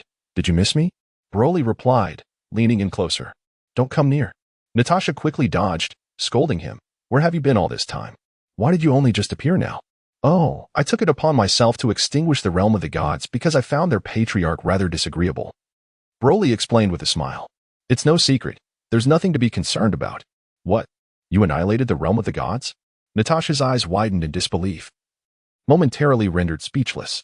Yes, I wonder if that old Kudodin is still alive, Broly mused with a slight grin. Upon hearing Broly's words, Ultron emitted a series of metallic clangs, evidently startled by Broly's actions. Perhaps a component within him had been rattled. By the way, why are you the only one fighting Ultron? Shouldn't the Captain, Iron Man, Hulk, and Thor be joining forces against him? Broly inquired, puzzled by the situation. They were all defeated by Ultron, Natasha replied with a bitter smile. As for the energy you provided me, I expended too much of it recently, so I am not his match. Your return is quite timely. Please help me deal with him. At Natasha's words, Ultron's body emitted more metallic sounds, clearly frightened. You are Ultron? Rougher than I had imagined, Broly remarked, scrutinizing Ultron more closely and concluding that he could easily shatter him with a single blow. Ultron's eyes flickered like light bulbs, and in the face of such a formidable opponent, he lacked the will to resist. First, give yourself a few slaps, Broly instructed. Yes. True to his programming, Ultron exhibited no hesitation, delivering several slaps to his own face, causing some of his mechanical components to fall off. Do you wish to follow me? I can take you to a wonderful place where you can become even more perfected, Broly proposed, considering the potential of cultivating Ultron. After all, upon returning to the Dragon Ball world, he would need to recruit a few subordinates. One cannot simply make an appearance at every occurrence, can they? Thus, Broly contemplated bringing Ultron and Dr. Zola to the Dragon Ball realm. Perhaps within that world, Ultron could discover a superior vessel for enhancement. At your command. Ultron readily acquiesced without a moment's hesitation. In the face of such a formidable being, Ultron demonstrated his intellect. He refrained from resisting, recognizing that Broly was worthy of his admiration. Where are Natasha and Hill? Broly inquired. You are being greedy, wanting to know everything while indulging in your own desires. I shan't divulge that information, Natasha retorted with a hint of irritation. Chapter 66. Return to the Dragon Ball world. Natasha, I wish to discuss something with you. I believe it is time for me to return to my original world, Broly stated with utmost seriousness. In truth, I do not belong to this realm. I hail from another universe, and now is the moment for my return. To ensure your safety, I have resolved to take both you and Hill with me. What do you mean? You want me to accompany you? Natasha responded in astonishment, her expression revealing her reluctance to venture into an unfamiliar world. Indeed, the world I come from could grant you eternal youth, Broly replied with a smile. Upon hearing this, Natasha's interest was piqued. Women are often quite concerned with their appearance. And Natasha, being a beauty, was no exception. You wouldn't deceive me, would you? She inquired. Regardless of your agreement or dissent, I merely wish to inform you. In any case, I intend to take you with me, Broly said with a grin. As he spoke, Broly lifted Natasha into his arms and then extended his senses to locate Hill's energy. In the next moment, he soared into the air, heading directly to Hill's location. And what about me? Ultron queried from the side. Follow me, Broly commanded without turning his head. During their journey, Natasha suddenly recalled something and exclaimed to Broly. By the way, little bro, I have a brother who has been missing recently. Could you assist me in finding him? If possible. I would like to bring him to your world as well. Broly smiled silently. What are you laughing at? I'm discussing something serious, Natasha remarked, her displeasure evident. It's nothing. We shall speak of it later, Broly replied with a smirk. At that moment, he had already materialized in the room where Hill resided. Upon witnessing Broly's sudden appearance, Hill was taken aback with a mix of astonishment and joy, though her expression was fleeting, quickly giving way to tranquility. Broly, without any hesitation, conveyed everything he had just told Natasha to Hill. Upon hearing this, Hill paused momentarily before nodding in agreement. Subsequently, Broly swiftly flew to the research facility where Zola was located. Zola, prepare yourself. We are about to embark on a journey to my world, Broly remarked with a smile, simultaneously revealing the cosmic cube. The reason for bringing Zola along was that Broly recognized his potential. Allowing him to continue his research in the realm of Dragon Balls would indeed be a beneficial endeavor. Zola's face then bore a bittersweet smile as he pointed to a massive screen and inquired, Master, have you ventured into the divine realm? Broly nodded, acknowledging that many were likely aware of the situation. Have you really destroyed the God realm? Zora inquired. What on earth is happening? Speak swiftly. Broly, feeling a twinge of impatience, contemplated returning to the Dragon Ball world through the cosmic cube, had he not been waiting for Ultron. Zora's expression soured. The world tree was likely obliterated, and it would not be long before the entire universe faced annihilation. Oh, is it truly that grave? Broly chuckled, seemingly unfazed, and then asked, do you believe the destruction of this universe would impede my return to the Dragon Ball world? Indeed, it certainly would, Zora replied with a rueful smile. I have mentioned before, even with the cosmic cube in hand, it would take me at least 3 years to open the temporal portal. However, as I understand it, due to the world tree's destruction, the entire universe will perish within a month. We are out of time. Gather your belongings and refrain from uttering superfluous words, Broly remarked with a calm smile. At that moment, he sensed Ultron's arrival. With Ultron present, Broly ceased his chatter and utilized his energy to open the portal of the cosmic cube. Instantly, a colossal black hole manifested in the sky. Whether Earth and this universe would vanish was no longer Broly's concern. There was nothing here worth clinging to. Zora widened his eyes in astonishment, never expecting Broly would directly initiate the portal. What was left for him to do? Yet soon after, Zora felt a surge of loyalty towards Broly. Realizing that if Broly could open the time portal on his own and still came to fetch him, such a remarkable master was indeed rare. Let us depart, Broly said, wrapping his left arm around Hill and his right around Natasha as they soared towards the black hole in the sky. Naturally, Broly provided Zora with energy to assist his flight, posing no significant issue. Ultron, adept at flight, closely trailed behind. Little bro, my brother Broly is still on Earth. What if this universe is destroyed? Natasha spoke, her eyes brimming with tears. Rest assured, your brother has long been sent to my Dragon Ball world. Broly reassured with a smile. Really? Natasha expressed skepticism. You shall find out once we arrive, Broly comforted her with a gentle smile. Zora observed this scene, silently shaking his head. That foolish girl, did she still not realize that the man beside her was her brother? Soon, under Broly's guidance, The 5 individuals ventured into the vast black hole. With Broly at the helm, the portal through time and space swiftly sealed itself.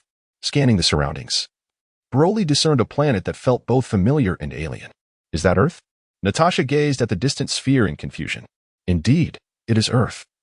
But not the one you inhabit, Broly replied with a subtle smile. Let us descend and explore.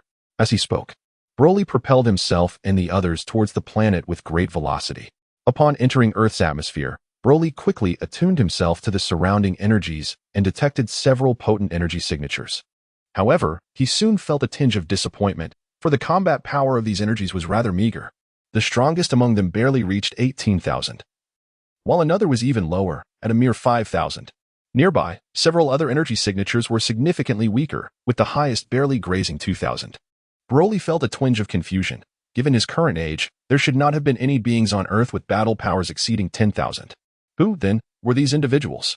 Broly intended to investigate, accompanied by 2 women and 2 companions, heading directly towards the source of the energy signatures. Little bro, where's my brother Broly? Natasha was still concerned about her sibling. I am Broly, he replied with a smile, as the yellow-green hair atop his head suddenly dissipated, and his expression transformed back to its original innocent demeanor. Chapter 67. The cackling Naba. Natasha was momentarily taken aback, staring intently at Broly, speechless for quite some time. In fact, she had previously harbored doubts about Broly's identity, particularly when the green gold warrior appeared during his disappearance. However, the disparity between Broly's transformation and his former self was striking. The transformed Broly not only had hair of a yellow-green hue, but his muscles had also swelled several times, resulting in a more imposing stature. Additionally, his eyes took on a more malevolent glint, causing a noticeable alteration in his visage.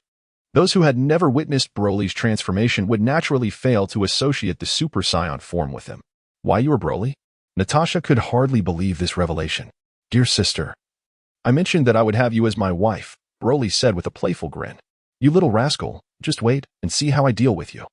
Natasha exclaimed in frustration, feeling exasperated at being toyed with by her adopted brother. In a swift motion, Natasha seized Broly and playfully bit down on his shoulder. Broly did not resist. He was bitten by his sister, or rather, his wife, and it was of no substantial concern. In fact, Broly did not even summon his energy to defend himself, allowing Natasha to sink her teeth into him.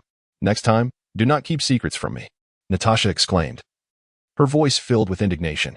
Indeed, from now on, no matter what transpires, I shall inform you, sister, Broly replied, punctuating his words with a playful peck on Natasha's lips. Meanwhile, Hill stood in speechless astonishment, utterly unprepared for the revelation that this green gold warrior was, in fact, Natasha's adopted brother. Yet, witnessing the tender bond shared between the siblings, Hill was suddenly enveloped by a sense of melancholy. Hill, you are also my wife. Rest assured, since you have joined me in this world, I shall take good care of you, Broly stated earnestly to Hill. Indeed, Hill, we are also good sisters, Natasha added with a gentle smile. I shall not bully you. Upon hearing Natasha's words, Broly felt an odd sensation. Was she implying that she would bully Hill? There seemed to be something amiss with that statement. At this moment, Broly, accompanied by 4 companions, had ascended to the skies above the source of the energy fluctuations. As he scanned the scene below, he recognized several familiar faces. Among the warriors from Dragon Ball, nearly everyone was present except for Goku. The group included Gohan, Piccolo, Tien, Yamcha, Kaiatsu, and Krillin, while facing them were Vegeta and Nappa. The situation suggested that this was the moment when Vegeta and Nappa had just arrived on Earth. Broly was filled with perplexity. He was not yet 17 years old. And at this tender age, even Gohan's birth had yet to occur. Could it be that his recent journey to the world of Marvel had somehow distorted his perception of time upon his return? Master, it seems you harbor many uncertainties. If you wish, perhaps I could assist you in unraveling them, Ultron interjected, seemingly aware of the question swirling in Broly's mind. Broly cast a glance at Ultron, and subsequently relayed the matter of time to him. It is quite customary, Master. Different universes possess distinct temporal points. I have just observed that time flows significantly faster in the Dragon Ball universe, which accounts for their advanced ages in comparison to yours. Ultron elucidated. Broly nodded. These matters were inconsequential, for he had finally returned. However, upon witnessing Vegeta and Nappa's presence, a sense of unease gripped his heart. It was not fear of these 2 individuals that troubled him, but rather the implication of their arrival. Did it signify the destruction of planet Vegeta? If so, The demise of King Vegeta would have long since been assured. Broly is still intent on seeking vengeance against King Vegeta. Although 16 years have elapsed, this grievance cannot be forgotten. Should King Vegeta be no more, the thrill would surely dissipate. Broly descended from the heavens, accompanied by 4 companions. Without uttering a single superfluous word, at that moment, Nappa had just completed the planting of the cultivators, and the first of them was stepping forth, poised to engage in combat with Tien Shinhan. Upon witnessing the arrival of Broly and his entourage, all present turned their gazes towards them. "Who are you?" Nappa bellowed, directing his attention towards Broly and the others with his scouter. Suddenly, a radiant smile spread across Nappa's face, illuminating his demeanor. "What is it that amuses you?" Vegeta inquired, furrowing his brow and adopting a stern expression. "Your Highness, the battle power of these individuals is utterly laughable. The highest among them barely reaches 22, Nappa exclaimed, reveling in his merriment. When Broly arrived here, he had long concealed his own aura. As for the presence of beings like androids, Broly noticed a peculiar phenomenon. Ever since entering the Dragon Ball world, their aura had vanished. In this realm, androids lack any discernible energy. And since androids are a form of artificial beings, this might explain their absence of aura. As for Zola, Natasha, and Hill, who had their powers augmented by Broly, their energy levels were quite modest, barely reaching 30. Regardless, Broly had no need for them to engage in battle. "Enough, Naba. Silence yourself," Vegeta admonished coldly. Naba obediently ceased his laughter, casting a puzzled glance toward Vegeta. "You just mentioned a being with a power level exceeding 1 million. What is the situation?" Vegeta inquired. Having discarded his scouter upon arriving on Earth to meet Gohan and the others, he believed that if these individuals could sense others' energy without the device, he should be capable of the same. Eager to learn from the Earthlings, Vegeta aspired to master this skill. However, he had just heard Naba mention a sudden appearance of a formidable energy on the scouter, indicating a power level surpassing 1 million. Yet, perplexingly, this energy had vanished in an instant. Naba speculated that it was likely a malfunction of the scouter. In truth, the scouter was functioning perfectly. The reading had been a reflection of Broly's immense energy upon transforming into a Super Saiyan shortly after arriving on Earth. Naba's scouter had detected Broly's power, causing the device to reach its maximum threshold and nearly explode. Gohan and his companions were equally astonished, as they too sensed the boundless strength of that aura. Who could that be? How can someone possess such overwhelming energy? Chapter 68.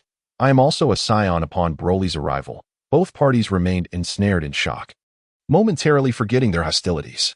"Are you all working together?" Vegeta inquired, directing his gaze toward Broly while glancing at the android behind him. However, Vegeta merely cast a cursory glance at the android, for its appearance was exceedingly ordinary, and some parts appeared rusted. What kind of substandard technology could produce such a shoddy robot? "You must be Vegeta," Broly said with a smile. "Oh, I never expected anyone in this galaxy to know my name," Vegeta replied, momentarily taken aback, before returning the smile. "Indeed, I am Vegeta. What do you wish to know?" "I am in a rather pleasant mood and can answer your questions." "Is your father still alive?" Broly inquired. Upon hearing this, Vegeta's expression shifted dramatically, his eyes narrowing with intensity. Goku's son, Gohan, and the others present were equally astonished, whispering amongst themselves. Clearly, Broly's arrival had left them utterly flabbergasted. "Uncle Piccolo. Judging by this person's appearance, he seems to be a good individual, doesn't he?" Gohan asked softly. "Let us observe further," Piccolo replied, uncertain of his stance. "I hope he is a friend rather than a foe," Krillin added in a hushed tone. "By the way, when will Goku return?" "This is exasperating. Our primary objective now is to buy time until Goku arrives," Piccolo stated through clenched teeth. The appearance of these individuals had indeed provided them with a reprieve. "That boy seems to recognize those 2 Saiyans," Lepin remarked. "Could he also be an extraterrestrial?" Krillin pondered, furrowing his brow. Meanwhile, Vegeta was seething with indignation. How dare this individual inquire about his father upon arrival? As the prince of the Saiyans, Vegeta was understandably infuriated and contemplated confronting Broly. "Your Highness, allow the cultivator to handle him," Nappa interjected with a grin, adding, "Do we really need your Highness to deal with a mere pest with a power level of only 10? After hearing Nappa's words, Vegeta chuckled lightly and decided not to pursue the matter with Broly further. Indeed, with an adversary possessing such a meager power level, it was beneath him as a Saiyan prince to intervene personally. However, when Vegeta cast another glance at Broly, an unsettling apprehension washed over him. Though he could not pinpoint its source, In any case, the sight of this individual instilled a sense of trepidation within him. Nappa beckoned one of the cultivators, signaling that it was time to attack Broly and his companions. The cultivator, grinning, swiftly appeared before Broly and the others. You are fortunate. Their arrival has granted you some time to linger. Nappa chuckled at Gohan and the others, then added, however, let me make it clear, if you dare attempt to flee during this chaos, my Lord Nappa will personally see to your demise. The expressions of Gohan and the others shifted slightly. Indeed, Krillin had just been contemplating escaping amidst the ensuing chaos. Once the cultivator approached, Broly offered a faint smile. Addressing his companion, Otron, you handle him. Entertain him for a while. Yes, master, Otron replied eagerly, thrilled to finally assist his master and eager to make his own entrance. Broly sensed the combat power of the cultivator, which was merely a little over 1,000. In stark contrast, Otron's combat prowess soared to an impressive 8,000, surpassing even that of Baba. Thus, dealing with the cultivator posed no challenge whatsoever. In the next moment, the cultivator flashed a grin at Otron and swiftly vanished from sight. In the blink of an eye, he reappeared behind Otron. Such incredible speed! Exclaimed Krillin in astonishment. Bang! The cultivator struck Otron squarely in the back. With a clatter, Otron expelled a component, his body swaying unsteadily. Yet, his bright eyes sparkled with intensity as he smiled back at Broly. Broly was momentarily speechless, realizing that this fellow, Otron, was deliberately teasing him. Just moments ago, Broly had suggested that Otron spend some time playing with the cultivator, and it seemed he had taken it to heart. Oh well. Let Otron enjoy himself. That bald fellow, you were called Naba, correct? Broly inquired with a smile. Oh, your highness. I didn't expect to be so renowned that even you know my name. Naba replied with a grin. Is your father named Bana? Broly asked again. Oh, you even know my father's name? You must not be from Earth. Naba quickly retorted, exchanging a glance with Vegeta, his expression turning cold. Is he still alive? Broly pressed on. Naba gritted his teeth in anger. This fellow was infuriating, starting off by inquiring about his father. Judging by your expression, he must still be alive. Let me pose another question, Broly said, his smile unwavering. Tell me, has planet Vegeta been destroyed? At this, both Vegeta and Naba paused briefly before bursting into laughter. Ha ha. Your Highness, he says planet Vegeta has been destroyed. That's the funniest joke I've heard in years. Naba laughed until his face nearly contorted. Why do you ask such a thing? Vegeta chuckled, though a hint of confusion lingered in his voice. So, planet Vegeta still exists? Broly deduced from their expressions, feeling a sense of relief wash over him. However, he was puzzled. If planet Vegeta had not been destroyed, what were Vegeta and Naba doing on Earth?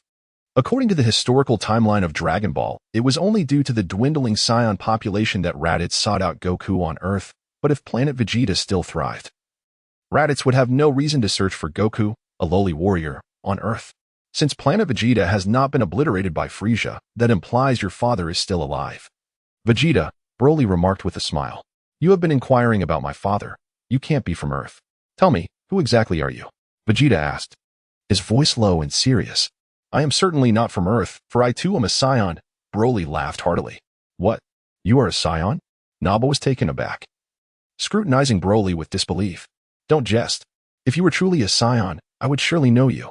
Vegeta replied coldly, clearly skeptical of Broly's claim. Your Highness, your memory seems rather poor. Broly squinted his eyes. Your Highness, I find this brat exceedingly annoying. Let me eliminate him.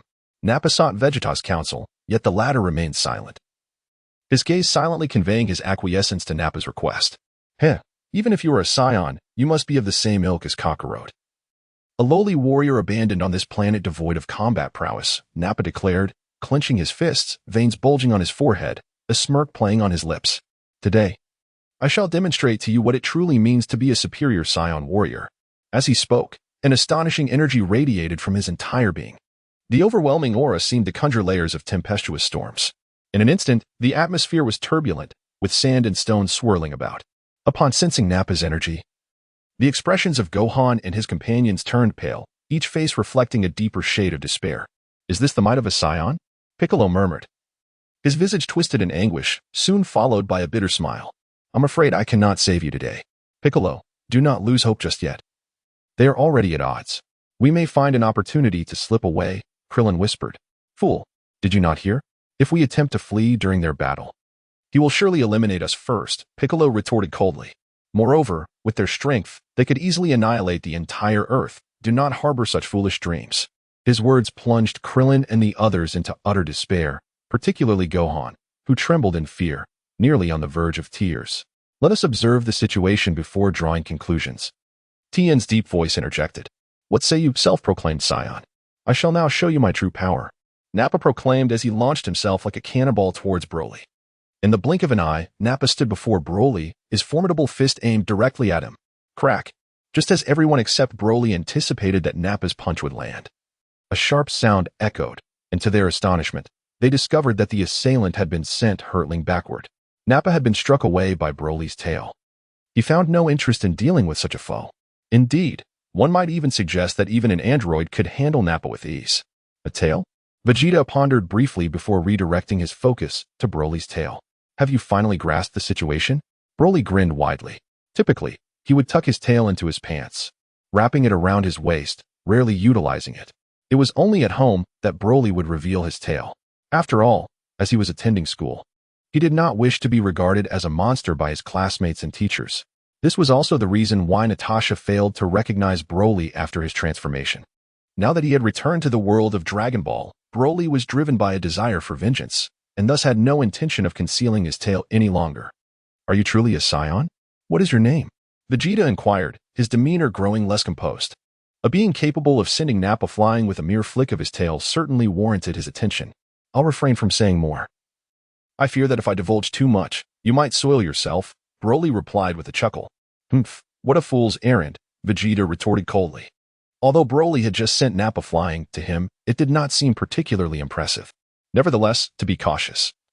Vegeta picked up the scouter from the ground and affixed it to his ear for inspection. Oh, not bad. A power level of around 1000. You should be capable of increasing your fighting power during battle like these Earthlings, correct? Vegeta remarked with a smirk. Based on the energy you exhibited when you dispatched Nappa, your combat strength should be around 10,000, am I right? 10,000. Such a distant figure, Broly chuckled before adding, 16 years ago. My power level was already at 10,000. Vegeta momentarily faltered upon hearing this.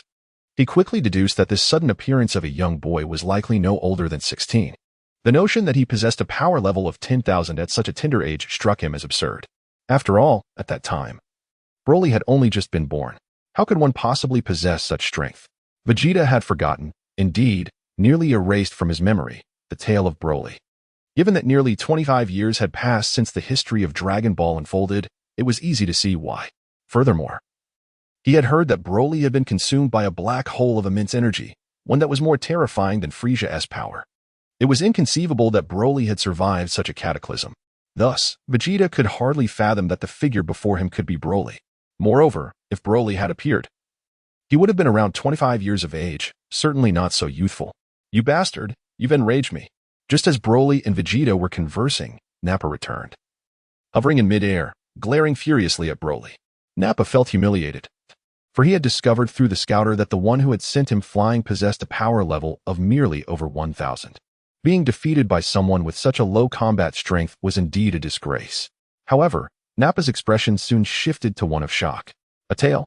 It truly was a tail. Could this individual genuinely be a Saiyan?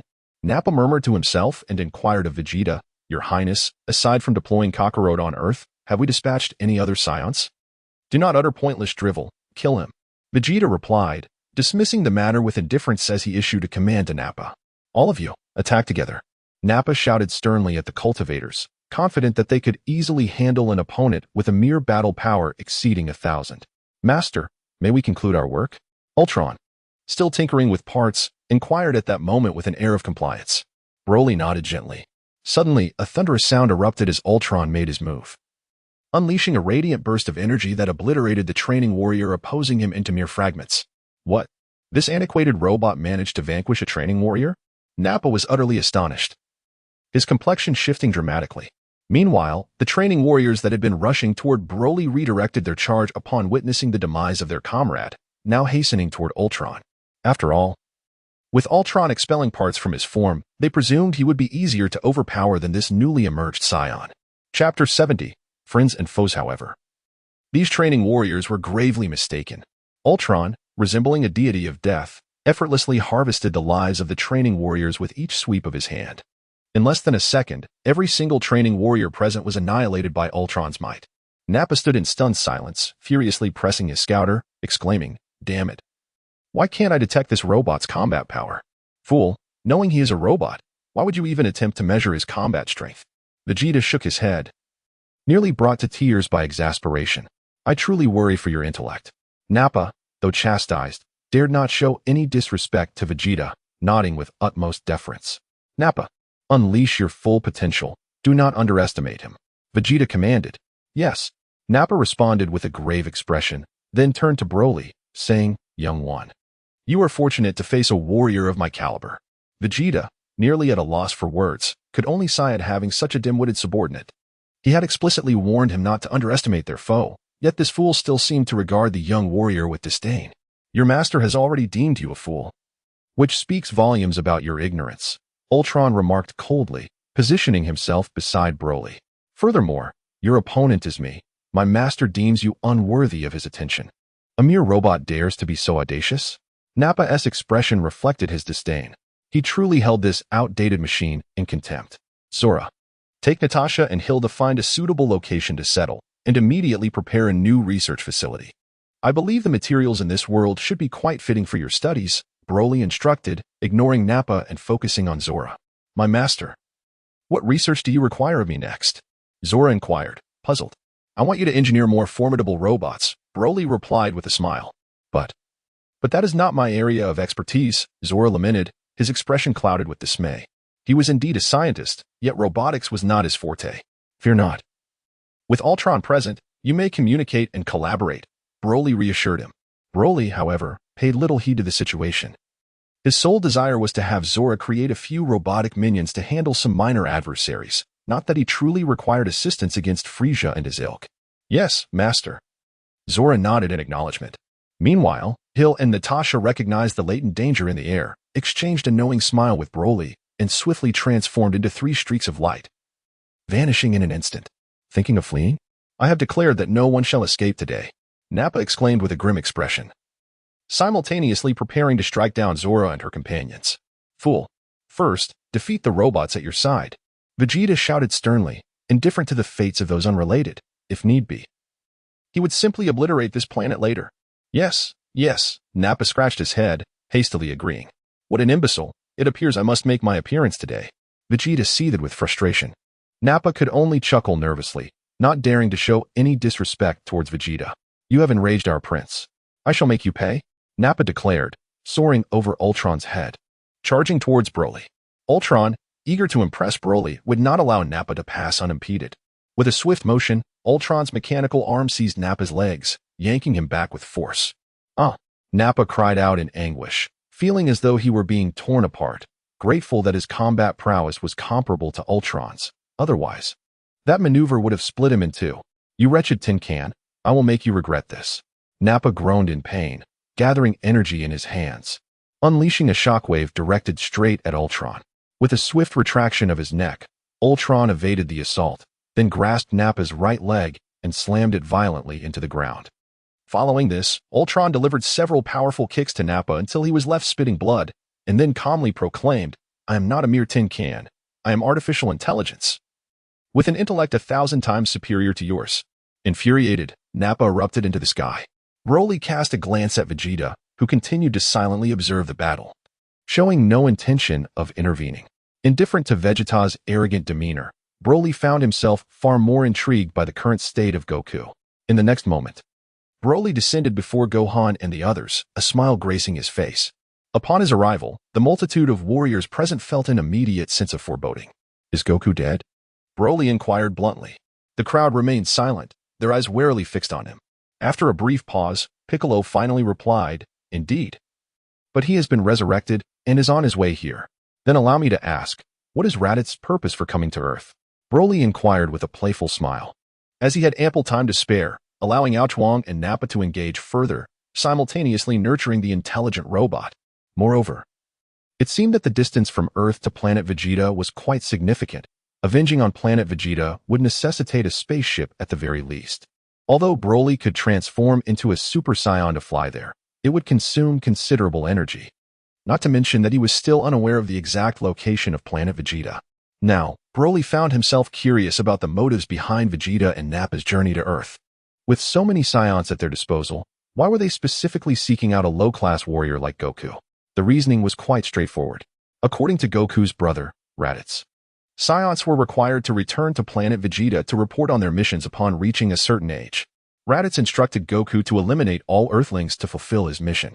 Goku's refusal led to a collaboration between myself and Goku, which ultimately resulted in Raditz's defeat. Such was the nature of the events, Piccolo explained. I see, Broly nodded, unaware that Saiyans were obliged to report back upon reaching a certain age. Pray tell, are you friend or foe? Piccolo asked with a stern countenance. Please, enlighten me. How much longer until Goku arrives? Broly disregarded the inquiry and posed another question. He should be arriving shortly. He has just been resurrected through the Dragon Balls and is en route. Piccolo gritted his teeth, then raised his voice. Tell me, are you truly friend or foe? I am your ally, Broly replied with a gentle smile. At this declaration, Krillin and the others collectively exhaled in relief, sensing that with such a formidable ally, they need not fear the two Saiyans. However, Broly's subsequent statement dimmed the spirits of the warriors present. I am also your enemy, Broly added with a smile. Chapter 71, The Death of Nappa. Chapter 71, The Death of Nappa. Piccolo glared at Broly through gritted teeth, yet his entire body trembled under Broly's formidable aura. Gohan was on the verge of losing control, tears streaming down his cheeks. The arrival of Vegeta and Nappa had already caused them considerable distress, but now, with the emergence of yet another foe, their hopes seemed utterly extinguished. However, Broly reassured them, stating that they would see Goku. Upon hearing this, Piccolo and the others finally felt a sense of relief. Goku was their beacon, their hope. As long as Goku was present, no adversary was insurmountable. Fortunately, this individual claimed they could wait for Goku's arrival. Meanwhile, Ultron and Nappa continued their battle high in the air. Though their combat powers were relatively similar, Ultron, being an intelligent robot, possessed a calculated approach to energy consumption, unlike Nappa, who operated at a rather foolish level. After 10 minutes of combat, Nappa's stamina began to wane, while Ultron's internal energy remained as vast as it was at the onset of their clash. Boom! Ultron's arm shot forward like a meteor, striking Nappa squarely on his rugged face. With a cry of despair, Nappa fell heavily to the ground, a crimson imprint left on his visage. How could this happen? I am a superior Saiyan warrior. How could I lose to such a pathetic robot? Nappa seethed with rage, perplexed that he could not handle such an inferior opponent. I am not a pathetic robot. I am the most intelligent of machines, Ultron retorted coldly, as a brilliant flame suddenly erupted from his hand. Boom! Nappa was once again thwarted, crashing to the ground, nearly devoid of fighting spirit. Enough, Nappa, you fool. I warned you to remain calm. Yet you chose to be so reckless. Vegeta could no longer bear to watch and barked with a stern expression, You come down here. Such trivial matters require my personal intervention. How troublesome. Yes, yes. Nappa nodded vigorously in response to Vegeta's reprimand. Yet, almost immediately, a sly grin crept across Nappa's face as he glanced toward Piccolo and the others. Humph, let me just sit quietly. I have no interest in that. Nappa muttered to himself, since that's the case, I shall first torment those Earthlings. This previous battle was far too constraining. As he spoke, Nappa transformed into a streak of light, swiftly racing towards Dend. Broly merely cast a cursory glance at Nappa's actions. He was no hero and harbored no feelings for Dend or his companions. Therefore, whether Dend and the others lived or died was of no concern to him. As for Ultron, lacking Broly's command, he refrained from intervening with Nappa and instead chose to observe the unfolding drama. Witnessing Nappa's rapid approach, with his apparent target being Gohan, Dend's expression darkened considerably. Block him, Dend shouted emphatically. Tianjin Fan gritted his teeth and soared forward. A bunch of insignificant pests? Do they think they can stop me? Nappa sneered coldly, unleashing a powerful punch that struck Tianjin Fan's arm. A cry of agony escaped Tianjin Fan as his arm contorted abominably, clearly fractured. Such formidable energy. This fellow just battled that robot for so long, yet still possesses such strength. Dend gritted his teeth in frustration. Unbeknownst to Dend, had Ultron not engaged Nappa in combat for such an extended period, Tianjin Fan's injury would have been far more severe, with his entire forearm likely being shattered by Nappa's blow. So fragile, Nappa chuckled with satisfaction, his gaze turning to Dend. You, Namekian, are the one who killed Raditz. Come and face your demise. In your dreams. Dend retorted angrily, though his voice lacked conviction. Boom. As Dend spoke, A crimson beam of energy erupted from his mouth. Thick as a bowl. Humph, mere parlor tricks. Naba scoffed, targeting the red beam and striking it with a punch. Whoosh.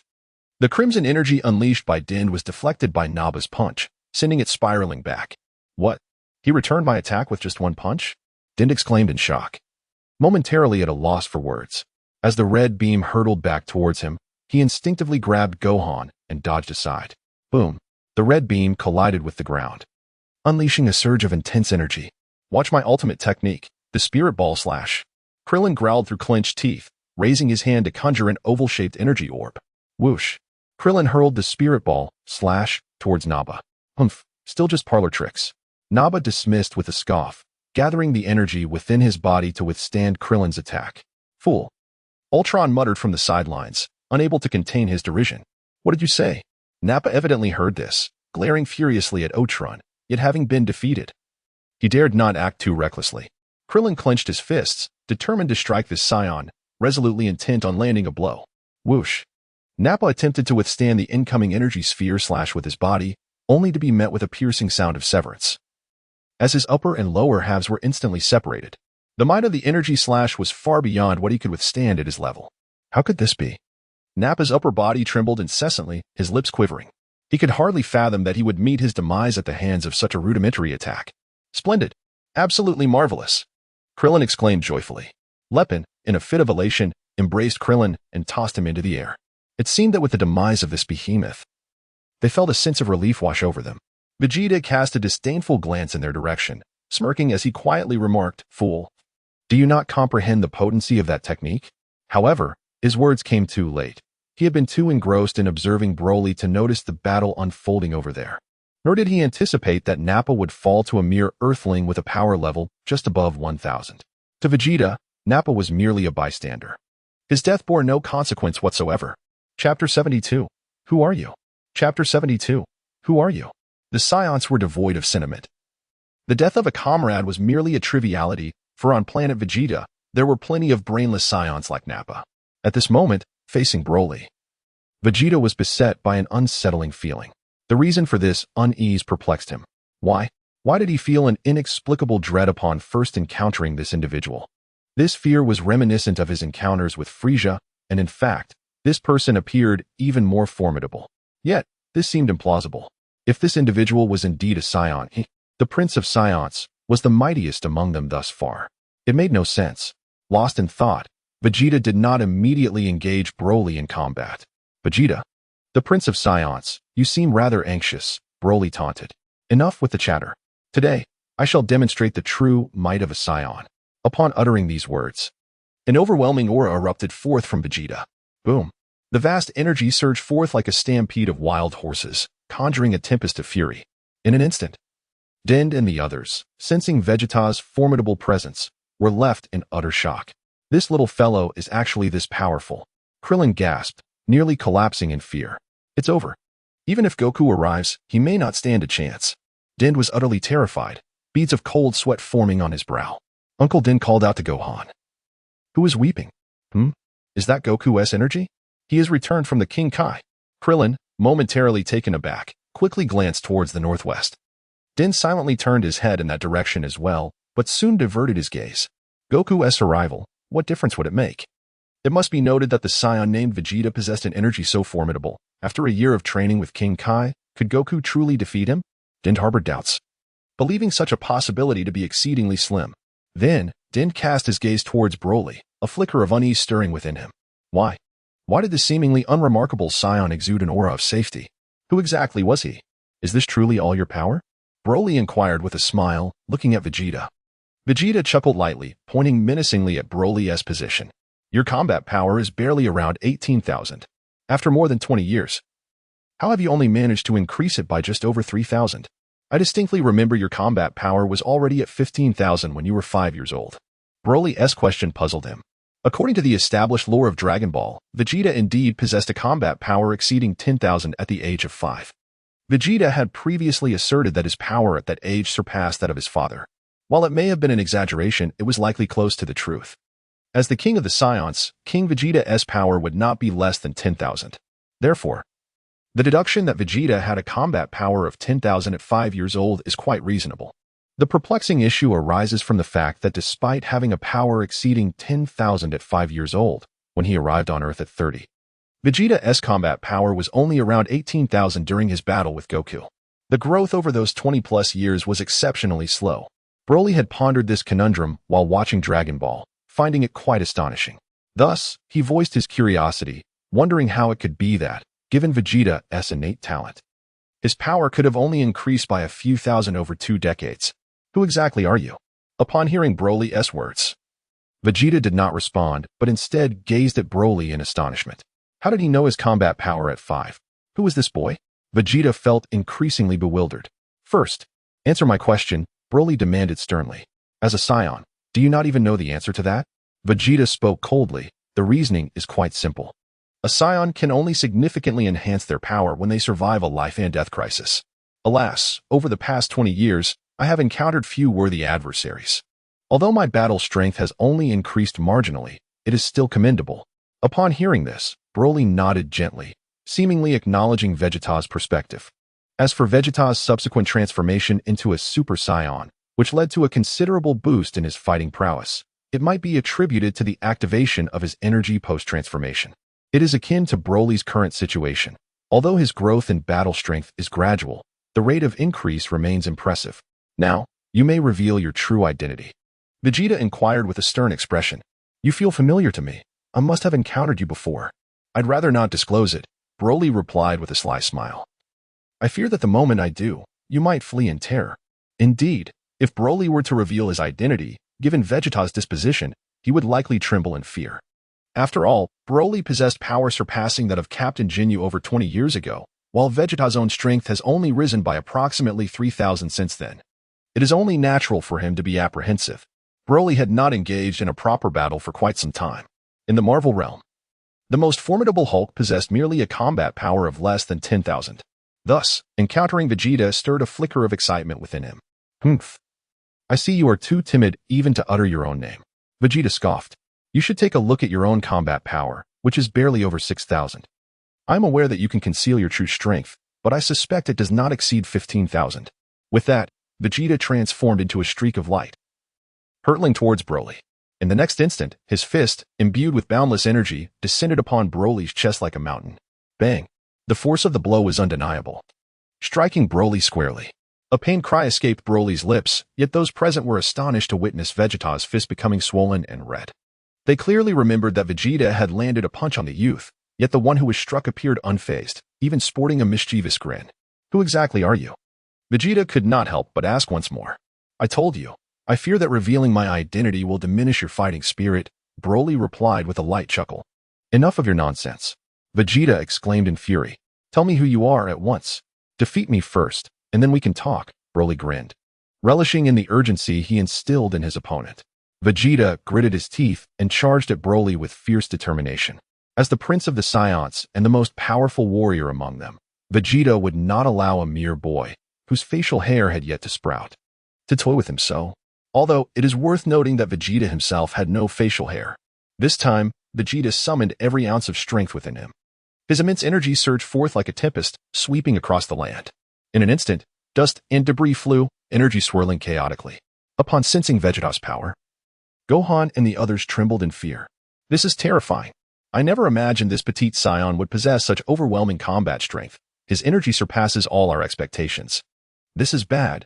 Piccolo gritted his teeth, exclaiming, even if Goku were here, we would stand no chance against this individual. Piccolo, do not be so pessimistic, Krillin countered. Though the Saiyan named Vegeta is formidable, this boy seems even stronger. I have a feeling that he is not a villain. Perhaps after defeating Vegeta, he will leave us unharmed. Perhaps, came the uncertain reply. Demon King Piccolo nodded gently. As he spoke, he and his companions quickly glanced back. Soon, their faces illuminated with joy, for the long-anticipated Sun Wukong had finally arrived. Gohan, you have grown so much, Sun Wukong remarked, his gaze fixed upon his son as he affectionately ruffled his hair. Having hurried over from the underworld, Sun Wukong had indeed been quite busy.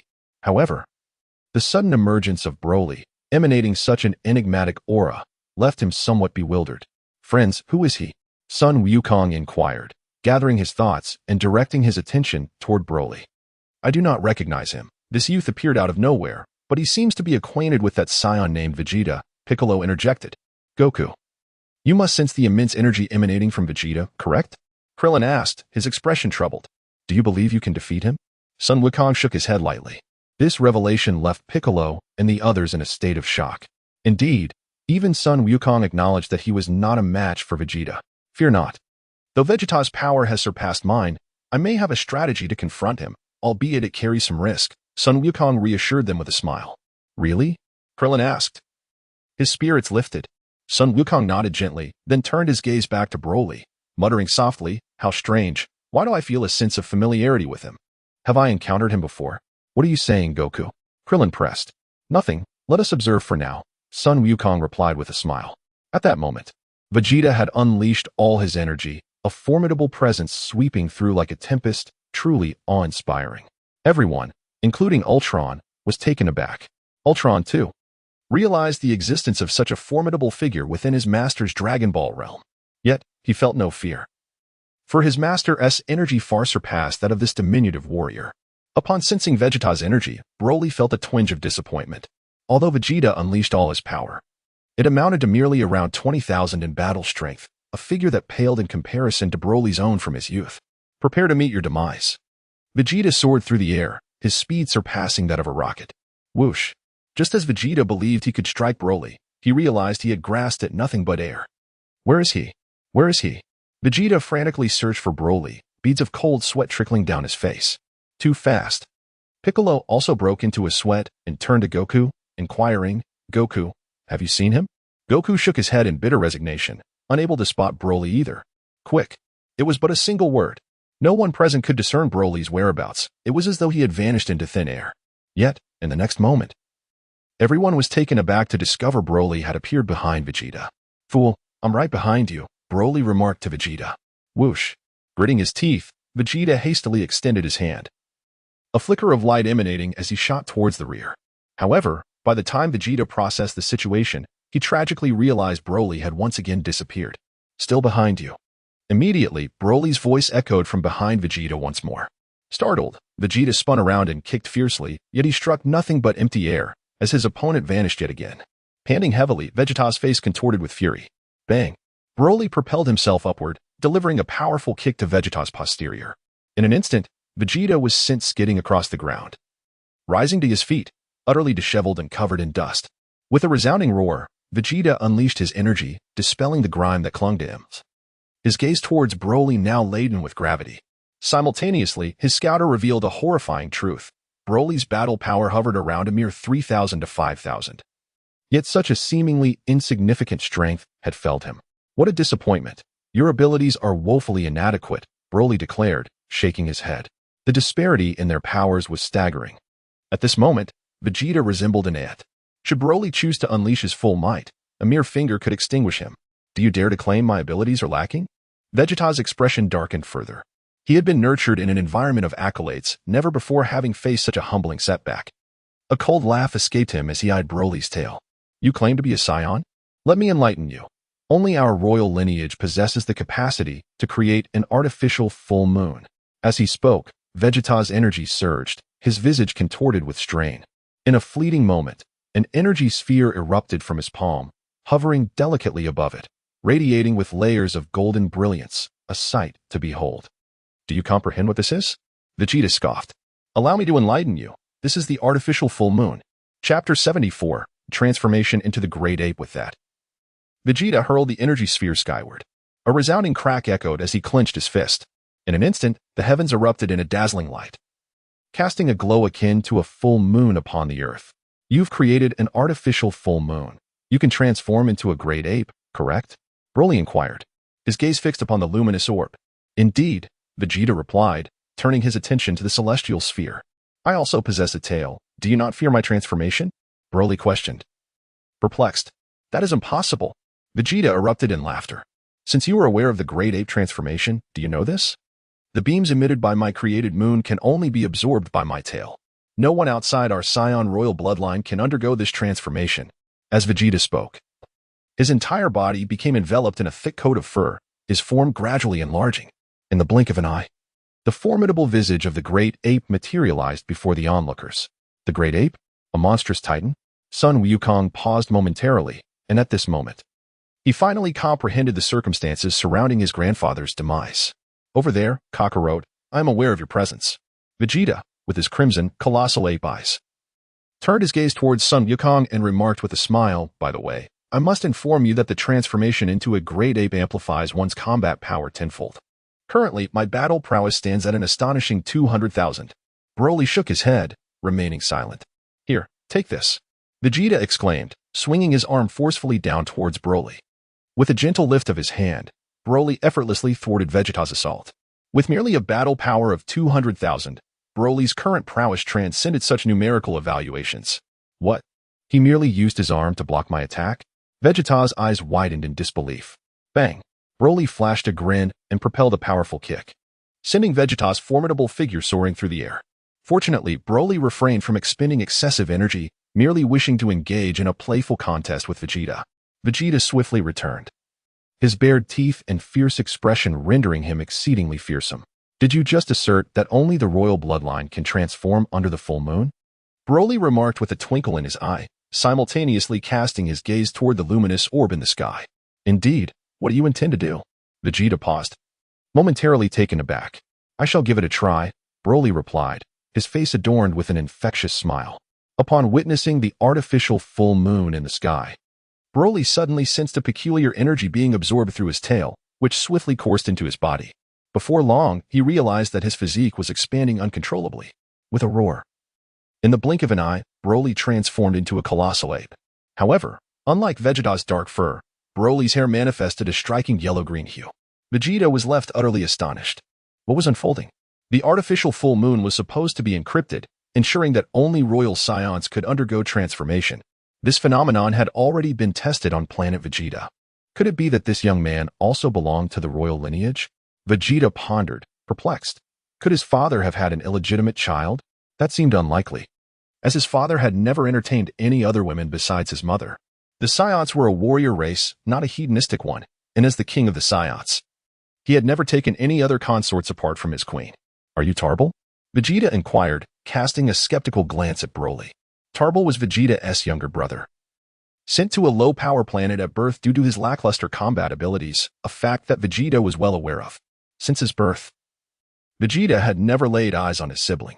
Seeing Broly's transformation led Vegeta to momentarily believe that this individual was indeed Tarbal. Certainly not, Broly replied with a smile, feeling the vast energy within him, yet displaying no signs of excitement. Having experienced the great ape transformation in the Marvel Universe, he found it somewhat inconsequential. After all, the transformation into a Super Saiyan was exponentially more powerful than that of a great ape. Naturally, if one were to transform into a Super Saiyan and then into a great ape, the energy would significantly increase, but for Broly, it felt somewhat redundant. A Super Saiyan, especially the legendary Super Saiyan, was already on par with a Super Saiyan at the second level. Broly is convinced that with his current strength, he can effortlessly contend with a fully realized Cell. Upon witnessing Vegeta transform into a great ape, Broly merely intended to test the waters, not expecting that this artificial full moon, effective solely against royal bloodlines, would also be applicable to him, the legendary Super Saiyan. Who on earth are you? Vegeta, genuinely terrified, spoke with a tremor in his voice. Your abilities are simply too meager. This is rather uninteresting. Broly shook his head, casting a disappointed glance at Vegeta. You dare say my abilities are insufficient? That is unforgivable, utterly unforgivable. Vegeta bellowed in fury, and in an instant, a blazing beam erupted from his hand, hurtling straight towards Broly. As Broly observed, he allowed the fierce blaze to strike him. With a thunderous roar, an explosive energy erupted, creating a magnificent mushroom cloud centered around Broly. The onlookers, including Din, were left in stunned silence, overwhelmed by the sheer intensity of the energy unleashed by Vegeta, which nearly engulfed them as well. Humph, that arrogant fool must be at a loss for words now, Vegeta sneered, narrowing his eyes towards Broly's location. In his mind, he was certain that Broly would be obliterated by the blast. After all, that was the entirety of his power. If Broly survived, he would be nothing short of a monster. As the smoke gradually dissipated, it was indeed the case that Broly had vanished without a trace, leaving nothing behind. Even that inept robot had disappeared. Did he truly perish? What a pitiful creature, Vegeta mused, searching for any sign of Broly. It struck him as odd. One would expect some remnants if Broly had met his demise. Yet, the scene offered no clues, leaving him perplexed. Hey, you brat, are you dead or not? If you're still breathing, show yourself, Vegeta shouted. After his voice echoed through the air, the only response was the chilling gust of wind that swept through, devoid of any other sound. Chapter 75. Vegeta's disgraceful retreat serves you right. This is the consequence of your arrogance. Vegeta believed that the likelihood of Broly being dead was high. Had he survived, his scouter would have detected his presence. What puzzled Vegeta further was the absence of the robot. Perhaps it had seized the opportunity to flee upon witnessing its master's demise. Vegeta had little interest in the robot. Eliminating that young warrior had given him a sense of accomplishment. After Vegeta unleashed his formidable attack, Broly swiftly lifted the nearby android and flew away. At his current strength, the android was insufficient to withstand Vegeta's mighty Great Ape assault. Now, Broly had the ability to transform into a Super Saiyan, granting him an unparalleled edge in this universe. He sensed that he had arrived at an inopportune moment. The levels of these Dragon Ball Z warriors were far too inferior, rendering them completely incomparable to his prowess. Broly intended to instruct Ultron to swiftly research a new type of robot. Would it not be fascinating to assemble a robotic army? As for Vegeta, Broly decided to spare him for the time being. Once his robotic legions were developed, he could confront Vegeta on planet Vegeta. Ha ha ha, this arrogant fool deserves it indeed. Vegeta laughed heartily, simultaneously feeling a sense of relief. Soon after, his gaze shifted to Goku and the others. Kakarot, hiding in some corner of Earth, isn't that amusing? Vegeta sneered, you came at the perfect time. I shall deal with all of you at once. However, it seems a tad excessive to transform into a great ape to handle a lowly warrior like you. I shall confront you in my usual form. With that, Vegeta aimed at the artificial full moon in the sky and unleashed a beam of energy from his mouth. Boom. The artificial full moon exploded, scattering radiant shards in all directions. Thunderous roars echoed as the energy from the shattered moon struck various corners of Earth, leaving behind several bottomless craters. Upon returning to his original form, Vegeta observed that Broly, suspended in the sky, also reverted to his previous appearance due to the absence of the artificial moon. However, Broly found himself somewhat speechless, as all his garments had been torn apart during the transformation, leaving him completely unclad. Broly is not accustomed to running about in the nude. He must hasten to procure a suitable outfit. It seems prudent to acquire several battle suits from the Saiyans to avoid such undignified situations should he transform into a great ape in the future. Whoosh. Broly, no longer verbose, sensed Natasha's presence and swiftly made his way towards her. In less than 10 minutes, he appeared in Natasha's room with remarkable speed. Natasha and her two companions were quite nimble, quickly gathering information about this world through various sources. Subsequently, the trio seized several universal capsules and ventured into a remote forest, where they established their residence. As for the police, they posed no threat to Natasha and her companions. The three managed to procure 3 houses and some means of transportation. They then began to divide the spoils. 1 house for Natasha, 1 for Hill, while Dr. Zola set up his residence 50 meters away from the 2 women. Suddenly encountering Broly, who was devoid of clothing, Natasha initially mistook him for a lecherous individual and instinctively kicked at him. However, upon recognizing him, she was left speechless and amused. Broly, what are you doing? It's broad daylight and you're not wearing anything, Natasha asked with a wry smile. Sister, please help me find an outfit, Broly replied with a grin. Fortunately, the house was well equipped, and Natasha quickly located a suitable outfit for Broly, tossing it to him. Oh, I almost forgot something very important. Broly smiled widely, disregarding the clothes for the moment. What is it? Natasha inquired, unable to resist glancing at Broly, her cheeks subtly flushing. She felt a tinge of embarrassment, pondering why, despite having raised Broly since childhood and having seen him in every possible way, she now felt her heart racing at the sight of his physique. Sister, let's take our time to cherish this moment, Broly said as he stepped forward and embraced Natasha. Wait, Natasha exclaimed. You have no clothes on, and you're telling me to wait? What is there to wait for? Broly, exhibiting an undeniable sense of dominance, did not hesitate to press Natasha onto the bed, relishing the moment. Approximately an hour later, he emerged from the room, in high spirits.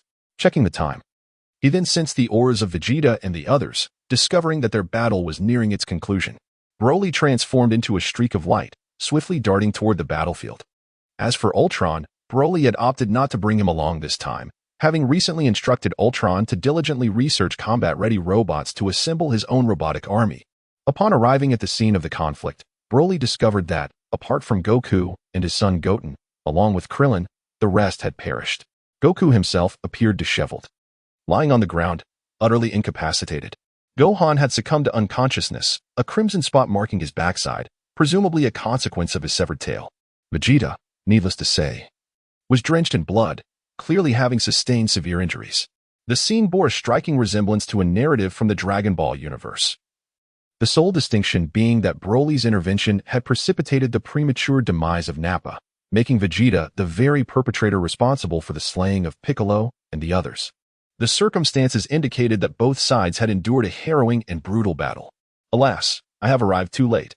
A sense of guilt washed over Broly. While the fates of others mattered little to him, the fact that Piccolo had met his end at the hands of Vegeta was indeed troubling. Broly had initially contemplated utilizing the Dragon Balls to fulfill a wish. However, with Piccolo now deceased, it appears that his only recourse is to venture to Namek in search of the Dragon Balls.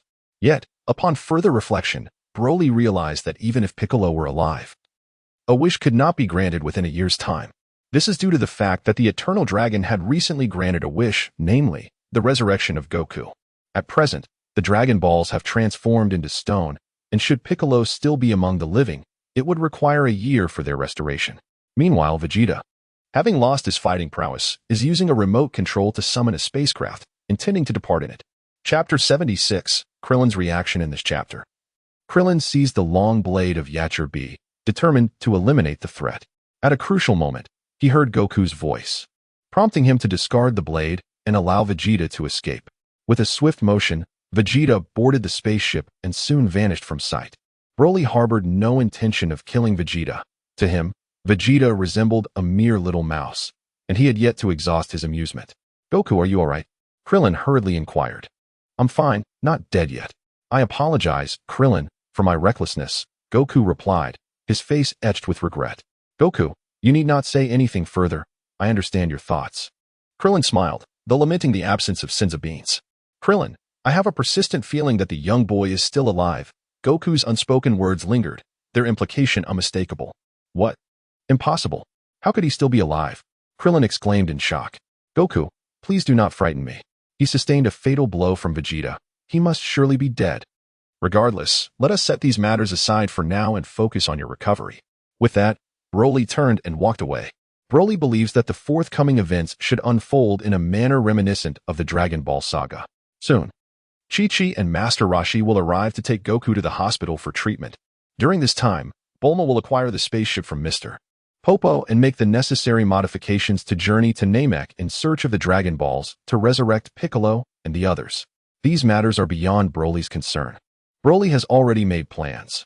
Once Bulma completes the modifications to the spaceship, he intends to journey to Namek. In the meantime, Broly has resolved to urge Ultron to expedite the development of a robotic army.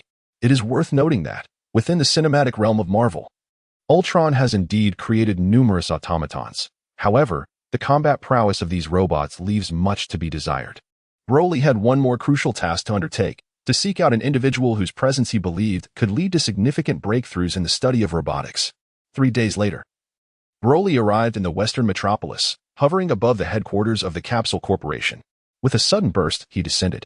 Broly descended from the heavens, landing before Bulma. "Ah!" Bulma let out an exclamation, her gaze nervously fixed on Broly. "Wow, he is so handsome." Upon clearly seeing Broly's features, Bulma instantly transformed into a love-struck admirer.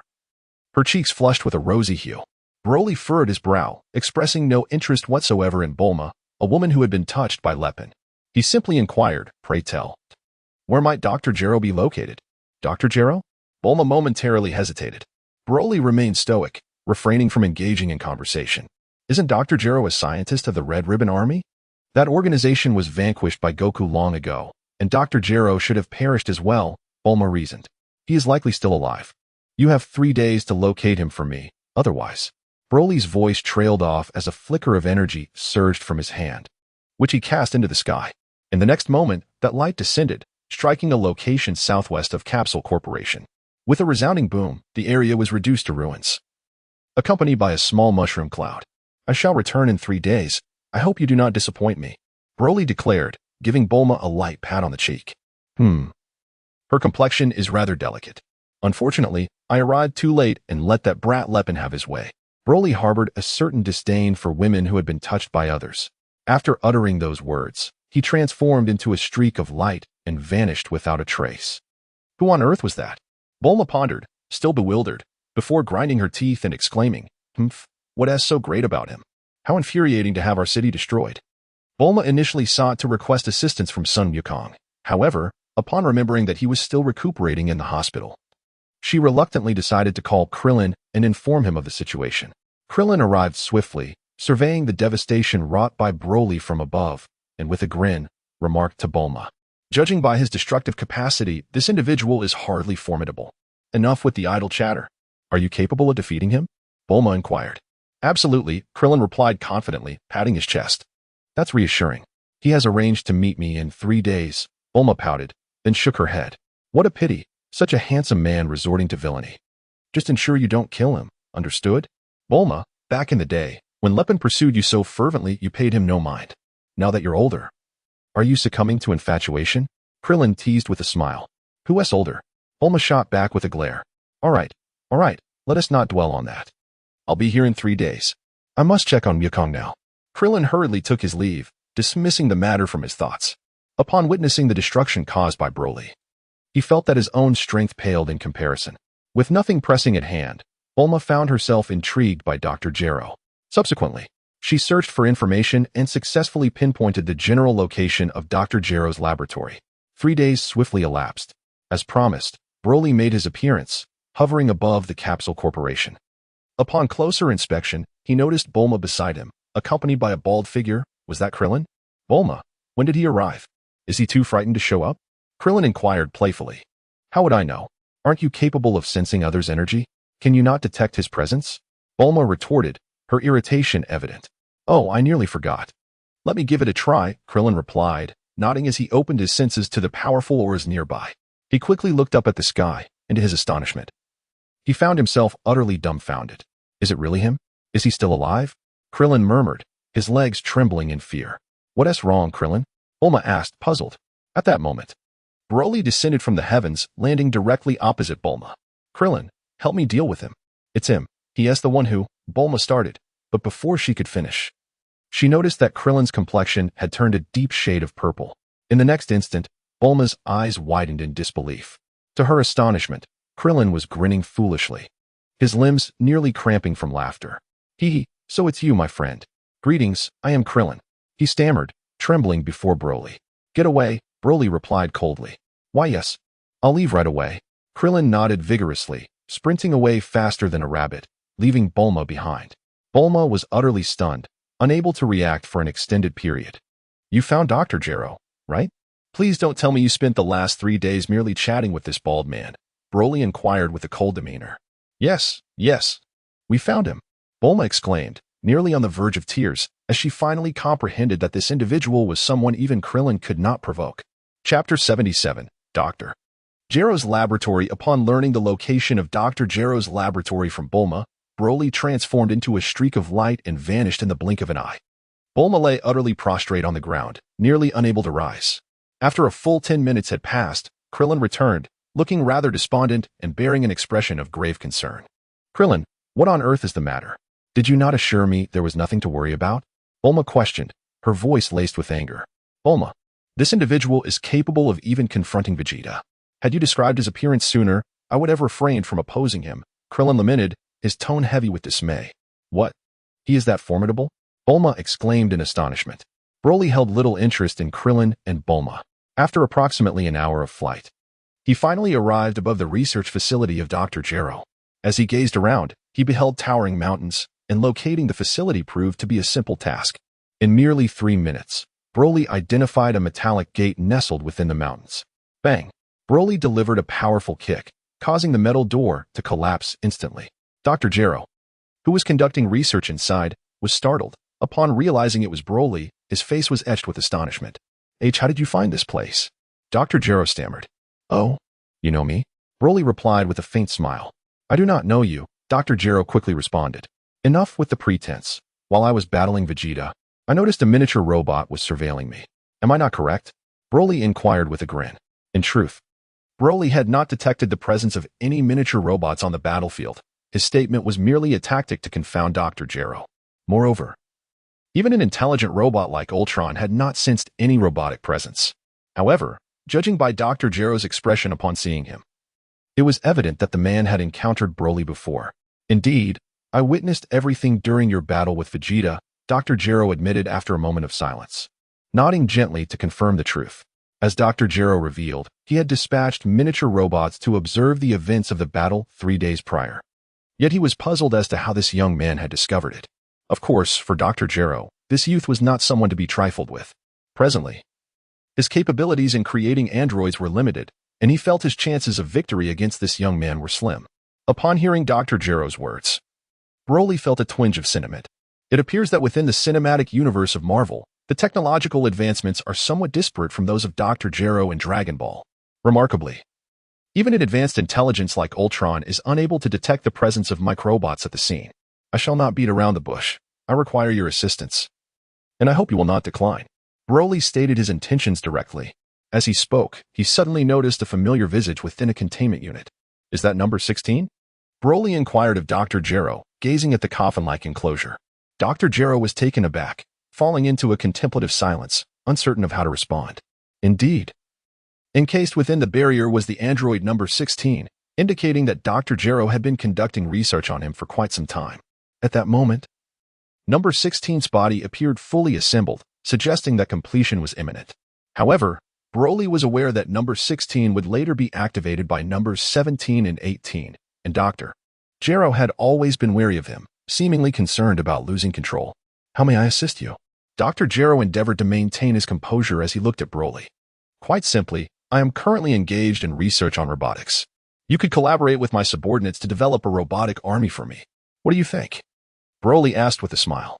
No problem, Dr. Gero replied, hesitating only briefly before readily acquiescing to Broly's request. You must have stipulations, I presume? Broly inquired with a grin. After years of research, my singular objective has been to create an android capable of eliminating Goku. If you can assist me in eliminating him, I will support your research and help you construct a robotic army. Dr. Gero articulated his demands. I can assure you that Goku cannot be eliminated just yet. I have great use for him, though I will ultimately deal with him myself in due time, Broly replied nonchalantly. Dr. Gero fell silent, gazing into Broly's eyes, seeking to discern the truth of his words. That is all I wish to convey, Broly chuckled, then turned his attention back to number 16, asking, has this number 16 been successfully developed? When might he be activated? Not yet. He is currently unstable and completely beyond my control. Activating him would result in catastrophic consequences for Earth, Dr. Gero explained. And what of numbers 17 and 18? Have you commenced research on them? Broly inquired. Having observed the absence of these two androids in the laboratory, numbers 17 and 18? Dr. Gero paused momentarily before smiling and clarifying. I intend to modify these two through human augmentation, but I have yet to finalize the specific plan. Broly was taken aback, realizing that the androids 17 and 18 had yet to be developed. Dr. Gero, a true genius, was evidently capable of creating androids that surpassed even the Super Saiyans, a feat that would likely be accomplished in 4 years. Within such a brief period, this individual had engineered androids of remarkable prowess. Furthermore, there was the cell-based android that he was presumably already initiating, which Broly naturally referred to as Cell.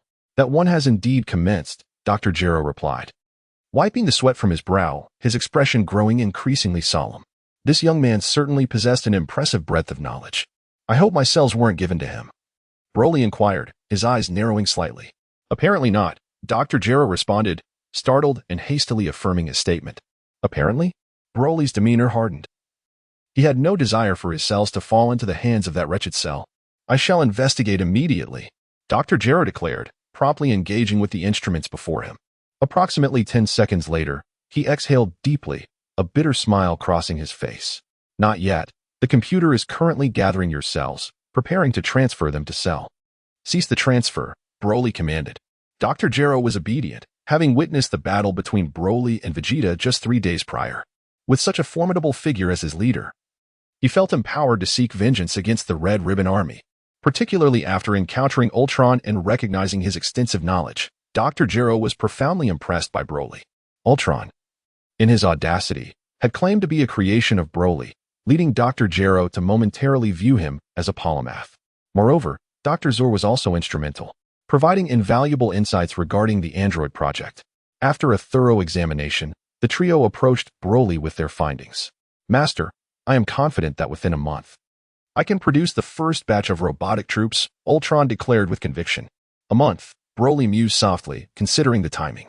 In a month, Bulma and her father would have completed the modifications to the spacecraft, while Krillin and Gohan would embark on their journey to Namek in search of the Dragon Balls.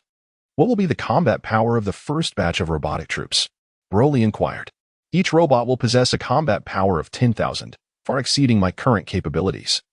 Ultron responded, 10,000 seems a bit low, but it will suffice. Broly nodded. It was commendable to have developed a robot with a combat power of 10,000. After all, Ultron possessed merely around 8,000 in combat prowess. Furthermore, the initial batch of robots was merely experimental, and Broly did not harbor expectations of deploying them in excessively intense battles. Master, the first wave of robotic troops comprises 10,000 units.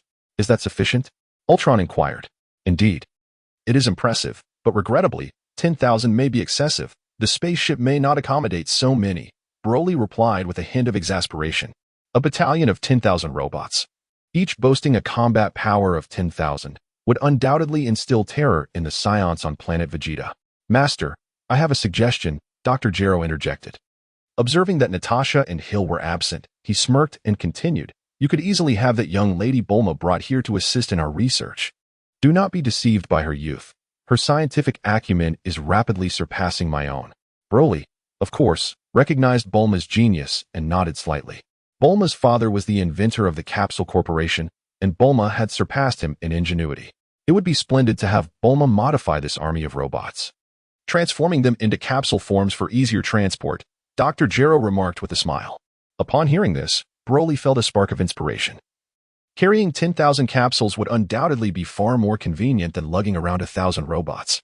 Moreover, should the need arise, Bulma could be of assistance in ways that the master would surely appreciate. Dr. Gero's face broke into a mischievous grin, his voice dropping to a conspiratorial whisper. I have no interest in women who have been touched by other men. Please refrain from such comments in the future, Broly replied with a stern countenance. It was indeed a pity that Bulma, a flower of such beauty, had been entangled with a man like Lu Ping, which left him utterly disinterested. Dr. Gero, taken aback by Broly's words, appeared as though he wished to speak but hesitated. What do you wish to say? Broly inquired, observing him keenly. Master, based on my observations of Bulma, she does not seem to be the type to have been involved with other men, Dr. Gero explained. For years, I have discreetly monitored individuals connected to Son Goku, Bulma included, and I have found her to be quite virtuous, with no intimate interactions with others. Oh, is not Lu Ping her boyfriend? Broly asked, somewhat perplexed. Lu Ping? He did pursue Bulma for a time, but it appears she holds little interest in him, Dr. Gero replied. Broly nodded gently, realizing that in this universe, Bulma and Lu Ping had never been together. Given this circumstance, bringing her over to collaborate on the robotic army seemed like a splendid idea. With this thought, a smile graced Broly's face. Master, I shall proceed to gather some materials. Ultron respectfully addressed Broly. Very well, off you go, Broly replied with a nod, advising, should you encounter any danger, activate the energy source on your body, and I will rush to your side immediately. Understood, Master, Ultron readily agreed. Upon arriving in the Dragon Ball world, Broly found himself unable to sense Ultron's energy. Therefore, he had instructed Dr. Zola to develop an energy source for Ultron, which would emit energy in perilous situations, allowing Broly to sense it instantly. In truth, with Ultron's current strength, he could easily dominate anyone on Earth, except for Son Goku, and did not truly require such precautions. Nevertheless, Broly harbored an unsettling feeling, as if an unknown and formidable enemy lurked somewhere within the Earth or the cosmos, aside from Son Goku. Who this adversary might be remained a mystery to him. Eluding his search, Ultron soon vanished from sight, and Broly bid farewell to the two doctors before making his way to the headquarters of the Capsule Corporation. Upon seeing Broly once again materialize before her, Bulma felt her legs weaken, nearly collapsing to the ground. We meet again, Broly said with a smile. You asked me to help you find Dr. Gero, and I have. What more do you want? Bulma replied with a glum expression. You seem quite frightened of me. Broly remarked with a grin. Of course. You're so powerful. Who wouldn't be afraid? Bulma exclaimed, realizing that she was addressing someone even stronger than Vegeta. She quickly reconsidered her tone. What if she provoked him and faced dire consequences? In a flurry, Bulma began to apologize. I shall not make things difficult for you. Henceforth, you will accompany me. I require your assistance, Broly stated, revealing his purpose for coming. Huh? Bulma opened her mouth, momentarily at a loss for words. Regardless of your agreement or disagreement, you have no choice, Broly said with a cheerful smile. There are plenty of beautiful girls. I could select a dozen lovely ladies to serve you. Please, spare me. Bulma instinctively assumed that Broly's request pertained to matters of romantic nature between men and women. What are you thinking? Broly retorted with irritation. Am I that kind of man? Misunderstanding, purely a misunderstanding. Bulma exhaled with relief and chuckled awkwardly. Chapter 79, The Army of Robots. However, confining you in a small dark room to enjoy yourself daily does seem to be quite a commendable choice. Broly's face broke into a mischievous grin as he made a jest. Oh no, please, not that, Bulma exclaimed, perhaps due to the volume of her outcry. She inadvertently summoned Oolong and Puar. Yet, upon witnessing Broly's presence, the two were so frightened they dared not utter a sound, retreating to hide behind a pillar.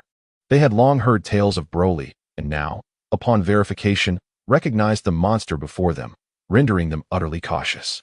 All right, it was merely a jest. Enough of the chatter. Go bid farewell to your father. We shall depart shortly, Broly remarked with a smile, adopting a commanding tone. What is it that you truly require of me? Bulma's eyes brimmed with tears. You shall know once we arrive, Broly replied nonchalantly. Bulma gritted her teeth and finally nodded, swiftly bidding farewell to her father. Just as she was about to depart, she winked at Oolong, signaling him to devise a plan for her rescue. Oolong understood her silent plea. After all, it was only natural to inform Goku that Bulma had been taken.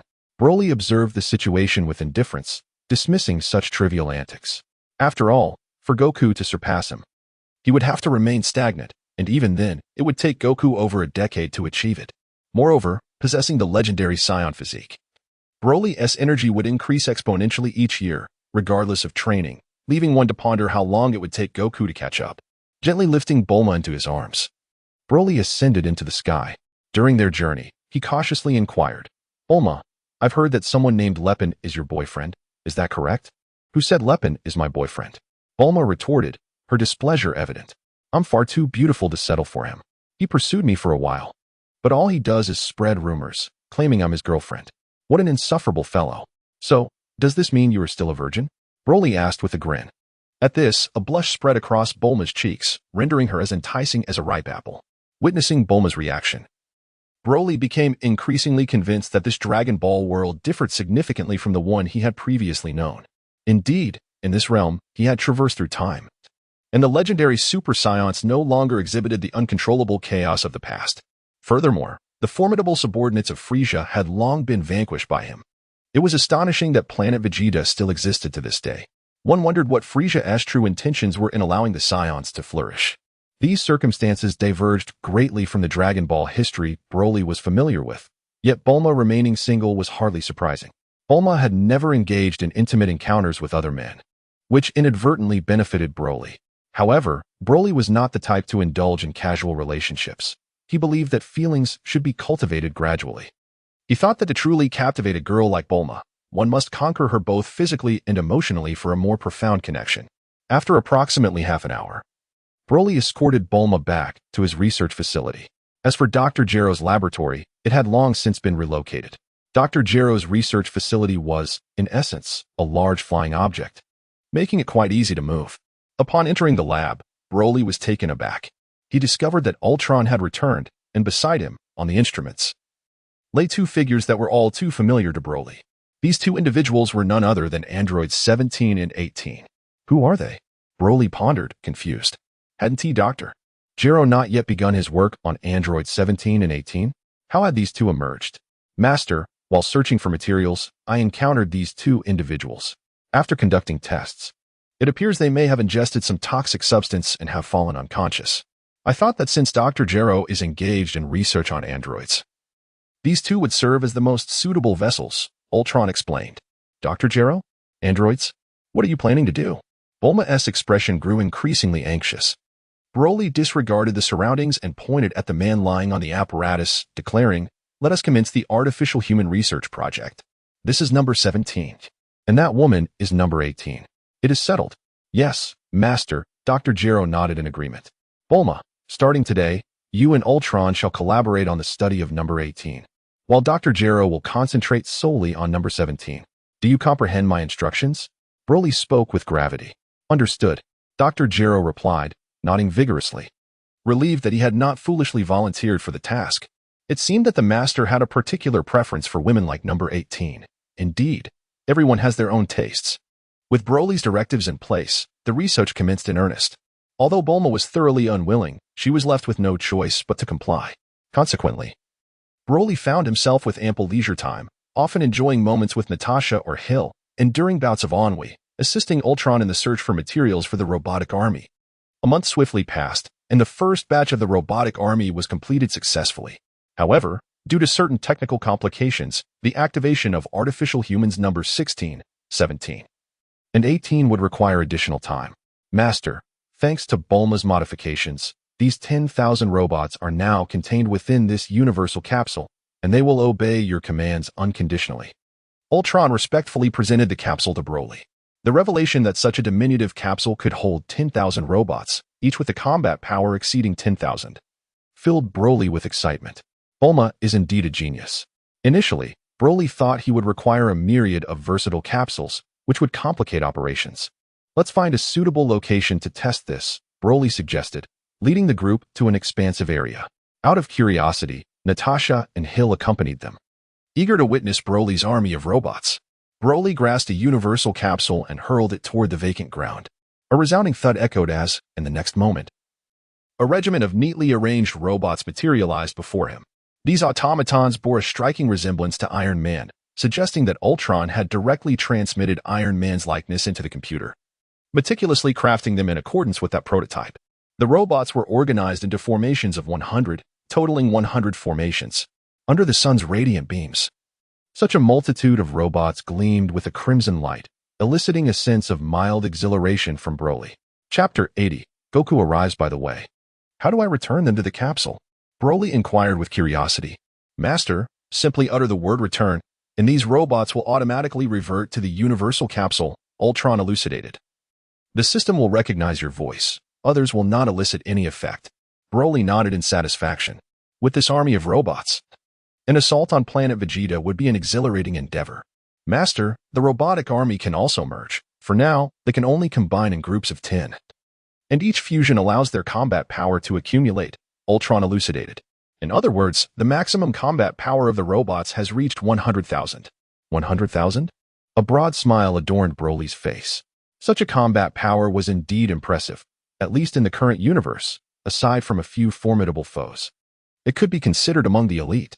"Merge," Broly commanded. As his words echoed, the robots within the formation swiftly combined, akin to a scene from Transformers. After merging, their physical stature remained largely unchanged, appearing significantly more sophisticated on the surface. As for their combat power, due to their robotic nature, it was indiscernible. "Ultron, having expended so much effort, has your combat power increased?" Broly inquired, regarding the intelligent robot with admiration. "Master, permit me to take the initiative. I have established a connection with this robotic army," Ultron explained. "With your consent, I can merge with the 10 combined robots again. And my combat power will then accumulate to 1 million. 1 million. Quite commendable. You must continue to strive for even greater power," Broly remarked. A mere 1 million in combat power was akin to Frieza's first transformation. Currently, Ultron could not even contend with Frieza. Upon hearing Broly's words, Ultron felt a surge of joy. His greatest concern had been that if he continually enhanced his combat power, the master might become displeased or suspect him of rebellion, which would be a precarious situation. However, it was evident that Broly bore no resentment. Rather, he seemed to consider Ultron's combat power somewhat lacking. 1 million was deemed too low, indeed. Ultron pondered how his master's formidable combat prowess had been cultivated. Return, Broly instructed the robotic army. With a resounding thud, 10,000 robots swiftly coalesced into the form of a universal capsule. Broly found the initial batch of robots quite intriguing, far exceeding his expectations. "Broly, may I inquire about something?" Bulma, unable to contain her curiosity, whispered. Go ahead, Broly chuckled. Are you researching all these robots with the intention of ruling the Earth? Bulma asked, her voice laced with concern. Do you believe Earth is worthy of my dominion? Broly replied with a light laugh, prompting Bulma to nod in reassurance. Very well. Let us return, he concluded. Broly glanced at the universal capsule in his hand, a profound sense of satisfaction washing over him. The research on the robot was now complete. Can I leave now? Bulma inquired. You may depart only after the research on the androids is concluded, Broly replied with a hint of indifference. Huh, are you serious? Bulma's face fell, displaying a look of discontent. Someone is approaching from afar.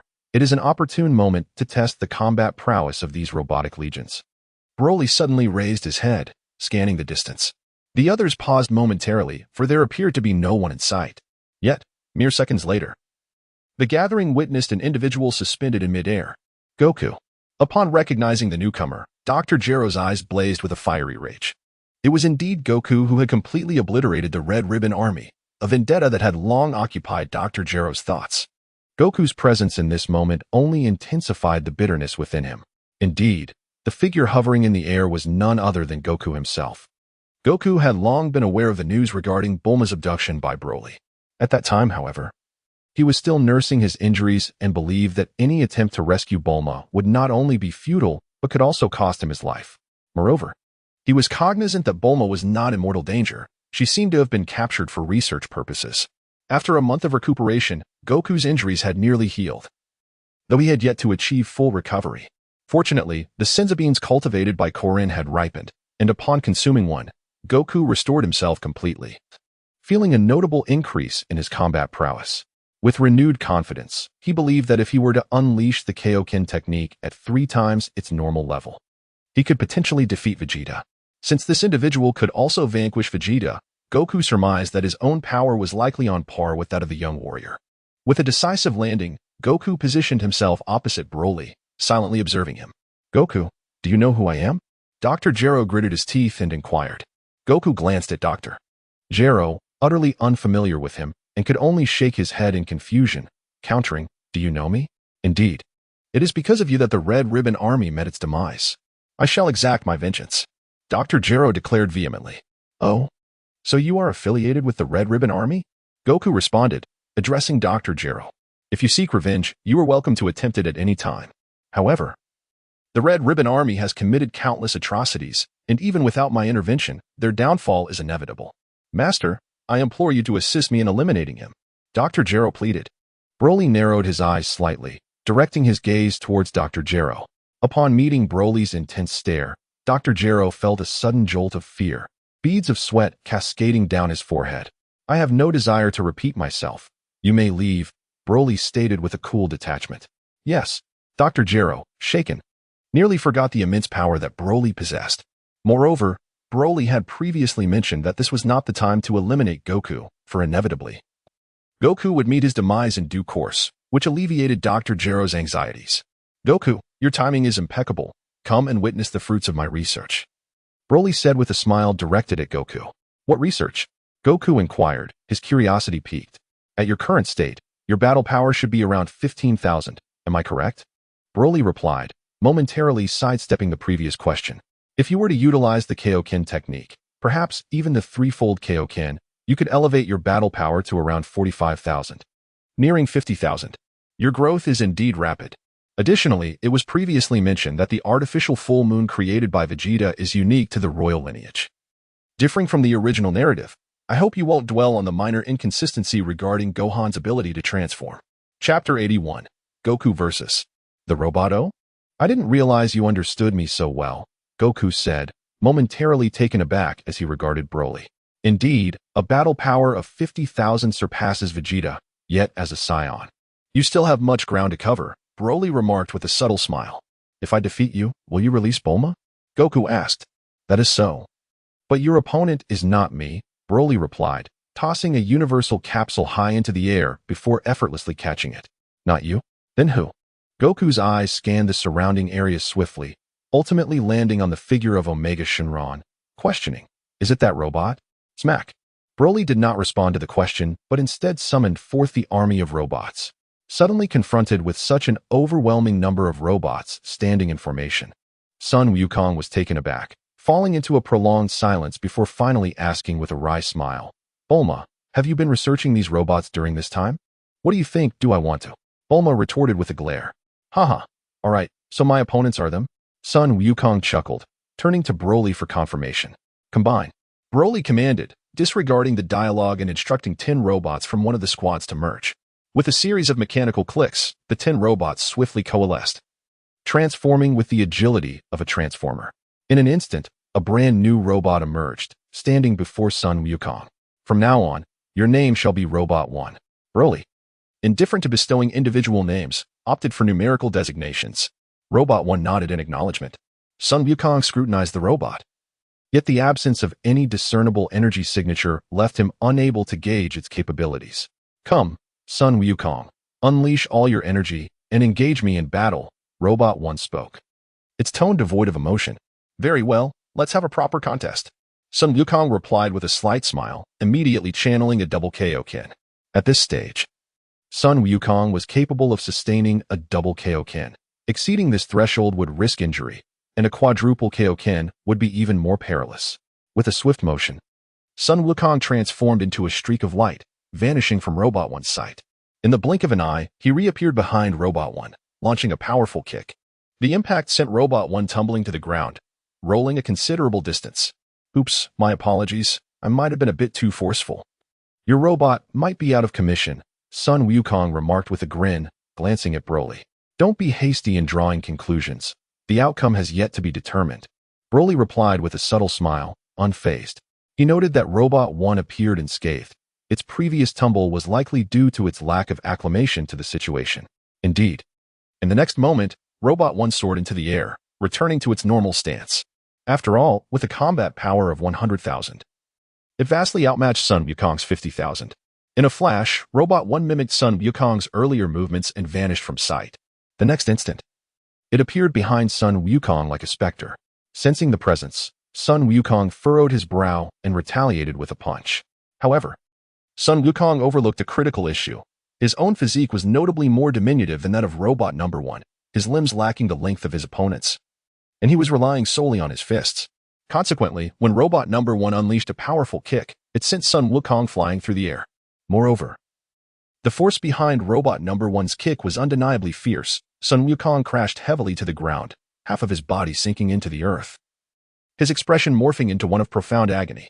It was evident that after enduring the strike from Robot Number 1, whose battle power was a staggering 100,000, Sun Wukong was gravely injured. Master, shall we eliminate him? Robot Number 1 inquired, seeking Broly's counsel. Not necessary, Broly replied with a smile. If we were to kill Wukong, I would lose a worthy opponent for my own training. Understood, Robot Number 1 nodded in acknowledgement. Struggling, Sun Wukong managed to crawl out from the earth, a bitter smile gracing his face as he gasped for breath. He then reached into his pocket and produced a healing bean, prepared to consume it. Swift as lightning, Robot Number 1 snatched the healing bean along with the pouch containing the rest, presenting them respectfully to Broly. Broly indeed holds Robot Number 1 in high regard, for this automaton displays remarkable sensitivity. Upon opening the bean pouch, he discovered a mere 13 sins of beans, indicating that the harvest from the Elder Karen had not been plentiful lately. This treasure is quite valuable, I shall accept it, he mused with a smile, showing no reluctance as he claimed the beans for himself. You give me back my sins of beans, Sun Wukong exclaimed, nearly brought to tears by frustration, gritting his teeth as he charged at Broly.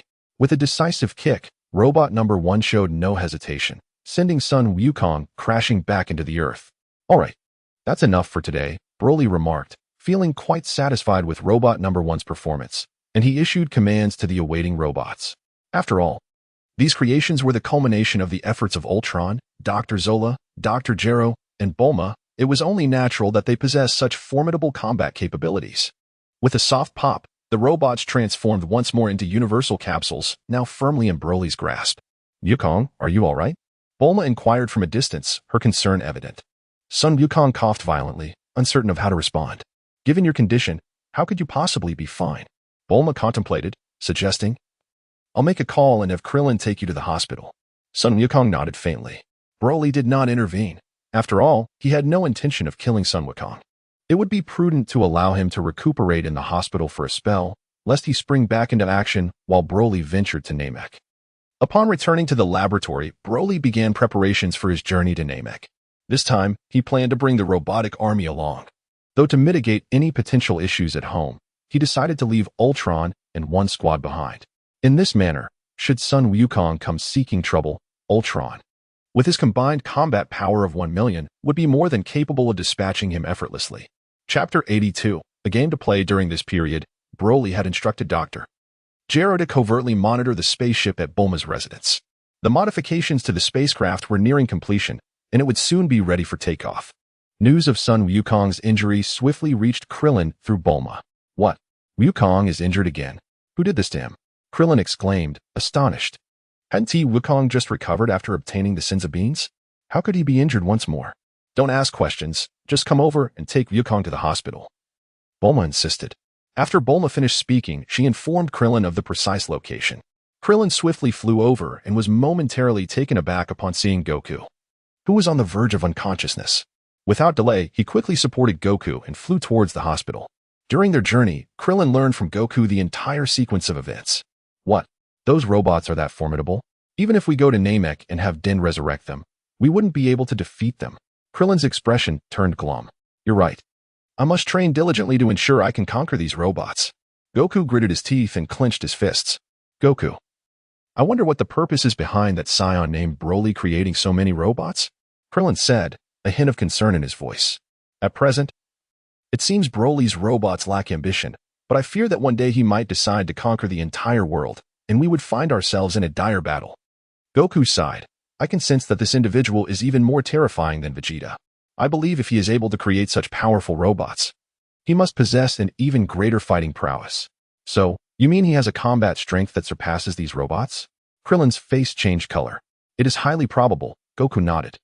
Goku, with such a formidable opponent, you must be quite excited, right? Krillin asked with a grimace.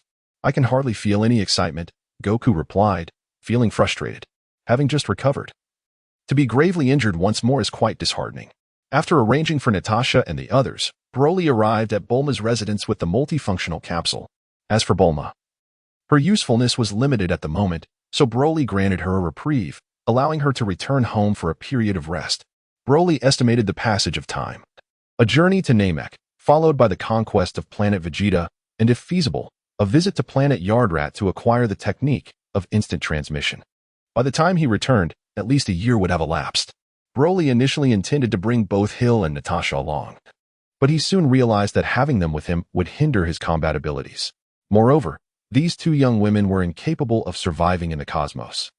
Should the spacecraft be damaged, he would be required to supply them with energy continuously to sustain their respiration. While this might be manageable in the short term, over an extended period, despite the energy being sufficient, the absence of oxygen would significantly impact their health. After much contemplation, Broly resolved to embark on his journey alone, planning to fetch them after he had conquered planet Vegeta. At this moment, Broly had arrived at Bulma's residence, where he beheld the spacecraft situated in the yard. This vessel was originally used by the deity during his visit to Earth, and after being discovered by Mr. Popo, it had been brought here for refurbishment. The spacecraft itself was fundamentally sound. The so-called modifications merely involved adapting it to the language suitable for Earthlings, ensuring that any potential issues could be addressed with appropriate repairs. It appeared to be quite satisfactory. Broly scrutinized the spacecraft and offered a commendation before boldly stepping inside. Upon witnessing Broly entering the spacecraft, Bulma felt a surge of delight within her.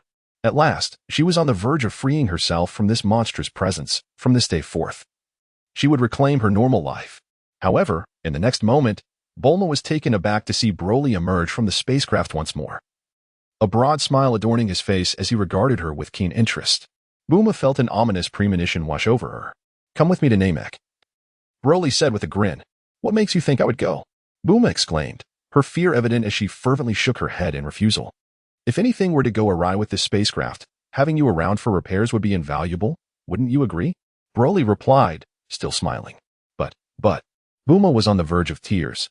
There are no buts. If you refuse to accompany me, I shall lay waste to your home, Broly declared, conjuring a sphere of energy in his hand and casually tossing it into the air. Instantly, the sphere flickered with flames, threatening to descend at any moment. Bulma was convinced that if the energy sphere were to fall, her home would be utterly destroyed, and her parents would perish alongside it. I promise you, I promise. Bulma exclaimed, tears welling in her eyes, her urgency palpable. Then let us depart, Broly replied, swiftly lifting Bulma into his arms and descending into the spacecraft. With a resounding thud, the hatch of the spaceship sealed shut. Whoosh!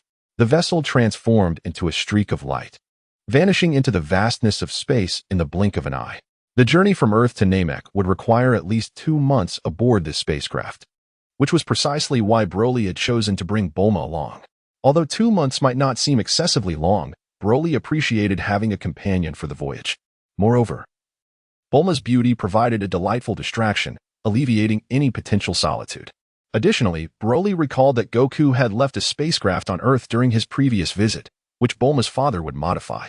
In the near future, it was likely that Goku would embark on that very spacecraft to journey to Namek. Broly initially contemplated selecting that particular spacecraft, for it would only take 7 days to traverse from Earth to Namek. However, after some consideration, he calculated that it would require at least 2 months to complete the modifications on the vessel. Thus, he deemed it more prudent to arrive at Namek ahead of time. Broly was indeed yearning to meet Frieza, and naturally, he was eager to encounter this cosmic overlord. The spacecraft sped through the vastness of the universe, and before they knew it, a month had elapsed. Ah, how dreadfully boring. I am on the verge of madness. On that day, Bulma suddenly exclaimed. After a month of traversing the cosmos with nothing entertaining to engage in, anyone would find such monotony intolerable.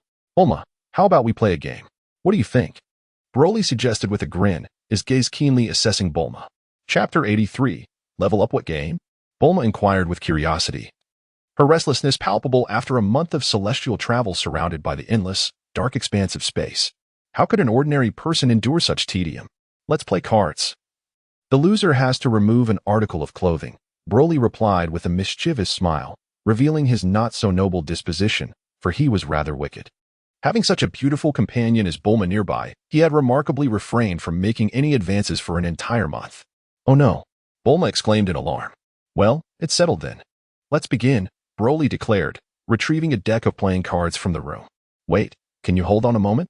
Bulma quickly responded, a spark of inspiration igniting in her mind. Broly smiled, as if to signify his agreement.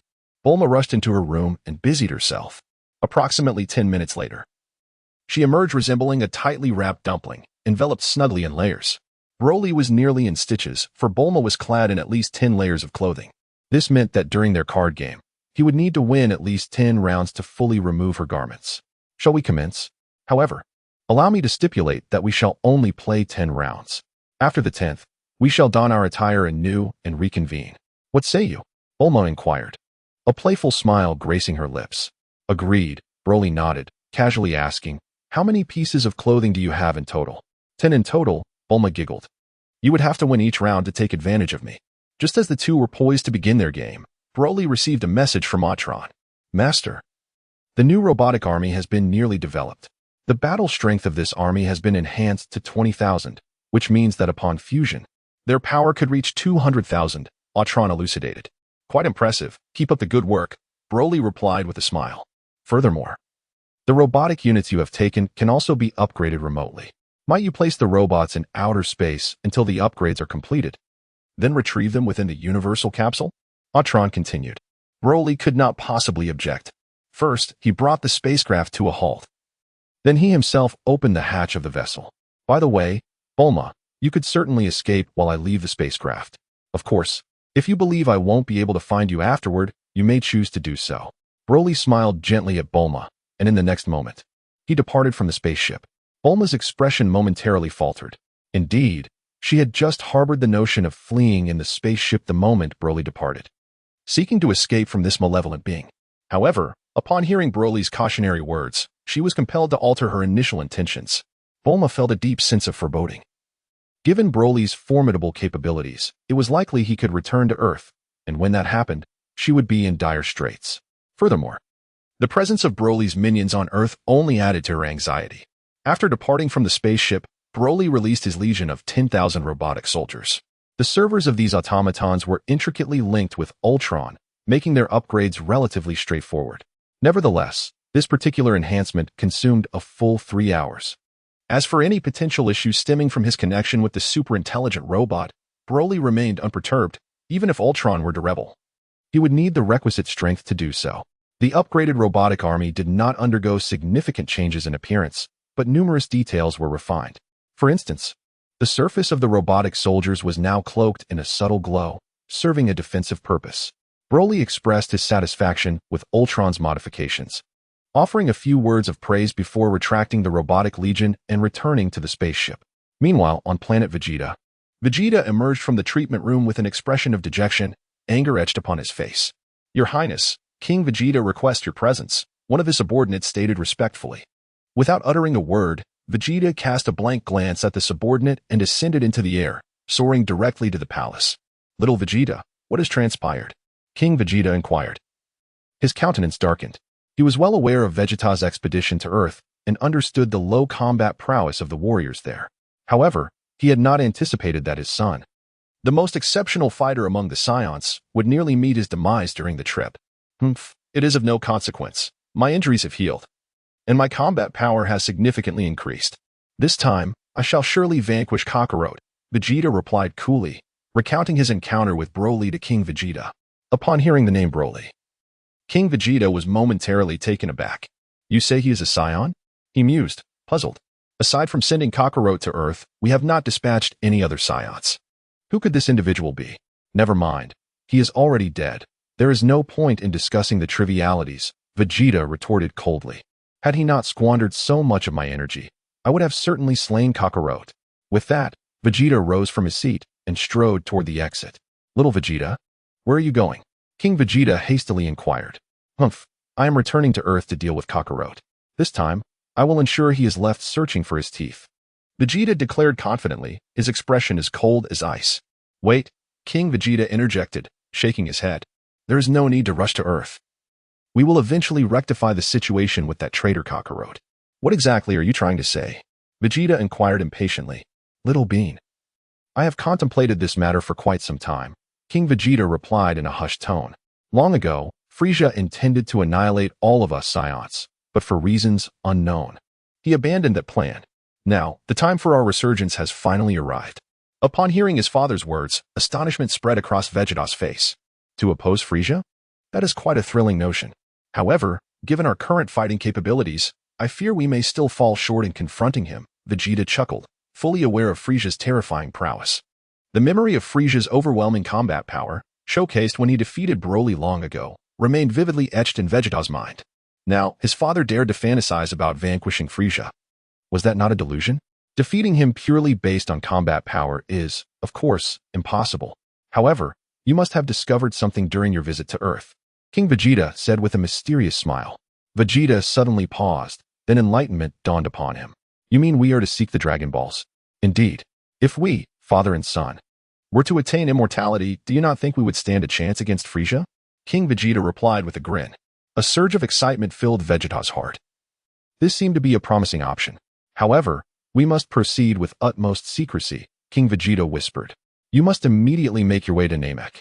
Since the Dragon Balls on Earth have already been used to revive Kakarot, there must surely be similar Dragon Balls on Namek. The sooner we act, the better." "You are quite cunning, father," Vegeta remarked before transforming into a streak of light, swiftly arriving at the spacecraft. With a whoosh, the spaceship soared into the sky, rapidly heading towards Namek. Meanwhile, aboard another spacecraft, Bulma found herself clad only in her undergarments. "You must be cheating," Bulma exclaimed, at a loss for words, as Broly had won 8 consecutive rounds in their recent card game. As a result, Bulma's clothing had been reduced to just these 2 pieces. Observing Bulma in such a state, half concealed and alluring, Broly could not help but swallow hard. A woman of exquisite beauty is meant to be savored, yet Broly did not hasten to push Bulma aside, but instead regarded her with keen interest. Blushing, Bulma felt at a loss for how to conceal her embarrassment. "Bulma, we can actually indulge in a far more entertaining game," Broly said with a mischievous grin, his eyes narrowing as he casually tossed the playing cards from his hand. Upon catching Broly's gaze, Bulma was instantly struck with a pallor of fear. She was well aware of Broly's implications. The so-called more entertaining game surely alluded to the intimate games between men and women, did it not? Suddenly, as Broly concluded his statement, a thunderous explosion resonated from the spaceship. In the next moment, waves of immense energy surged forth. Without the slightest hesitation, Broly swiftly enveloped Bulma in a cocoon of energy. Boom. Immediately thereafter, the spacecraft that Broly occupied was obliterated by this surge of energy, disintegrating into cosmic dust. Broly's nose was askew with rage. Under ordinary circumstances, he would have undoubtedly sensed the intrusion of this energy. However, just moments before, he had been preoccupied with admiring Bulma, failing to detect the energy fluctuations nearby. By the time Broly became aware, he was already focused on protecting Bulma, which ultimately led to the spacecraft losing its defenses and being utterly obliterated by the incoming energy. Glancing down at Bulma in his arms, he noticed her face had turned pale with fear, her body trembling incessantly. "Do not be afraid. I shall ensure your safety," Broly murmured soothingly. "Who is attacking us?" Bulma asked, glancing around anxiously. "Over there," Broly replied, his expression grim as he pointed towards a spacecraft not far off. The design of this vessel bore a striking resemblance to the one Frieza had once commanded. In an instant, Broly felt a surge of joy at the prospect of encountering Frieza here, sparing him the trouble of repairing him on Namek. However, his hopes were dashed as he expanded his sensing ability, only to find no trace of Frieza's aura. The highest combat power aboard that spaceship was merely around 7,000, a lamentably low figure. Suddenly, two extraterrestrials emerged from the spacecraft, hovering directly before Broly. These peculiar beings seemed to be travelers of the cosmos, yet they were unfortunate to have crossed paths with him. One of them, a creature with a frog-like visage, chuckled as he spoke. "Let me take a look." The other, covered in festering boils, activated a device on his glasses. TSK. With a combat power of merely 200, how pitiful. Killing them would be a delightful diversion, as I have been rather bored lately. The two conversed among themselves, completely disregarding Broly's presence. Broly, disinclined to engage in idle chatter, discerned from the attire of the two individuals that they were likely associates of Frieza. Broly, filled with exhilaration, swiftly soared towards the visage of the frog-faced man while cradling Bulma in his arms. With a flicker of radiant flames in his grasp, he promptly obliterated the individual before him. "What have you done?" The wretched man stammered in disbelief, trembling uncontrollably. Broly delivered a powerful kick, sending the head of the foul creature flying. After completing this act, he boarded the enemy's spacecraft alongside Bulma. Instantly, the aliens within the vessel erupted into chaos, rushing towards him and aiming their weapons in his direction. "You are part of Frieza's crew, aren't you?" Broly inquired coldly. "Since you are aware of Lord Frieza's esteemed name, I strongly advise you to surrender without resistance. Otherwise, Lord Frieza will certainly teach you a lesson." One alien, who appeared to be the leader, warned with a wary expression. "Where is Frieza now?" Broly pressed further. "Do you honestly think you have the right to know where Lord Frieza is?" The leader scoffed. "You should take a good look at yourself in the mirror." Bang! No sooner had the leader finished speaking than Broly pointed a single finger at him, causing him to explode instantaneously. Following this, Broly gazed at the dozen or so aliens aboard the spacecraft with a smile. Instantly, apprehension gripped their hearts, and they found themselves in a state of utter panic. Broly casually seized one of the extraterrestrials and coldly inquired, "Where's Frieza?" The alien, trembling with fear, replied, "I have heard that Lord Frieza has gone to Namek." Broly shook his head and unceremoniously cast the extraterrestrial aside. After swiftly eliminating the remaining aliens, the spaceship once again set its course toward planet Namek. It appears that Frieza truly embarked for Namek, judging by the remarks of his subordinates moments ago. He must have departed 3 days prior and may be nearing the planet's vicinity by now. Broly harbors no desire for the destruction of planet Namek. Rather, he intends to capture several members of the Namekian Dragon Clan. With them, he could forge the Dragon Balls and fulfill an array of his desires. Splendid. Broly. This spacecraft boasts a velocity several dozen times superior to ours. In no more than 3 days, we shall arrive at Namek. Bulma exclaimed, a smile illuminating her elegant features after her thorough investigation. Broly nodded, contemplating the extraordinary fortune of receiving a spaceship mid-journey in this vast universe. However, his elation was dampened by the unwelcome intrusion of Frieza's minions, who disrupted the intimate moment he had hoped to share with Bulma. Chapter 85, Planet Namek. 3 days later. The spaceship carrying Broly finally descended upon the surface of planet Namek. I must investigate the atmospheric composition here. I hope oxygen masks are unnecessary, as that would allow us to roam freely across this planet. Oh, by the way, you probably don't require such things, do you? Bulma busily remarked. Yet, before she could finish her sentence, she noticed Broly had already opened the spaceship hatch and leaped out. Bulma was momentarily petrified, but upon sensing the freshness of the air, she released a sigh of relief, yet continued to glare at Broly with fury. "Thank you for accompanying me all this way, Bulma. You may return now," Broly said, casting her a fleeting smile. The journey back to Earth aboard this spacecraft should take merely 7 days, he mused. "Really?" Bulma exclaimed, her excitement palpable. Could it be that this villain had a change of heart? Was he actually allowing her to go back? This revelation brought her immense joy. Moreover, a mere 7 days was a tolerable wait. Upon her return, she would immediately report to Dr. Oken. She had heard that Dr. Gero's android research project was nearing completion, and she needed to assist him in perfecting Android 18. What? Bulma gasped, her mouth agape, anger swiftly replacing her previous delight. This nefarious individual was not releasing her after all. His true intention was for her to return and continue her research. How despicable! Bulma, in a fit of anger, slammed the door of the spaceship shut and swiftly vanished from sight. Broly closed his eyes, swiftly attuning himself to the formidable energy emanating from this planet. However, this attunement left him profoundly disappointed, for he sensed no trace of Frieza's presence on Namek. Where, indeed, could this elusive Frieza have vanished to? Logically, he should have been present on Namek at this very moment. Broly once again sensed the aura of outer space surrounding Namek, yet he still could not locate Frieza's whereabouts.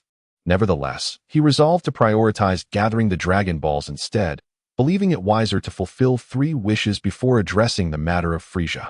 Broly sensed the presence of a village nearby, tracing an arc through the air as he swiftly soared towards it. Crack!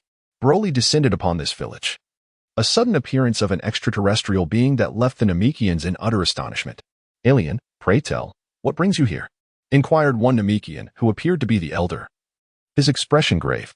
"I seek the Dragon Balls, and I hope for your cooperation," Broly replied with a smile. "In pursuit of the Dragon Balls. What wish do you intend to fulfill?" The elder probed further. "I desire eternal youth for myself and my beloved, and I also wish to resurrect the Namekians on Earth." Broly articulated his aspirations, aware that the Namekians possessed the ability to read minds. He deemed it more sincere to voice the truth. "Depart at once. You are replete with an aura of malevolence, and we shall not assist you," the elder retorted, his tone quite unyielding. "Unappreciative wretch," Broly seethed. He found the elder's obstinacy infuriating.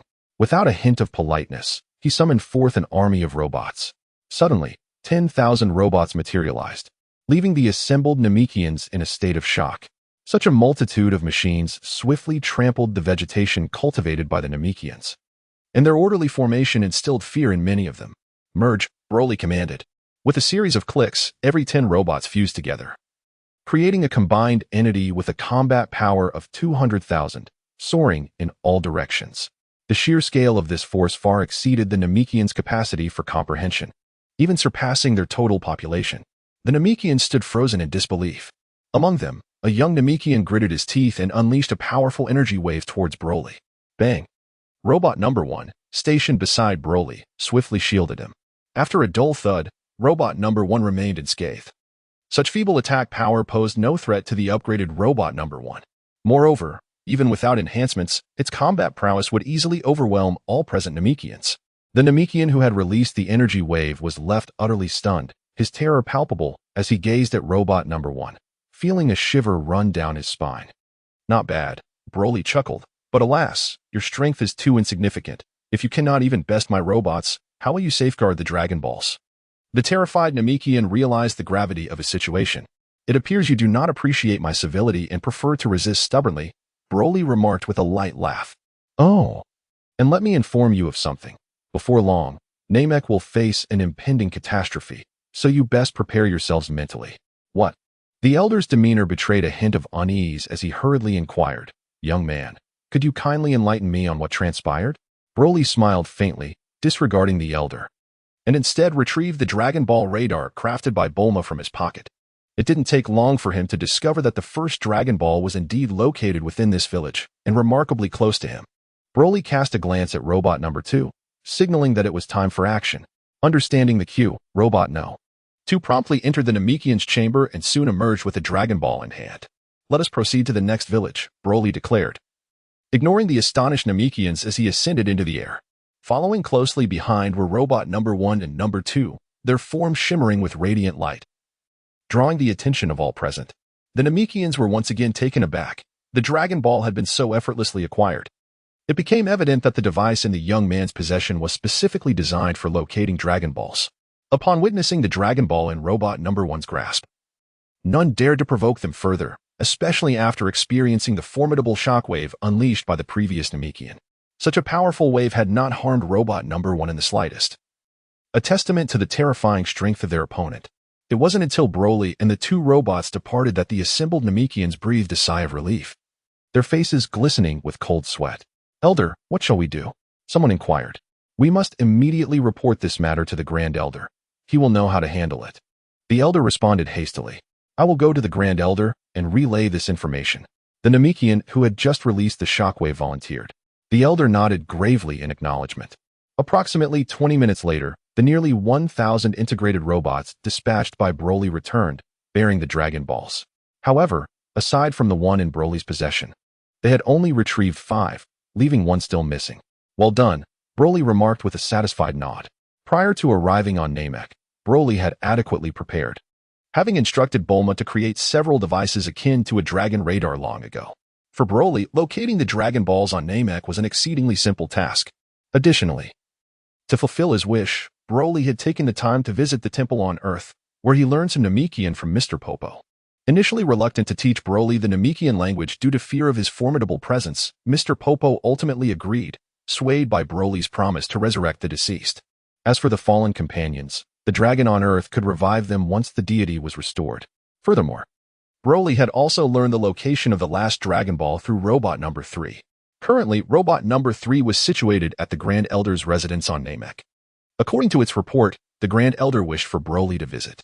Sensing Robot Number 3's position, Broly realized that the Grand Elder was not far away.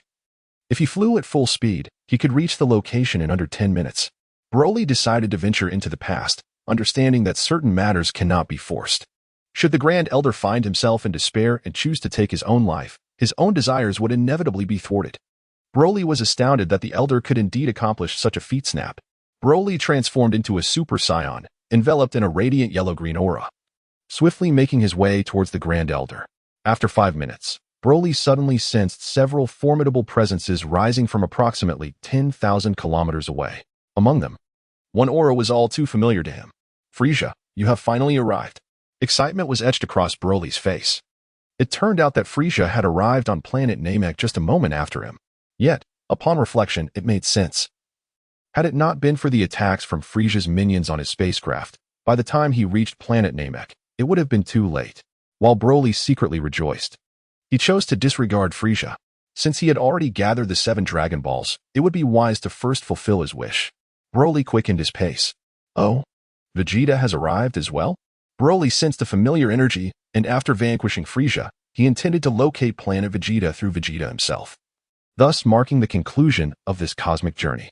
Paying no heed to Frieza or Vegeta, from afar, Broly spotted a towering stone, upon which stood a Namekian structure.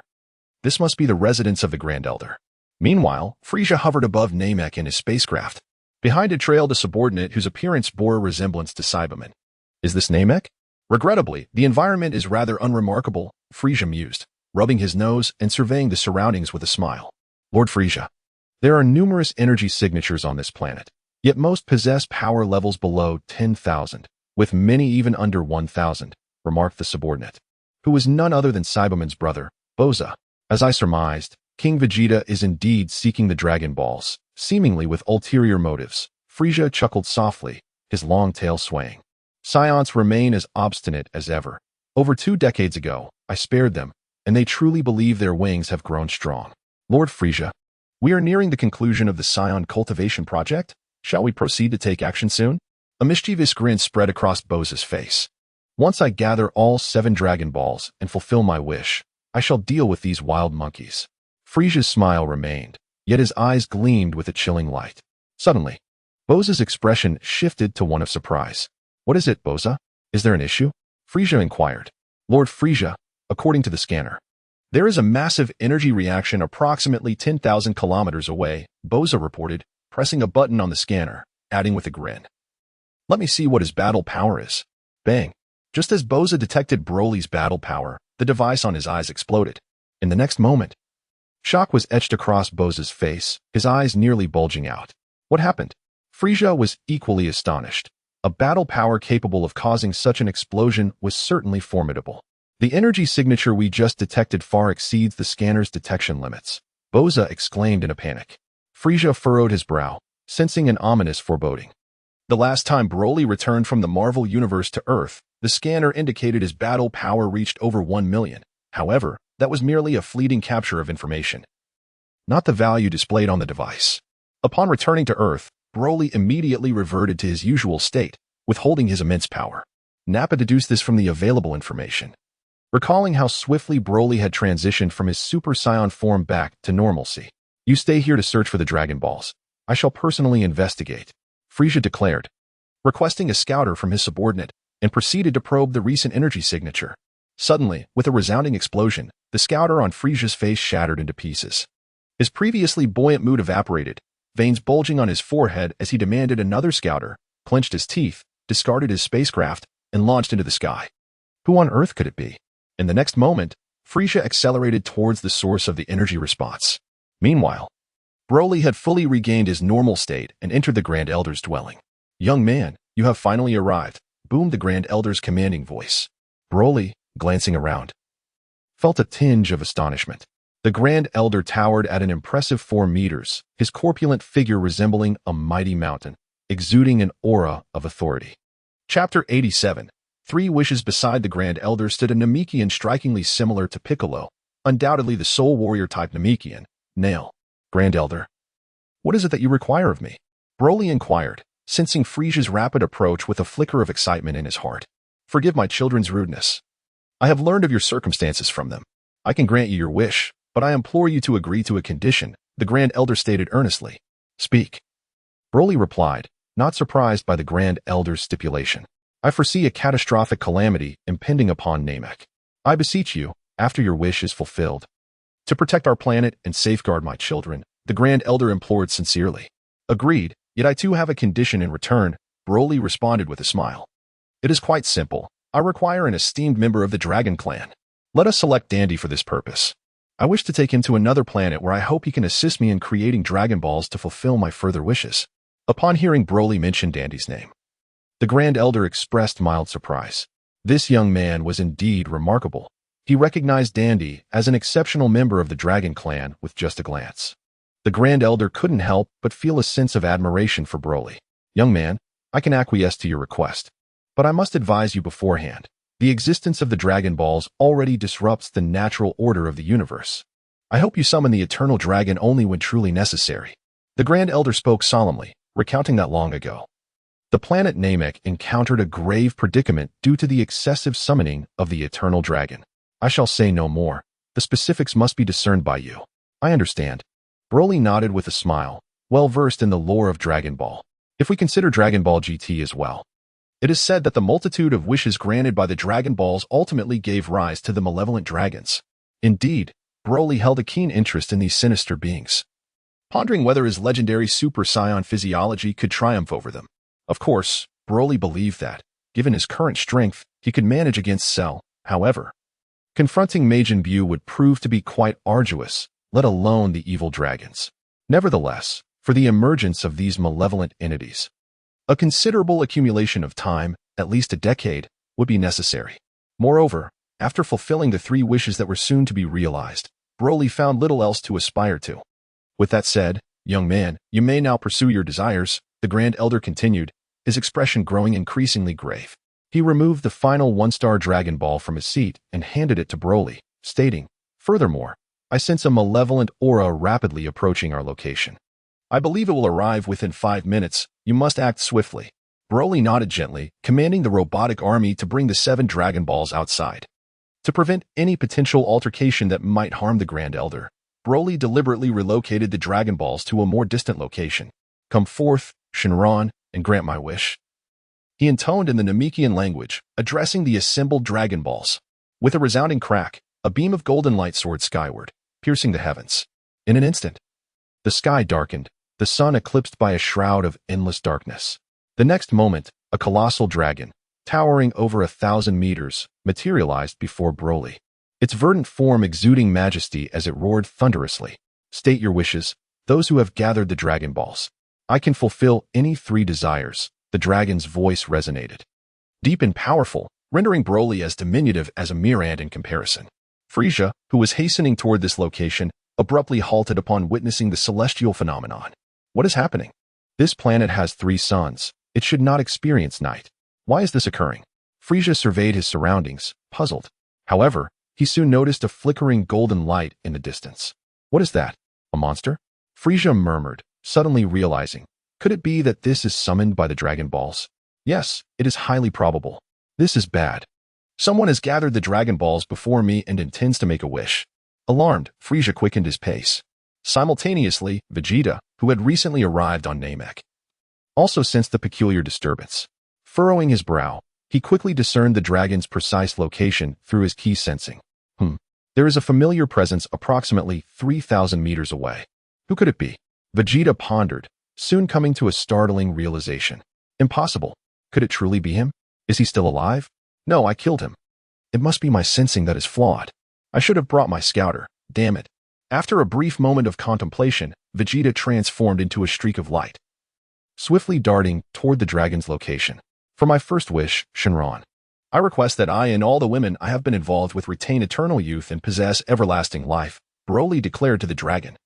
I regret to inform you that the wishes granted by Shenron can bestow eternal life upon only one individual, the dragon intoned gravely. Only one? Broly mused for a moment before responding. Very well, then let it be me who possesses eternal life. Agreed, the dragon replied, its eyes shimmering with a brilliant light as an unseen energy enveloped Broly. Broly felt an overwhelming sense of comfort enveloping his body, as a boundless vitality surged within him upon the energy's entrance. Your first wish has been fulfilled, the dragon proclaimed. For my second wish, grant me the gift of immortality. Broly continued.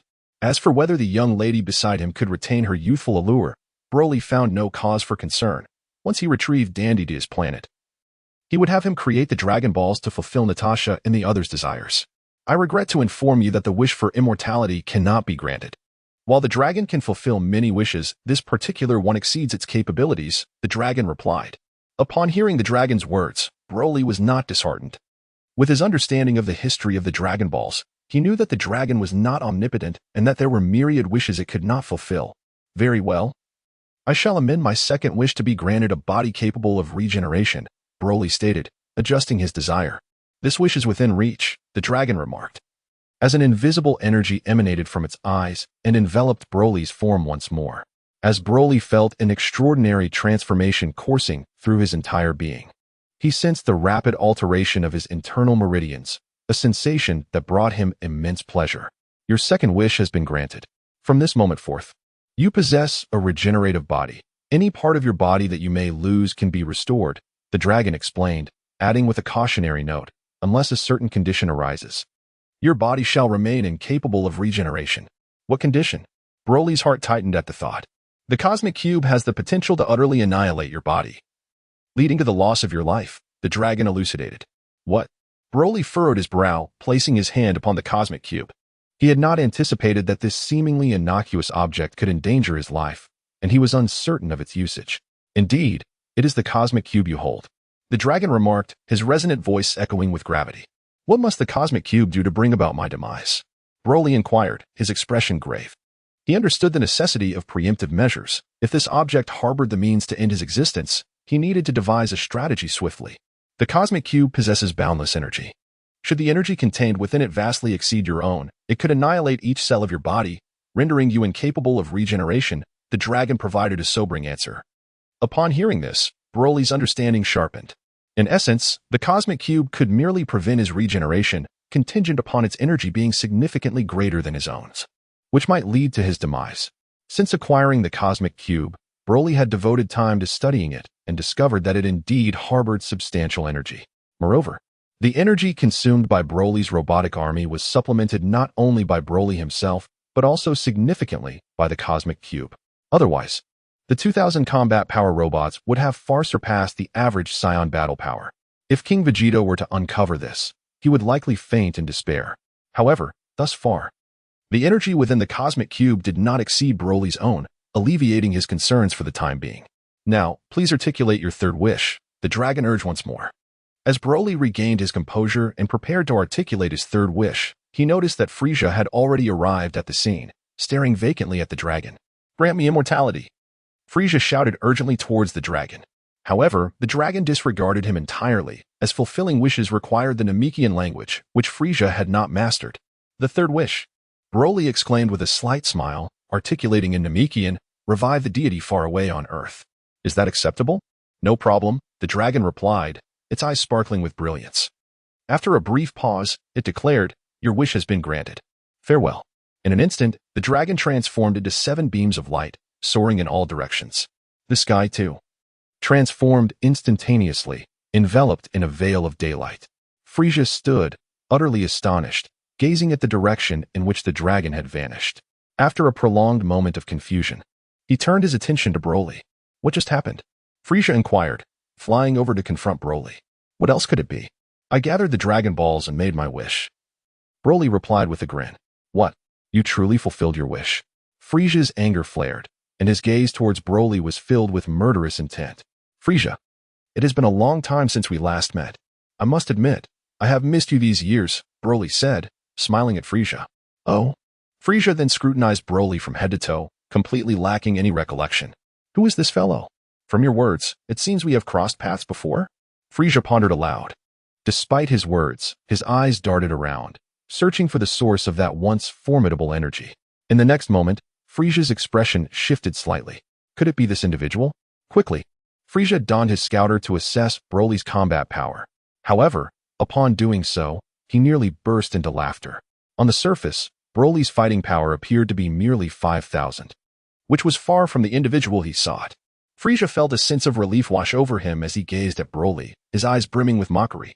You have realized your wish before me. I could never forgive you for that. Frieza spoke with an icy demeanor, yet added, if you divulge how you accomplished your wish, I might consider sparing you or even taking you under my wing, though your fighting prowess leaves much to be desired. Fool.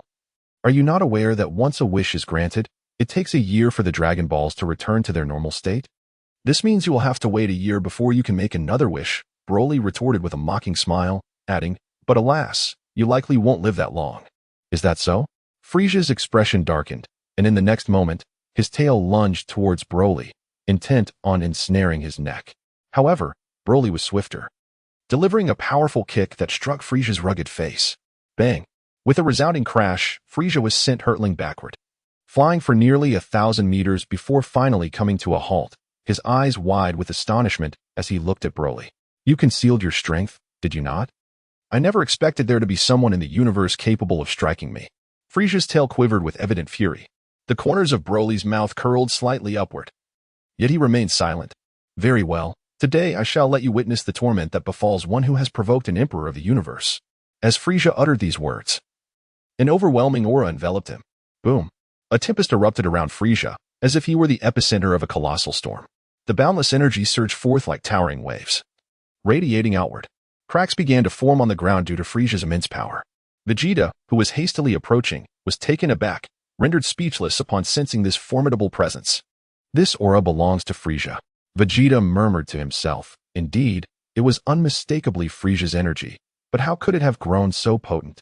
There was another presence nearby. Could it truly be him?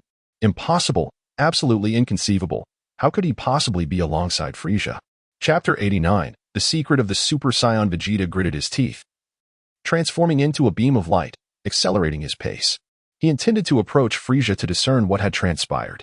What is the matter, boy? This is all my energy.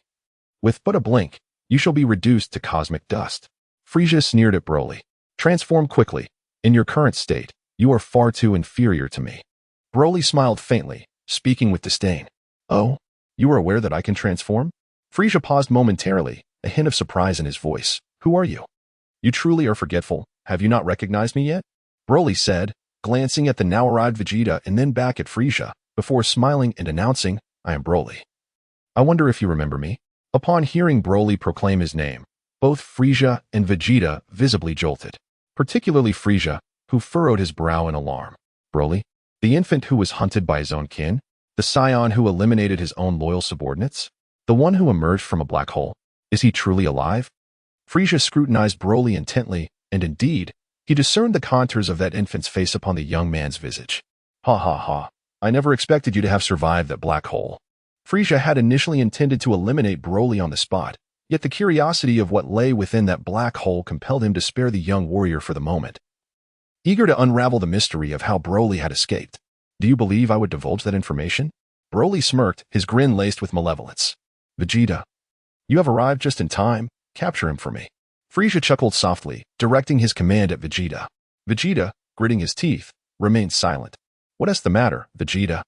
Have you grown defiant? Do you no longer heed my commands? Frieza's expression darkened at Vegeta's reticence. Sensing Frieza's ire, Vegeta felt a tremor of fear pass through him. Instinctively responding, yes, Lord Frieza. He then propelled himself towards Broly with haste. Once again, we meet. Vegeta stammered, his voice quaking with trepidation. His demeanor overtaken by vigilance and dread. Is this truly Broly? The fearsome Saiyan? Vegeta was drenched in sweat. This fellow, barely out of infancy, had already slain Captain Ginyu and others. What right did he have to confront such a formidable being? What should I do? What should I do? Vegeta felt a profound sense of doom. Facing such a harbinger of death left him with no semblance of hope. Yet, openly rebelling against Frieza would also lead to his demise, and worse, his actions could precipitate the annihilation of the Saiyan race. You, as the prince of the Saiyans, squander your potential by serving as Frieza's lapdog? Broly remarked, shaking his head. You are truly beyond redemption. Allow me to offer you a chance for redemption. Serve as my subordinate, and I shall reveal to you the path to becoming a Super Saiyan. Initially incensed by Broly's words, Vegeta's eyes suddenly sparkled with intrigue upon hearing the latter part. A Super Saiyan? The most formidable warrior in the universe? Vegeta felt a flicker of desire. Having been under Frieza's thumb for over 2 decades had left him feeling stifled. If he could indeed attain the power of a Super Saiyan, it would be an unparalleled boon. With that in mind, why not first play the role of Broly's subordinate? When the time comes for me to transform into a Super Saiyan, I shall vanquish Broly, and the title of the strongest in the universe will belong to me. Vegeta quickly formulated his plan, yet he needed to ascertain the veracity of Broly's claims. What if this lad was merely deceiving him? A Super Saiyan? Could it be that you have already attained that form? Vegeta inquired with a hint of anxiety. Oh, not just yet, Broly chuckled lightly, acknowledging that he had not yet transformed. Indeed, he was not a Super Saiyan at that moment. You are not a Super Saiyan. Then how could you possibly help me become one? Vegeta asked, skepticism evident in his tone. I certainly have my methods. If you doubt me, that is entirely your prerogative. Broly replied with a subtle smile, his demeanor tinged with impatience. After a moment of contemplation, Vegeta observed Broly's unwavering confidence, even in the face of Frieza. Perhaps he truly was a Super Saiyan after all. After a brief silence, Vegeta nodded gently in acknowledgement of Broly.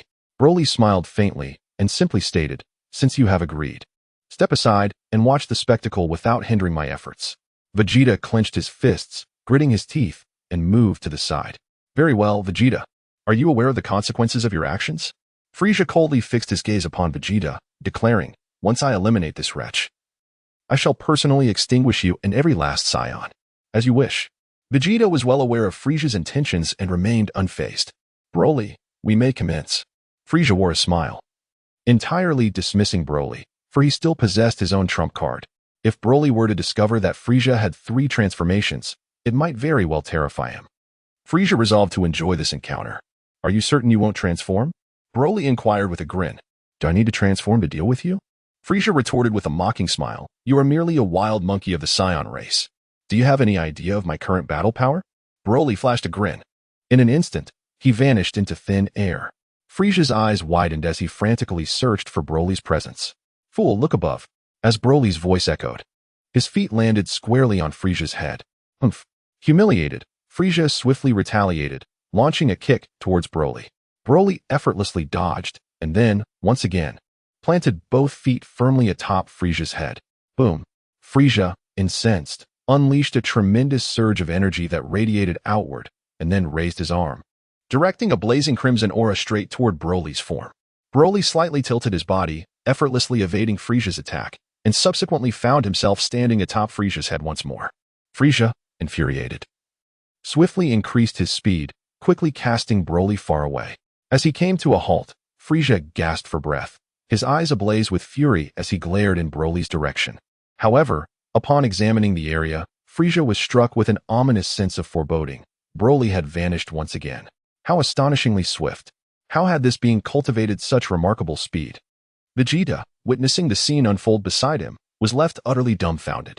Broly is actually toying with this cosmic emperor? Could it be that he truly possesses the strength to defeat Frieza? At this thought, Vegeta suddenly felt a sense of relief regarding his choice. Just then, Frieza sharply sensed that Broly had once again stepped on his head, infuriating him to the point he wished to overturn the entire Namek. Gritting his teeth, Frieza's hands crackled with flickering energy. In an instant, he unleashed a barrage of over 100 crimson beams, all aimed directly at Broly. The next moment, those fiery projectiles completely engulfed Broly. Ha ha ha, you fool, this time you have no escape. Frieza panted, directing his gaze toward Broly. A thick plume of smoke began to rise from Broly's figure, and after approximately 10 seconds, the mist gradually dissipated, revealing Broly's robust silhouette. Frieza clenched his teeth, his expression growing increasingly cold. I must admit, your power has indeed increased. Frieza sneered. That being said, allow me to demonstrate the might of my transformation. I previously suggested you transform, yet you chose to seek out punishment instead. I genuinely worry for your intellect. Broly rubbed his nose, a broad smile adorning his face. Humph. Arrogant fool, you will come to regret this. As Frieza exclaimed, Vegeta was taken aback. What? Transform? Frieza can transform? Upon hearing this, Vegeta was filled with astonishment. Following Frieza's powerful shout, Vegeta was even more startled to discover that Frieza had merely shattered the armor he wore, showing no remarkable change at all. However, what followed left Vegeta utterly astonished. Frieza's body suddenly swelled to several times its size, his previously diminutive form rapidly growing taller until, in the blink of an eye, he reached around 2 meters. Simultaneously, Vegeta perceived that Frieza's aura was more formidable than before, at least doubling in strength. Apologies for the wait.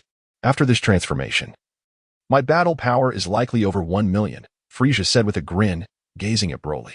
The corners of Broly's mouth curled slightly upwards. It would indeed be entertaining to deliver a thorough thrashing to Frieza at the peak of his arrogance. Thus, Broly refrained from instantaneously obliterating Frieza. Such an action would lack any semblance of challenge. With his current might, Broly could effortlessly dispatch Frieza, especially after transforming into the legendary Super Saiyan, a form that has surpassed even the complete Cell. In the presence of Broly, Frieza was as inconsequential as a mere bystander. Nonetheless, Broly held a certain admiration for Frieza and recognized his genius.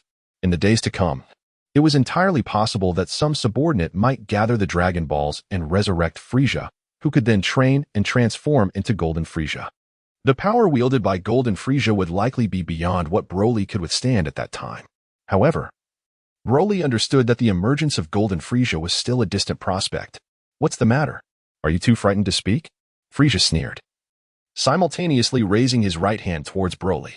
In an instant, a formidable tempest erupted, and an overwhelming surge of energy assailed Broly like a barrage of 1,000 blades. Yet, just as Frieza believed he could inflict grave injuries upon Broly, he tragically discovered that Broly had vanished once more. A moment later, Frieza felt a weight settle upon his head.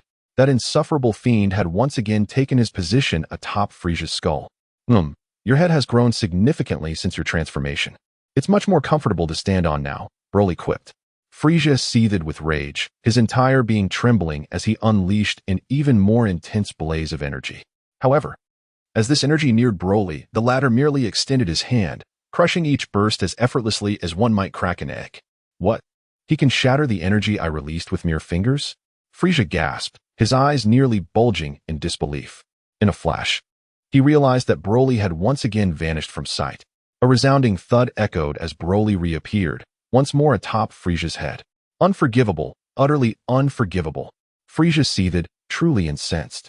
In an instant, a greater surge of energy radiated from his form, causing the entire planet to tremble violently, as if on the brink of cataclysm. Simultaneously, Frieza's physique underwent a dramatic transformation. After approximately 2 minutes, he had morphed into a monstrous figure, heralding his second transformation. This was nothing short of a beast. Vegeta trembled in astonishment upon witnessing Frieza's transformation once again. A sudden wave of despair washed over him as he realized that Frieza's newfound power far surpassed that of Broly. Meanwhile, within the Elder's abode, a look of shock also crossed Naira's face. Elder, you see, Naira gritted his teeth and said, Do not worry, Naira. This matter is entrusted to Broly, and there will be no issue, the elder replied with an unperturbed expression. But elder, Frieza's power has surpassed Broly's by a significant margin. I fear Broly may not stand a chance, Naira solemnly remarked. I can sense that the energy within Broly is vastly superior to Frieza's, the elder chuckled at Naira. Regardless, there should be no one, aside from Broly, capable of defeating Frieza. How about that, Broly? Did you not expect this? I can transform again. Frieza's face broke into a smile. However, as soon as Frieza uttered these words, he abruptly looked upward. Indeed, that detestable creature was preparing to stand atop his head once more. I see you. I see you. Frieza exclaimed as he launched a powerful kick towards Broly. Yet, to his dismay, Frieza soon discovered that Broly had vanished from his sight once again.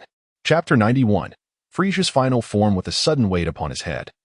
Frieza realized that Broly had once more placed him beneath his foot. Oh, your head is even larger after this transformation. It feels even more comfortable to tread upon. Broly chuckled, forcefully stomping down with his right foot. Frieza let out a cry of anguish, his entire body sinking into the earth. With a burst, Frieza soared from the ground, facing Broly, his appearance disheveled, and his eyes ablaze with fury. Truly the emperor of the universe, even in such disarray, he maintains his composure. Broly mocked with a grin.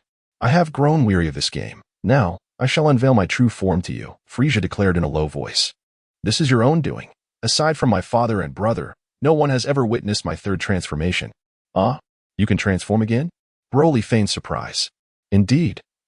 Frieza replied with a smile. I reverted to my original form due to an excess of energy, fearing I could not control it properly. After uttering those words, the energy within Frieza erupted once more. That vast power surged forth like a volcanic eruption, sweeping through the space surrounding his body. Even Vegeta, who was observing nearby, was nearly blown off balance by this formidable force, almost plummeting from midair. At that moment, Vegeta was left utterly numbed. Frieza's might transcended anything he could have ever imagined. It was terrifying. However, he soon found himself momentarily taken aback as he noticed Broly maintaining an expression of serene indifference, as if he were entirely unfazed by Frieza's overwhelming presence. Could it be that Broly had already attained Super Saiyan status? Vegeta pondered within himself. At that instant, Frieza's ultimate transformation concluded, revealing a visage that appeared somewhat youthful, along with a lithe physique. Observing Frieza's demeanor, it had also grown significantly more composed. Frieza gently raised his right arm, narrowing his slanted eyes as he gazed toward Broly's position. In an instant, a brilliant crimson beam, imbued with immense energy, shot forth like a rocket, hurtling toward Broly's location. Broly extended his large hand and struck with a resounding clap. Bang! The vivid crimson flame was instantly sent flying by his might. You are indeed formidable. My interest in you continues to grow. Frieza, unfazed, gazed at Broly with a sly smile. I am aware that you conceal considerable power. However, I have calculated that in my current form, I need merely 50% of my energy to leave you utterly annihilated. So let us hasten, for your words are becoming rather excessive. Broly chuckled softly, and as he spoke, his body moved with remarkable swiftness. Yet, just as he aimed to plant his foot upon Frieza's head, he was astonished to discover that Frieza's speed surpassed his own. In the blink of an eye, he vanished from beneath Broly's feet. Humph. Do you believe your old tricks still hold any sway over me? Frieza scoffed. My current transformation has far exceeded you in both speed and energy. With that, Frieza's figure abruptly became ethereal. Broly furrowed his brow slightly, yet he swiftly caught sight of Frieza's figure. However, just as Broly intended to launch an attack, he realized that Frieza had already positioned himself above him, clearly intending to land upon his head. Broly would certainly not allow such an occurrence with a swift movement. He darted outward, covering a distance of over 1,000 meters. In an instant, Broly then noticed that Frieza was pursuing him at an astonishing speed. Broly rubbed his nose, pondering whether his ordinary state was insufficient to defeat Frieza. Must he transform into a Super Saiyan to confront this cosmic tyrant? Broly's intention in his confrontation with Frieza was to ascertain whether he could vanquish him without transforming. For Broly, this presented an excellent opportunity for growth. Ever since he ventured into the Marvel Universe, he had been devoid of worthy adversaries. Upon returning to the Dragon Ball realm, he felt a profound sense of solitude, as Goku and his companions were yet unable to attain the Super Saiyan transformation. Encountering a formidable foe like Frieza was a rare thrill. not only allowing Broly to indulge in the amusement of toying with him, but also enabling him to enhance his own abilities through the combat experience. Simply transforming into the legendary Super Saiyan and effortlessly obliterating Frieza would offer little in the way of enjoyment. What do you think? Broly, in terms of speed. I have far surpassed you, Frieza declared, having caught up to Broly, as his fist descended with remarkable swiftness. Broly deftly deflected, aiming for Frieza's corporeal form, and launched a powerful kick. Whoosh! Broly's kick missed its target. It was evident that Frieza's speed surpassed his own. From behind, in the next moment, Broly suddenly heard Frieza's voice echoing behind him. Almost immediately, Broly sensed a formidable surge of energy rising. I've got you now, Frieza sneered, as he conjured a spherical orb of azure flames in his hand, enveloping Broly within its embrace. Broly smiled faintly. How could one still smile when death is imminent? Frieza's expression turned icy as he directed the spherical orb of energy in his hand downward with great force. Boom! Upon striking the ground, the energy sphere erupted with a series of deafening roars. The immense power surged outward, causing a violent tremor across the land. Even thousands of kilometers away, Frieza's numerous underlings sensed the energy disturbance. Is it Lord Frieza? I wonder who is battling him. One of them pondered aloud. Let us not concern ourselves with that. Lord Frieza will undoubtedly deal with his adversary. Our immediate task is to disperse and search for Lord Frieza's Dragon Balls, commanded Bassa. However, just as Bassa finished speaking, he noticed a throng of figures approaching from the distance. What is that? Bassa and his companions exchanged bewildered glances. As the figures came closer, confusion enveloped them. How did this planet come to possess so many robots? These robots look quite outdated, Bassa remarked disdainfully, observing the approaching machines. In his view, such designs likely lacked significant combat capability. It seems they wish to cause us trouble. We should eliminate them first. One of them chuckled. Chapter 92, Vegeta's thoughts. 3 minutes later, Bassa lay on the ground, struggling to breathe. Just moments ago, he had witnessed the formidable prowess of these robots. His subordinates had offered virtually no resistance against such terrifying foes, plunging Bassa into despair. Robot number 1 stared impassively at Bassa, energy flickering in its hand. Wait. Who are you? Bassa shouted. Boom. In response, a violent explosion ensued, and he vanished, consumed by his endless questions. At this moment, Frieza looked down at the black hole created by his strike, a smile spreading across his face. Dead, what a pity. Perhaps I exerted too much force, he mused, casting a glance toward Vegeta in the distance. Upon meeting Frieza's gaze, Vegeta trembled uncontrollably. If even the immensely powerful Broly could not contend with Frieza, his own combat power seemed utterly insignificant in comparison. Vegeta felt that this time, he was finished, utterly doomed. Vegeta, it seems you were quite frightened. Where has your courage to betray me gone? Frieza asked with a smile. Vegeta quivered, unable to utter a word. Very well, I shall dispose of you as well, and then make a trip to planet Vegeta to expedite my plans. Frieza muttered to himself, his right hand already aimed at Vegeta. Vegeta, paralyzed by fear, lost all sense of resistance, for the disparity between him and Frieza was monumental. However, just as Frieza prepared to extinguish Vegeta's life, he suddenly felt a weight pressing down on his head. Frieza, after your transformation this time, your head is quite shiny, and you seem unsteady on your feet. Unlike your previous transformations, Broly's voice resonated from above. Frieza's expression darkened completely, and the energy in his hand shot directly towards Broly above. Broly extended his hand, attempting to fend off the brilliant crimson blaze. However, he was soon struck with astonishment as he discerned the immense energy contained within this fiery aura. The magnitude of this energy was sufficient to obliterate his arm into a mere fragment. Realizing the gravity of the situation, he could not afford to be complacent. He summoned the energy within him, and his hair abruptly stood on end. Bang! Broly transformed into the legendary Super Saiyan, effortlessly shattering the radiant light before him. In the next moment, his form reverted to its ordinary state. That was close, Broly remarked, still shaken, as he realized he had narrowly avoided losing an arm. Although he possessed the ability to regenerate, he had no inclination towards self-harm. It was best to remain whole and uninjured. Frieza stood in astonishment, gazing at Broly in a state of bewilderment, unable to comprehend the situation for quite some time. Vegeta, too, stared at Broly, utterly dumbfounded. What was that transformation? Frieza murmured, his eyes fixed intently on Broly. Broly smiled gently, relishing the astonished expression on Frieza's face. Pray tell, what caused your hair to change color just now? Frieza inquired through clenched teeth. Take a guess, Broly replied with a chuckle. I had a premonition when I first arrived on Namek.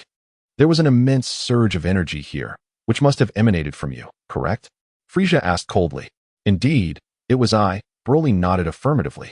Humph. Regardless of any transformations you may have undergone, you shall never be my match. Frieza seethed, his teeth grinding in frustration. This wild monkey had squandered so much energy, and yet he had failed to eliminate him thus far. Then let us put that to the test, Broly said with a smile. You appear quite confident, Frieza remarked, his expression growing increasingly sinister. In the next moment, he surged toward Broly, propelled by boundless energy, ready to strike. A sudden shock coursed through Broly's heart. Moments later, a smile graced his face. As he observed Frieza's rapid approach, Broly resolved to act without hesitation, transforming into a Super Saiyan in an instant. Bang!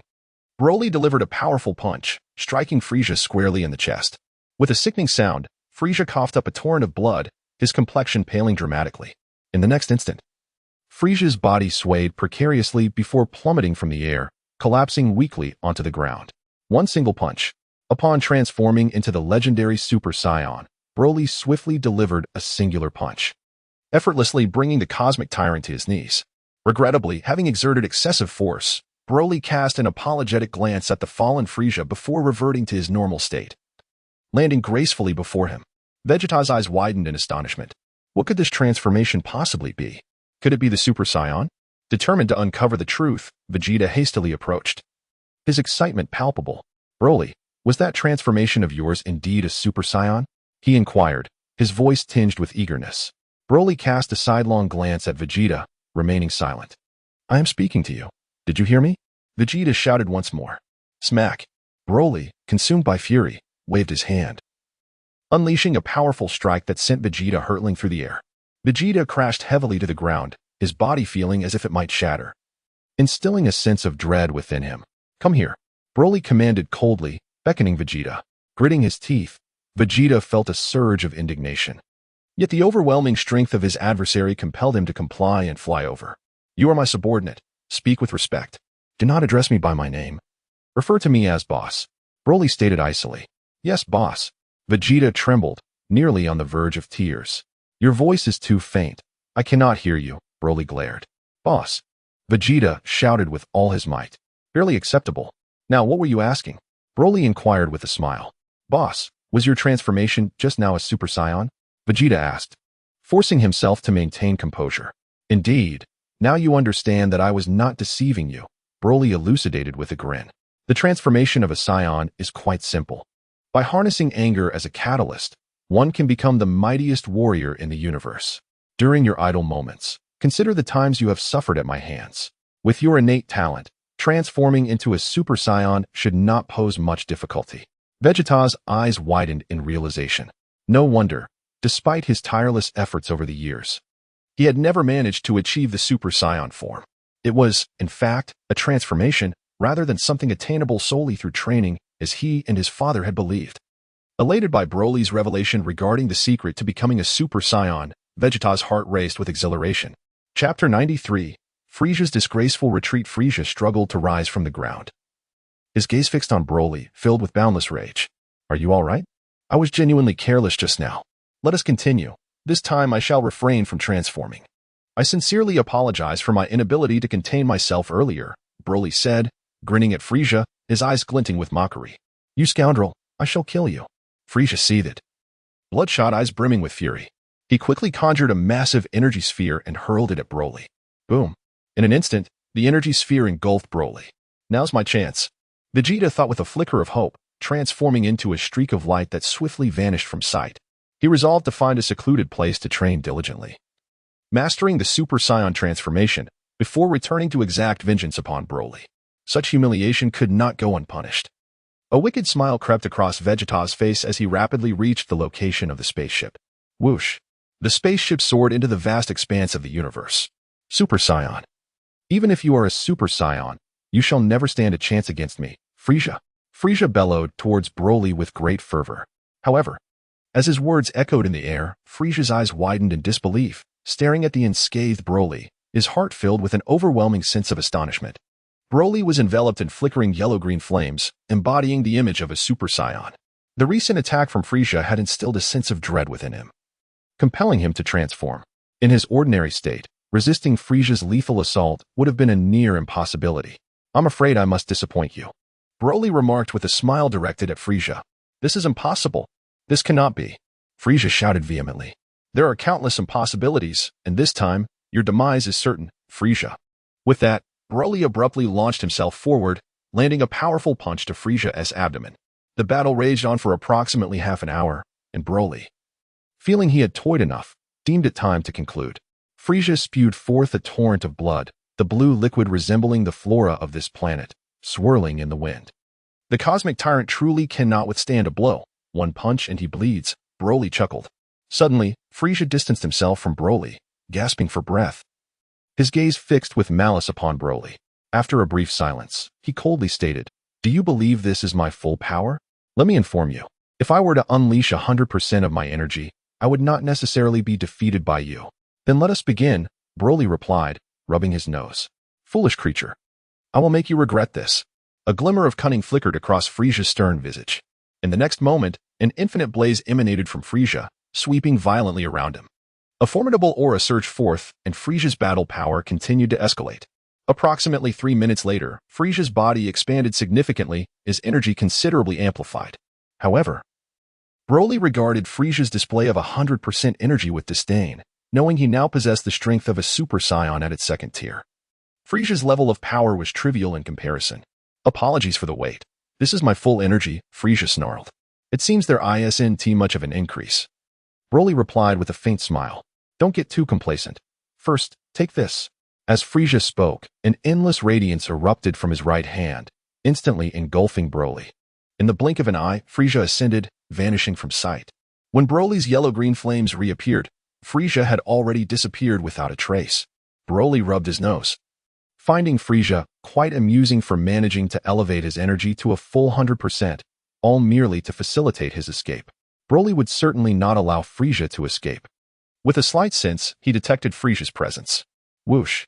Broly transformed into a radiant yellow-green light, soaring through the void. At this moment, Frieza had already arrived in the vicinity of Namek, hurtling through space at an astonishing speed. Utilizing his full power, Frieza indeed moved with remarkable swiftness, nearly matching the velocity of his spacecraft. Broly, Frieza, shall one day return to exact my revenge. He gritted his teeth, his expression one of bitter resentment. Despite his arrogance, Frieza was not foolish.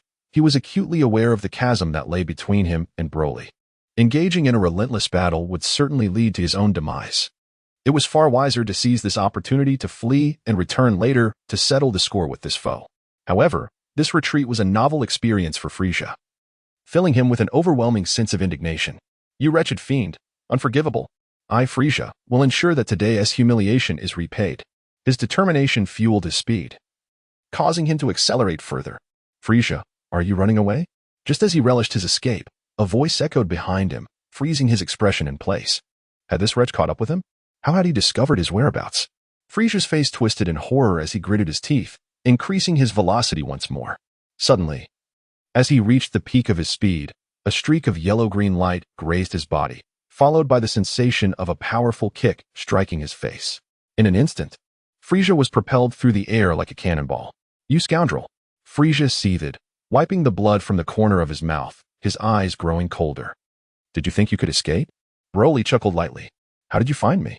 Frieza demanded through clenched teeth. "Do you not realize that you emanate a formidable energy?" "It is quite easy to sense," Broly replied with a grin. "Ah, I see." Frieza tightened his fists, his tail thrashing about. "Prepare to meet your end," Broly declared, gathering energy in his hand. "Wait," Frieza exclaimed urgently. Chapter 94, The Super Saiyan Plan. Speak your last words quickly. You have 10 seconds. Delay, and you shall face the consequences, Broly said with a smile. "I know of a significant matter concerning planet Vegeta. If you delay, you may not have the chance for revenge," Frieza replied with a smirk, looking at Broly. "If you spare me, I can accompany you to planet Vegeta and help you thwart their schemes." "What is it? Pray, enlighten me." Broly smiled and remarked. "It matters not to share this with you. Even if you were to learn it, resolving the matter would prove exceedingly difficult without my assistance." Frieza hesitated momentarily, then continued. "The situation is rather straightforward. Long ago, King Vegeta initiated the Super Saiyan project, Regrettably, it was ultimately abandoned due to the inability to transform into a Super Saiyan. Broly gazed at Frieza with a smile, encouraging him to continue. Once this plan comes to fruition, all Saiyans may transform into Super Saiyans. At that point the Super Saiyan, will be hunted by every Saiyan. Do you truly believe you can escape? Frieza remarked, in comparison, I hold no animosity towards you. I admire your strength. Conversely, I harbor no fondness for those Saiyans from planet Vegeta. Why not join forces to eradicate planet Vegeta? What do you think of my proposition? Not appealing at all. Broly replied with a grin. If you release me, I would be amenable to any condition. Frieza gritted his teeth, declaring, I possess thousands of planets, all of which I could bestow upon you. Allow me to pose a question, answer me honestly, and I might consider freeing you. Broly did not respond, but instead smiled and said, please proceed. Frieza continued, given your nature, planet Vegeta should have long been obliterated by you. I wonder what your intentions are for sparing the Saiyans on that planet? Broly inquired with a smile. These years, the Saiyans have been working for me, and their combat prowess is commendable. You eliminated several of my formidable subordinates back then, leaving me with no one to rely upon. The Saiyans are my best option. Frieza replied. Moreover, the Saiyans have been unwaveringly loyal, at least on the surface, and I have no justification to annihilate their race. I see, Broly nodded. However, I am aware that King Vegeta has been cultivating Super Saiyans, aiming for a collective transformation. I have been secretly monitoring everything concerning planet Vegeta. Frieza continued. During our recent battle, Vegeta managed to escape. I suspect he will swiftly return to planet Vegeta to share the secrets of becoming a Super Saiyan. If that time comes. With tens of thousands of Super Saiyans before us, I dare say it would be quite challenging for you to handle alone. You are not mistaken, Broly chuckled. Given my current strength, I can contend with 1 or 2 Super Saiyans, but facing tens of thousands would indeed pose a complication, though I am not fond of alliances. Uniting now seems to be our best option. Frieza smiled faintly, suggesting that we depart immediately for planet Vegeta to thwart their Super Saiyan endeavor. What do you think? How do we stop it? Should we simply annihilate planet Vegeta? Broly inquired. Precisely, Frieza nodded. If it is that simple, why would you need to be involved? Broly chuckled softly. Upon hearing Broly's words, Frieza's expression faltered slightly, prompting him to clarify. Although destroying planet Vegeta is the optimal choice, in recent years, the Zypher people on planet Vegeta have conducted considerable research and established an atmosphere nearby. Thus, even if you were to obliterate the entire planet Vegeta, these Saiyans would still manage to survive in the depths of space. Furthermore, the Super Saiyan incubation program is a unique, covert device. Without locating this instrument, they would swiftly transform into Super Saiyans. Very well, I trust you. Broly squinted and smiled, commanding, find a spacecraft to guide us. The spacecraft is located on Namek. We must make haste. Frieza replied, inwardly filled with glee. Just wait, Broly. Once we reach planet Vegeta, all the energy of the Saiyans will be absorbed by me, and your demise will be imminent. Stealing a glance at Broly, Frieza noted that he seemed to harbor no suspicions. Soon, the two returned to Namek and arrived at the spacecraft that Frieza occupied. However, upon witnessing the scene of his fallen subordinates strewn across the ground, Frieza was momentarily stunned.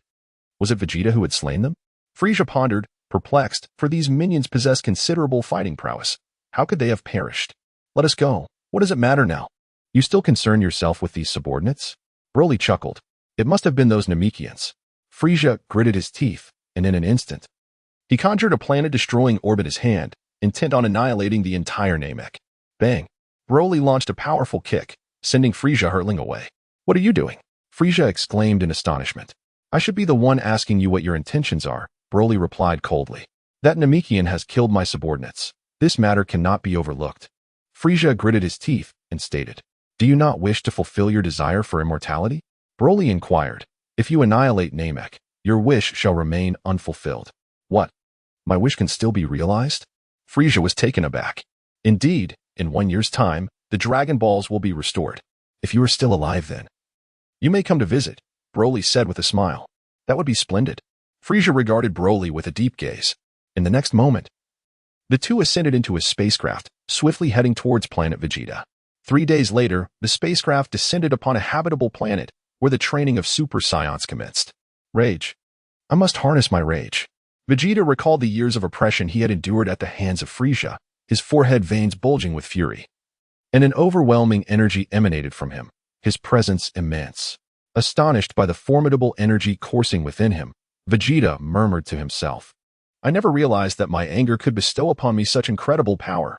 His excitement grew within. Chapter 95, Activation of Number 17. 3 days later.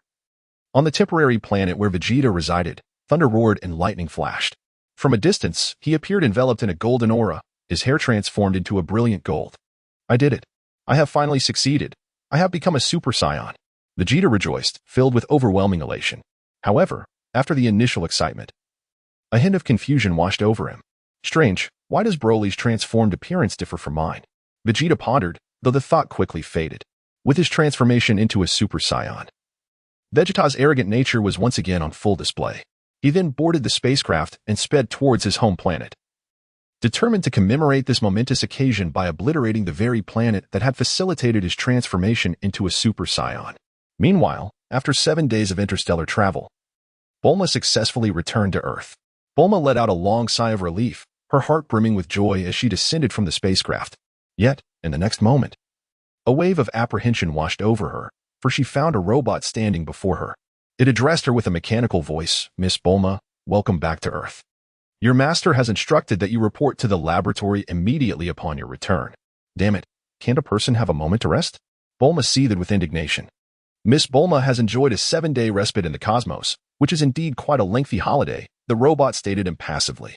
"I just want to go take a shower." "Is that too much to ask?" Bulma retorted angrily. "The laboratory is equipped with a large swimming pool and bathing facilities. Miss Bulma may choose to bathe there."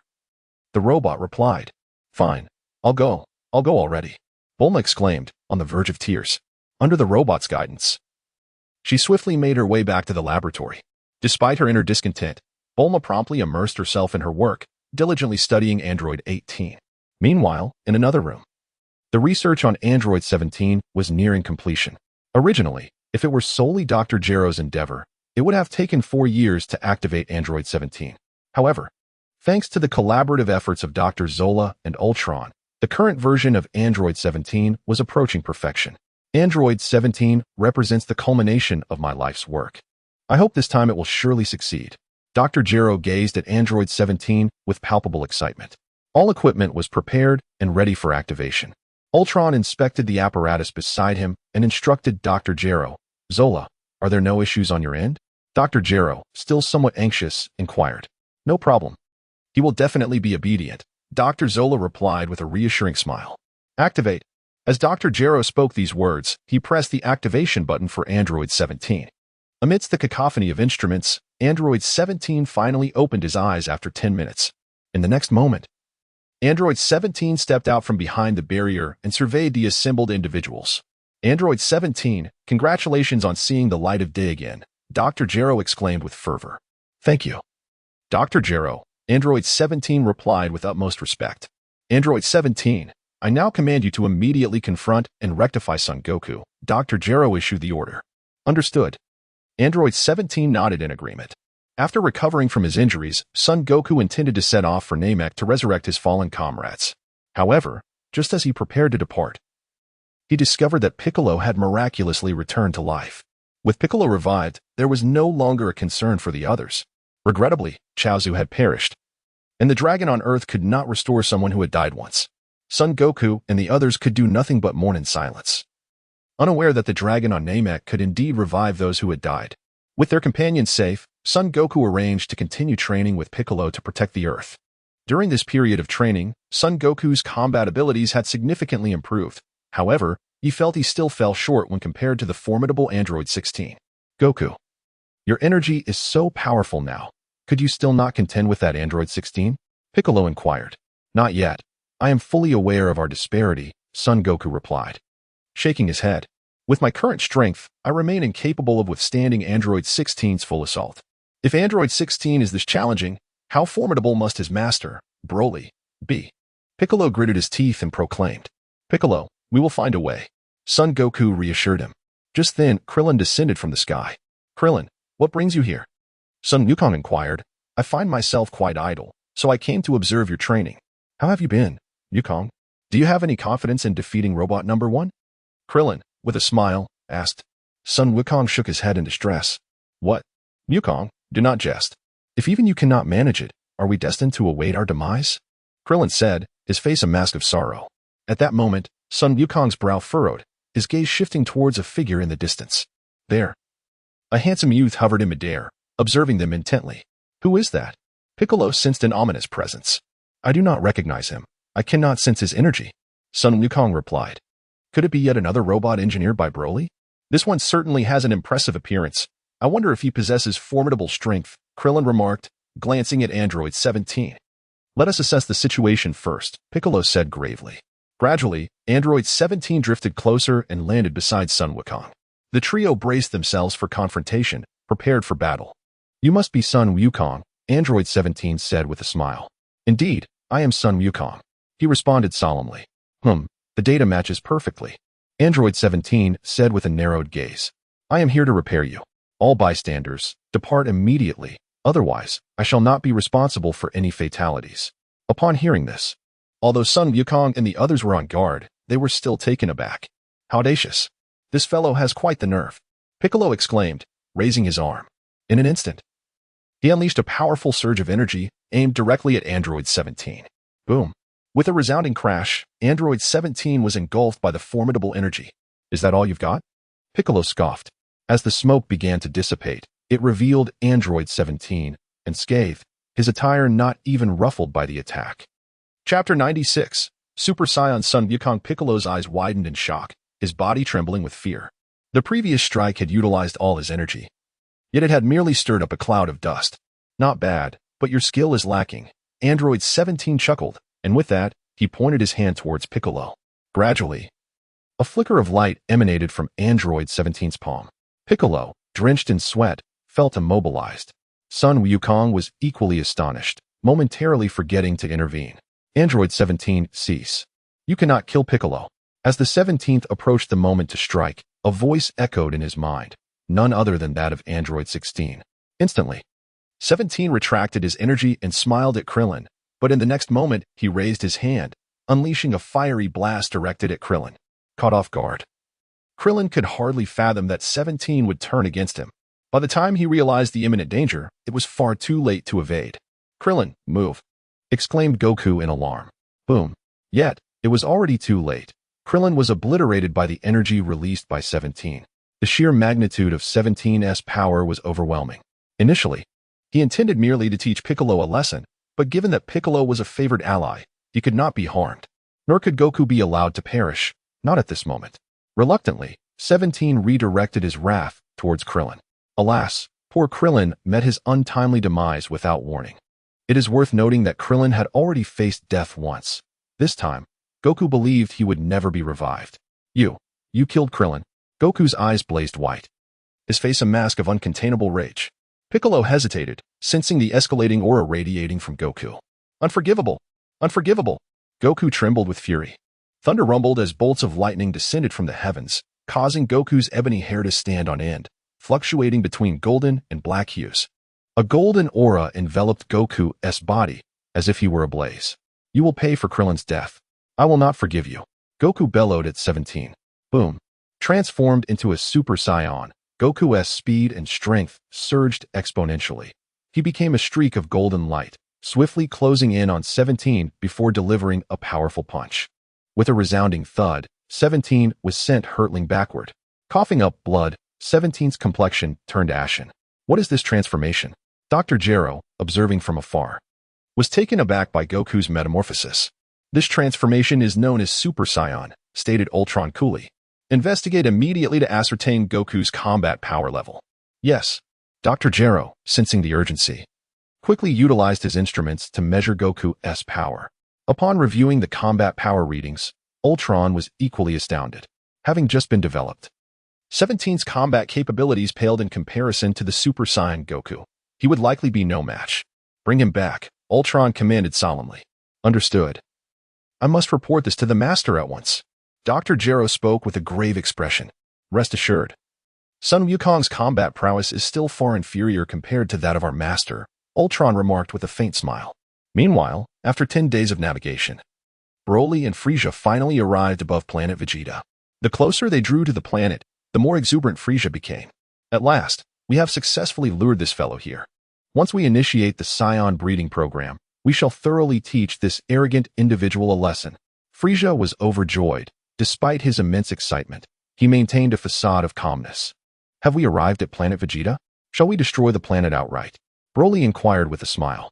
For now, we cannot obliterate planet Vegeta, Frieza replied solemnly. Doing so would merely expedite their Super Saiyan training program, and it is quite likely that they would transform into Super Saiyans immediately, even combined. We may not be able to contend with such numbers. What then shall we do? Broly asked. First, gather all the Saiyans and disable their transformation devices. Then, we shall unleash a colossal energy wave to eliminate them all. Frieza rubbed his nose thoughtfully.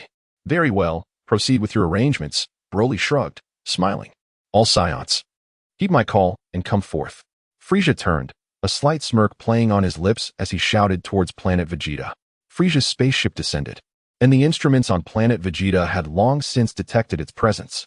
Although King Vegeta was puzzled, he quickly gathered with several Saiyan subordinates to greet the visitor. Hearing Frieza's loud summons directed at the planet, they were somewhat perplexed. Soon after, King Vegeta spotted Broly beside Frieza, furrowing his brow as he speculated about the newcomer's origins. King Vegeta felt a sense of familiarity with Broly, as if he had encountered him before. Yet he could not place where.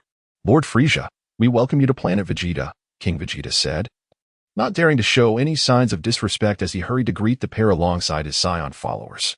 While King Vegeta was unfamiliar with Frieza's final form, he recognized Frieza's voice and was aware that some extraterrestrials could enhance their combat abilities through transformation, hence, he refrained from asking foolish questions about the identity of the being before him.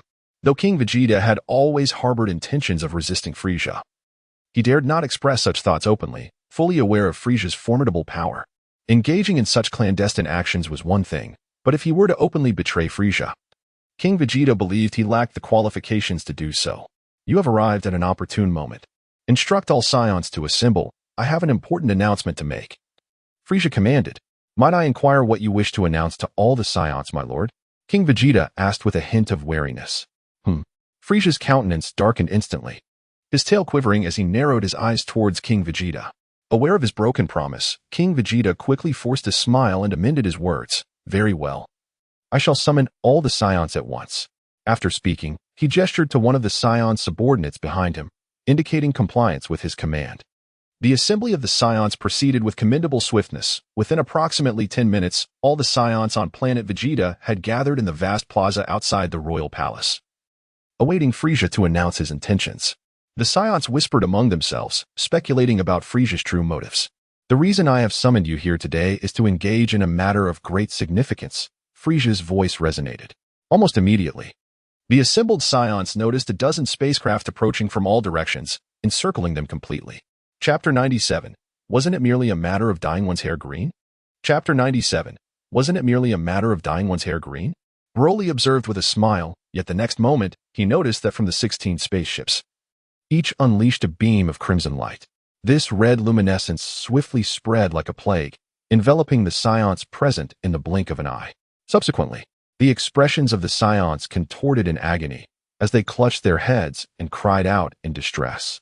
For a fleeting moment, planet Vegeta resembled a slaughterhouse, leaving those who heard the cries with a sense of sorrow. Ha ha ha, all you Saiyans, your energy now belongs to me, Frieza. Frieza exclaimed with palpable excitement, addressing the crowd. However, as soon as Frieza uttered these words, he was taken aback to see Broly suddenly transform into a Super Saiyan, only to be met by the swift approach of a crescent-shaped white beam. Frieza gasped in shock, attempting to evade. Yet, the speed of that crescent was astonishingly swift. Crack! In an instant, Frieza's body was severed in half by this luminous arc. His eyes widened in disbelief. He never anticipated such formidable power. He had assumed it would merely inflict injury, but instead, his form was cleaved asunder. Boom. What astonished Frieza even more than his own dismemberment was the sight of the spaceships he had dispatched exploding one by one before his very eyes. Meanwhile, the Saiyans in the plaza had fully regained their composure. What is happening? Frieza's mind raced with shock. Though his body was now in tatters, he was not destined to perish just yet. Frieza, did you think your petty tricks could deceive me? Broly remarked with a subtle smile, gazing at Frieza. How did you see through it? Frieza gritted his teeth and inquired. Your every scheme is riddled with flaws. It seems that prolonged power has dulled your intellect. Broly scoffed disdainfully. In truth, from the moment Frieza mentioned the Super Saiyan cultivation plan, Broly had sensed his ulterior motives, suspecting dark intentions behind his facade. Broly did not eliminate him on the spot. Rather, he chose to accompany him in playful banter. After all, to slay Frieza outright would seem somewhat beneath him. Upon boarding the spaceship, Broly soon discerned Frieza's covert maneuvers, as he secretly communicated with his subordinates. Upon arriving at planet Vegeta, Broly quickly grasped Frieza's intentions. For he discovered that Frieza had clandestinely set up peculiar devices on the planet, resembling those he had encountered in the Marvel Universe, designed for the absorption of energy. Broly understood that Frieza had most likely come to planet Vegeta to absorb the energy of all Saiyans, intending to harness their formidable power to defeat him. Broly would certainly not allow Frieza to achieve his desires. Moreover, over the years, Broly has acquired considerable technological knowledge while at school, choosing to intervene at the most critical moment to inflict some discomfort upon Frieza. As for the destroyed spacecraft, they were undoubtedly the handiwork of Broly's robotic army. Now, all Saiyans, heed my words. I, Broly, have returned. Broly laughed maniacally at King Vegeta and the others. Upon hearing Broly's proclamation, King Vegeta and all the Saiyans were left utterly astonished. Broly? The very same Broly who once toyed with Frieza? Was he not cast into a black hole by Frieza? Meeting his demise? How has he returned? Reflect on how you treated me in those bygone days. Broly towered over the assembled Saiyans, then seized Frieza's arm with an iron grip. Frieza is your paragon. Crack. In the next moment, Broly yanked violently on Frieza's left arm, accompanied by Frieza's agonized screams. The onlookers were struck with astonishment as they beheld the horrifying sight. Frieza's left arm had been completely severed from his body. The mighty emperor of the universe, reduced to a mere plaything in Broly's hands, sent shivers of fear through the multitude of Saiyans. Whoosh, whoosh, whoosh. With his fingers deftly maneuvering, Broly pierced Frieza's body repeatedly, leaving behind a gruesome array of wounds. Frieza, I shall grant you a most meaningful demise, Broly declared with a gentle smile as he conjured a spherical energy shield, which he swiftly enveloped around Frieza. What do you intend to do? Frieza gasped, struggling for breath. This energy shield will continuously siphon the energy from within you. Once it reaches a certain threshold, it shall detonate. If fortune favors you, there is a chance you might survive the ensuing explosion, Broly explained before delivering a swift kick. In an instant, Frieza soared into the vastness of space like a mere ball. After completing this act, Broly turned his gaze with a satisfied smile towards the gathered Saiyans, ultimately resting his eyes upon King Vegeta. King Vegeta, it has been a while, Broly greeted warmly. Before King Vegeta could respond, a bald Saiyan behind him stepped forward and sternly challenged Broly. Do you truly believe that defeating Frieza means you can vanquish all of us Saiyans? Broly had long since recognized this individual, and upon seeing him now, could not help but chuckle. So it is Bana. By the way, did you not know that your son, Na, has perished? Humph. Do not divert the topic. Bana retorted coldly. Broly, you are doomed today. Do you truly believe that with your solitary strength, you can triumph over all of us Saiyans? Let me enlighten you. Even Frieza fears the combined might of our Saiyan warriors. Silence. King Vegeta glared fiercely at Bana. Is this fool truly so oblivious? Frieza was effortlessly vanquished by Broly. How could Broly possibly fear the alliance of all Saiyans? Your Majesty, give the command. If we unite as one, we shall surely defeat him.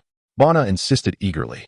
We possess nearly 10,000 Saiyan compatriots. No matter how formidable he may be, he will eventually succumb to exhaustion.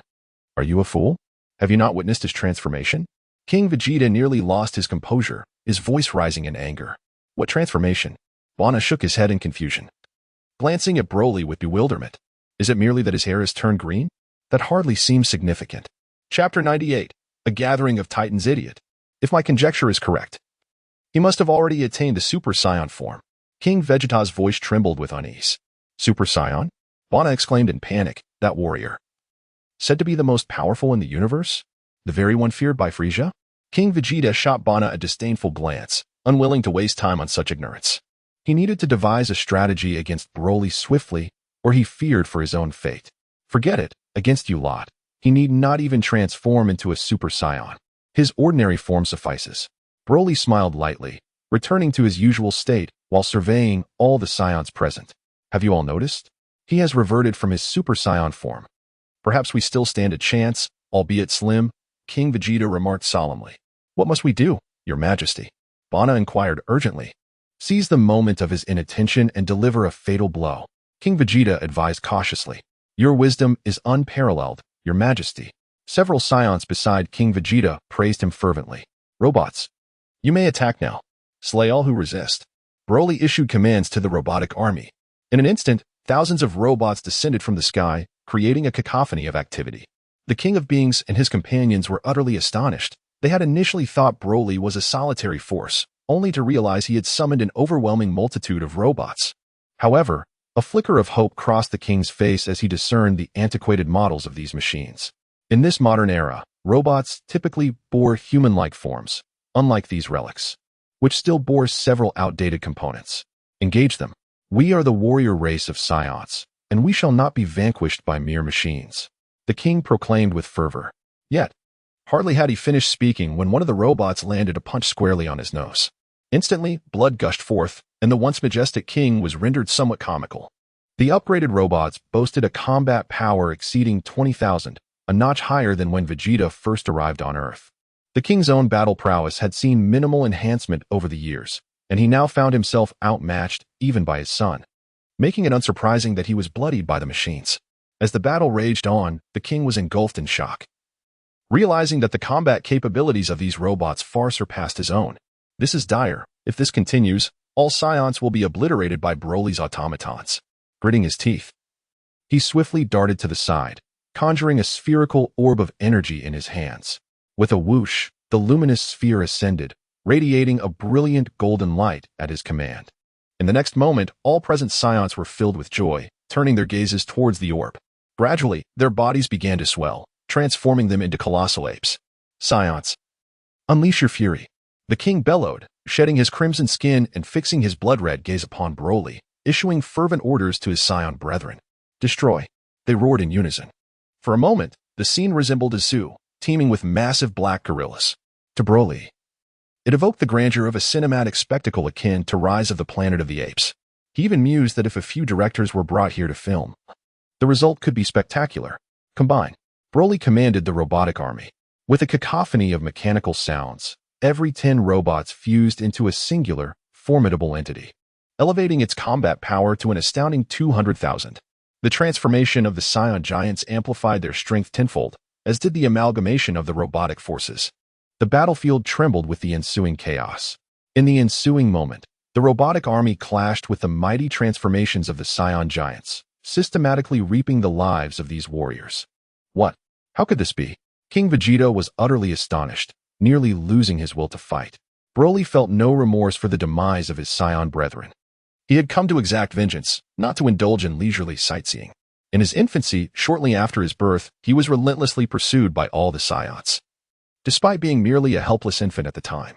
Consequently, Broly harbored no fondness for these Saiyans, even though he was one of them.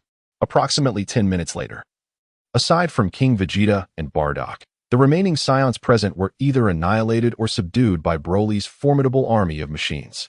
Simultaneously, King Vegeta and Bardock were also brought under control. Bang! With a single, forceful gesture, Broly obliterated the artificial full moon that hung in the sky. Thereafter, he cast a commanding gaze over the surviving Saiyans. Upon meeting Broly's piercing look, they all hastily averted their eyes, fearful of being recognized by him. In truth, apart from recalling the inconsequential figure of Banna, Broly could no longer identify the other Saiyans who had once pursued him. Moreover, during that tumultuous time, with King Vegeta's overwhelming authority, these Saiyans dared not defy him. What puzzled Broly at this moment was the conspicuous absence of Bardock, the father of Goku. Amidst so many Saiyans, Broly gradually descended before King Vegeta, a smile gracing his lips as he regarded him. King Vegeta, may I pose a query? Where is Bardock? Broly inquired casually, his curiosity about Bardock evident. For he was well aware that Bardock was the first to transform into a Super Saiyan in the annals of Dragon Ball history. Bardock, why do you ask about him? King Vegeta replied with a stern expression. He was slain long ago for opposing Frieza. This is hardly a secret, and there's no need for bravado in this setting. What a pity, Broly mused, shaking his head before turning his gaze to Banna. Banna, terrified, promptly knelt before Broly, bowing his head in supplication. You, of all people, think I would find you useful? Broly scoffed. I distinctly recall nearly annihilating you shortly after my birth, and yet over 2 decades have passed, and you remain stagnant. Yes, Yes, but if Lord Broly would only accept me, I vow to train diligently. Vanna hastily replied. Broly, feeling impatient, waved his hand dismissively. The robot, understanding the cue, emitted a flickering light from its hand and struck Banner squarely in the chest. Chapter 99. News from Earth. Alas, poor Banner, by the time he comprehended the situation, a large hole had already formed in his chest. With a thud, Banner collapsed to the ground, his eyes forever closed. Broly felt no sympathy for Banner's demise. He had long desired to rid himself of such a nuisance. Those willing to surrender from this day forth shall join me in the endeavor of constructing a new planet Vegeta, Broly proclaimed with a smile to the more than 100 Saiyans who had capitulated.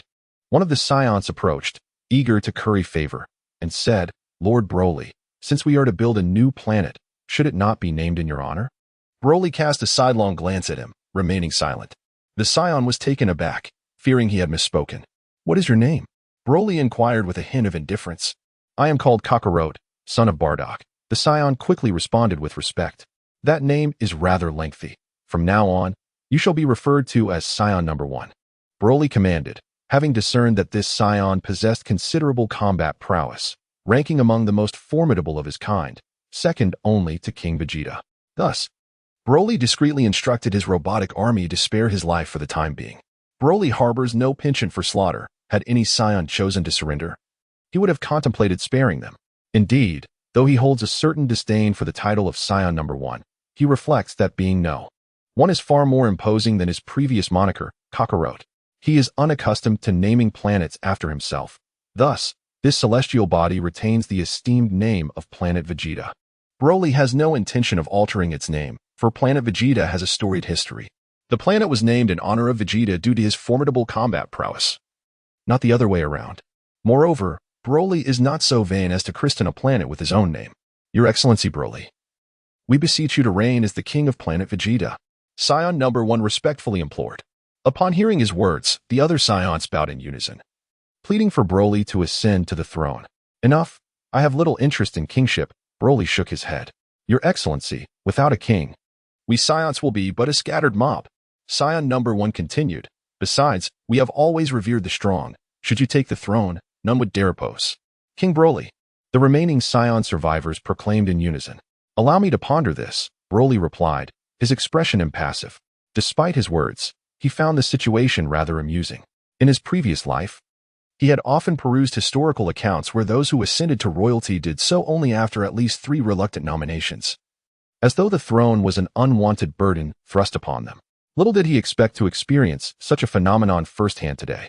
Your Excellency, today is propitious. It is the perfect moment for you to claim the throne.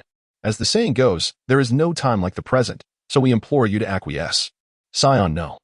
One reiterated loudly for all to hear. Since you insist upon my kingship, I shall reluctantly acquiesce, Broly mused, realizing at times he could be quite the performer. Unable to resist, he cast another glance at King Vegeta, noting the vacant look in his eyes, as if his spirit had departed. It is not surprising. After such a blow, King Vegeta might well be rendered despondent. What shall we do with him, my lord? Saiyan number 1 inquired, gesturing towards King Vegeta. Hang him up and give him a thorough beating, Broly commanded. Yes, my lord. 10 minutes later, King Vegeta was bound and suspended from a grand archway in the square, flanked by 4 formidable fusion robots, each boasting a combat power exceeding 200,000. Even with 4 legs, King Vegeta would find it impossible to escape. Bang, bang, bang. One of the yet-to-be-merged robots struck fiercely at the repair of the king, leaving him on the brink of collapse. Meanwhile, Broly observed the scene with a beaming smile. Having awaited this moment for an extended period, at that instant, he received a message from Ultron. Master, our latest creation, Android 17, was nearly destroyed and is now undergoing reconstruction. Ultron relayed the events occurring on Earth to Broly. Oh, Son Goku can transform into a Super Saiyan now. This is becoming increasingly intriguing, Broly remarked with a smile, before furrowing his brow and inquiring, did you just say that 17 was defeated by Son Goku? Are there issues with your research direction? Given Broly's understanding of Android 17, he believed that 17 could effortlessly vanquish a first-level Super Saiyan. Since Son Goku had just recently transformed into a Super Saiyan, it was inconceivable that he could reach the second level. Yet, the outcome was that 17 had indeed fallen to Son Goku. Master, 17 was initially sent as a test subject to confront them, and his combat power should have far surpassed mine. However, we did not anticipate that Son Goku would transform into a Super Saiyan at such a critical moment. Ultron expressed his frustration. By the way, Master, Son Goku also brought Bulma back with him, and we regret to inform you that we were powerless to stop him. How did you manage to survive Son Goku's onslaught? Broly discerned that it seemed Son Goku had successfully found Ultron's laboratory after transforming into a Super Saiyan and rescued Bulma. Nevertheless, judging by Ultron's demeanor, it appeared there had been no injuries and no conflict had ensued. Son Goku commanded us to leave Earth immediately, insisting that we never set foot on it again, or else we would face dire consequences. Ultron explained. Let him revel in his triumph. You all shall board the spacecraft and head to planet Vegeta at once. I shall await your arrival here, Broly ordered after some contemplation. This decision was not born from a desire to abandon Earth. Rather, Broly sought to engage in a more captivating game with Son Goku and his companions. Moreover, the distance from Earth to planet Vegeta was considerable, and with the current technology of the Saiyans, it would take at least a month to traverse that expanse. Broly has just conquered planet Vegeta, aspiring to establish his stronghold there. However, if he splits his focus, he will squander precious time traversing back and forth. Additionally, planet Vegeta is not only home to the surrendering Saiyans but also inhabited by numerous indigenous people, known as the Zephyrians. In Chapter 100, titled Vegeta's Confidence, it is noted that although the Zephyrians lack combat prowess, their advanced technological expertise presents an opportunity for Ultron and his companions to enhance their knowledge. On Earth, Ultron and his cohort boarded a spaceship modified by Bulma's father. Outside the spacecraft, Goku, transformed into a Super Saiyan, stood alongside his son Gohan, as well as Piccolo, Tan, Yamcha, and Kaiatsu, the Z-Fighters. As the spaceship departed from Earth, the warriors erupted in jubilant cheers. Goku, we have finally driven away those detestable foes, Yamcha exclaimed with a grin. Goku, smiling, affectionately ruffled Gohan's hair. Goku, don't you find it peculiar? Piccolo interjected, his tone serious, given Broly's nature. He would never simply relinquish Earth. That's why, Piccolo, we must train diligently to continue safeguarding our planet, Goku replied confidently, feeling invincible in his Super Saiyan form. Safeguarding our Earth? Piccolo retorted coldly, Goku, do not forget, Earth is mine. One day, I shall reclaim it from you. Goku chuckled, understanding that Piccolo's bravado was merely bluster. Shortly after Broly terminated the communication, he suddenly sensed a formidable energy surging on this planet, a presence so potent that it eclipsed even that of Frieza. Vegeta has finally succeeded, Broly mused with a faint smile. Indeed, about 3 minutes later, a circular mini-spaceship descended from the heavens, followed swiftly by the radiant figure of Vegeta. Upon witnessing his father being ruthlessly battered by several robots, Vegeta's fury contorted his features. His countenance hardened as he unleashed beams of golden light towards the robots in attendance. However, Vegeta was a moment too late, the instant he discharged his energy. Broly had already summoned the robots back into the Universal Capsule. Although the robots could be recreated after their destruction, to Broly, those 10,000 robots represented his loyal subordinates, and he would not permit anyone to harm them. Broly, you come out. I will not spare you, Vegeta shouted vehemently. Broly gazed at Vegeta from a distance, his voice drifting over. Vegeta, I am your superior. You truly possess no sense of decorum. Upon hearing Broly's words, Vegeta's eyes sparkled with excitement as he swiftly soared towards him, hovering directly opposite. The recently surrendered Saiyans were invigorated at the sight of the radiant Vegeta. A Super Saiyan? Prince Vegeta has transformed into a Super Saiyan as well. However, they were somewhat perplexed, as Vegeta's transformation appeared to differ significantly from Broly's. Humph, arrogant fool. Who do you think you are to call me your subordinate? Vegeta retorted, casting a dismissive glance at Broly, his expression icy. My actions were merely an attempt to comprehend the mysteries of the Super Saiyan transformation through you. It was your own folly that led to your misstep, not mine. Truly, as the Prince of the Saiyans, confidence is commendable. However, should you find yourself facing defeat later, do not weep in despair, Broly chuckled. The one who shall be disheartened is you. Vegeta, brimming with self-assurance, realized that his power had magnified exponentially since achieving the Super Saiyan form. Furthermore, he sensed that his strength had surpassed that of Frieza. Let us proceed over there. I trust you wish to reclaim planet Vegeta and prevent any damage to its structures. Broly inquired with a smile. Suit yourself. If you desire to dig your own grave, I shall oblige, Vegeta replied, a slight smirk gracing his lips. Broly cast a penetrating glance at him before swiftly soaring into the distance. Vegeta offered a faint smile, resolutely trailing closely behind Broly. As for his father's dismal state, it held no significance for Vegeta. After all, it was merely a reflection of his father's inadequacies. As the Prince of the Saiyans, Vegeta understood that to unlock his full potential, he must embody an unwavering ruthlessness. Broly conducted a brief survey of his surroundings and, upon discovering the absence of any structures, paused in midair. Is this truly the grave you have chosen? The environment appears quite pleasant, Vegeta remarked with a tone of scorn. Let us commence. Broly replied with a faint smile, and without further hesitation, he transformed into a Super Saiyan. Vegeta grinned widely, and in an instant, he unleashed an overwhelming surge of energy. This power radiated as golden light, swiftly enveloping the area.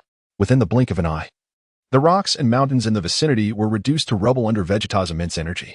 In contrast, after his transformation, Broly remained surprisingly calm. Aside from a faint yellow-green flame flickering across his surface, he caused no destruction to the surrounding rocks. This was the result of years of training for Broly, where such explosive effects had become a relic of the past. Broly, you should sense my energy. I have far surpassed you. Vegeta snorted disdainfully. Indeed, you have exceeded me. Broly replied with a slight smile, so let us enjoy ourselves. I am about to strike. I hope you are not taken aback, Vegeta declared, transforming into a streak of golden light as he charged toward Broly. In the blink of an eye, Vegeta closed the distance, his fist brimming with boundless energy, creating a tempest as it surged forward. Boom. The force of his punch sent Broly staggering back 3 steps. Thud, thud, thud. Vegeta unleashed a flurry of punches and kicks upon Broly. Some Saiyans who had gathered to watch gasped as they witnessed Vegeta's ferocity. Having recently sided with Broly, they now faced another Super Saiyan, one who was their prince. If Broly were to fall, Vegeta's temperament suggested he might eliminate all of them as well. Cold sweat broke out among the onlookers. It appeared that Broly was utterly at the mercy of Vegeta's assault. What do you say, Broly? Though we are both Super Saiyans, I am the Prince of the Saiyans. My power vastly exceeds yours, Vegeta boasted, his movements growing ever swifter. Chapter 101. Vegeta's Assault Cannon in response to Vegeta's taunts. Broly merely smiled. 10 minutes later, Vegeta, panting heavily, stared at Broly. Meanwhile, Broly seemed utterly unfazed. Broly, unleash your full power, Vegeta commanded loudly. I already mentioned. I am merely playing with you, Broly chuckled. What did you say? Vegeta was taken aback, realizing that Broly had merely been toying with him. Are you truly prepared to get serious? Broly inquired with a smile. You fool, if you do not take this seriously, I shall ensure your demise is most unpleasant. Vegeta retorted with fury. Broly smiled faintly, waving at Vegeta. Observing this, the Saiyans present let out a sigh of relief. It seemed that King Broly had not unleashed his full power, alleviating their fears of Vegeta being killed. Vegeta gritted his teeth as the energy within him surged once more, coalescing into a vast force that rushed towards Broly like a cannonball. Bang! Broly merely extended a single finger, effortlessly blocking Vegeta's punch. Vegeta's eyes widened in disbelief as he gazed at Broly's fingertip. In an instant, Broly's finger glided across Vegeta's body, and with a swift motion, it tore through his battle suit, leaving a long crimson gash. Terrified, Vegeta was propelled backward, his expression one of utter shock as he stared at Broly. What happened to your earlier confidence? Broly smiled. This is impossible. Why is this happening? Vegeta shouted, and as he spoke, a surge of energy welled up within him once more. In the next moment, a sphere of golden light coalesced between Vegeta's hands as he glared fiercely at Broly. Broly, I concede that you are formidable, but do you dare to withstand my Big Bang attack? I suspect you are nothing more than a coward. Too frightened to accept the challenge, Vegeta taunted. As he spoke, the energy he had gathered caused the very planet to tremble. The observing Saiyans were gripped by fear at the spectacle, their bodies shivering. Although they could not sense Vegeta's energy, the sheer magnitude of his power left them in awe. So, Broly, do you dare to face my Big Bang attack? Are you too scared? Vegeta sneered. Broly was acutely aware that Vegeta was provoking him. He swiftly made a determination, realizing that the energy blast Vegeta had amassed would likely only shatter his own arm, posing no significant threat to him. However, Broly's assessment of merely a shattered arm was perhaps an overestimation. Soon enough, he resolved to test the limits of his regenerative abilities. Since his wish for regeneration had been granted, He had yet to experience the thrill of regeneration. This moment presented itself as an excellent opportunity. Broly smiled gently, standing there quietly, signaling Vegeta to commence. Humph, this is of your own making. Vegeta scoffed, unleashing a devastating energy blast from his hands, directed unhesitatingly towards Broly. With a thunderous roar, the formidable force swiftly engulfed Broly. At last, the outcome seemed poised to be determined. Vegeta's laughter was filled with unrestrained joy. As if he had already vanquished Broly, the gathered Saiyans watched in astonishment, witnessing King Broly daringly withstand Vegeta's lethal strike, a display of audacity indeed. As the smoke gradually dissipated, it revealed Broly's body, miraculously unscathed. Indeed, Broly has overestimated Vegeta's prowess. The energy blast he just unleashed failed to inflict any harm upon Broly. It is only reasonable to consider that Broly currently possesses power comparable to that of a fully realized Cell, while Vegeta has merely recently transformed into a Super Saiyan. The disparity in their strengths is staggering. At this moment, Vegeta stands pale and trembling, gazing at Broly, this formidable creature. That was his utmost effort. And yet this opponent remains unscathed. Why is there such an immense gap between them, despite both being Super Saiyans? Vegeta is on the verge of tears, overwhelmed by the humiliation of this crushing defeat.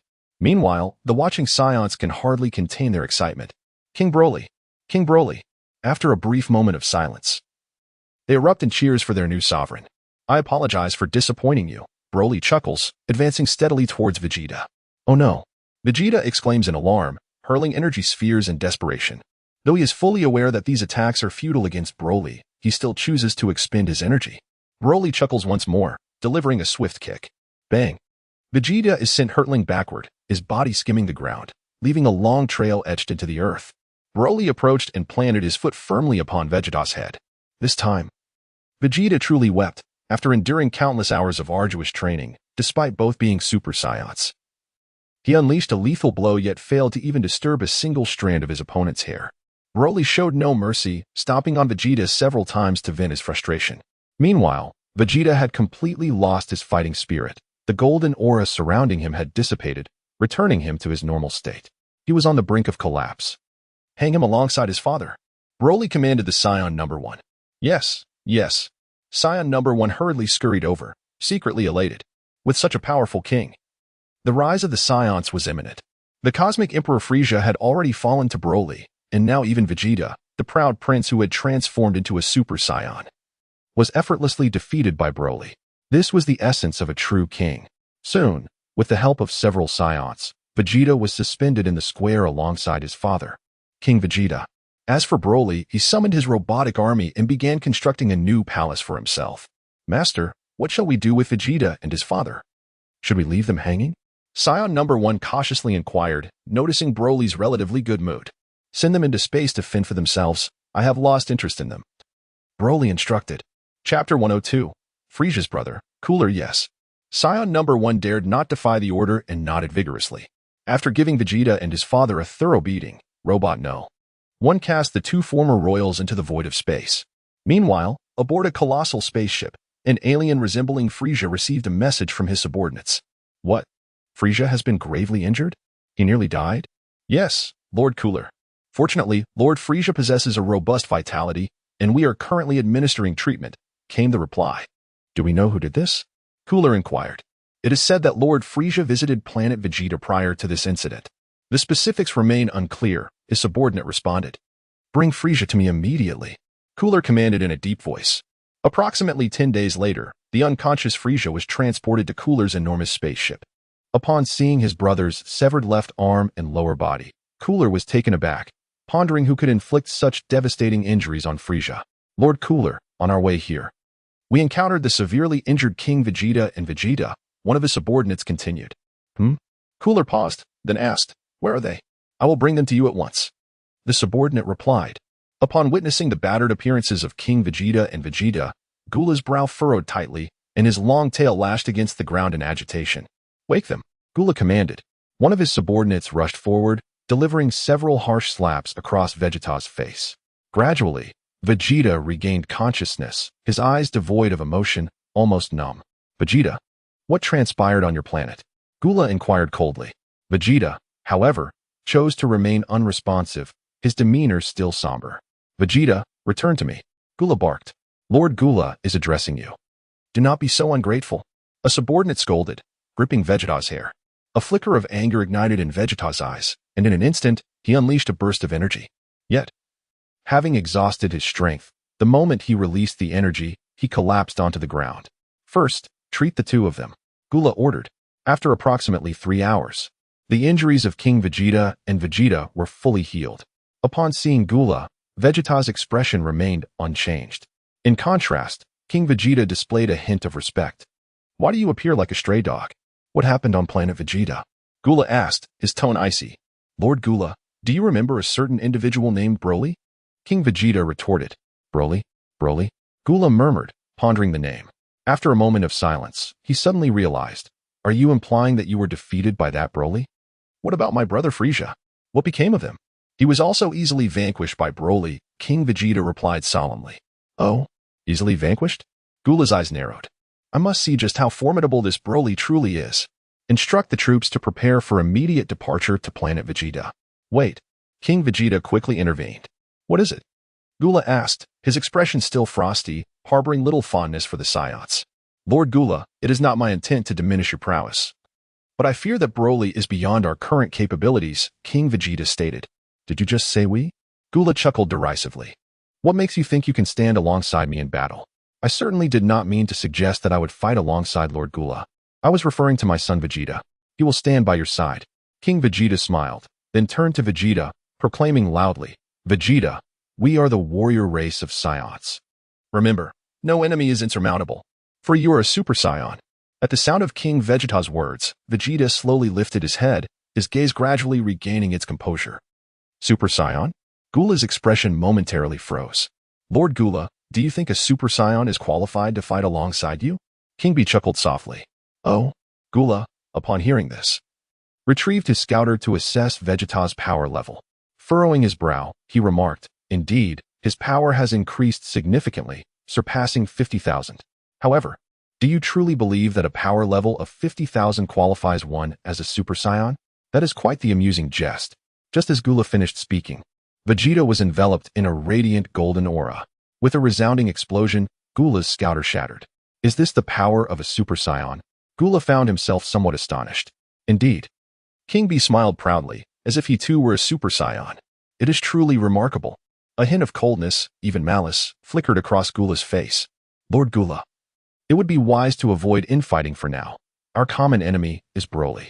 King B, recognizing the tension, spoke with a stern expression. Although I have never been fond of you and Lord Frieza, circumstances have changed. You must see that even with Vegeta's current strength, he cannot contend with Broly. I suspect. Even if your power exceeds Vegeta's, you may not be a match for him either. Father, why indulge in such futile discussions? Vegeta interjected impatiently. Give me a spaceship. I must train, and I will surpass Broly. Gula gazed at Vegeta with a smile, remaining silent for a few seconds before nodding gently to his subordinates. With a swift motion, a spaceship carrying King B and Vegeta descended upon a planet under Frieza's dominion, marking the beginning of Vegeta's new training regimen. Approximately 10 days later, the so-called King of the Universe, Frieza, finally awoke. However, Frieza was in a pitiable state, lacking regeneration abilities due to his missing lower half. He had been transformed into a cyborg.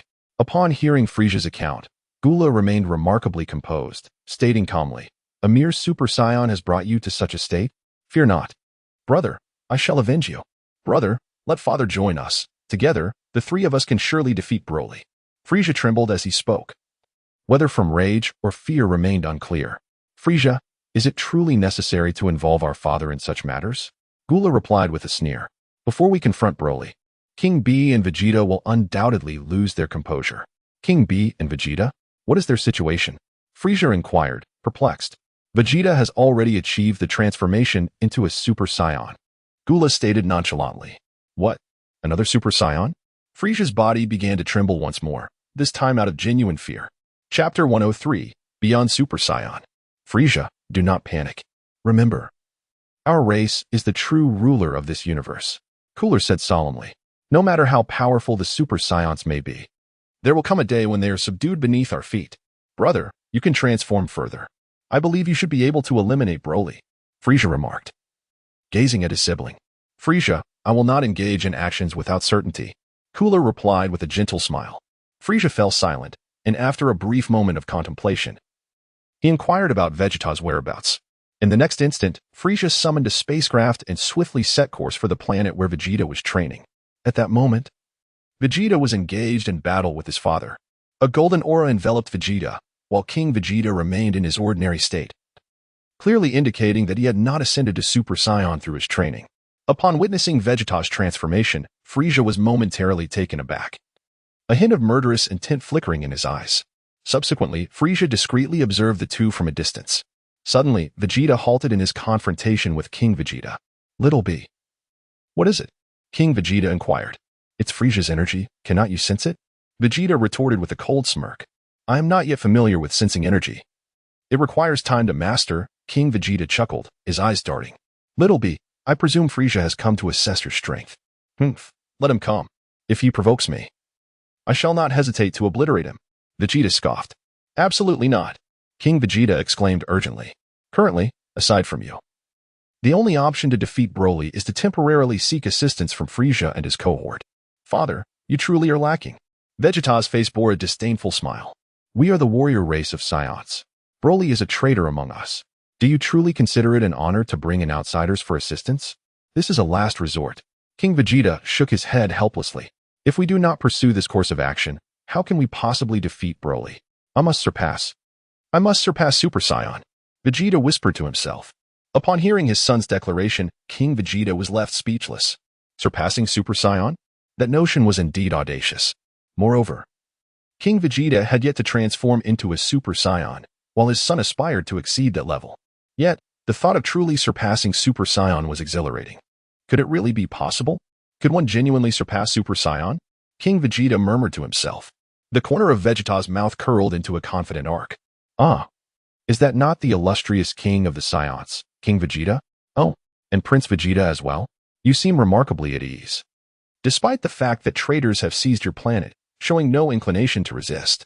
In the midst of their conversation, Frieza descended from the sky, mocking them with derision.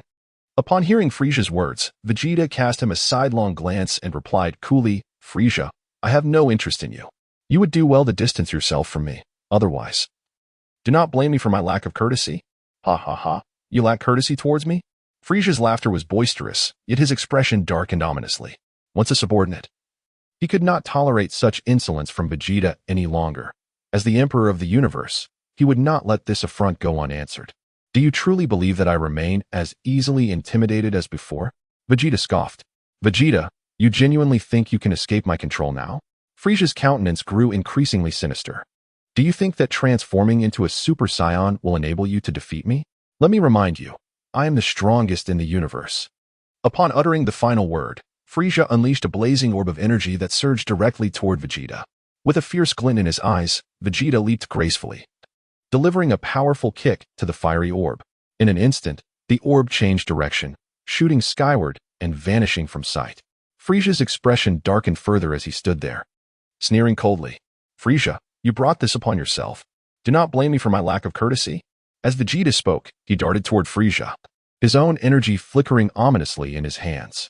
Not good, Frieza exclaimed in alarm, sensing the lethal energy within the glowing orb. However, it was too late for him to evade. In a moment of desperation, he attempted to muster his energy to counter the overwhelming force. Boom. In the next instant, the orb engulfed Frieza entirely. Humph, foolishly unaware of your fate. Vegeta scoffed disdainfully. Little Vegeta, we have a problem. One Broly is already enough of a headache. And now you have killed Frieza, King Vegeta lamented. What are we afraid of? If necessary, we can eliminate Frieza's brother, Cooler, too, to avoid having too many enemies. Vegeta replied with a sense of determination. Vegeta let out a cold smile. At that moment, the blinding light that had been assailing Frieza finally dissipated. Vegeta cast a scornful glance in that direction, his contempt growing more pronounced. There, where the light had vanished, lay Frieza, utterly disheveled on the ground, his mechanical lower half nearly in ruins. The blow Vegeta had just delivered had caused Frieza's painstakingly assembled body to completely fall apart. Looking at Frieza, it was evident that he was on the brink of death. Remarkably, he had not yet succumbed. This was a fate Vegeta had anticipated. With a sinister grin, Vegeta summoned another energy wave, intending to obliterate Frieza once and for all. Frieza's pupils dilated in sheer terror. Frieza, you have come here to meet your end. I had initially considered sparing you, Vegeta sneered, directing the energy wave straight at Frieza. Just at that critical moment, Vegeta's gaze faltered as he noticed a figure swiftly approaching and positioning itself before Frieza, with a resounding impact. The energy wave he had unleashed was shattered by a single punch from this individual. Upon closer inspection, Vegeta recognized the figure before Frieza as none other than Frieza's brother, Cooler. I was wondering who it might be. Cooler, your timing is impeccable. If you wish to accompany your brother to the grave, I shall gladly oblige. Vegeta maintained his disdainful smile. Chapter 104. Natasha arrives at planet Vegeta. Cooler merely offered a cold smile, choosing not to respond. Vegeta grinned, and in the next instant, he transformed into a golden flash, hurtling towards Cooler with a powerful punch. The impact resounded as his fist connected with Cooler's face, followed by a barrage of punches and kicks. 3 minutes later, Vegeta stepped back, surveying the scene where Cooler lay sprawled on the ground. What do you think? Your lineage is destined for extinction. This is now the era of the Saiyans, Vegeta chuckled lightly. Cooler gradually rose to his feet, a smile gracing his lips as he disregarded Vegeta. Turning his attention to Frieza. Frieza, is this what a Super Saiyan is? I find it rather unimpressive. Frieza clenched his teeth in silence. My brother will deal with you. Cooler remarked with a gentle smile. Haha. Vegeta erupted into maniacal laughter upon hearing Cooler's words. Did I hear you correctly? You intend to take us on? Cooler, have you suffered a blow to the head from my punch? What power do you possess to contend with me? You underestimate our lineage far too much. Cooler replied with a soft smile, his tone nonchalant. If you were aware of my potential to transform even further, I wonder what expression you would wear. What? Vegeta's expression momentarily froze, filled with boundless terror. Aha, this is the very expression, Gula exclaimed with a broad grin. Now, allow me to unveil my ultimate transformation. With a swift motion, Gula underwent a metamorphosis. His physique expanded several times, his forehead protruding outward, rendering his visage far more menacing than before. In an instant, Gula's form became ethereal after completing his transformation. The next moment, he materialized behind Vegeta without uttering a word, and delivered a powerful kick directly to the back of Vegeta's head. The impact sent Vegeta skidding along the ground, leaving a profound imprint in his wake. Vegeta glided forward for approximately 3 meters before suddenly launching skyward, gathering energy for a wave of impact in his hands. A Super Saiyan? Is this all you can muster?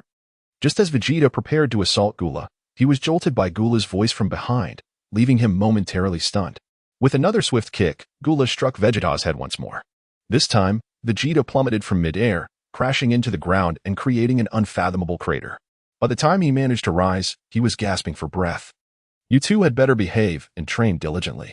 With your meager skills, you are far from being able to contend with our kind, Gula sneered, simultaneously seizing Frieza and darting away into the distance. King Vegeta and his son exchanged incredulous glances, their astonishment lingering for quite some time. Despite having transformed into Super Saiyans, they were still no match for Gula. This was utterly maddening.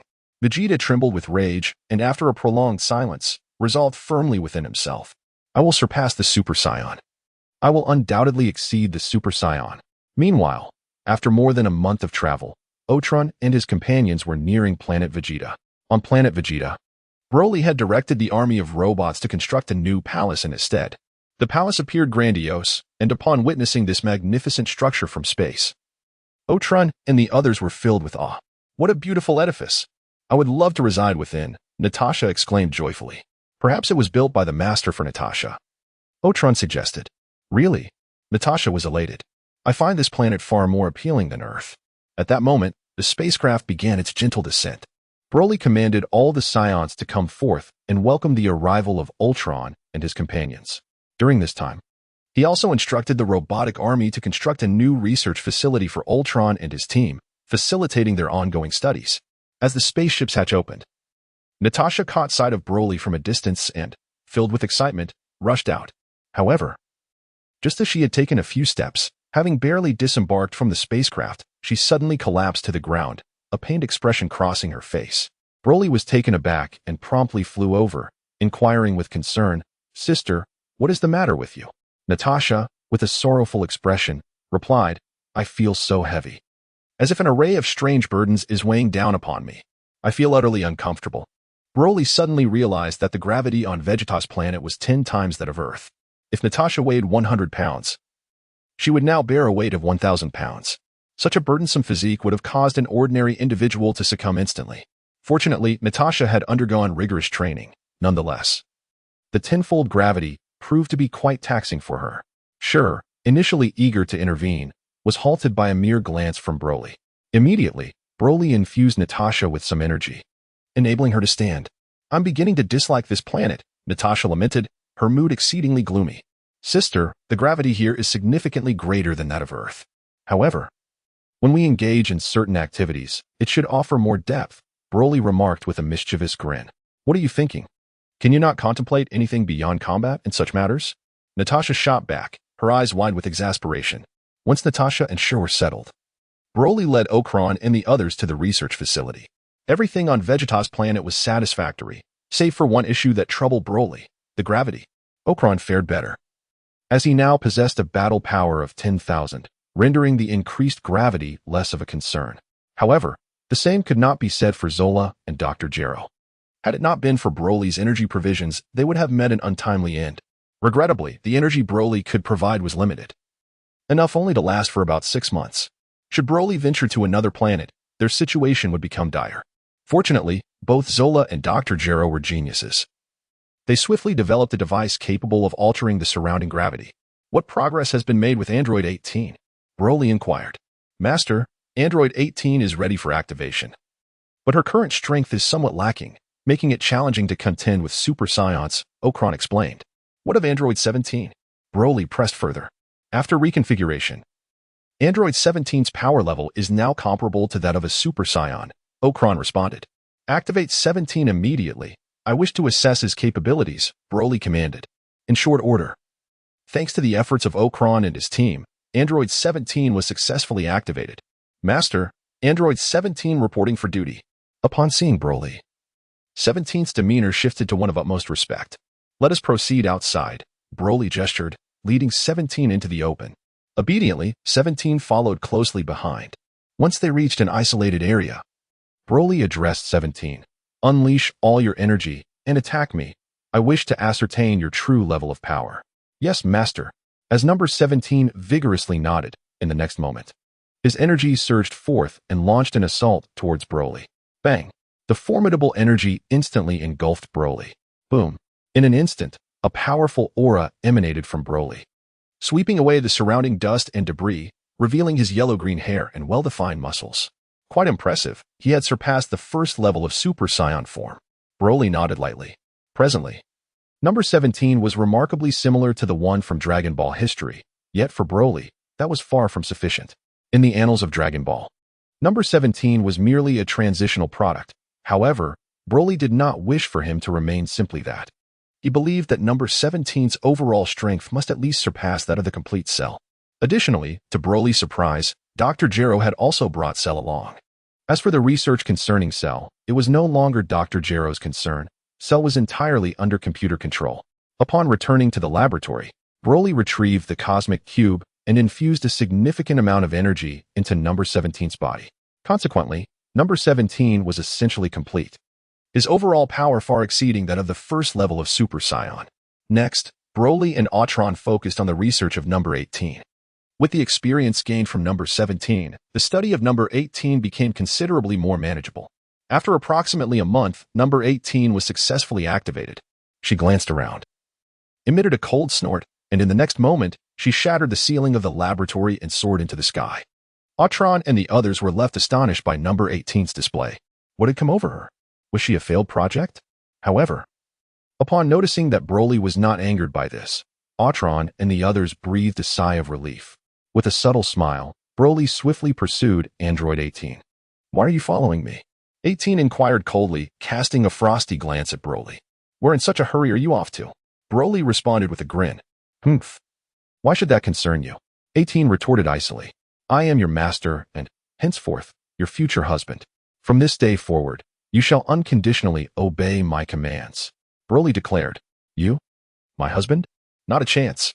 I am the mightiest Android 18 in history. If you dare to follow me any longer, I shall eliminate you without hesitation." As she spoke, A glint of murderous intent flickered in her eyes. "You may attempt that," Broly replied with a slight smile. "Ignorant of your own peril." As she uttered these words, 18 flung her hand, sending a sphere of energy hurtling towards Broly at breakneck speed. Broly was acutely aware that his meticulously crafted Android 18 surpassed Android 17 in strength. Realizing the gravity of the situation, he transformed into a Super Saiyan without hesitation and swiftly seized the approaching energy sphere. Bang! With a gentle squeeze of his hand, Broly crushed the energy sphere effortlessly. "You are committing murder against your own husband." He chuckled at Android 18. However, as Broly cast his gaze towards her, he was astonished to find that she had vanished without a trace. Almost immediately, he sensed a disturbance behind him, accompanied by a waft of fragrant air. Broly extended his massive hand behind him, effortlessly enveloping Android 18 in a firm embrace. Initially intending to strike Broly, 18 was caught off guard, unaware that her intentions had been so easily discerned. Upon realizing she was tightly held by Broly, a surge of shock and indignation coursed through her, prompting an instinctive response as she drove her knee towards his lower region. Broly felt a chill enveloping his lower body. This girl was indeed quite fiery. He quickly enveloped Android 18 in a bear hug.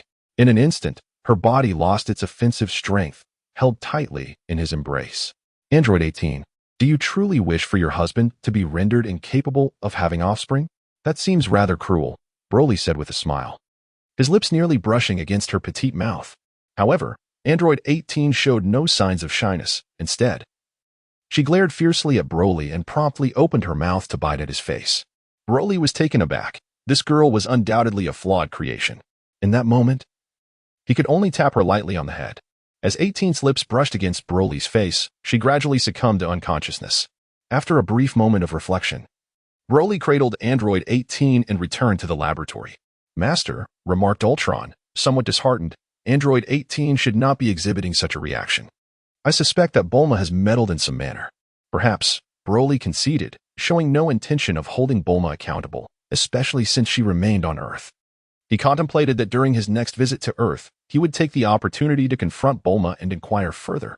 "Moreover, Ultron, your current combat power is rather insufficient. Given that you hail from the Marvel Universe, channeling energy through the Cosmic Cube should significantly enhance your abilities." "Thank you, Master," Ultron exclaimed, filled with excitement. "Additionally, I have observed that Android 16's physique is more compatible with you. If you could inhabit 16's body, I believe your strength would increase considerably," Broly mused. "Master, is it truly possible for me to take over Android 16's body?" Ultron's enthusiasm intensified. He had long recognized that 16's composition was far sturdier than his own, and within 16 lay considerable energy. If he could indeed occupy 16's form, it would yield substantial benefits for his own power. Broly nodded with a smile. It could be said that Ultron was a subordinate of Broly, having followed him from the Marvel Universe, and naturally, Broly wished for his little brother to be sufficiently formidable. He decided to continue his research on Android 18. With a slight smile, Broly set forth. Chapter 106, The Dragon of Planet Vegeta during his ongoing studies of Android 18. Broly took a moment to visit Namek, where he sought out the Grand Elder. The Grand Elder's life was nearing its end.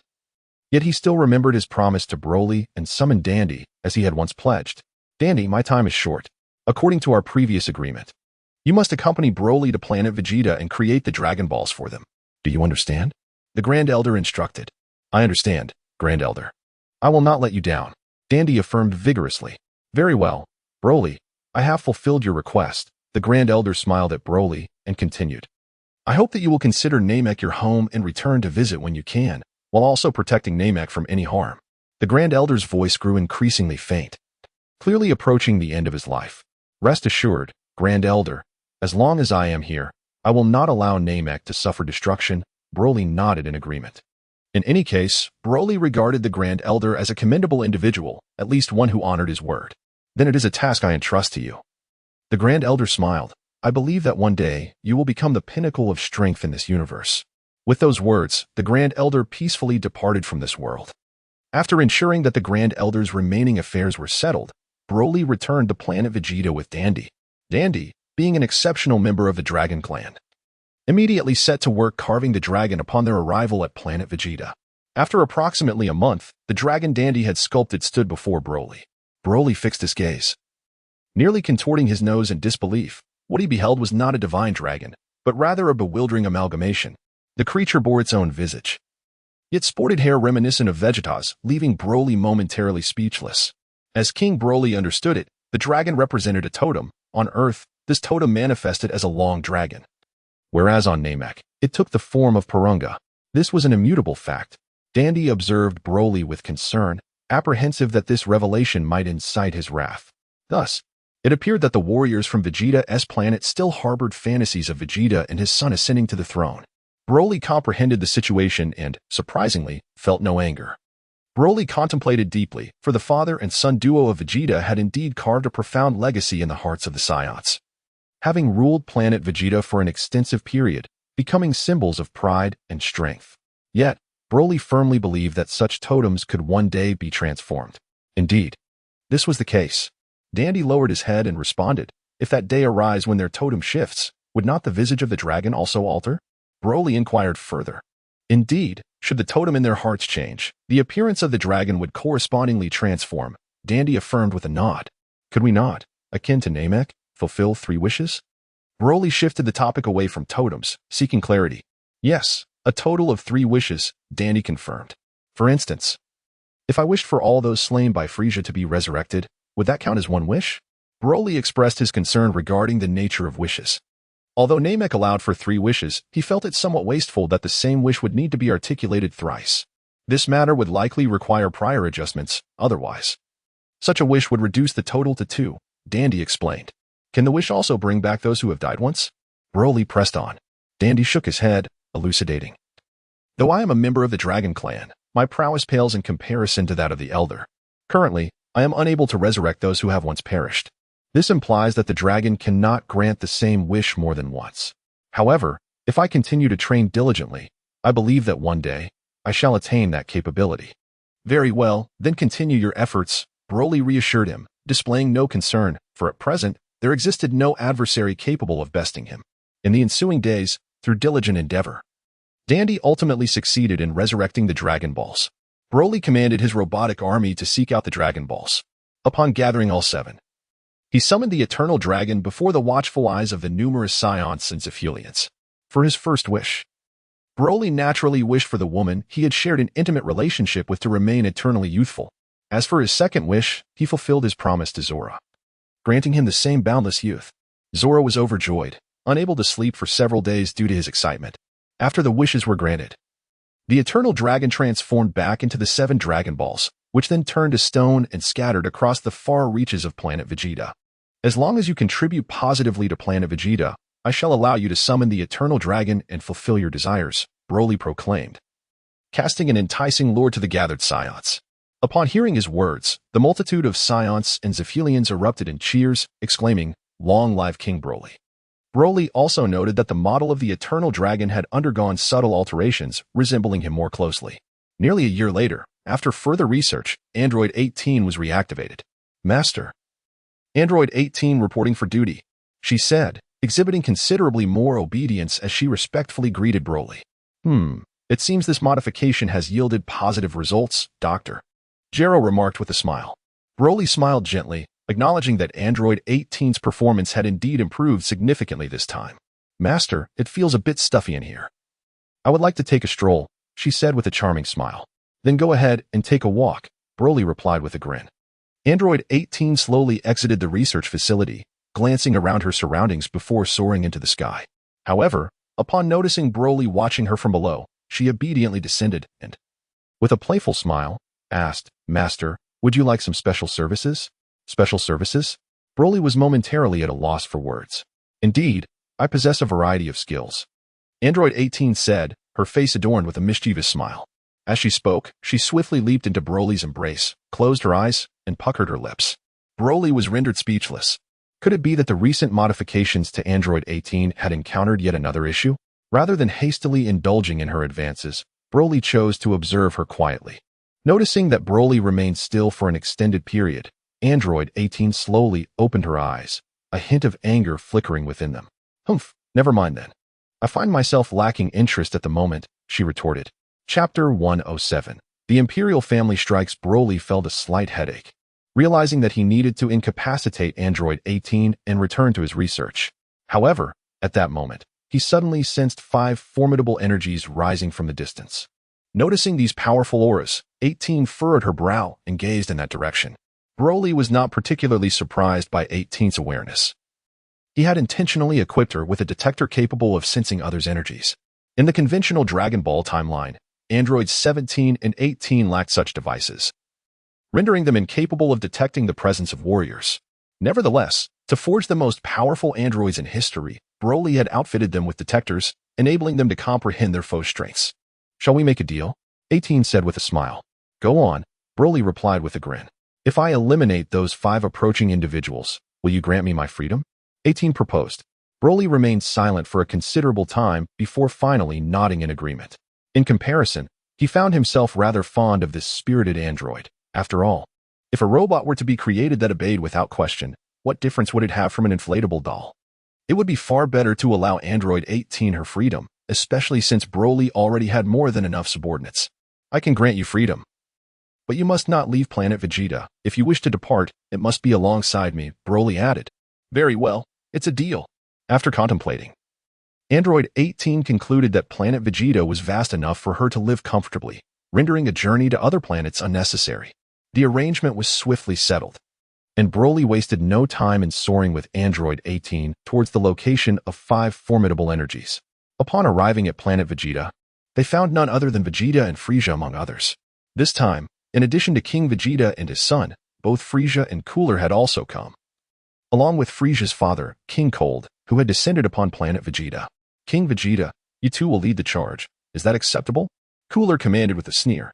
"Humph. Are you trying to take the easy way out?" Vegeta retorted disdainfully at Cooler and the others. "And what of it?" Cooler replied nonchalantly, showing no regard for the Vegeta lineage. "If you disagree, I wouldn't mind ending your life right now," Vegeta scoffed, choosing to ignore Cooler as he landed on planet Vegeta. However, upon spotting Android 18, Vegeta and his companions were momentarily taken aback. "When did a beauty like her appear?" Vegeta remarked with a mocking grin directed at Broly. "Broly, you truly have a knack for bringing a woman into battle. Android 18, let 17 warm up first." "You need not rush into combat," Broly suggested to her. "That's fine, but if 17 defeats them, does that count?" Android 18 still had her concerns regarding her freedom. "Of course it counts. After all, 17 is your brother. Regardless of who defeats them, I will honor your terms," Broly reassured her with a smile. "That's good to hear. I actually find you rather charming at times," Android 18 replied, casting a smile back at Broly. As Frieza and the others arrived on planet Vegeta, Broly had already summoned 17 to join them. Just as Android 18 finished speaking, 17 appeared behind Broly. "Another has joined," Frieza remarked with a narrowed gaze. Intrigued by Broly's choice to bring a striking pair, "Vegeta, you may proceed to attack them now," Cooler instructed without a change in expression. "Humph. I don't need your orders. I know precisely what to do," Vegeta retorted.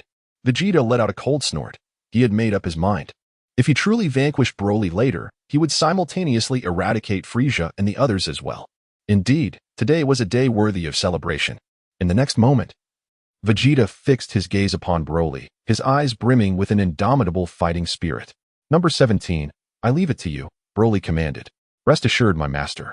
I shall not disappoint you." Number 17 replied respectfully. After uttering these words, he stepped forward, locking eyes with Vegeta. "What's this, Broly? Are you not going to take the stage yourself?" Vegeta inquired, his brow furrowed in displeasure. "There is no need for me to intervene. Number 17 is more than capable of dealing with you," Broly replied with a slight smile. "Vegeta, it seems that during our months apart, your strength has indeed seen considerable improvement. You have caught my attention. Of course, I am the Prince of the Saiyans. Our royal warriors are incomparable to the likes of you," Vegeta exclaimed, his confidence surging, seemingly oblivious to the recent memory of how Broly had easily bested him. As they exchanged words, Frieza slowly approached, glaring at Broly with a furious gaze. His malevolent eyes were enough to send chills down one's spine. Simultaneously, his tail thrashed violently, as if ready to obliterate the entirety of planet Vegeta. "Broly, you did not expect me to still be alive, did you?" Frieza spoke coldly. "Master, shall I eliminate them?" Number 17 inquired. "You may deal with everyone except for Vegeta," Broly commanded. "Yes, my master." Upon realizing Broly's intentions, Number 17 solemnly nodded. "Broly, this time you are doomed. I acknowledge your formidable strength, But do not forget, we are now 5 in number. Humph. Do you truly believe that your solitary prowess can contend with us? Frieza, amidst his grandiloquent boasts, suddenly noticed a crimson beam emanating from number 17's hand, hurtling directly towards his chest. With a dismissive glance, Frieza scoffed inwardly, convinced it was merely a trivial display of skill. Thus, he extended his hand, intending to deflect the oncoming energy. However, in an instant, an agonizing pain surged throughout his body. The red beam penetrated Frieza's right hand with no obstruction and surged into his very being. In that moment, the beam pierced his heart, and Frieza coughed up blood, collapsing heavily to the ground, his expression becoming increasingly dazed. The Cosmic Emperor Frieza had been fatally struck in the heart by this seemingly unremarkable boy, number 17, and was on the brink of death. Chapter 108. The endless reservoir of energy. Guldo and Kula exchanged astonished glances, utterly dumbfounded. Who was this boy, possessing such devastating power? Instantly, they regarded him with trepidation, abandoning their arrogance, and swiftly activated their fourth transformation. As for Vegeta and King Vegeta, upon witnessing Frieza's demise, they merely cast a cursory glance his way. Nonetheless, a confident smile lingered on Vegeta's face. With swiftness, Guldo and Kula ascended, charging toward number 17. Unfazed, number 17 met their advance with calm composure. Engaging in an intense battle against Guldo and Kula, Broly cast his gaze forward, with the current prowess of Android 17. He was nearly superior to both Cooler and Kuririn in their fourth transformation. However, the duo's combined efforts rendered it impossible for 17 to claim victory at that moment. Turning his attention to Vegeta, it appeared as though he remained unfazed, silently observing the fierce clash between the two sides. Vegeta, come lend a hand, Cooler shouted, seizing a moment to call out to him. Vegeta merely snorted disdainfully, showing no intention of assisting, and instead, he turned his smiling gaze towards Broly. Broly has sensed it. Although Vegeta has concealed his energy, the power within him has significantly increased compared to before. Could it be that this fellow has surpassed the Super Saiyan? Broly pondered the possibility. After a year of rigorous training, surpassing a Super Saiyan was indeed within reach. It was no wonder that he exuded such confidence. He deemed himself above engaging in battle with number 17, preferring instead to face his own kind. Shall I take care of him? Number 18 inquired with a charming smile, eagerly volunteering. No rush. We shall wait until the other confrontation concludes, Broly replied with a serene smile. Very well, but do not forget our promise, number 18 reminded him. Rest assured, I could never forget, Broly responded with a grin towards her.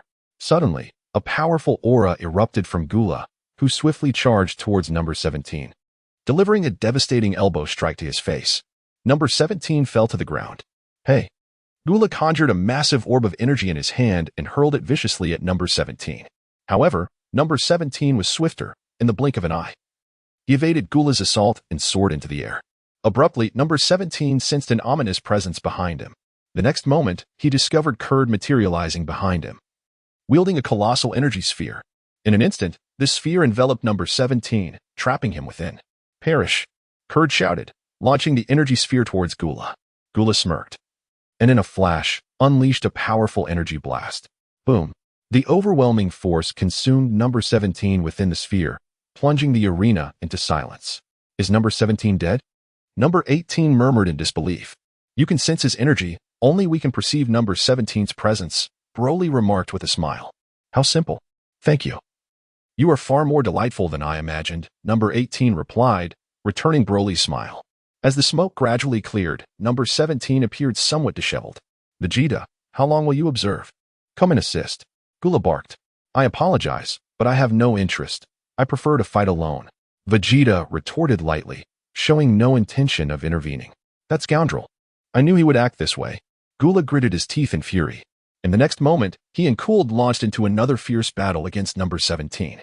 In an instant, a barrage of crimson energy spheres erupted from their hands, soaring towards the airborne number 17. Countless red spheres, akin to rockets, hurtled towards him. A look of astonishment crossed number 17's face, revealing a hint of panic. The density of these energy spheres rendered any attempt to evade them futile. Humph. This time he is surely doomed. Gula sneered. Cooled bore a smile as well, evidently convinced that under such a relentless onslaught of energy, it would be beyond imagination for number 17 to survive. Boom. Thousands of red spheres quickly engulfed number 17. However, when the smoke cleared, revealing his figure, Gula and Cooled were left utterly astonished. A force field. Gula shouted in anger. What a shame to disappoint you. Number 17 gently exhaled, acknowledging the previous danger. Gula and Cooled felt a twinge of frustration. Even his breathing had intensified. Though the battle had lasted barely 10 minutes, they had expended a significant amount of energy. While number 17 appeared as calm as ever, seemingly untouched by the conflict. Let us wear him down. I refuse to believe he can withstand us forever, Cooled declared. Gula nodded gravely, yet a sense of trepidation washed over him as he glanced at Broly. If even Broly's subordinate proved so formidable, how fearsome must Broly himself be? Yet, Gula pondered further. Perhaps this individual was Broly's true trump card. After all, how could there be so many powerful beings in this universe? With this thought, Gula found some solace. If they could eliminate this number 17, the remaining adversaries would be far more manageable. The battle raged on. Yet Gula and Cooled were vexed to find themselves utterly exhausted while number 17 continued to breathe steadily, as if his energy was inexhaustible. How can this be? Do you not require energy? Cooled, in desperation, quickly distanced himself from number 17, demanding an explanation. Gula too hastily retreated several steps, gazing at number 17 in confusion. Oh, did I not mention it before? Number 17 smiled faintly. My energy is indeed inexhaustible. It seems you were attempting to deplete my energy. I apologize for not informing you sooner. The words of number 17 sent chills down Gula and Cooled's spines. How could such an abnormal entity exist in this world? An inexhaustible source of energy? How could one possibly contend with that? Unable to resist, Gula and Cooled cast a glance towards Broly. Both being leaders, they couldn't help but admire the prowess of Broly's subordinates, wondering why their own followers lacked such excellence. What do you think? Although our strengths are not far apart, I possess boundless energy, while you are already showing signs of fatigue, remarked number 17 with a sly smile. Vegeta, come over and assist, Gula commanded coldly. Yet, Vegeta paid no heed, a slight smirk gracing his lips, clearly disdainful of joining forces with Gula and Cooled. Let's not worry about Vegeta.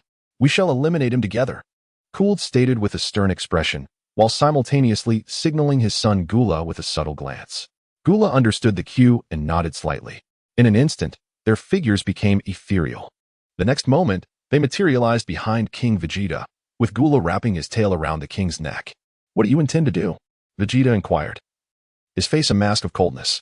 Gula, stop merely spectating and attack him at once, or I shall take your father's life. Gula issued his command with icy resolve. Vegeta chuckled lightly, unfazed.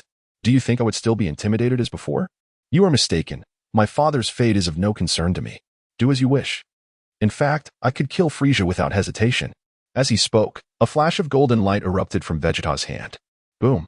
The radiant beam surged towards Frieza's position, consuming him in the blink of an eye. By the time everyone regained their senses, Frieza had been obliterated into mere fragments, irrevocably dead. The once mighty emperor of the universe met such a demise, leaving the assembled Saiyans in utter shock. In contrast, Broly merely chuckled at Frieza's end, remarking on his short-lived fate. The last time, he had spared him, only for number 17 to nearly finish him off in one blow, culminating in his final obliteration at the hands of Vegeta.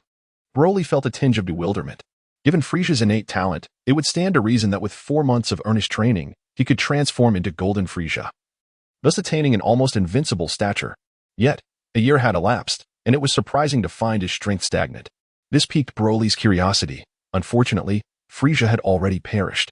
Perhaps this question would only be resolved on a day when one of Frieza's subordinates gathered the Dragon Balls to resurrect him. Upon hearing Vegeta's remarks, King Vegeta displayed not disappointment, but rather an expression of commendation. Broly, upon witnessing this scene, couldn't help but feel a sense of wistfulness. The antics of Vegeta and his son were indeed quite unique. From the very beginning, did you intend to gauge Broly's strength through our battle? Vegeta chuckled lightly, questioning when the so-called royal family of yours became so cautious. Humph, perhaps the demise of that fool Frieza has instilled fear in you. Ultimately, regardless of whether Broly or I emerge victorious, it is a matter solely pertaining to us Saiyans. In this universe, aside from Saiyans who surpass me, there are no other adversaries. After his lengthy discourse, Vegeta erupted into a hearty laugh, filled with unrestrained pride. Broly found a modicum of admiration in Vegeta's words. After all, as the prince of the Saiyans, his love for his race was undoubtedly profound. One could argue that Vegeta's behavior exhibited a hint of narcissism. What is the matter? Did you not intend to kill my father? Why do you not strike swiftly? Vegeta remarked with a cold chuckle, seemingly indifferent to his father's peril. Kill him. Kurta ordered Gula. Vegeta, since you wish for your father to perish, I shall grant your wish. Gula grinned widely, simultaneously tightening his grip with his tail. Instantly, the color drained from King Vegeta's face, leaving him pallid. While Vegeta could transform into a Super Saiyan through training, King Vegeta, despite his efforts, saw no results. This left him in a state of prolonged frustration. It appeared that transformation into a Super Saiyan was not a feat achievable by every Saiyan, as the requirements were rather stringent. Unable to attain the transformation, King Vegeta remained at a battle power of merely below 20,000, making him an easy target for Gula, who could defeat him with a mere flick of his finger. Vegeta, do you truly wish to witness your father's demise? Gula coldly admonished, stating that if Vegeta would attack them, he could spare his father, as they had agreed to cooperate. Vegeta smiled faintly, shifting his gaze from Gula to Broly, a sinister grin forming on his lips. Broly, I had initially hoped to engage in some delightful play with you. But since these two are so eager to meet their end, I shall oblige their wishes. Vegeta addressed Broly with a nonchalant tone. Broly remained silent, and it was entirely reasonable for Vegeta to exude such confidence, considering that his displayed combat prowess at that moment was inferior to even the first and second levels of Super Saiyan. Broly, brace yourself. Your smile truly irks me. A confident smirk danced at the corners of Vegeta's lips as he spoke, transforming into a Super Saiyan simultaneously. Almost immediately, his expression shifted to one of grave intensity. With a thunderous roar, Vegeta unleashed an overwhelming aura. A radiant golden light emanated from him, enveloping the entire planet in its brilliance. After approximately 10 seconds, Vegeta revealed a self-assured smile, his muscles swelling to several times their original size, and his energy became sufficiently formidable. Humph! Vegeta let out a chilling laugh before his figure abruptly vanished. In the next instant, he materialized before Gula, seizing his neck with a vice-like grip. Gula gasped for breath, his eyes wide with shock as he stared at Vegeta. Why the silence? Weren't you just proclaiming your intent to kill my father? Now's your chance to act. Vegeta taunted with a sinister grin. Vegeta, cease at once. Our adversary is Broly. Kurta interjected sharply from the side. You need not remind me. Once I have dealt with both of you, I will indeed eliminate Broly, Vegeta replied with a light chuckle. But rest assured, I have no intention of killing you just yet. I want you to witness the extent of my overwhelming power. With a swift motion, Vegeta launched a punch that struck Gula squarely in the face, causing blood to erupt from his nose and mouth. The force of the blow had already loosened Gula's tail, and seizing the opportunity, King Vegeta hastily escaped from his clutches. Chapter 110, Vegeta vs. Android 18. Humph, an utterly feeble fool, Vegeta exclaimed as he executed a powerful kick, sending Gula sprawling to the ground. With a disdainful sneer, he declared, you two should take note. Once I have dispatched Broly, I shall thoroughly teach you both a lesson. Gula could hardly fathom the vast disparity in strength between him and Vegeta. Even Kurta was momentarily taken aback. Vegeta had effortlessly incapacitated his own son with a single move, his power now far surpassing that of Android 17. Gula and Kurta exchanged incredulous glances, rendered speechless by the revelation. Come forth, Broly. You are my true opponent. If you wish to spare your subordinates from a grim fate, now is the time to act. Vegeta glared at Broly with icy resolve. Master, allow me to handle him. Android 18 volunteered eagerly. Broly nodded gently. Android 18 was the culmination of his relentless efforts, a major achievement of the research conducted by the likes of Dr. Gero. Now, Android 18 possessed the prowess of a Super Saiyan at the first level of the second tier, nearly on par with the current Vegeta. Due to her being an android, her energy signature was imperceptible to Vegeta. Upon seeing the emergence of Android 18, especially as a woman, Vegeta's nostrils flared in indignation. Broly, if you wish for your woman to meet her demise, I shall oblige. Vegeta ceded, launching himself toward Android 18 with fervor. A fierce clash ensued between the two. As Vegeta engaged with Android 18, his astonishment grew. This woman possessed an astonishingly potent energy. After a mutual probing of approximately 10 seconds, Vegeta seized the initiative, grasping Android 18's arm and forcefully slamming her against a nearby cliffside. Android 18 merely smiled, unscathed, her form suspended gracefully in midair. With a resounding boom, Vegeta unleashed a brilliant energy blast aimed squarely at Android 18. She deftly evaded it, her smile unwavering. You are far more agile than I had anticipated, Vegeta remarked. though his expression betrayed a hint of discomfort. He pondered the origins of this woman, whose power was nearly equal to his own, yet her energy signature remained elusive. Reminiscent of the earlier confrontation with Android 17, whose presence he also could not sense. Who exactly were they? You didn't strike with your full strength just now. Android 18 remarked with a charming smile. Of course not. Had I unleashed my full might, planet Vegeta would have been obliterated. This is my planet, and I have no desire to see it destroyed, Vegeta scoffed. I too have refrained from exerting my full power, you know? Android 18 replied with a light chuckle. Is that so? Vegeta retorted skeptically. You would do well to unleash your full strength. Otherwise, you might come to regret it. Very well, let it be so. Android 18 responded with a smile.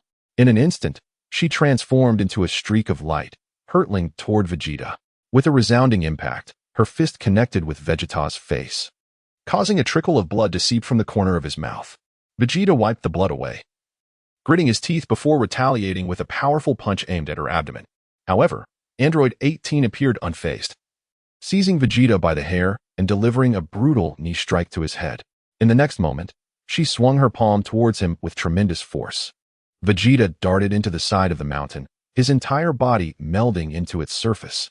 Approximately 10 seconds later, he emerged from a crevice, his countenance ablaze with fury. I have heard you claim to be the prince of this planet, yet you seem rather unremarkable, remarked Android 18 with a slight smirk, her expression laced with disdain. Humph. Vegeta scoffed, launching himself into the fray once more. Android 18 remained composed, unfazed by his aggression. The two engaged in combat once again. As time progressed, Vegeta's stamina waned, while 18 displayed no signs of fatigue. Despite their relatively comparable strengths, she possessed an inexhaustible reservoir of energy, a stark contrast to Vegeta's dwindling vigor. With each passing moment, as Vegeta's strength diminished, 18 grew increasingly emboldened. With a resounding thud, she delivered a powerful kick that struck Vegeta's arm, instantly contorting it into an unnatural shape, clearly broken. In the next instant, 18 seized a handful of Vegeta's hair and forcefully slammed his head against the ground, creating a substantial crater upon impact. In an instant, the golden aura surrounding Vegeta dissipated, as he reverted from his Super Saiyan form to his ordinary state.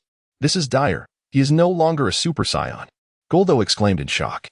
Although Vegeta's performance had taken him by surprise, he understood that should he fail this time, Broly would certainly not show him mercy. Without a moment's hesitation, Goldo and Cooled soared into the sky, desperate to flee this disheartening scene. Where do you think you are going? Came the voice of Android 17 from behind them. With a thunderous impact, 17 struck both Goldo and Cooled, sending them crashing down.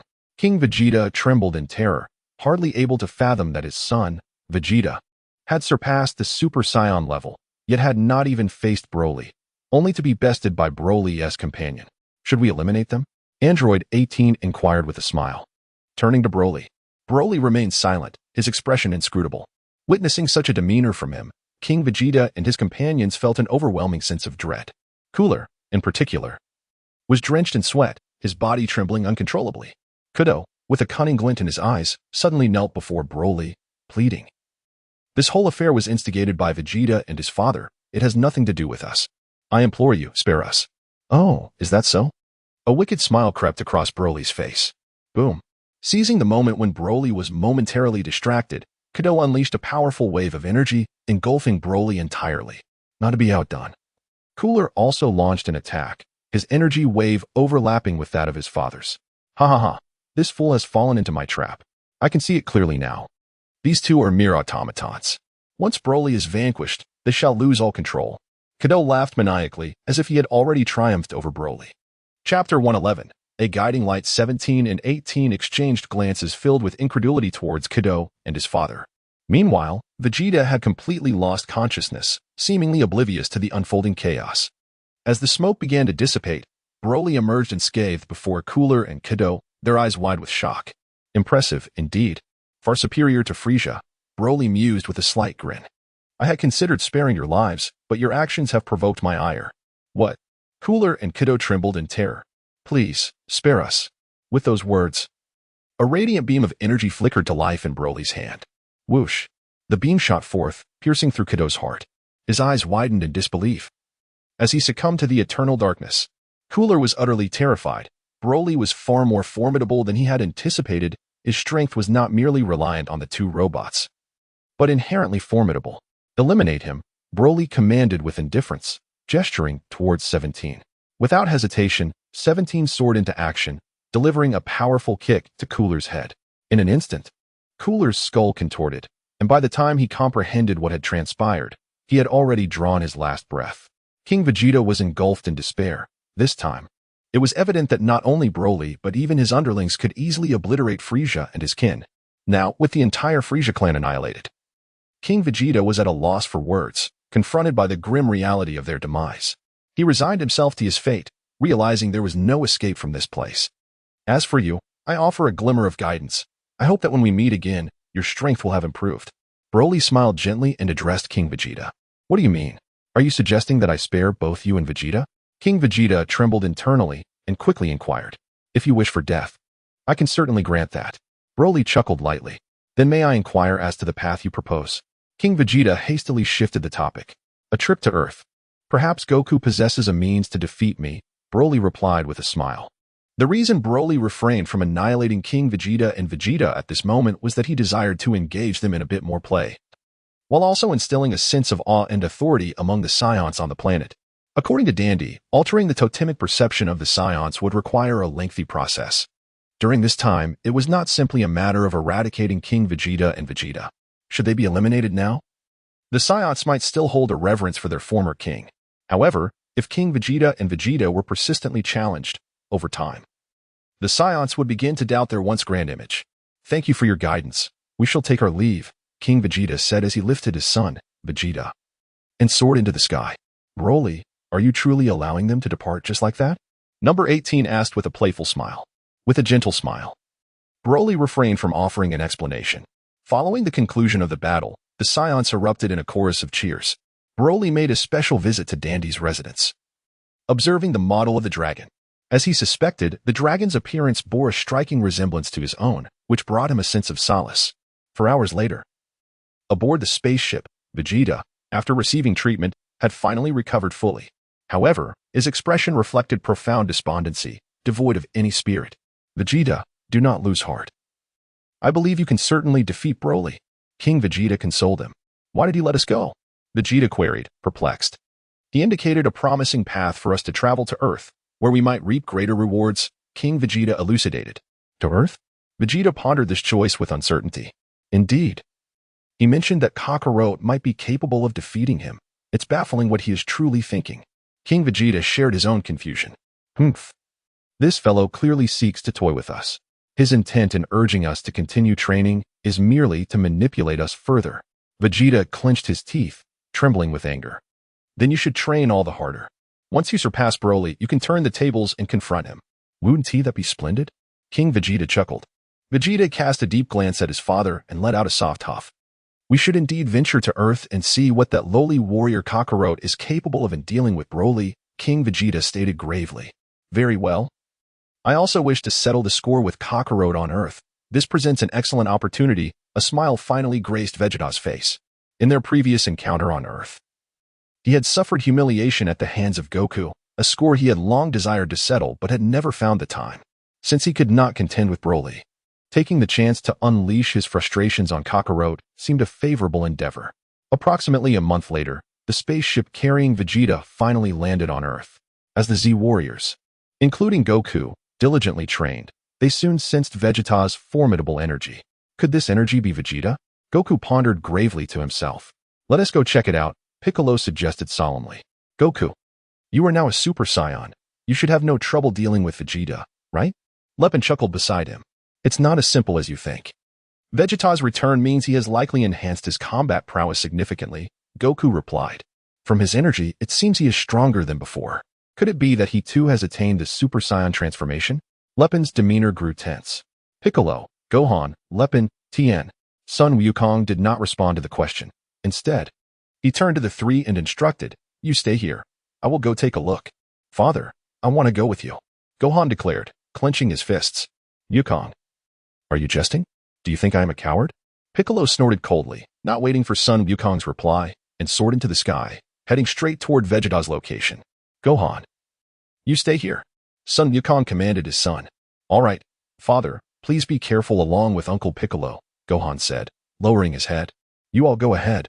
I shall remain behind. To be honest, though I am reluctant, I understand the vast difference between us. Lepin chuckled, showing no intention of joining them. Volume 2.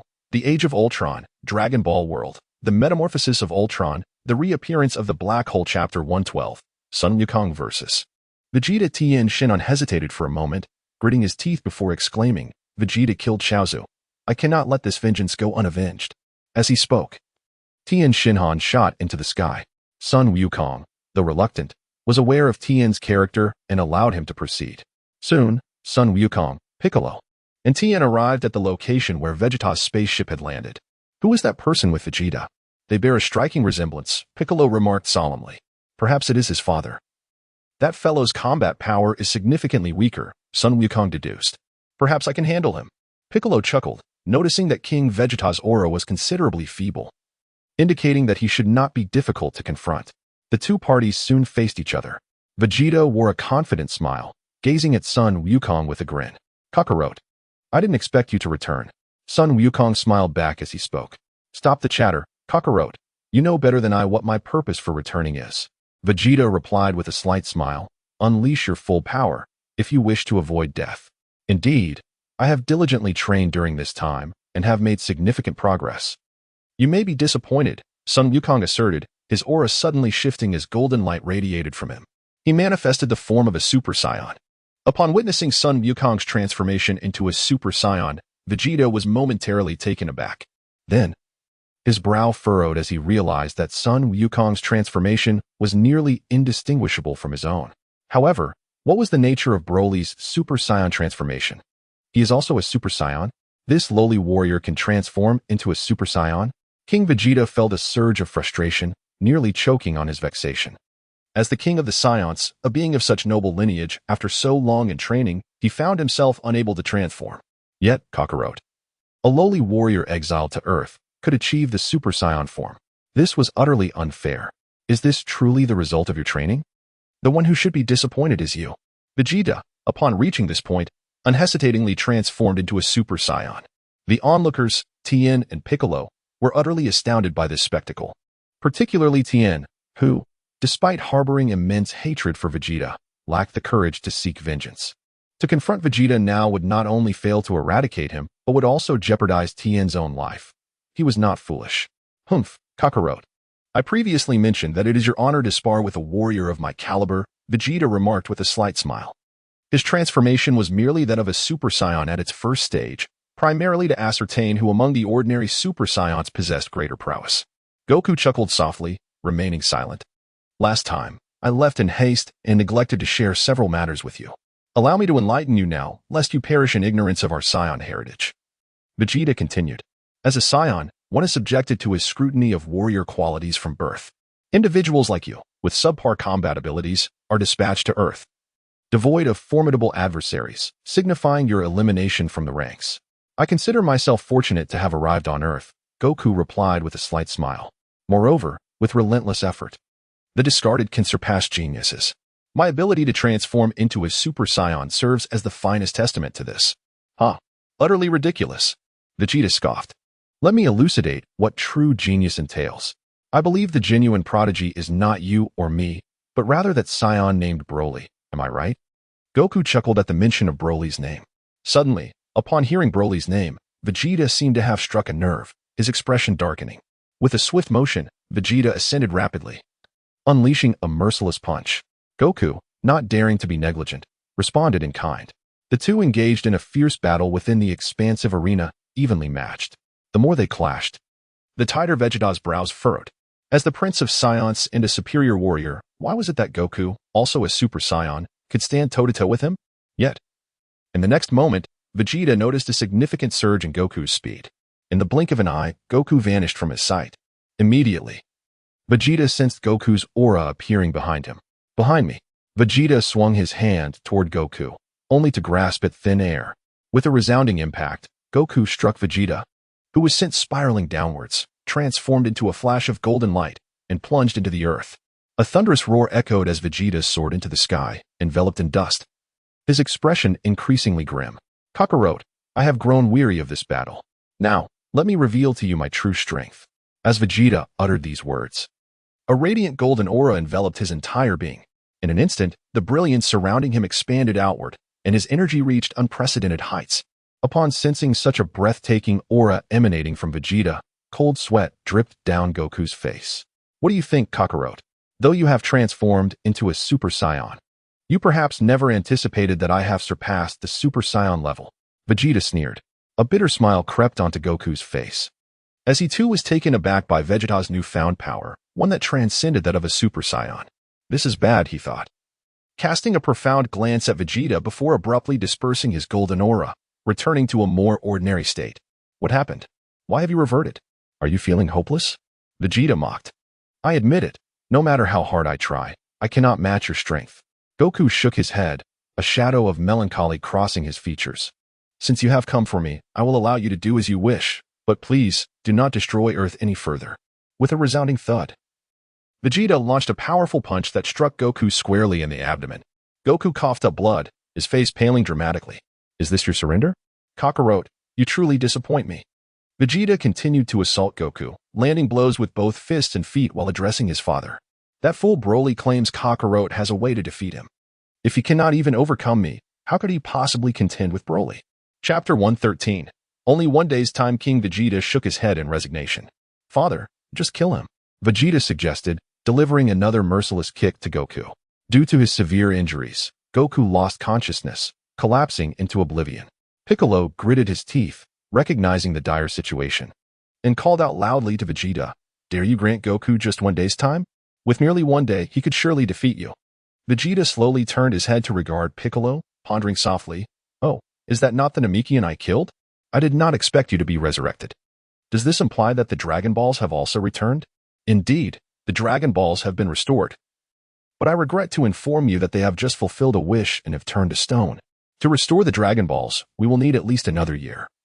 Piccolo replied cautiously. Is that so? Vegeta contemplated for a moment before inquiring further. You just mentioned that Goku could defeat me in one day's time? Surely, you do not intend to use this opportunity to flee Earth? Do you think that is plausible? Piccolo retorted with a scoff. Earth is our home. If we were to flee, you would likely annihilate this planet. With a thunderous impact, the confrontation continued. Vegeta delivered a powerful kick, sending Goku soaring through the air, and curiously questioned, how could he possibly defeat me in just a day's time, given the vast disparity between us? Surely, this is a jest. Believe it or not. Piccolo replied coldly, if you are afraid, we shall leave your fate to your own devices. Very well, I shall grant you one day. After this time has elapsed, I will await your arrival here. Vegeta resolved, struggling to fathom how Goku could surpass him in merely one day. I shall refrain from pleasantries, Piccolo stated as he lifted the unconscious Goku into the air. What are you lingering for? If you seek death, remain here. This remark was directed at Tien, who was still consumed by anger over Vegeta's slaying of Chaozu, glaring fiercely at him. However, he soon regained his composure, gritted his teeth, and pursued them. Piccolo, do you truly believe that Goku can surpass Vegeta in just one day? Tien inquired with concern. Piccolo gently shook his head. So, are we indeed leaving Earth? Tien asked. Leave Earth? Preposterous. Piccolo scoffed. This planet belongs to me, and no one shall usurp it. My uncertainty stems from not knowing if Goku can truly surpass Vegeta. Perhaps. Vegeta is simply a genius. You expect Goku to surpass Vegeta in a day? Even if Goku is a prodigy, that seems exceedingly difficult, Tien replied with a bitter smile, feeling that Piccolo was jesting. Who said it could be done in a day? At this juncture, I shall reveal the truth, Piccolo said with a slight smile. Above the temple lies a realm known as the hyperbolic time chamber, where one day outside equates to an entire year within. If Goku cannot defeat Vegeta after a year of training, then our chances on Earth will be utterly dashed. There exists such a miraculous place? Tien exclaimed with excitement. I shall inform Launch and Gohan. Piccolo, please take Goku there first. Without uttering a word, Piccolo transformed into a streak of light, swiftly ascending towards the temple. Soon, Piccolo and Goku arrived before the old Kai. The two exchanged glances in a moment of silence. The Kai's attendant, Mr. Popo, wore a worried expression, seemingly fearful that Piccolo might harm the Kai. We meet again, the Kai said with a smile, gazing at Piccolo. It appears the darkness within you has completely dissipated. Perhaps it began to fade when you shielded Gohan from Vegeta's lethal strike. Spare me the trivialities. You must have observed the situation below, Piccolo interjected with a cold snort. Indeed, I have seen everything clearly. The celestial being smiled and remarked that Vegeta's strength had surpassed everyone's expectations. At the very least, with Goku's current prowess, he could not surpass Vegeta. Din, your approach is indeed wise, considering the use of spirit and time for training. I believe this is the best choice. Have you finished your rambling? Instead of wasting time, hurry and awaken Goku. Din replied impatiently. All right. The Celestial nodded, directing a beam of light from his finger onto Goku. Under the influence of this radiant light, Goku gradually opened his eyes. Where am I? Is this the underworld? Goku looked around and mused. It doesn't seem like it. Where is Uncle King Yama? Goku, you're still alive. Din exclaimed hastily. Goku, eat the sins of being, the Celestial added with a friendly smile towards him. Huh? Celestial? Din? How did I end up here? Goku inquired while consuming the sins of being. Din did not withhold information and recounted the events that transpired after Goku had been knocked out. To be honest, I'm not sure if I can defeat Vegeta, but I will certainly try, Goku said solemnly, nodding. How about this? I'll enter with Gohan. He has considerable room for growth, and perhaps he can find a way to contend with Vegeta. Gohan should be arriving soon, Din mentioned. Goku nodded, but suddenly noticed a grim expression on the Celestial's face, who was gazing downward. Celestial, what is the matter? Goku asked. Vegeta and his father have already arrived at the palace, the Celestial replied with a wry smile. What do they intend to do? Din inquired, frowning. Perhaps they seek to dominate Earth. After all, they are kings on their home planet, the Celestial speculated. I've always been curious about one thing. It's one thing for Vegeta to appear on Earth, but why would his father, as the king of the Saiyans, also come here? Could it be that their planet has been invaded? Din questioned, puzzled. Din, I don't know if you heard, but Vegeta mentioned Broly's name, Goku said. Fully restored after eating the sins of being, addressing Din. I suspect, if I'm not mistaken, that Vegeta's planet has likely been overtaken by Broly. Chapter 114. Goku and Gohan's Emergence. Chapter 114. Goku and Gohan's emergence. Indeed, given Broly's strength, conquering Vegeta's planet would not pose much of a challenge. The celestial beings nodded in agreement. Thus, it can be said that even the current Vegeta is incapable of defeating Broly. A bittersweet smile graced Goku's face. By the way, Goku, I once heard Vegeta mention that Saiyans experience a revival when on the brink of death, resulting in a dramatic increase in their combat power. Given that you have returned from the edge of death this time, you should be able to defeat Vegeta, right? Piccolo inquired. Goku shook his head, a pained smile adorning his lips. Before becoming a Super Saiyan, returning from the brink of death indeed multiplies one's combat power. However, since I have ascended to Super Saiyan, that ability has diminished significantly, yielding only a slight increase in strength. What a profound irony, Piccolo chuckled softly. At that moment, Gohan and Liu Ping soared into view. Dad, are you alright? Gohan asked with a look of concern. I'm fine, Gohan. Now, let's head off to train together. Goku replied hastily. Yes. Gohan nodded vigorously. Meanwhile, within the palace on Earth, King Vegeta sat upon his throne, flanked by several cameras. People of Earth, from this day forth, I shall be your king. I will protect you diligently, ensuring your safety, King Vegeta proclaimed loudly to the cameras, seemingly regaining his royal composure. As for Vegeta, after meandering through the palace, he found himself somewhat bored and soon soared into the sky in search of amusement. On Vegeta's home planet, 1 month after the departure of Vegeta and his son, with the assistance of the Zafir people, Android 16 and Aochuang finally achieved a flawless fusion. With this new body, Aochuang was overwhelmed with excitement. Android 16 possessed formidable strength, and upon merging with Aochuang, his power reached unprecedented heights. Broly intentionally allowed Ultron to attack him. Observing that Ultron's combat prowess now approached that of a nearly complete Cell, Broly felt a sense of joy at Ultron's formidable strength. However, one day, when Ultron was absent, Zola quietly remarked to Broly, Master, do you truly wish for Ultron to continue growing stronger? Is that not unwise? Are you suggesting that one day Ultron might betray me? Broly smiled gently at Zola, who felt somewhat embarrassed, especially since his relationship with Ultron had been quite amicable after working together for so long. I believe Ultron could never betray me, Broly chuckled, analyzing, after all this time, he has completely regarded me as his master. But master, I can't shake the feeling that Ultron has been acting somewhat strangely lately. Zola expressed his concern, particularly over the past few days when Ultron had been mysteriously preoccupied. Moreover, You must not allow him to grow any stronger. If his power surpasses yours one day, given Ultron's nature, the possibility of betrayal is indeed concerning. Rest assured. I have everything under control, Broly reassured, patting Zola on the shoulder. He added, I do not doubt Ultron, but you should keep a close watch on Dr. Gero. This fellow is notoriously cunning. Just a few days ago, he inquired about when I would eliminate Goku, and I sensed some resentment from him. Then shall we eliminate him now? After all, we no longer require Dr. Gero, Zola suggested, mimicking a throat-cutting gesture. At this moment, there is no evidence to suggest he has betrayed me. Let us observe him for now, Broly replied, shaking his head. He was no longer the impulsive Broly of his past, one who resorted to violence at the slightest provocation. After all, he had ruled over the entire planet Vegeta. Commanding loyalty was not merely a matter of arrogance and bloodshed. Yes, Master, I will monitor him diligently. Zola responded earnestly. There is no need for excessive scrutiny. Being too strict may inadvertently push him away, Broly cautioned. I understand, Master. Zola nodded gravely. On Earth, after Vegeta's victory over Goku, a day swiftly passed. Goku and his son emerged from the hyperbolic time chamber, both sporting golden hair, yet their forms lacked the radiant glow typically associated with Super Saiyan transformations. Moreover, the softness in their eyes contrasted sharply with the fiery anger Goku had exhibited upon first transforming into a Super Saiyan. Am I mistaken, or is that truly Gohan?